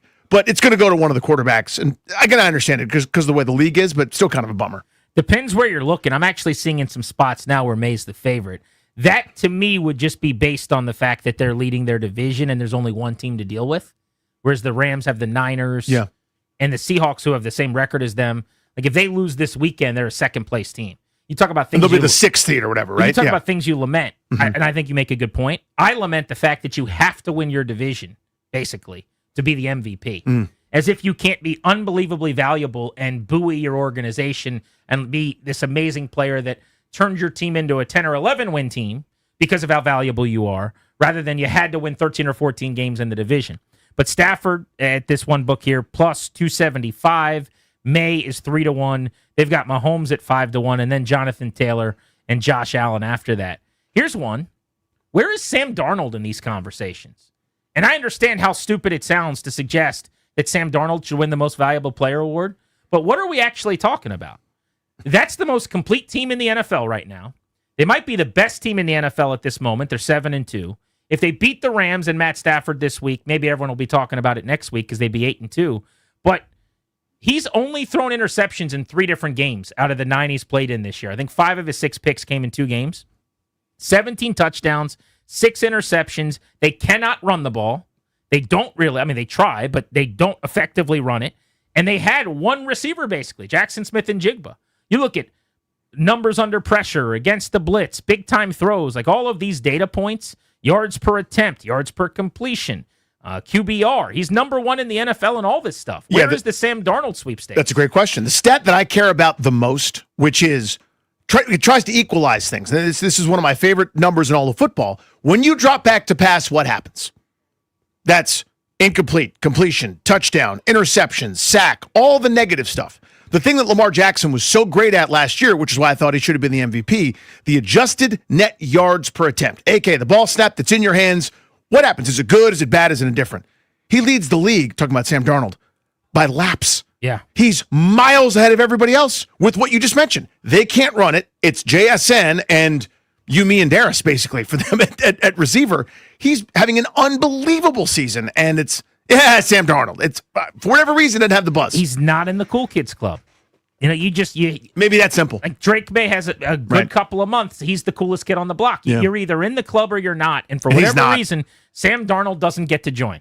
He had the amazing year with the Vikings, and we all said, he'll fall on his face. And he did. He did. And everyone celebrated and high-fived and hugged and said, thank God Sam Darnold fell on his face. They were so happy that it happened. Then he goes to a different organization. Well, he doesn't have Justin Jefferson anymore. He's going to stink.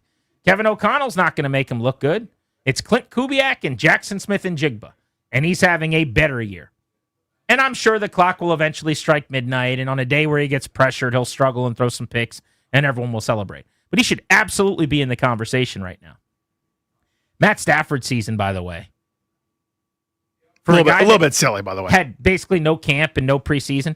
7-2 record for the Rams, right? Here's Stafford's numbers.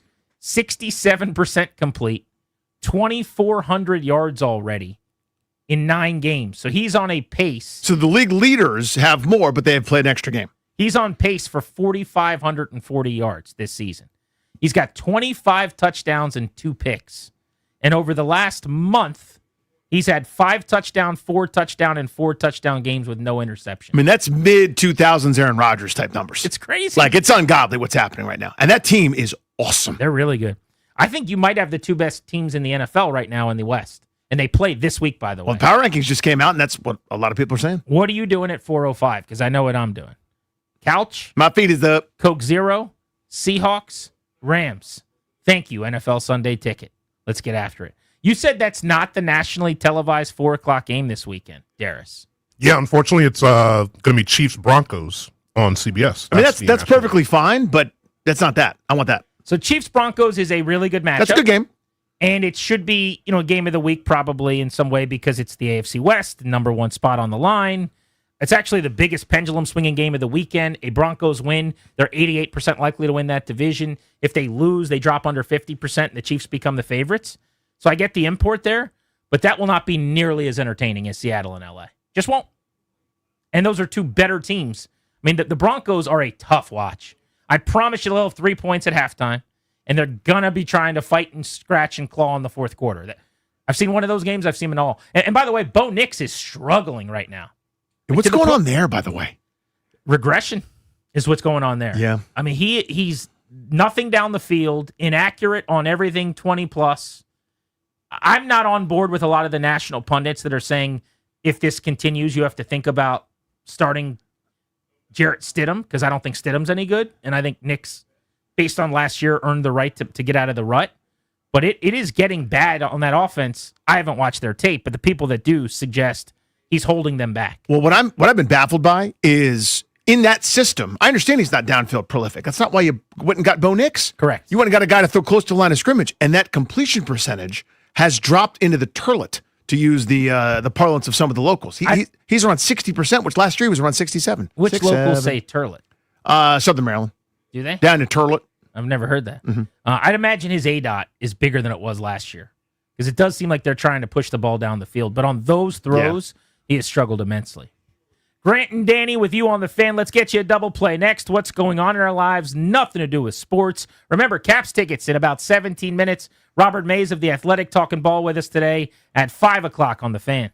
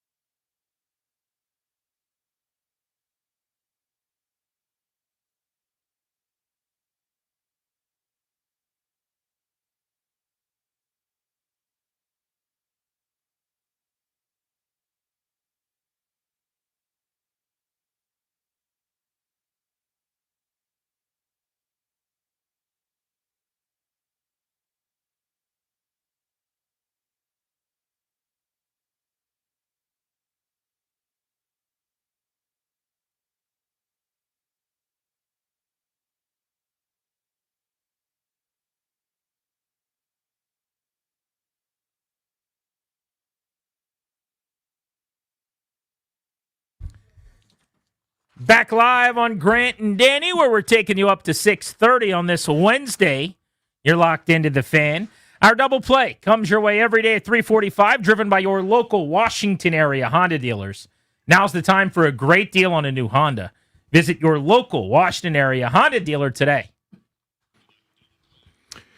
So we do this show every day. I see Grant more than I see my wife over the course of a given week. We spend a lot of hours together. Same with Darius and Ryan and usually Toby, but Wesley Financial's here, getting people out of his timeshares, answering the phones, and the like. You get to know folks, and we're literally like brothers in here, right? There's ups, there's downs, there's fights, there's good times, there's bad times, there's bits, there's inside, all sorts of stuff. And everybody's quirks a lot of times come to the forefront, right? We're on radio, so you know about Grant's food proclivities, for example. You know that I'm a curmudgeon on certain things and whatever, right? Well, one of the things that is a sticking point, I would say, among our intimate friendship, brotherhood, hit the bell, is... I can't find the bell. Where's the bell? Oh, hold on, I got it. It's right here. Send me the Brotherhood other side bell. of the phone. Hold on. See that? I don't know why they put it right there. You got it. Brotherhood bell? Brotherhood bell. Show me brotherhood. There are certain sticking points that, for whatever reason, some of us don't get over and bother one but not the other, or something to that effect. There'll be a day where I'm fired up about something, Grant doesn't care. Darius has the red ass for some reason, and we won't care, but everybody's got their chance to ventilate. Here's where I'm going with this. One of the things that bothers my co-host and good pal, Grant Harrison Paulson, is when somebody doesn't notice his haircut. For the second time in 2 months. The last time I saw you, my hair was a different length. I got a haircut. When did you get your haircut? Yesterday. Can I see it? Got my haircut so far away, was in Fairfax for the day. I got my haircut. Take off your headset really quick. Right here. You did? Well, it's not as like military as it normally is. Yeah, You're not so- Lieutenant Corporal Rouillet this time. Right, so you're trying to get out of it with a Joan, but here's what happened. My compatriots, they cry foul. They're like LeBron James when he misses a layup, begging for a call from Dick Pavetta or some other official who I can't think of. They hit you first. Yeah, hit me first. I hope this puts it to rest. No, it doesn't. Nobody needs to say anything to the other men here. We're all fine. We're going about our business. Nobody wished me a happy haircut. No one congratulated me or noticed my haircut, and we just had a normal day. Everything's fine. Everything's normal. I think, if I'm ruling on this, and I don't think I get to, but if I am, I think we can slam the gavel on people being upset for not noticing the haircut. That's really interesting. That's two times for me. What time did you get a haircut? Yesterday morning around 11 a.m. 11 a.m. 24 hours. Yeah, just over 24 hours. There. Same person as normal? Same place as normal. Okay, a little longer than normal. So here's what I would say. First of all, I apologize. Don't you dare apologize. No, I do. And on behalf of Darius and Ryan, and especially Wes, I apologize. There's no need. Because I do think that we should have acknowledged that. That's number one. Number two, I'm going to offer an excuse if you don't mind. And the excuse I've got is you've been wearing headphones for the majority of the time that I've been around you. So I was in the studio getting ready to record an interview. Yeah. You walked in quite literally as we were starting. I got in there. It was a 1 o'clock interview. You walked in at 1:02, and the guy was just calling in at that time. Mm-hmm. And so as you walked in, you either had your headsets on or you put them on. Yep. And so there was no chance for me to see your hair at that point. Mm-hmm. Then you came back, and within 2 minutes of sitting down, we did some skits and bits with CK, who was in here. There was never really me looking at you. You immediately had to go talk to Derek Forrest. Yep. For your whatever that thing is that you do. The thing that we do, yeah. Yeah. So you went and did that thing. Mm-hmm. And then when you came back, there was only a few more minutes till we were on the show and you put your headphones on. Yeah. So but you would acknowledge there's been some time. There was probably roughly 14 minutes when I've been around you where you didn't have big, bulky headphones on that make it impossible for me to see your haircut. Because the way Danny's haircut is, if I could just make one more excuse, okay, he has very long hair on the top that he like shoots out like he's Brett Bielema or Mike Vrabel or something from his forehead. But then the sides, he gets like a zero, like he's, serving overseas. And the only part I can't see is the sides because your headphones are covering it. So that's my excuse. That's my explanation. I've got a lot of injuries. It's hard to make tackles. It is tough. It is tough. It's hard to stop people from Season's gotten off the rails. 154 points in 4 weeks. But I want to say I will wear this. This is about accountability. These are the reasons why it happened, but it happened, and it's my fault, and I will do better. I apologize. You don't have to. What I could do without is the Jones though. It's the little hidden Jones, There's no in the Jones. apology. He gets a haircut like an idiot. His hair looks stupid, and it juts out like this guy, and the sides look like that guy. That's what you heard. That's not what I said. Oh, okay. What I'm trying to tell you is that part's not necessary. Let's not notice each other's hair. Let's not be moved to emotion by hair. Let's just let that I'm happen. not allowed to talk about your hairstyle? Sure you can. Okay, you just got bothered by Let's it. not be. I wasn't joning. I was saying. Is you that a have- compliment? Yes. It is. But it's not a compliment. No, it's neither. It's your hairstyle is long in the front, 0 on the sides. When you sit down and they say, "What do you want?" You go, "Shave the side of my head and let my bangs go way out forward." That's what you say. It's not exactly what I That's say. the style. Yeah. I mean, how is that a Joan? If you said to That's me, not real complimentary, is all I'm saying. Okay, if you said to me, Grant has a hairstyle where he gets a hard part and combs all his hair to the right. Yeah, that's true. He gets a 1.5 on the side. Damn it, Danny, leave my 1.5 alone. Like, I don't understand. If you say the fact of 1.5, you're like he's enlisted in the military, like some dweeb. Like that's the The difference. military's a dweeb? Well, the way you say it, I'm I'm trying to make it sure. sound like I'm trying to do some kind of weird thing. I just say puffy sides, so I get rid of that. But anyway, the point is, I'm perfectly fine. Let's not get all up in tights. Let's not get all pantaloons Robin in a Hood men in bunch. tights. Let's all calm down. You didn't notice my haircut again. I hope it puts it all to rest. Where you don't have to worry about it. If you don't notice, you don't notice, and it's fine. I want to apologize to Danny for It's not fine. noticing his amazing haircut. It's fine. He has amazing hair. Ryan, it's fine. He does not look like he's in the military. I did not know that was pejorative. I apologize. I thought that it was just a description, that it looks like you have a military haircut. Didn't know that was some big Joan, like one of them silly geese who's out there enlisted. Didn't know that's what we were doing. I apologize. That's real interesting. If you said my hair looks like, I don't know who wears this hair. Everybody, pretty much, who's a grown up. Yeah, you have a nice haircut. Normal people. I've always liked it fine, but never been moved to emotion by it. Right. Next time you get a haircut, I'm going to be on it. Respectfully, I don't care if you are or not. No, it's going to happen. I think we're all set. I think we put it to bed and it's asleep. So restful. Wes asked me if you got a haircut. He was like, "Did Danny get a He haircut?" did not. And I was like, "I don't think he did." He didn't have time. He's getting people out of their timeshares. That's a good point. I don't get that joke. Wesley Financial, Chuck McDowell, advertised on the station. Okay. I'm not an attorney. I never want to be an attorney. If you think I'm an attorney, I apologize. He answers the phones for us. That's Wesley Financial. That's a deep cut. I didn't have that in the office pool. We're going blitzing next, and as soon as we return, we are giving away Caps tickets right here on Grant and Danny. If you call in between now and 6:30 at the end of the show, please let Danny know that you like how his hair looks. We acknowledge haircuts. We appreciate haircuts on the Fan.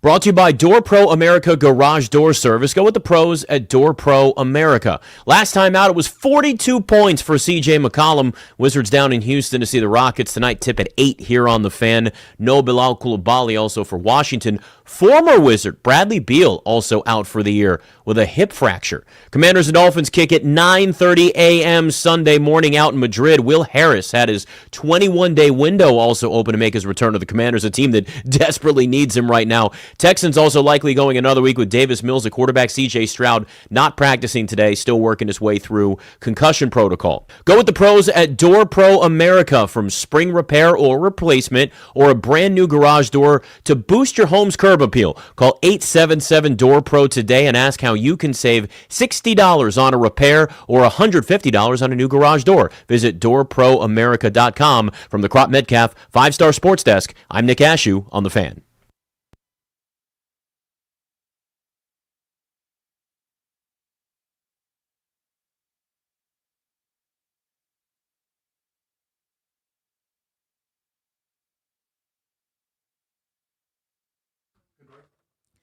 Congrats to caller 10 at 800-636-1067. You're winning 2 tickets to see the Capitals Wednesday, November 19th. They're taking on Connor McDavid and the Oilers. 80s night with the Caps. They're going to turn the clock back for 80s night. For tickets and for more event information, go to thefandc.com/contest, courtesy of the Capitals. We're giving these tickets away all week long right at 4 o'clock. Your pals, Grant and Andy, are exclusively sponsored by the law firm of Condori and Morad. Estate planning, elder law, real estate transactions, probate administration. Their attorneys are always there to protect you and your family's assets. Schedule a free consultation with their team today by visiting kmlawyers.com and be sure to let them know that we sent you. That's kmlawyers.com. The Beltway Blitz every day at this time covers the teams in town you care the most about. We're going to cover the Caps, the Commanders, but we got to start with a lot of baseball news over the weekend. For a few minutes on the Nats, Spencer Nussbaum of the Washington Post does a great job covering the Nats beat in the paper and online. Spencer, the 35-year-old president, has hired a 33-year-old manager who's now hired a 30-year-old pitching coach. The youth movement continues. Tell us about the new pitching coach. Yeah, it's wild. I mean, when you hear about all the youth that they've added, it's when you hear it in one sentence, too, it's kind of wild to wrap your mind around. But people are really high on this new pitching coach. Obviously comes from a sort of like training background and obviously has some playing experience, but seems like someone who's really good at melding both the analytical side and the actual art of coaching side, which is obviously kind of the whole thing these days. Again, at 30, a big reason that Taboni liked him is he'll be able to relate to the pitching staff, and also he's just going to be able to communicate with everyone on the staff. So, hearing very positive things so far. But obviously a huge shocker that they signed a 30-year-old to such a big job. What does all the youth really mean, Spencer? Like when people hear it, I know it's kind of a joke and it's fun for a lot of folks to be like, oh my God, it's they're going to be younger than a bunch of the players, ha fun, and then they go about their day. What does the youth really actually mean in terms of paradigms, implementation, philosophy, and the like? Go into that. Yeah, I'd kind of touch on 2 topics here. The first is just kind of the availability of them. Now, I think a lot of these coaches that they're hiring were going to be available and probably big names 3-4 years down the line, when they are the age of a typical coach. To get those guys early, I think is huge, and something that the Nats wanted to pounce on. And a big thing that Taboni said as well, with their age is just, it's the same thing. He kind of compared it to players and said, look, like, at a certain point, they stop becoming great young players, and they're just referred to as great players, and he feels like it's going to be the same with the coaching staff. In terms of implementation, I mean, it really is a mix of either getting guys who have had some big league experience, and then obviously surrounding them. Like, I wouldn't be surprised if they start hiring more kind of older coaches to fill out the rest of the staff, and see, how they can blend those two. If, pairing the 30-year-old pitching coach with the 45-year-old assistant pitching coach or things of that nature. But again, they're still kind of filling the staff out over the next week or so. To that point, what have we heard about the hitting coach role? Yeah, I think that one's still a little bit of a ways away. I know they were having interviews this week, whereas they'd wrapped up some of the other ones already. So I wouldn't expect anything immediate, although, again, if they're blown away and have done their due diligence. That could change at any moment. In terms of the front office and how they're filling things out, in terms of adding extra assistants, scouts, and the like, what do we know there in terms of again what they're looking for? It's hard to say obviously at this point, but just kind of look ahead for us. Yeah, I asked Paul about that yesterday when we had about an hour to chat with him, and he had said he expects almost every department to grow. When I pressed him a little bit more for details, again, they're still figuring out exactly how things are going to come together. But if he was able to pinpoint one, it was going to be player development is going to be the department that grows the most, which I think is obviously A, the right call, and B, a very important one, considering how much that's been a struggle for the Nats over the last decade or so. But yeah, it's still kind of everything is coming together in most departments, and there's still dozens of hires left to be had, which kind of puts some of the roster stuff on the back burner for now, even if they're starting to explore conversations. And Monday is the big day for the introduction, right? Yes. Blake Butera on Monday at his press conference. We'll get some more intel. Spencer, great job covering all of these updates on the staff. I know it's been a busy few weeks. Thank you. Perfect. Thank you. Yeah, go check out Spencer's work in the Washington Post. All right, let's talk hockey. Mike Vogel, washcaps.com. Vogues, boy, did the Caps need last night. May have been their most impressive win of the season without Pierre-Luc Dubois, who's out for months. A 4-1 win over the Canes, who were 11-4, and they really dominated most of the game.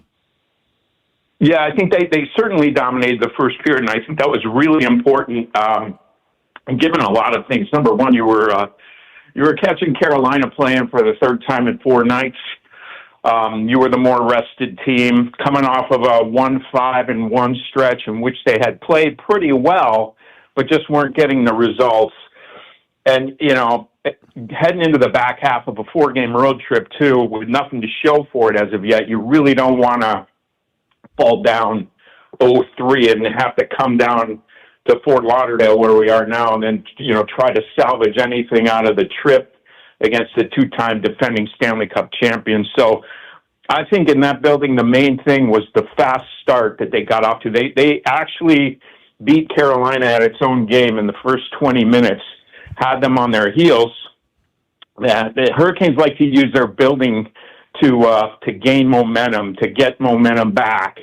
And the Caps at numerous points of that game last night prevented that from happening.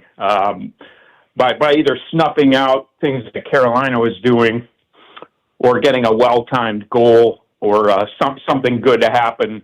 The fight, Marty Ferravari giving Logan Stankoven a nice little tune-up.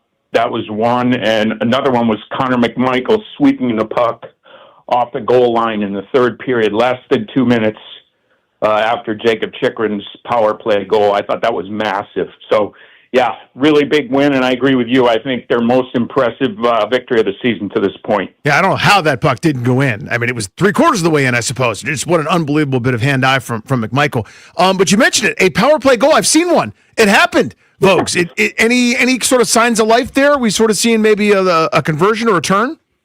Yeah, I thought it actually looked a lot better, even up to that goal that Jacob Chikrin scored, which was a little bit bizarre, to be honest, right? Chikrin from the slot on a rebound, and he was lower, closer to the net than the guy who took the shot, which was Ryan Leonard. And, Leonard sometimes operates at the point, so that makes some sense. But, I thought it was it had better movement, it had better entries, and it spent more time in the zone. It also had 5 opportunities, which has been a little unusual this year, too. But don't sleep on the PK either. That unit's also been beleaguered. They went into last night's game with the lowest special team index in the league, and that's just the sum of the 2 special teams units. So, your perfect score is 200.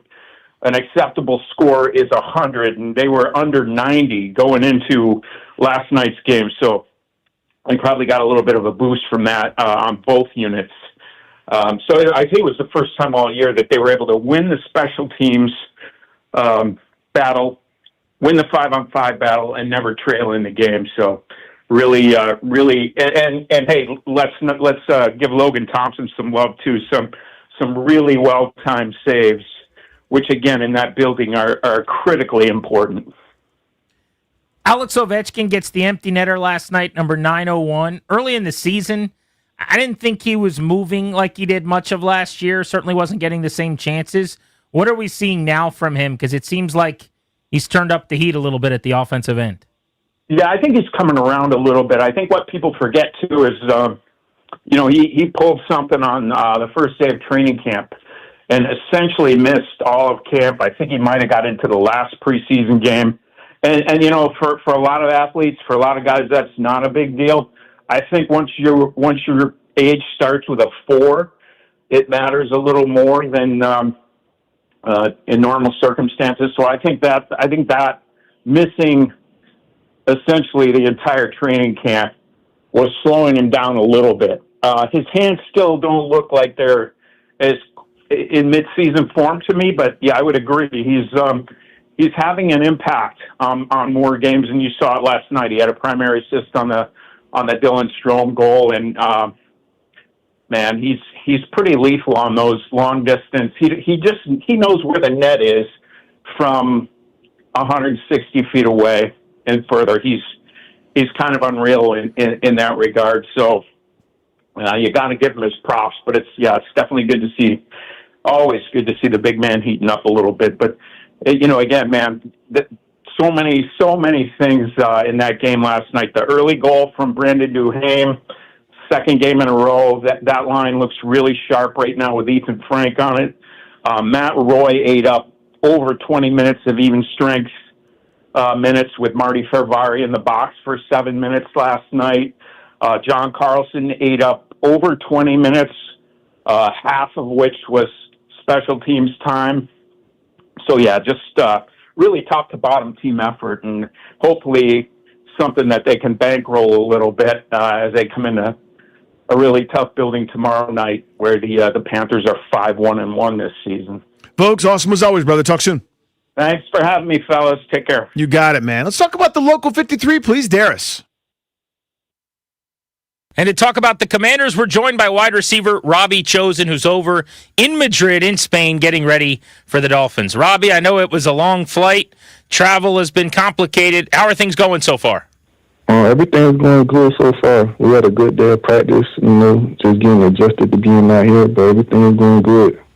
How was the flight? And I wonder, you've played in the league, obviously, for now going on a decade, dating back to 2016 with the Jets. I'd imagine you've done your fair share of these international games and European travel. How many of these do you have under your belt?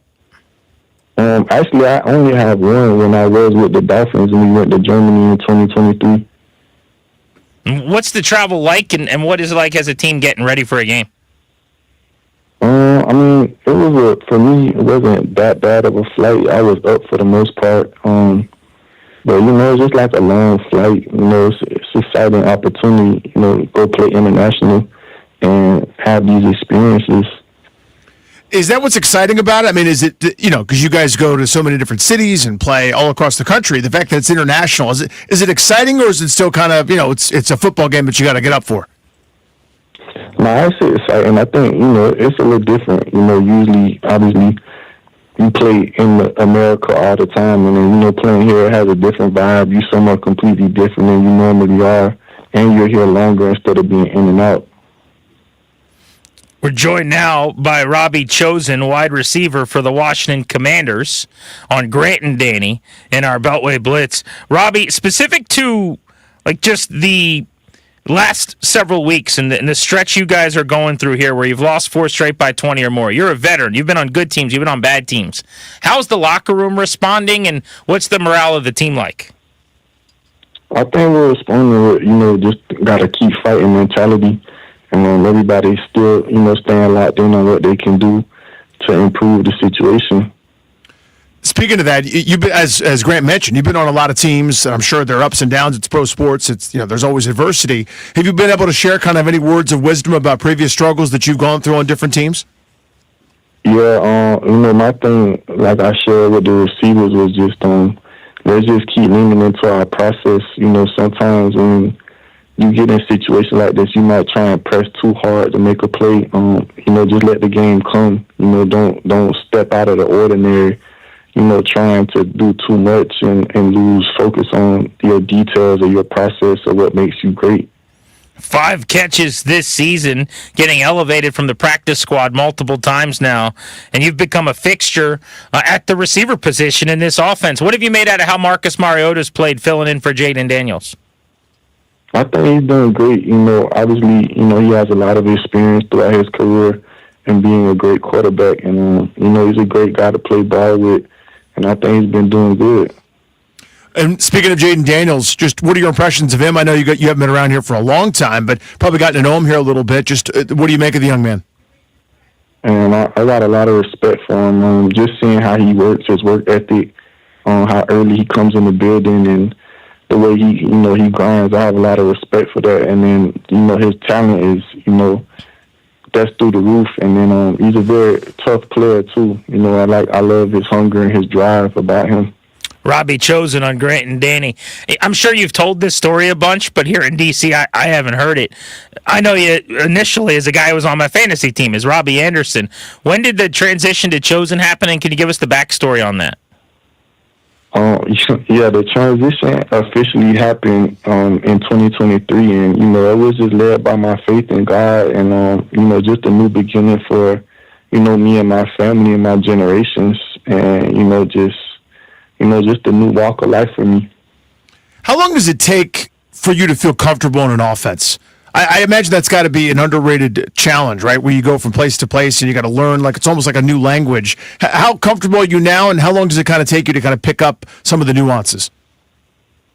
It depends. Some depending on the complexity of some systems, it could take a couple years. But for me, thankfully, I played with Cliff in Arizona, so I already was familiar with this offense. So for me, I just had to get refreshed, and I was good to go within a week or so. Next up, the Dolphins trying to end the skid. What do you feel like are some of the keys for you guys offensively to get going here and to get a win for the first time in 6 tries? The name of the game on offense is, score points, protect the football, make our plays, and, just everybody what everybody's great at, be great at play by play. What challenges do they pose defensively? I think they have a very veteran, a good veteran presence in their trenches, in the core of their defense, and through the secondary. I think they, have some momentum or, excitement coming off the win against the Bills and whatnot. But they're a solid defense. A lot of guys that have succeeded throughout their career, and being around those guys, I know the energy that they'll come out there and play with. Well, Robbie, thank you for the time. Go get a win on Sunday in Madrid. Yes, sir. Appreciate it. Robbie Chosen on Grant and Danny here on The Fan. That is your Beltway Blitz. What do the MVP and Coach of the Year races look like right now in the National Football League? That's next on The Fan.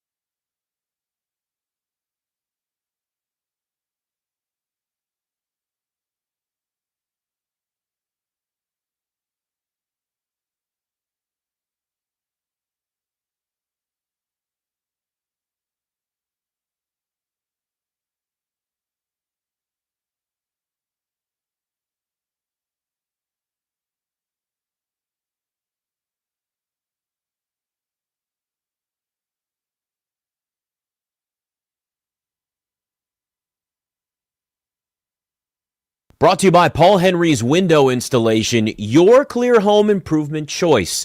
Will Harris had his 21-day window open to make a return for the Commanders. Of course, that fractured fibula back in Week 3 against the Raiders was going to keep him out a long time. Dan Quinn did say it wouldn't end his season, so here we are. He starts, and the Commanders need him. He won't be there against the Dolphins, though. That kick 9:30 a.m. Sunday morning from Madrid, which is 3:30 p.m. Madrid time if you're not wanting to actually do the math here. Giants will have their third quarterback starting this week. It's Jameis Winston in for Jackson Dart, who's in concussion protocol. Mike Kafka takes over as the interim head coach with the firing of Brian Dable yesterday. That means Russell Wilson still not getting the start. Kind of makes him the third string at this point. This November, score $100 off each window with a 5-window minimum and $500 off every door at Paul Henry's Window Installation. Schedule your no-pressure free estimate today at paulhenryswindows.com. Your clear home improvement choice. From the Crop Metcalf 5-Star Sports Desk, I'm Nick Ashew on The Fan.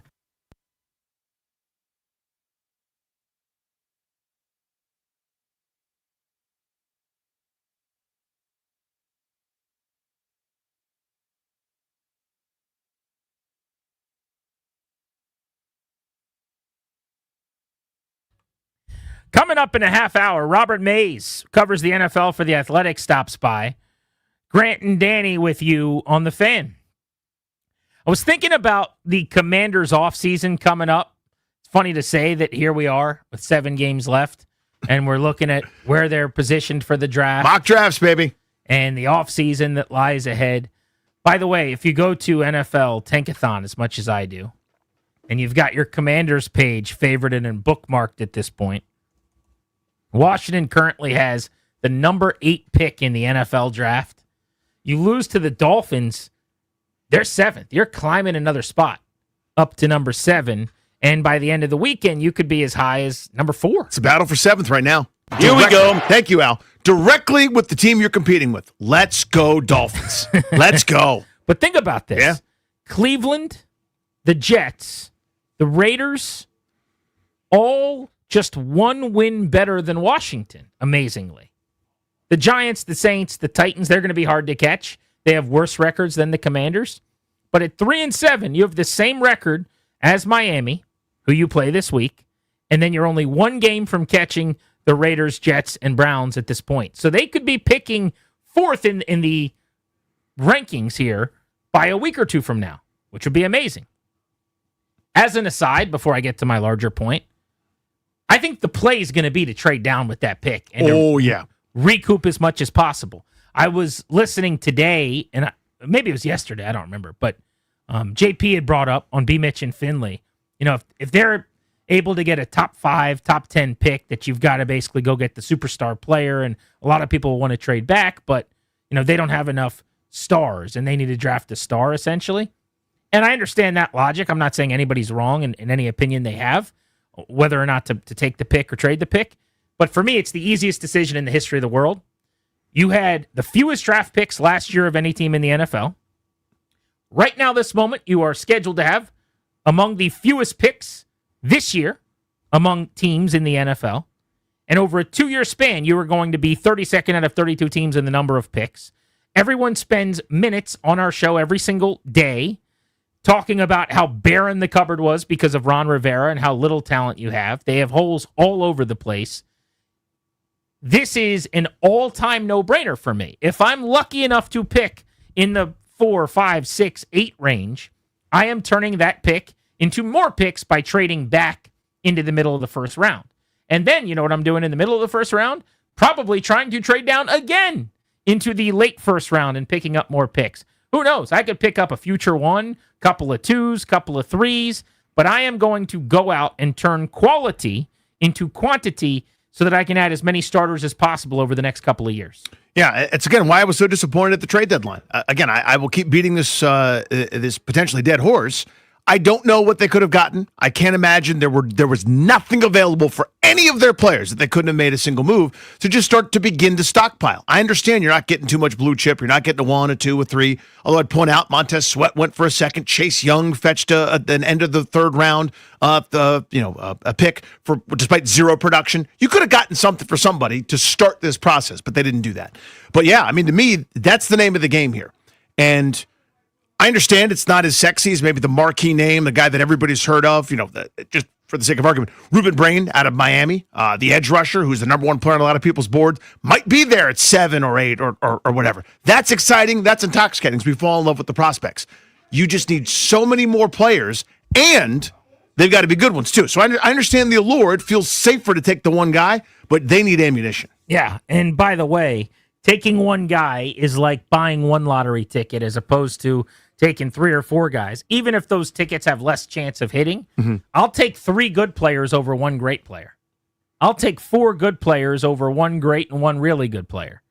They need a ton at a lot of positions. And you can't call in and tell me consistently and routinely that, the Ron Rivera era and the Marty Party left them bereft of talent, and they don't have any talent, and of course they're not going to win because they don't have enough draft picks, and they traded away all their picks, and then also say that you want to just make the pick in the top 10. If they had picks in the 2nd, 3rd, 4th, 5th, 6th, 7th rounds, okay, maybe. They don't. They pick one other time in the top 4 rounds in this draft. You have nothing. You're adding so little impact talent in this year's draft if you make that selection. It's that guy and hoping you hit the lottery in a round, by the way, where you've been bad so far as a regime for the most part. So I just think it's a no-brainer, and it's a conversation we can have later on. But to me, they're going to have to take that pick and move back. But the higher it goes, the better still. Indeed, that's a better commodity. It's a king's ransom, which you can get moving back from 8 as opposed to 3 is astronomical. Now, what could work against them is it does not seem like this is going to be a great quarterback draft, which is different than saying no quarterbacks will go early because teams can't help themselves. But if you're looking at this year's quarterback class, guys like Garrett Nussmeier having the season that they have, it would be better if this was a couple of years ago and 5 teams are going to be taking. Yeah, if it was, you didn't need one and it was 2024, Yes. my God, man. 6 QBs go in the top 12. You're able to get 5 picks for that. You're able to get a boatload. Instead, this year it's probably not going to be the same if a guy like Fernando Mendoza, yeah, he's going top 3 Indiana's probably. going number 1 overall or something. That tells you a lot about this quarterback class, I would guess. But I digress. But here's what I wanted to get into about the future. Have you taken a look at their players that are pending free agents this coming offseason? I have indeed. So there's not a lot in the way of, oh no, you're going to lose that. Like if you lose this player, then you're screwed. There's a couple of guys that are very helpful that may leave or, may retire or whatever. But they're actually going to have a bunch of guys depart that are very replaceable as far as I'm concerned. So I just want to run through their list of guys on 1-year deals or that are pending free agents this year. Deebo Samuel at 29. A month into the season, he was on a trajectory toward possibly getting paid, and I would have felt like that is catastrophic to lose him. You and I talked about if Deebo can't play for a game, they are screwed because their offense goes through him. I don't know if it's the heel or teams adjusting or what. He's been a shell of his early season productive self. Hasn't been there. The last few weeks, it's like a couple of catches, 23 yards, 1 carry for 4 yards, and maybe that's why the offense is broken. Maybe he's the key to getting it going. But Deebo walking out the door right now at the end of the season, that's unfortunate, but is also not a guy I'm paying at all. Right. And so on a binary, would I like to have him? Yeah, I'd love to have Deebo back, but I'm not breaking. I'm not winning a bidding war. $28 million No, for him? I'm not at all. And I think that's kind of their 2 categories. One, I don't care if they leave. The other is, that'd be nice to have. I guess the third one is pay him no matter what. I was going to say there's 3 categories. Yeah. Pay this guy, market, and keep him, which I don't think anyone's on that list. There's a couple of like backup type guys, but any of the impact guys are on that list. Then there is, it'd be nice to have him back, but I'm probably not going to pay to do it. That's probably the Deebo category, right? Yeah. Like, it'd be cool if he was back somehow on a discount, but there's no way. And then the third category is, thanks for your services. I don't need to pick up the phone. Right. Bobby Wagner's in that category at 35 years old. Yep. Hall of Famer, gold jacket. Congratulations. No thanks. The man. Yeah. Awesome dude, awesome leader, good player still in the box at times, stopping the run, although even he's had some run fit issues here recently that I see, but great player. Enjoy the gold jacket, man. Yep. I got to get younger and faster. Marcus Mariota at 32. He's definitely a guy I would re-sign if he's willing to hang around because, he's basically split time with Jaden Daniels this year, and he's playing at a league average level. EPA per play, some of those things. I posted one of these charts today, actually. I think he's 15th among quarterbacks this season. Jaden's 17th or something like that. It's been very comparable, regardless of who's playing. He's been able to, if they played any level of just normal bad defense, to keep them in games. And I think he's good for Jaden's development. They get along really well. He's good in that room. I would do that. I'd win the bidding. Now, it can't be ridiculous. Like if someone wants to pay him to start, I'm not going to win that bidding. But if a similar rate, I'd keep him. Going through the guys whose contracts expire for the Commanders at the end of the year.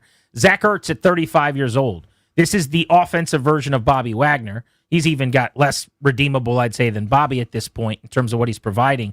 I think there are times where his lack of speed and electricity at the position are holding them back.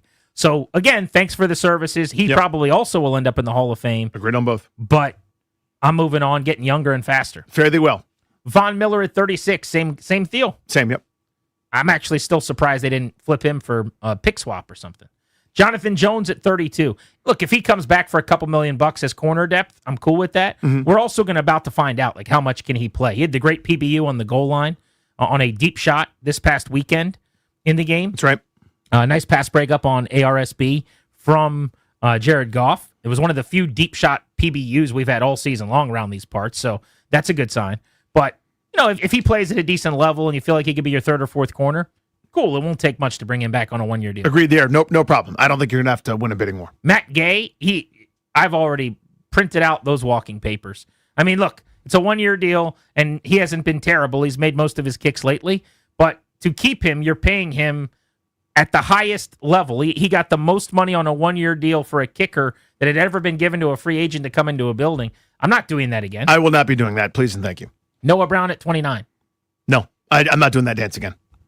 No interest. No, I literally am not interested. Seems like, again, a great dude. I cannot count on him for anything other than what's happening. I can't believe Tress is 35 years old, by the way. Tress, if he wants to come back and punt again, People's punter, no question. Noah Igbenogany is still only 25. Doesn't seem to be in their plans at all. Like they've gone out of their way to make sure that he's not part of anything. Like that was the only name that was dangled at the trade deadline. Apparently, the only guy that we heard, this was at Cutdown Day actually. That's what I meant. That they were considering trading. Someone leaked if they can get something for Noah Igbenogany, they'll do it. That's weird. That's okay. Then it's very oddly specific. Noah Igbenogany's inactive constantly. Yeah. Every cornerback ever has been hurt. Noah Igbenogany is still not being asked to play. Something about him they don't like very much. They're not into that. They have a funny way of acquiring him 2 times in 2 off seasons and then showing that they like him. Traylon Burks at 25, I'm definitely bringing back. I would too. Wouldn't cost very much. Shocker, by the way. Welcome to the 2025 Commanders. Shows promise. I'm excited to watch him this weekend, and he immediately needs a surgery on his finger. DNP finger. What are we doing here? Yeah. But as much as that makes you think there's going to be a significant overhaul this offseason, because that's a lot of names we just said, which is probably true. And when you sign all these older players to one-year deals, 35, 32, 35, 36, 32, 31, 30, 35, that's going to happen. It's also a little bit refreshing, I'd say, to look at that and not feel like, oh, no, this guy's leaving? Yeah. And maybe the point is they just don't have a lot of this guys. Like, they don't have a lot of guys that if they were walking out the door right now, you'd be like, oh, that's a big loss. There are so few this guys. Like that's exactly what it is. Is that the problem? There's so few. That might be the actual negative way to look at it, because I was thinking at least they're not losing their best players, when really a lot of these guys are their best players, and I'm still not that sad if they walk out the door because they're not good enough. Right. So a lot of the guys a lot of these dudes are healthy, quote unquote, and are playing and are being counted upon and are starters. Nope. 5 not really straight interested. Losses, 4 by 20 or more points. Not interested. So when you hear that list, what are you thinking? 800-636-1067. Is there anybody on that list you'd stand on the table to keep? The idea being that all these guys that have these expiring deals at the end of the year, if they were to walk, it wouldn't do a whole lot of damage to the short or long-term health of the team, it doesn't feel like. Which in and of itself sounds like a problem, doesn't it? Grant and Danny on the Fan.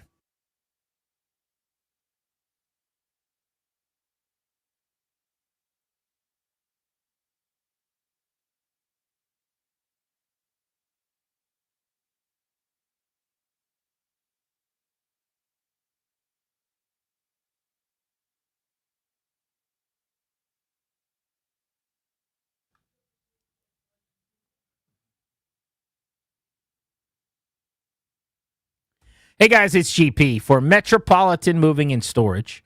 Metropolitan Moving and Storage is the official, unofficial moving and storage company of the Fan.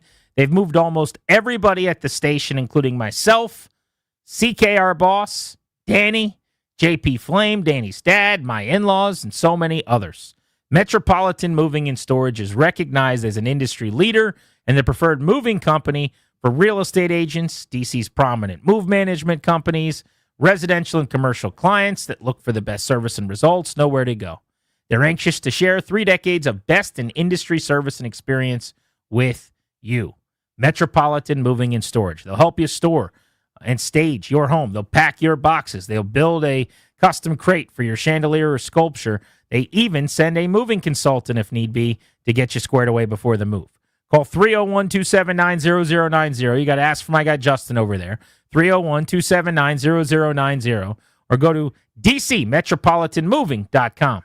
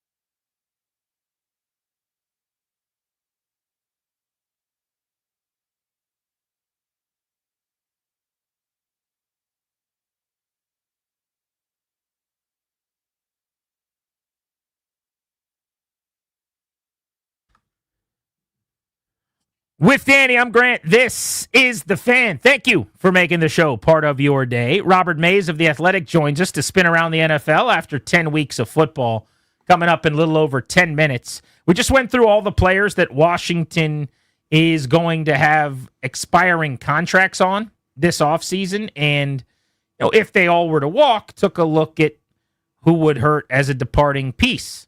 And interestingly, frustratingly, I guess, sadly, there's nobody that feels like a deal breaker. Deebo Samuel, Bobby Wagner, Marcus Mariota, Zach Ertz, Von Miller, Jonathan Jones, Matt Gay, Noah Brown, Tress Way, Noah Igbenogany, Treylon Burks. And yet these are in varying degrees pretty important pieces right now. What does that say about the health of the roster and the organization? And is there someone on this list that you'd really want to keep? We talked about Mariota and Tress Way and those types of guys at the right price being no-brainers. Deebo's the one interesting starter. You'd love to keep him around, but is someone going to be willing to pay him good money, and would you be willing to do that? If it costs, after you just fought tooth and nail with Terry all offseason to not pay him, if Deebo wants something similar, are you just giving him that? No chance. What's your walk-away point with Deebo in terms of a cap hit? I wouldn't pay him what you paid him this year, so I would think he'll get that from someone. So I don't like. It's probably not even worth trying. Right. I would say my walk-away point would be like $17, $18 million. Something like that. He wanted to come back on a 2-year deal at $36 million or something. I think I would do that, but I don't think he would. Someone will give him more than that, I would think. Yeah, someone will be intrigued. Let's go to the phones. 800-636-1067. Carlos and Largo, you're on. Excuse me. Let's go to. Well, I'll start with Carlos because I already said. Bring Carlos, Deebo what's up, back. Man? Yeah, can you hear me? Yeah, I got you, go buddy. ahead. Yeah, I would agree with bringing Deebo back because he's a winner. I mean, I know he's had some injuries, but he's a winner, and you need winners on the team with young players. So, like you said, if it's economical, definitely bring him back. And the same thing with Wagner. Wagner's a leader, man, and I think he's been durable enough this year. I don't think he's missed a lot of time. The only way I'm bringing him back, though, is if he's a backup or he sparingly plays. You can't have him play every down on a good defense at this point. Okay, well, that remains to be seen. I would say you see it every Sunday. Don't we have a good sample? Aren't you watching it? You've seen 4 straight games. I mean, they have no speed, and their middle linebacker horizontally can't get to the sideline. I hear you. But on the younger side, I like Chris Rodriguez, bringing him back, right? For sure. Was he on that list? He's not a free agent, I don't think. Oh, maybe he is actually. Yeah, last year of his rookie deal. I think these are just the 1-year deal signings from this past year that I saw floating around on Twitter. Brian in Ashburn, what's up? Hey, so I would keep Mariota and Way, but literally every single person you went down that list on, aside from those two, was just bye Felicia. And I honestly, I wouldn't have them on the field now where you get away with it. Evaluate that young talent. Because I'm in violent agreement with you. Get as high of a pick as you can, maximize that asset, and get as many return picks as you can. Yeah, with each loss the rest of the way, and I'm not at a point yet, it's just too much season left where I'm in tank mode per se, especially if Jaden Daniels is possibly coming back, because I think it's destructive to him if you're trying to tank essentially. And I don't mean players on the team are not trying to win. They will be. But as a front office, as a coaching staff, when you're in tank mode, see the Wizards, like positioning your team to develop young guys and not win. And with Jaden on the field, that's not what I'm going to be trying to do. If he is ruled out for the rest of the year, I've got a very different opinion on that. But in the meantime, I think you're right. With every loss, if you lose to the Dolphins, I'm not going to cry tears on Sunday. You just moved up to number 7, and your pick became more valuable, and you're going to get a lot more back for it than you would have 2 weeks ago. Let's go to Chris in Hyattsville. What's up, man? What's up, guys? The only guy I'm standing on the table for is Tress Way. By the way, kudos to Goose Allen, his greatest draft pick ever. And I don't see any of the other free agents being somebody that you really must have, even Mariota. In fact, I'd much rather have somebody like a Joe Flacco type, not necessarily him, be the backup so Jaden can learn from a pure pocket passer who knows how to dissect defenses. And as far as the draft pick goes, Grant, I totally agree with you. Your chances of selecting a superstar, even anywhere between 1 and 10, are not that much different. And I'd rather drop back and get 2 or 3 chances to pick your next superstar. Yeah, I would not only trade back once, which is a lock. I would try to trade back 2 times. And if it's either 0 or 3, I might trade back 3 times. It's obviously it's all package dependent. What I could get back when they make a pick. Oh man, yeah, it's like come on, I want more. I mean, I know we make fun of it that when they got Devin Thomas and Malcolm Kelly and Fred Davis, but that process is pretty good. Yes. Get 3 second rounders within like 10 minutes of each other. That's a good idea, especially when you're trying to fill that barren cupboard with all these veterans that are walking away. We're looking at some of the guys who signed 1-year deals before the season. Eli's in D.C. wants to hop in. What's up, Eli? What's going on, fellas? Thanks for taking my call. You got to do. Would you have interest in bringing Debo back, paying him? I say thank you. You just took the name right from me. The reason I'm honing in on Debo is his ability to play different spots. And you're talking about a roster we all know what this roster looks like. And next year, you're going to need. There's no guarantee if you're drafting guys because they're going to have to go in this draft. You're going to need some veteran guys or a guy who can move and show motion. And for me, he can still represent that while you you go get you a youthful tight end, you go get you some other guys. So I think Debo is just having to do too much. And I don't think that was the plan for Debo. I thought they wanted to unleash Debo on when teams were reeling and we don't really know where things are coming from. And now Debo becomes dangerous. And I think they made Debo start running vertical. What you do is you sign Debo, you get Jaden under center more, and you use Debo how he's supposed to be used, which is horizontally across the field and allowing him to run away from linebackers. I love that. I think there's a distinction between a compliment and a focal point. I think he can be a star as a compliment, talking about Debo Samuel.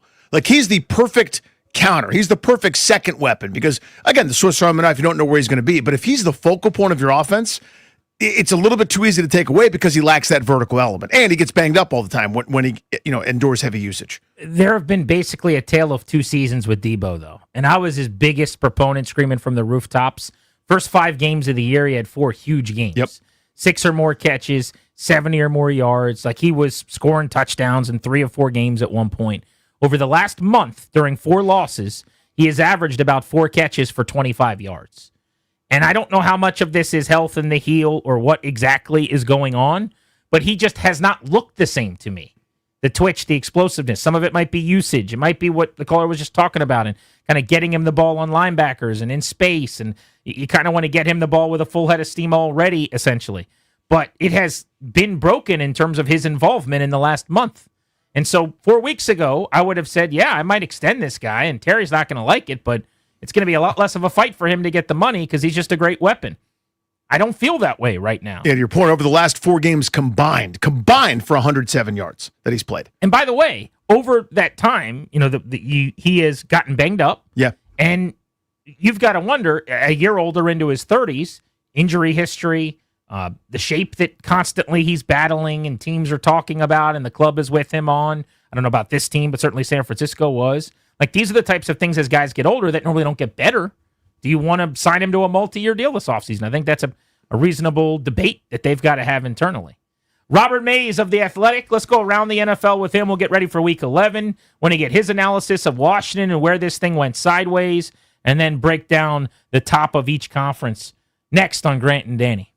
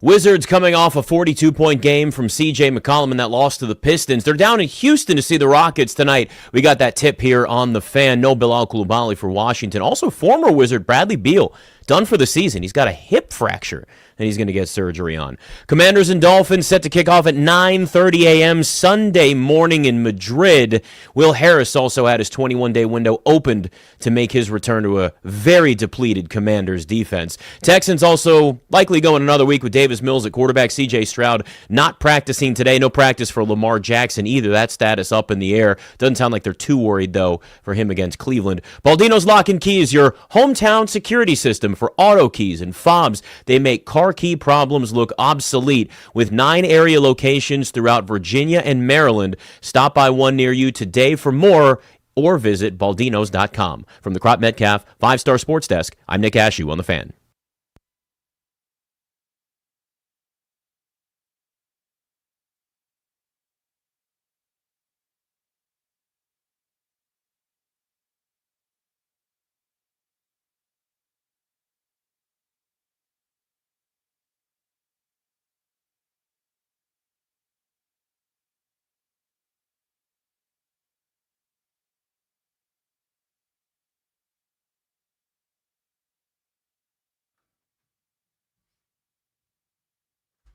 Taking you up to 6:30 on The Fan. We're Grant and Danny. Thank you for making the show part of your day. Let's go to the Ruud Guest Hotline. Ruud, the most reliable heating and air conditioning products in the DMV.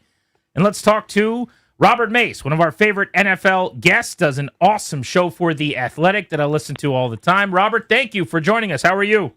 Happy to do it, guys. Good. How are you? Very Great, good. man. I want to get your national perspective first before we move on to more pressing, timely, fun things on Washington being derailed this season. And I know you guys broke down every team, and you certainly laid out the path to this, but it has happened more loudly and more violently and more quickly than any of us thought it would.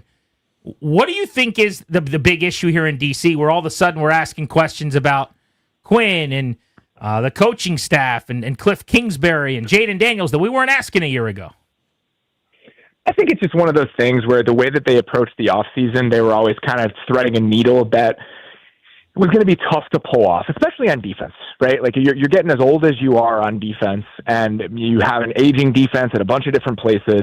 And then your hope is, can we get to a place where this is like a slightly above average unit? Can we get kind of the last gasp from enough of these guys where it can make good on how good the offense can be?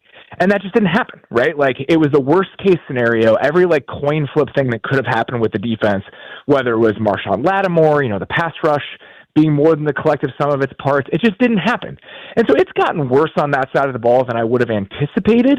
But I always thought that was a unit that didn't have a very high ceiling. And now, unfortunately, I think you're just realizing the floor of it. So the only last thing I wanted before we move on to the rest of the NFL is it was a pretty stark contrast, Robert, when Detroit had a bad game and Dan Campbell's like, we got to do something different, man. I got to take over play calling duties. Washington had one of the most historically bad months plus, and then it was like only finally was Dan Quinn like, okay, fine, I'll call some defense. Just to kind of smacked you in the face, that dichotomy. I think the unfortunate thing, the reality of this is, with Washington's defense, I think your hopes can only be so high because of the talent level. Detroit should have one of the best 3 or 4 offenses in the league. And so I think it's just a different standard that you're talking about. With Washington, I think this is more about making sure you're not playing an embarrassing level of defense over the back half of the season, because that's about salvaging what it feels like within the building, all of that kind of stuff. I think it's more about those longer term culture considerations with him kind of steadying the ship there than it is we have to make sure that we're maximizing the talent that we have on that side of the ball. Because to be completely honest with you, they don't have that much talent on that side of the ball. Robert Mays, the Athletic Football Show on Grant and Danny. 2 guys then to hit on specifically on the other side of the ball on offense would be Kingsbury and Daniels. On Cliff, is he still a hot head coaching candidate this offseason, and do you think he'll be a guy getting multiple interviews? Probably not, just because a lot of owners are very, what have you done for me lately? They want the hot guy who's coming off of a great season, and that's just not going to happen. I don't think there's anything about the offense, as far as what I've watched, that's like disqualifying or kind of sours me on what the Kingsbury experience has looked like in Washington. When he gets Jaden Daniels back and Jaden Daniels is healthy next year, I'm sure they'll be okay on offense. But I'd be surprised if he was like at the top of a lot of lists by the time we got to the end of the year. He might be, just because we've picked off the offensive coordinator tree so often over the last 4 or 5 years that I think the pool is actually much shallower now than in a lot of previous off seasons. But I don't think he's going to be like one of the first like 3 or 4 names out of people's mouths when they're talking about the coaching carousel. I just don't get why he's not mixing in some of what's working with all the really good offenses. You know, you look at the Rams and 13 personnel, like the top 5 teams going under center this year: Seattle, LA, the Lions, the Bills, the Patriots with Drake May in year 2. Washington is second to last. Only the Falcons, whose offense stinks under Zach Robinson, and they live in pistol and, you know, completely misuse Bijan Robinson, in my opinion. Those are the 2 teams sub 10% in under center rate, and they're at 6 and 7%. Like, I don't understand the logic here. I think with the way that they're built specifically, I mean, especially when Jaden is playing, you lose a lot of the quarterback run game when you're going to go under center, as far as like being able to flip the math that way. You know, the best comparison that I would make is that it took a long time, and it took like multiple seasons of really struggling for stretches offensively before the Eagles have decided to do this, right? I mean, the Eagles are doing it because they didn't have anywhere else to turn. And I think, you know, with Baltimore is another good example of this, where for years they weren't really an under center team. Now they're starting to a little bit more of it. I get that to an extent, but I think that especially the numbers when Jaden is in there, you're losing part of what makes him great if you're going to more under center stuff. And so maybe over time they do some of that, but I think their personnel is different enough that I don't think that's something that gives me like a ton of concern, even if it's not in line with a lot of the other good offenses in the league. Robert Mazie, The Athletic, with us here on G&D. Who's the best team in the NFC? I think it's the Rams, personally. I just think that top to bottom, I think they have right now the best offense in the league, just with the way that thing is rolling and the way that Matthew Stafford is playing. The run game is really good. Their offensive line's gotten healthy. They can attack you in so many different ways. And their defense has been really good this season. I mean, despite some personnel concerns in the back 7, I think that Chris Shule has done an excellent job. I think that, you know, some of the ideas they're trotting out on that side of the ball are really interesting, and I think that they've done a good job of dictating to offenses rather than vice versa. So that's probably where I would land. I mean, I think Seattle's absolutely in the conversation. I'm looking forward to that game in a way that I have not looked forward to a regular season NFL game in a long time, because I think you can make a serious argument for either one of them, and I think we'll probably have a clear answer by the end of the weekend. Seattle's been up 28-0 and 35-0 the last 2 weeks. That game's at 4 o'clock this weekend, by the way. 7-2 LA, 7-2 Seattle for first place in the NFC West. A guy that could be a very hot candidate as an OC is Clint Kubiak. Man, is he lighting it up with Sam Darnold? Oh, it's been awesome to watch. I mean, it's been one of my favorite units in the NFL to watch the entire season. We were talking about it today. We were on our show. We did midseason awards, and we were talking about Assistant Coach of the Year, and Clint Kubiak is right there at the top of the list for me. And it was that Arizona Thursday night game. When I was watching that game, I was like, man, this thing is just humming. You know, the way that they've constructed the offense, I think they've done a really good job of making sure you're keeping defenses in heavier personnel and the amount of play action that they use. That's a structure thing. You know, that's a very good plan. But then you look at like the down-to-down play calling and just how good of a feel he's had for it this year. And it's been remarkable. I mean, I just never came into the season thinking I would be looking forward to watching the Seahawks offense every single week, and that's precisely what's happened. The Colts last week have kind of wavered, last couple of weeks rather, have wavered, dropping that game on the road in Pittsburgh and then shaky beating Atlanta in overtime. Now they're bye week. Where are you at on them? Give me kind of a temperature check. I think right now it's going to be a question to me of where between like the 2 poles of Daniel Jones are we going to fall? Because if you look at what happened over the first like 7-8 weeks of the year, he was the best quarterback in the NFL by far when pressured. You know, he was the only quarterback in the league, I think, per Next Gen Stats that had like positive total EPA when pressured. And if you compare that to who Daniel Jones has been for a majority of his career, he has really struggled when pressured. And you've seen that over the last 2 weeks. I mean, it's been really, really bad. The turnovers, just some of the sacks that he's taking. So that's my question about them moving forward. Where between those 2 poles does he fall? Are we halfway between? Are we closer to the guy he's been over the last 2 weeks, specifically when pressured? Because his ability to avoid a lot of those negative plays That's one of the reasons the Colts offense felt the way that it did over the first half of the year. Everything else about this offense, the offensive line, Jonathan Taylor, Shane Steichen, the pass catchers, I feel really good about all of that. I think it's just going to be a matter of how bad is the bad from the quarterback in moments where he's pressured in the back half of the season. The Athletics' Robert Mays with us on Grant and Danny. Denver's up a game on the Chargers and up a couple now on the Chiefs. They've got a massive game coming up with Kansas City next week in the AFC West. Is the Bo Nix discourse fair right now? I mean, the national pundits are essentially watching that tape saying, they might have to make a quarterback change in the next couple weeks if something doesn't change. Is it that bad? Quarterback change is probably strong for a guy that you drafted 10th overall and actually had a pretty nice rookie year, but he's playing some bad football right now. Yeah, I mean, it's been tough to watch, and I don't even think it's just last week. I mean, you can go as far back as that Jets game. The way that what they're asking of him within the offense, I think, just speaks to a lack of faith they have in him. I think that Jets game is a really good example. I mean, just all like the 3rd and 8th screens that this team throws. That's not the type of offense you're going to call with a quarterback that you believe in. And so I think this has been a consistent issue, and it's been kind of all over the place. And the concerning part to me is this is a guy last year who could get a little bit skittish in the pocket, did a lot of work as a scrambler out of the pocket on rollouts, some design, some him extending plays. I wanted to see him grow in the pocket. Could this be somebody deeper into plays where beyond your first read, could you actually play like a quarterback mechanically in the NFL? And he just hasn't really grown in those areas. Most of what he does is trying to make plays outside of the pocket or from extremely clean pockets. And the fact that he hasn't grown and has regressed in a lot of those spots, I think that's concerning if you're a Broncos fan. So similar question, same quarterback class, right? Is it as bad on tape as it sounds with Bo Nix? Flip side, is it as good as how we all feel right now about Drake May when you watch him? Yes. It's a simple answer. He's just really good.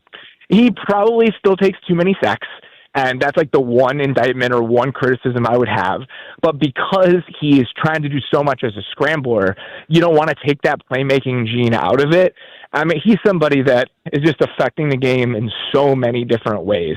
The calmness he's playing with, I always thought Drake May was really talented. My question was, how many negative plays would we see from him? How many times during a game would he be trying to do too much? And the ratio of that is just so much better than I think you even could have hoped coming into year 2. When you look at Drake May's skill set, his ability to throw the ball down the field, his ability to throw the ball down the field with accuracy, the talent he has as a scrambler, the big plays were going to happen. That was inevitable.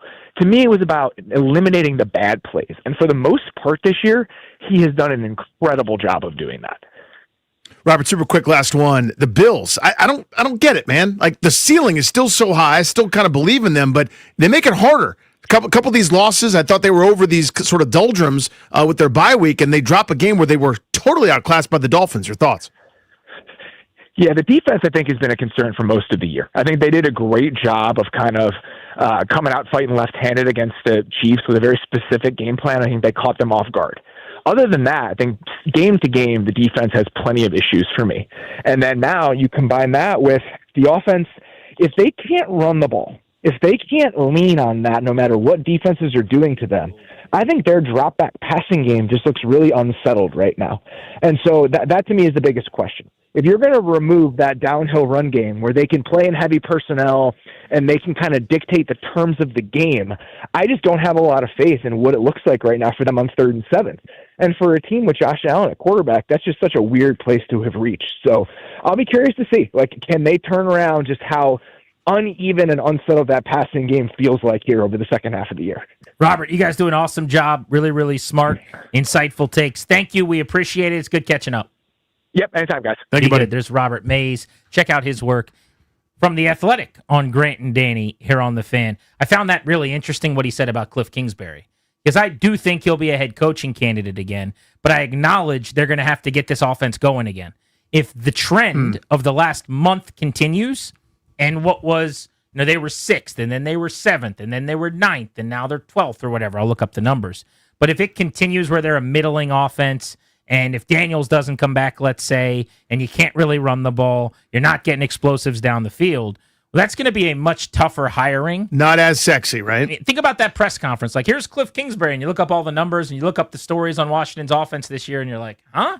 Whereas if Daniels were to come back in 2-3 weeks, 2-3 games, whatever that looks like, he finishes strong.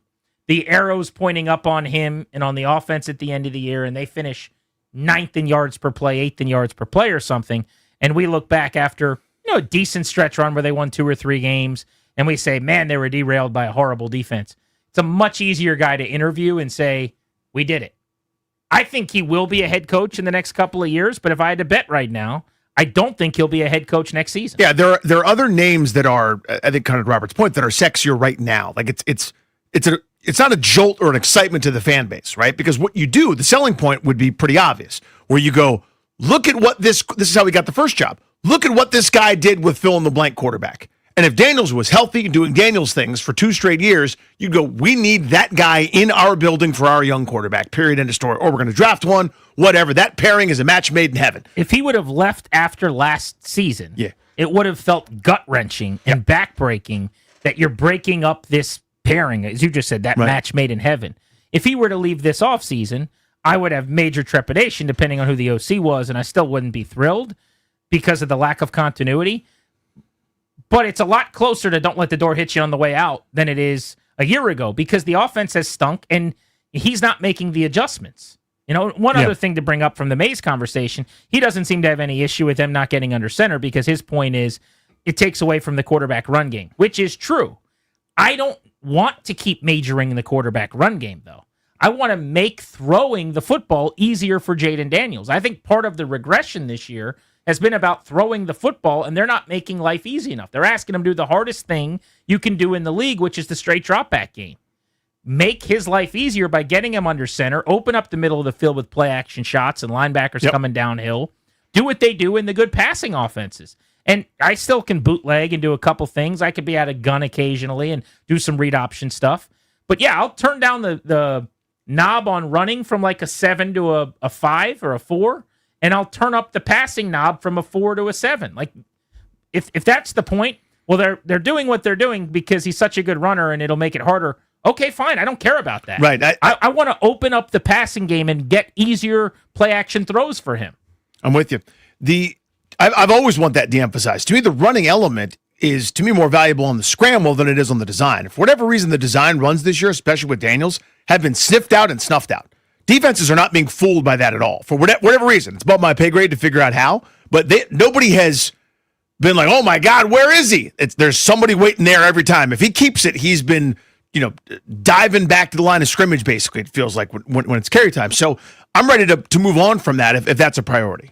Lamar Jackson has to be in the gun because you need his running ability at all times, in my opinion, because he's not the passer that, say, like a Jaden Daniels is. I think the beauty of Jaden Daniels, the reason people fell in love with him, the reason that so many of us think he's going to be a good quarterback for a long time, is that he can be a passer. He can win from the pocket. And that's why I'm advocating, even though he didn't do it much at LSU, I want to see it. If he can't do it, then fine. But let's get him under center. It's a transition for sure. Ask Caleb Williams.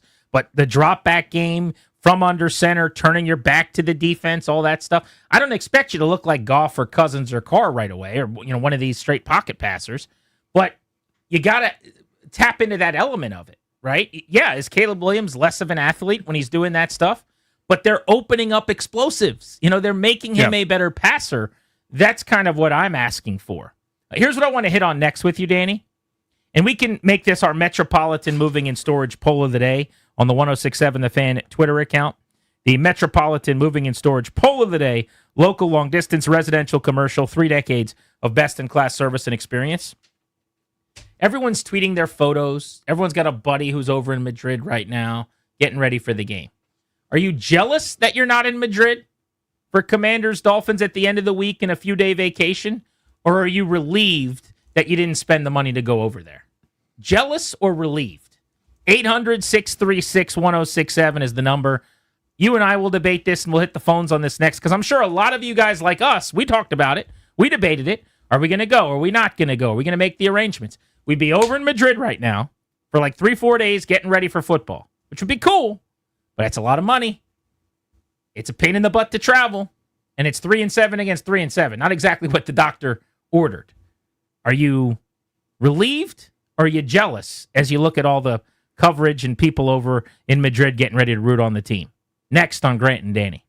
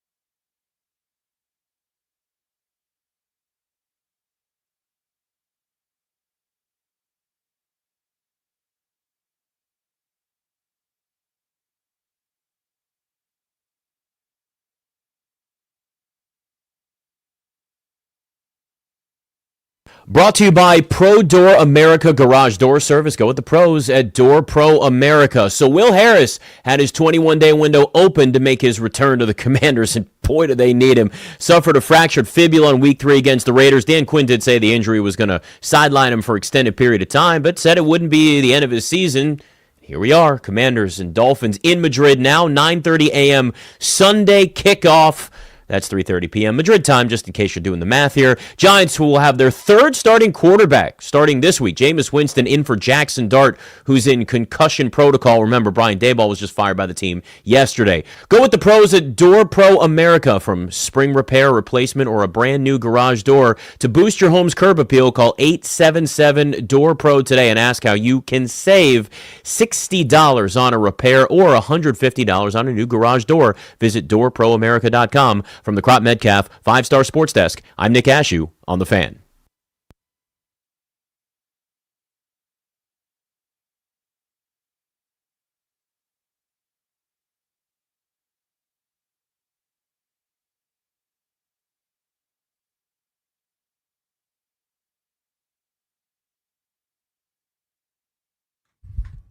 Madrid is the site of the Commanders and the Dolphins. Welcome back, Grant and Danny on The Fan. I would think everybody knows somebody in Madrid right now.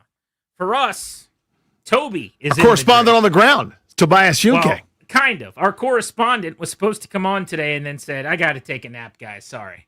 So we're not going to have our correspondent. He was like, not for you guys.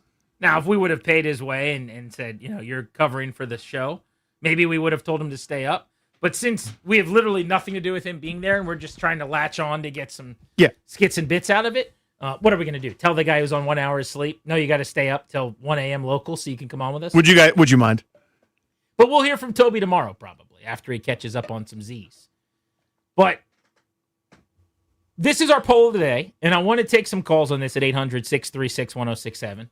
Now that everyone's over there, I'm feeling a little jelly.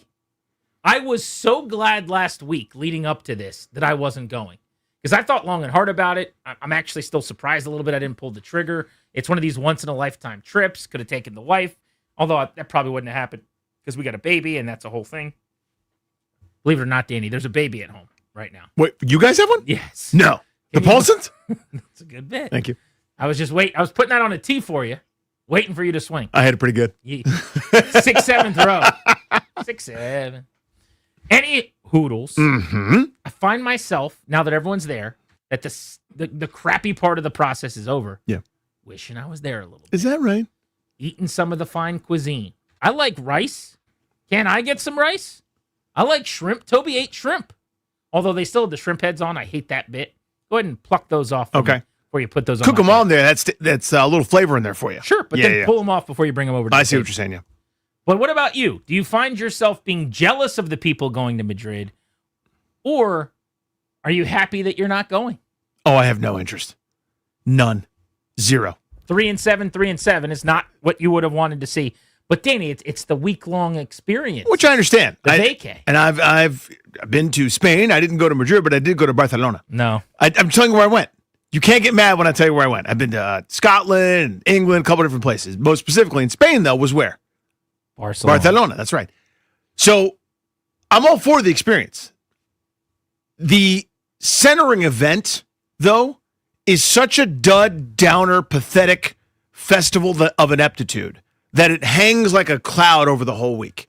So I'm stuffing my face with paella or looking at some beautiful art or architecture or going in and out of churches and bothering you guys to come sightseeing with me, doing different stuff. Eating patatas bravas and all sorts of delicious Spanish foods. Oh, by the way, the idea that Danny would be bothering us to go sightseeing is hilarious. Yeah. You're going to be playing pickleball or sleeping. Not in Spain. Not in Europe, dude. No. You've never seen it. It's obnoxious. I'm tough to deal with. You're saying you wouldn't play pickleball? Not in Spain, no.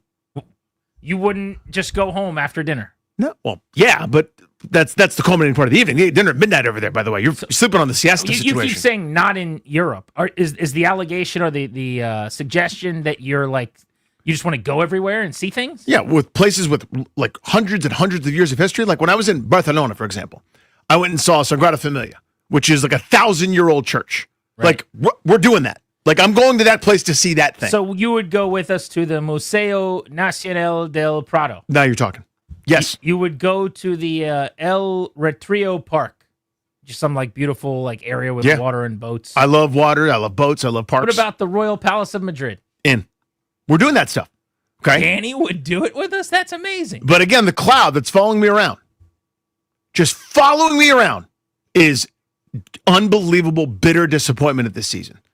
So no interest. Thank goodness we didn't make it happen because we were exploring it. We're like, how could we pull off doing the show with the time difference? Could we get back with a Wi-Fi connection in the hotel and maybe see if we can get it done? Too logistically complicated. Thank God. Thank God we're not there to see that football game.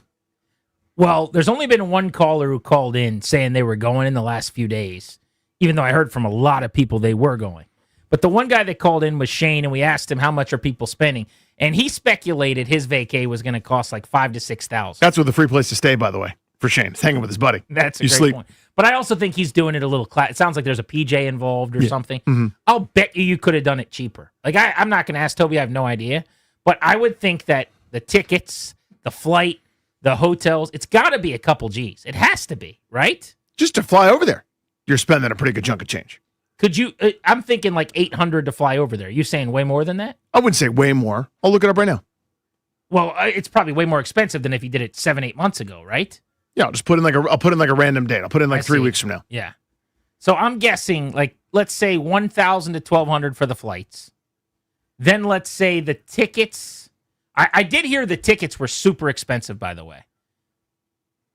I'll look up. Darius, you do that. How much are the tickets to the Madrid game, Commanders-Dolphins? Because I think if you're getting 2 tickets, it's like maybe $1,000, something like that, to get decent seats to this game. So I looked up for a few weeks from now, early December, round-trip tickets for $6,000 from D.C. to Madrid. So I don't think people were spending that. I don't think they are. They probably bought it far enough in advance where it wasn't that, but that's what's a few weeks from now. So do you think it's possible it was like $1,500 then for the flights? Yeah. Okay. So you go $1,500 for flights. Then tickets are several hundred a piece, I think. Darius and our crack staff are working on that now. Dad, what are you seeing as far as tickets for? He's giving me a thumbs down. I haven't found anything yet. You won't take a really long time to find it. Or 2 months from now, you can get over there for $5,000. DCA to Spain to Madrid.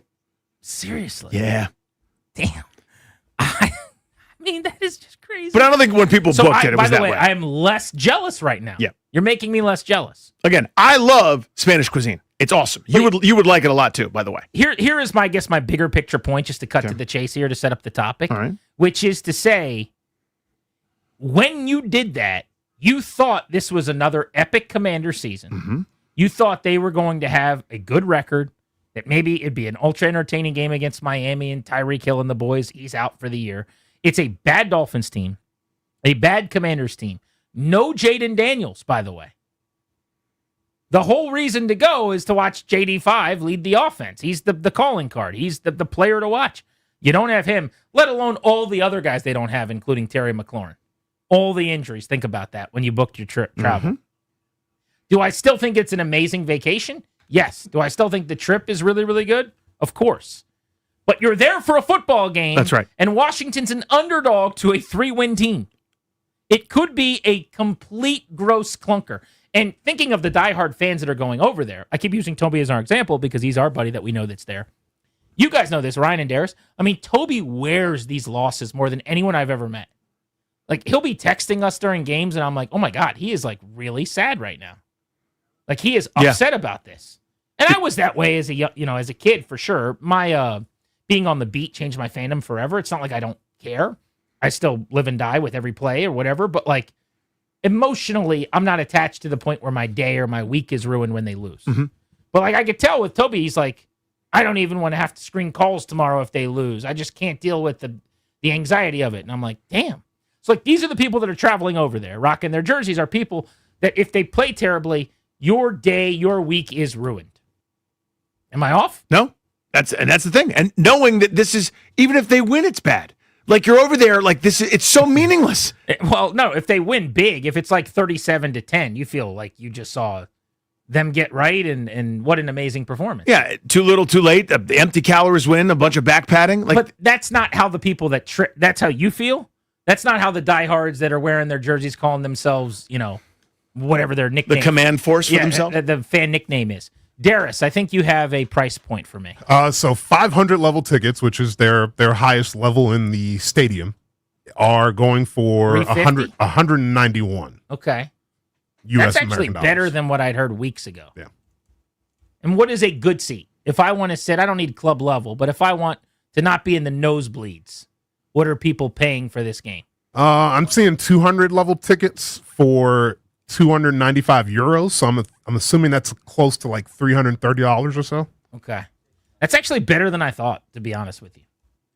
Let's get to the phones, though. 800-636-1067. Now that you're seeing everyone over in Madrid posting their pictures of their travels, are you a little jealous that you didn't make the trip?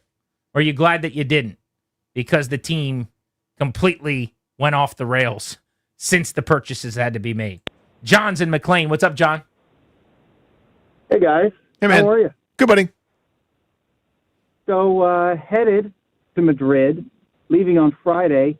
Couldn't be more excited about it. Can I tell you why? Yes. I'm taking my son, International City, all the wonderful Prado, Plaza Mayor, all that wonderful sightseeing. But for the game, the only other away game he has ever been to was Detroit last season. And I'm trying to develop my son into a comprehensive Commanders fan. Love it. And being a comprehensive Commanders fan, going to an away game in Detroit is not going to give you the full picture of what it is like to be a Commanders fan. I think actually going to the game next weekend is going to be more what it's like to be an actual Commanders fan. Yeah. So I'm looking forward to that. I'm looking forward to showing it to him. Them blowing out the Lions is not necessarily what he needs to get used to. You got to take these L's, son. Should have taken him to Dallas a few weeks ago. That would have been an authentic experience. You got to spend a lot of money and a lot of time and resources to get kicked in the giblets. So, John, if this is too personal, please tell me. But I am just very curious. Can you give us some estimates on prices here for flight, for hotels, for like tickets? What are people paying for the experience? So, like I said, International City, a lot of hotels. You pick your price point when it comes to hotels. You can stay at a hostel if you want, or you can stay at a Ritz level. When it comes to flights, let's point out what I think is an error in your search. You're choosing DCA. If you go Dulles to Madrid, you're going to find much more affordable options. Okay. So is that like 1,000 for 2 tickets? I mean, 1,000 per ticket round trip or less? Yeah. And if you want 2 stops, if you want to make your travel day completely atrocious, with 2 stops, I don't need 2 stops. You could. And then how about tickets? Okay. How'd you do on tickets? Now, I got hooked on tickets, so Nice. I don't think my experience is going to be Not revealing. Fair enough. The one plus. Well, it sounds like an awesome trip. How old's your kid? He's 12. Oh, dude, that's an That's all-timer. perfect. You and your son, that's a memory forever. That's a core memory. That's amazing. Enjoy it. Yeah. So was last year, but he looked at me last year and he's like, "This is great. Are all the games like this?" I said, "Son, yes, they are." Yes, they are, buddy. Indeed. The fact that he took his kid to that beatdown of the Lions, which is the high watermark for this organization since '91, when they destroyed Detroit, and Jaden Daniels had maybe the greatest game of his career as the Lions were bounced as the 1 seed. Unfortunately, his kid may not be at a game that great again. I mean, there's a chance they get back to an NFC championship game and win it or go to a Super Bowl or whatever. But there's also a very real possibility it's going to be a long time before that 12-year-old goes to a game of that magnitude where they play that well. That was an all-time incredible virtuoso Daniels offensive performance. So I followed his advice. I did include Dulles in my search, and he's right. It went down to $5,000. There you go. So I wonder if the holidays coming up is now. I'm searching February now. You're just pushing it way. I'm just down seeing I'm just seeing if I can get anything under $3,000. And the answer is no. Maybe to get the ticket prices down, he's having a couple of detours. Maybe they're doing 3 or 4. If he's going by steamboat. Yeah. Grant and Danny on the Fan. Are you jealous seeing people in Madrid right now, or are you glad you're not making the trip with the Commanders 3-7? That's the question on the Fan.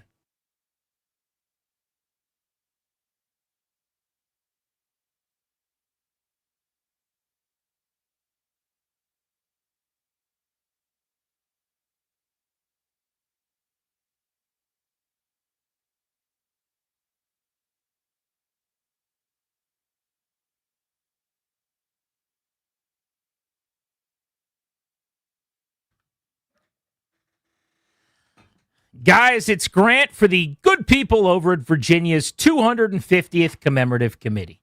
As the father of 4 presidents, Reagan, Truman, McKinley, and Lincoln, my family likes going to many of the local historical landmarks to celebrate Virginia's history.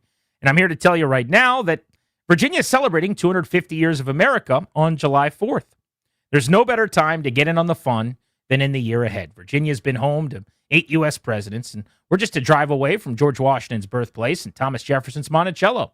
To find out how you can celebrate 250 years of America at Virginia's most cherished and historic landmarks, and to attend celebratory events all year long through July 4th, go to visit.va250.org.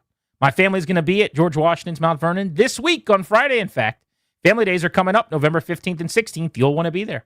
To find out more about those events or celebratory events, Virginia's 250th all year long, go to visit.va250.org. That's visit.va250.org. America, made in Virginia.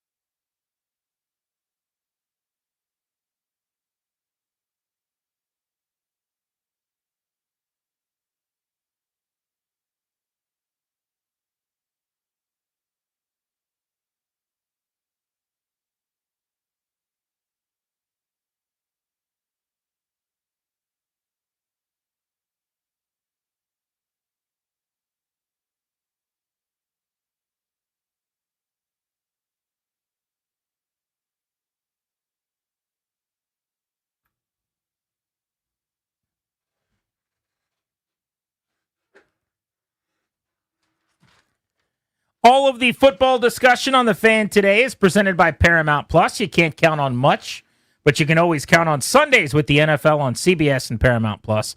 Watch your local NFL game live every Sunday all season long. Visit ParamountPlus.com/NFL to get started today. Show's brought to you by the law firm Kondorian Murad, estate planning, elder law, real estate transactions, and probate administration. They do it all. Check them out at KMLawyers.com. Mention us to get a discount. That's KMLawyers.com. Danny, on Friday, we are in Virginia. We're out and about. A field trip Friday at Pupatella Pizza. Yes. In Chantilly. We love it. You know how we feel about Pupatella. Those guys are awesome to us. The food is delicious. In fact, now this is not a free plug or anything, but we had our flag football team party at Pupatella. The service was immaculate. The kids loved the pizza. The parents loved it. Appetizers and everything like that. They gave us space to let the kids run around.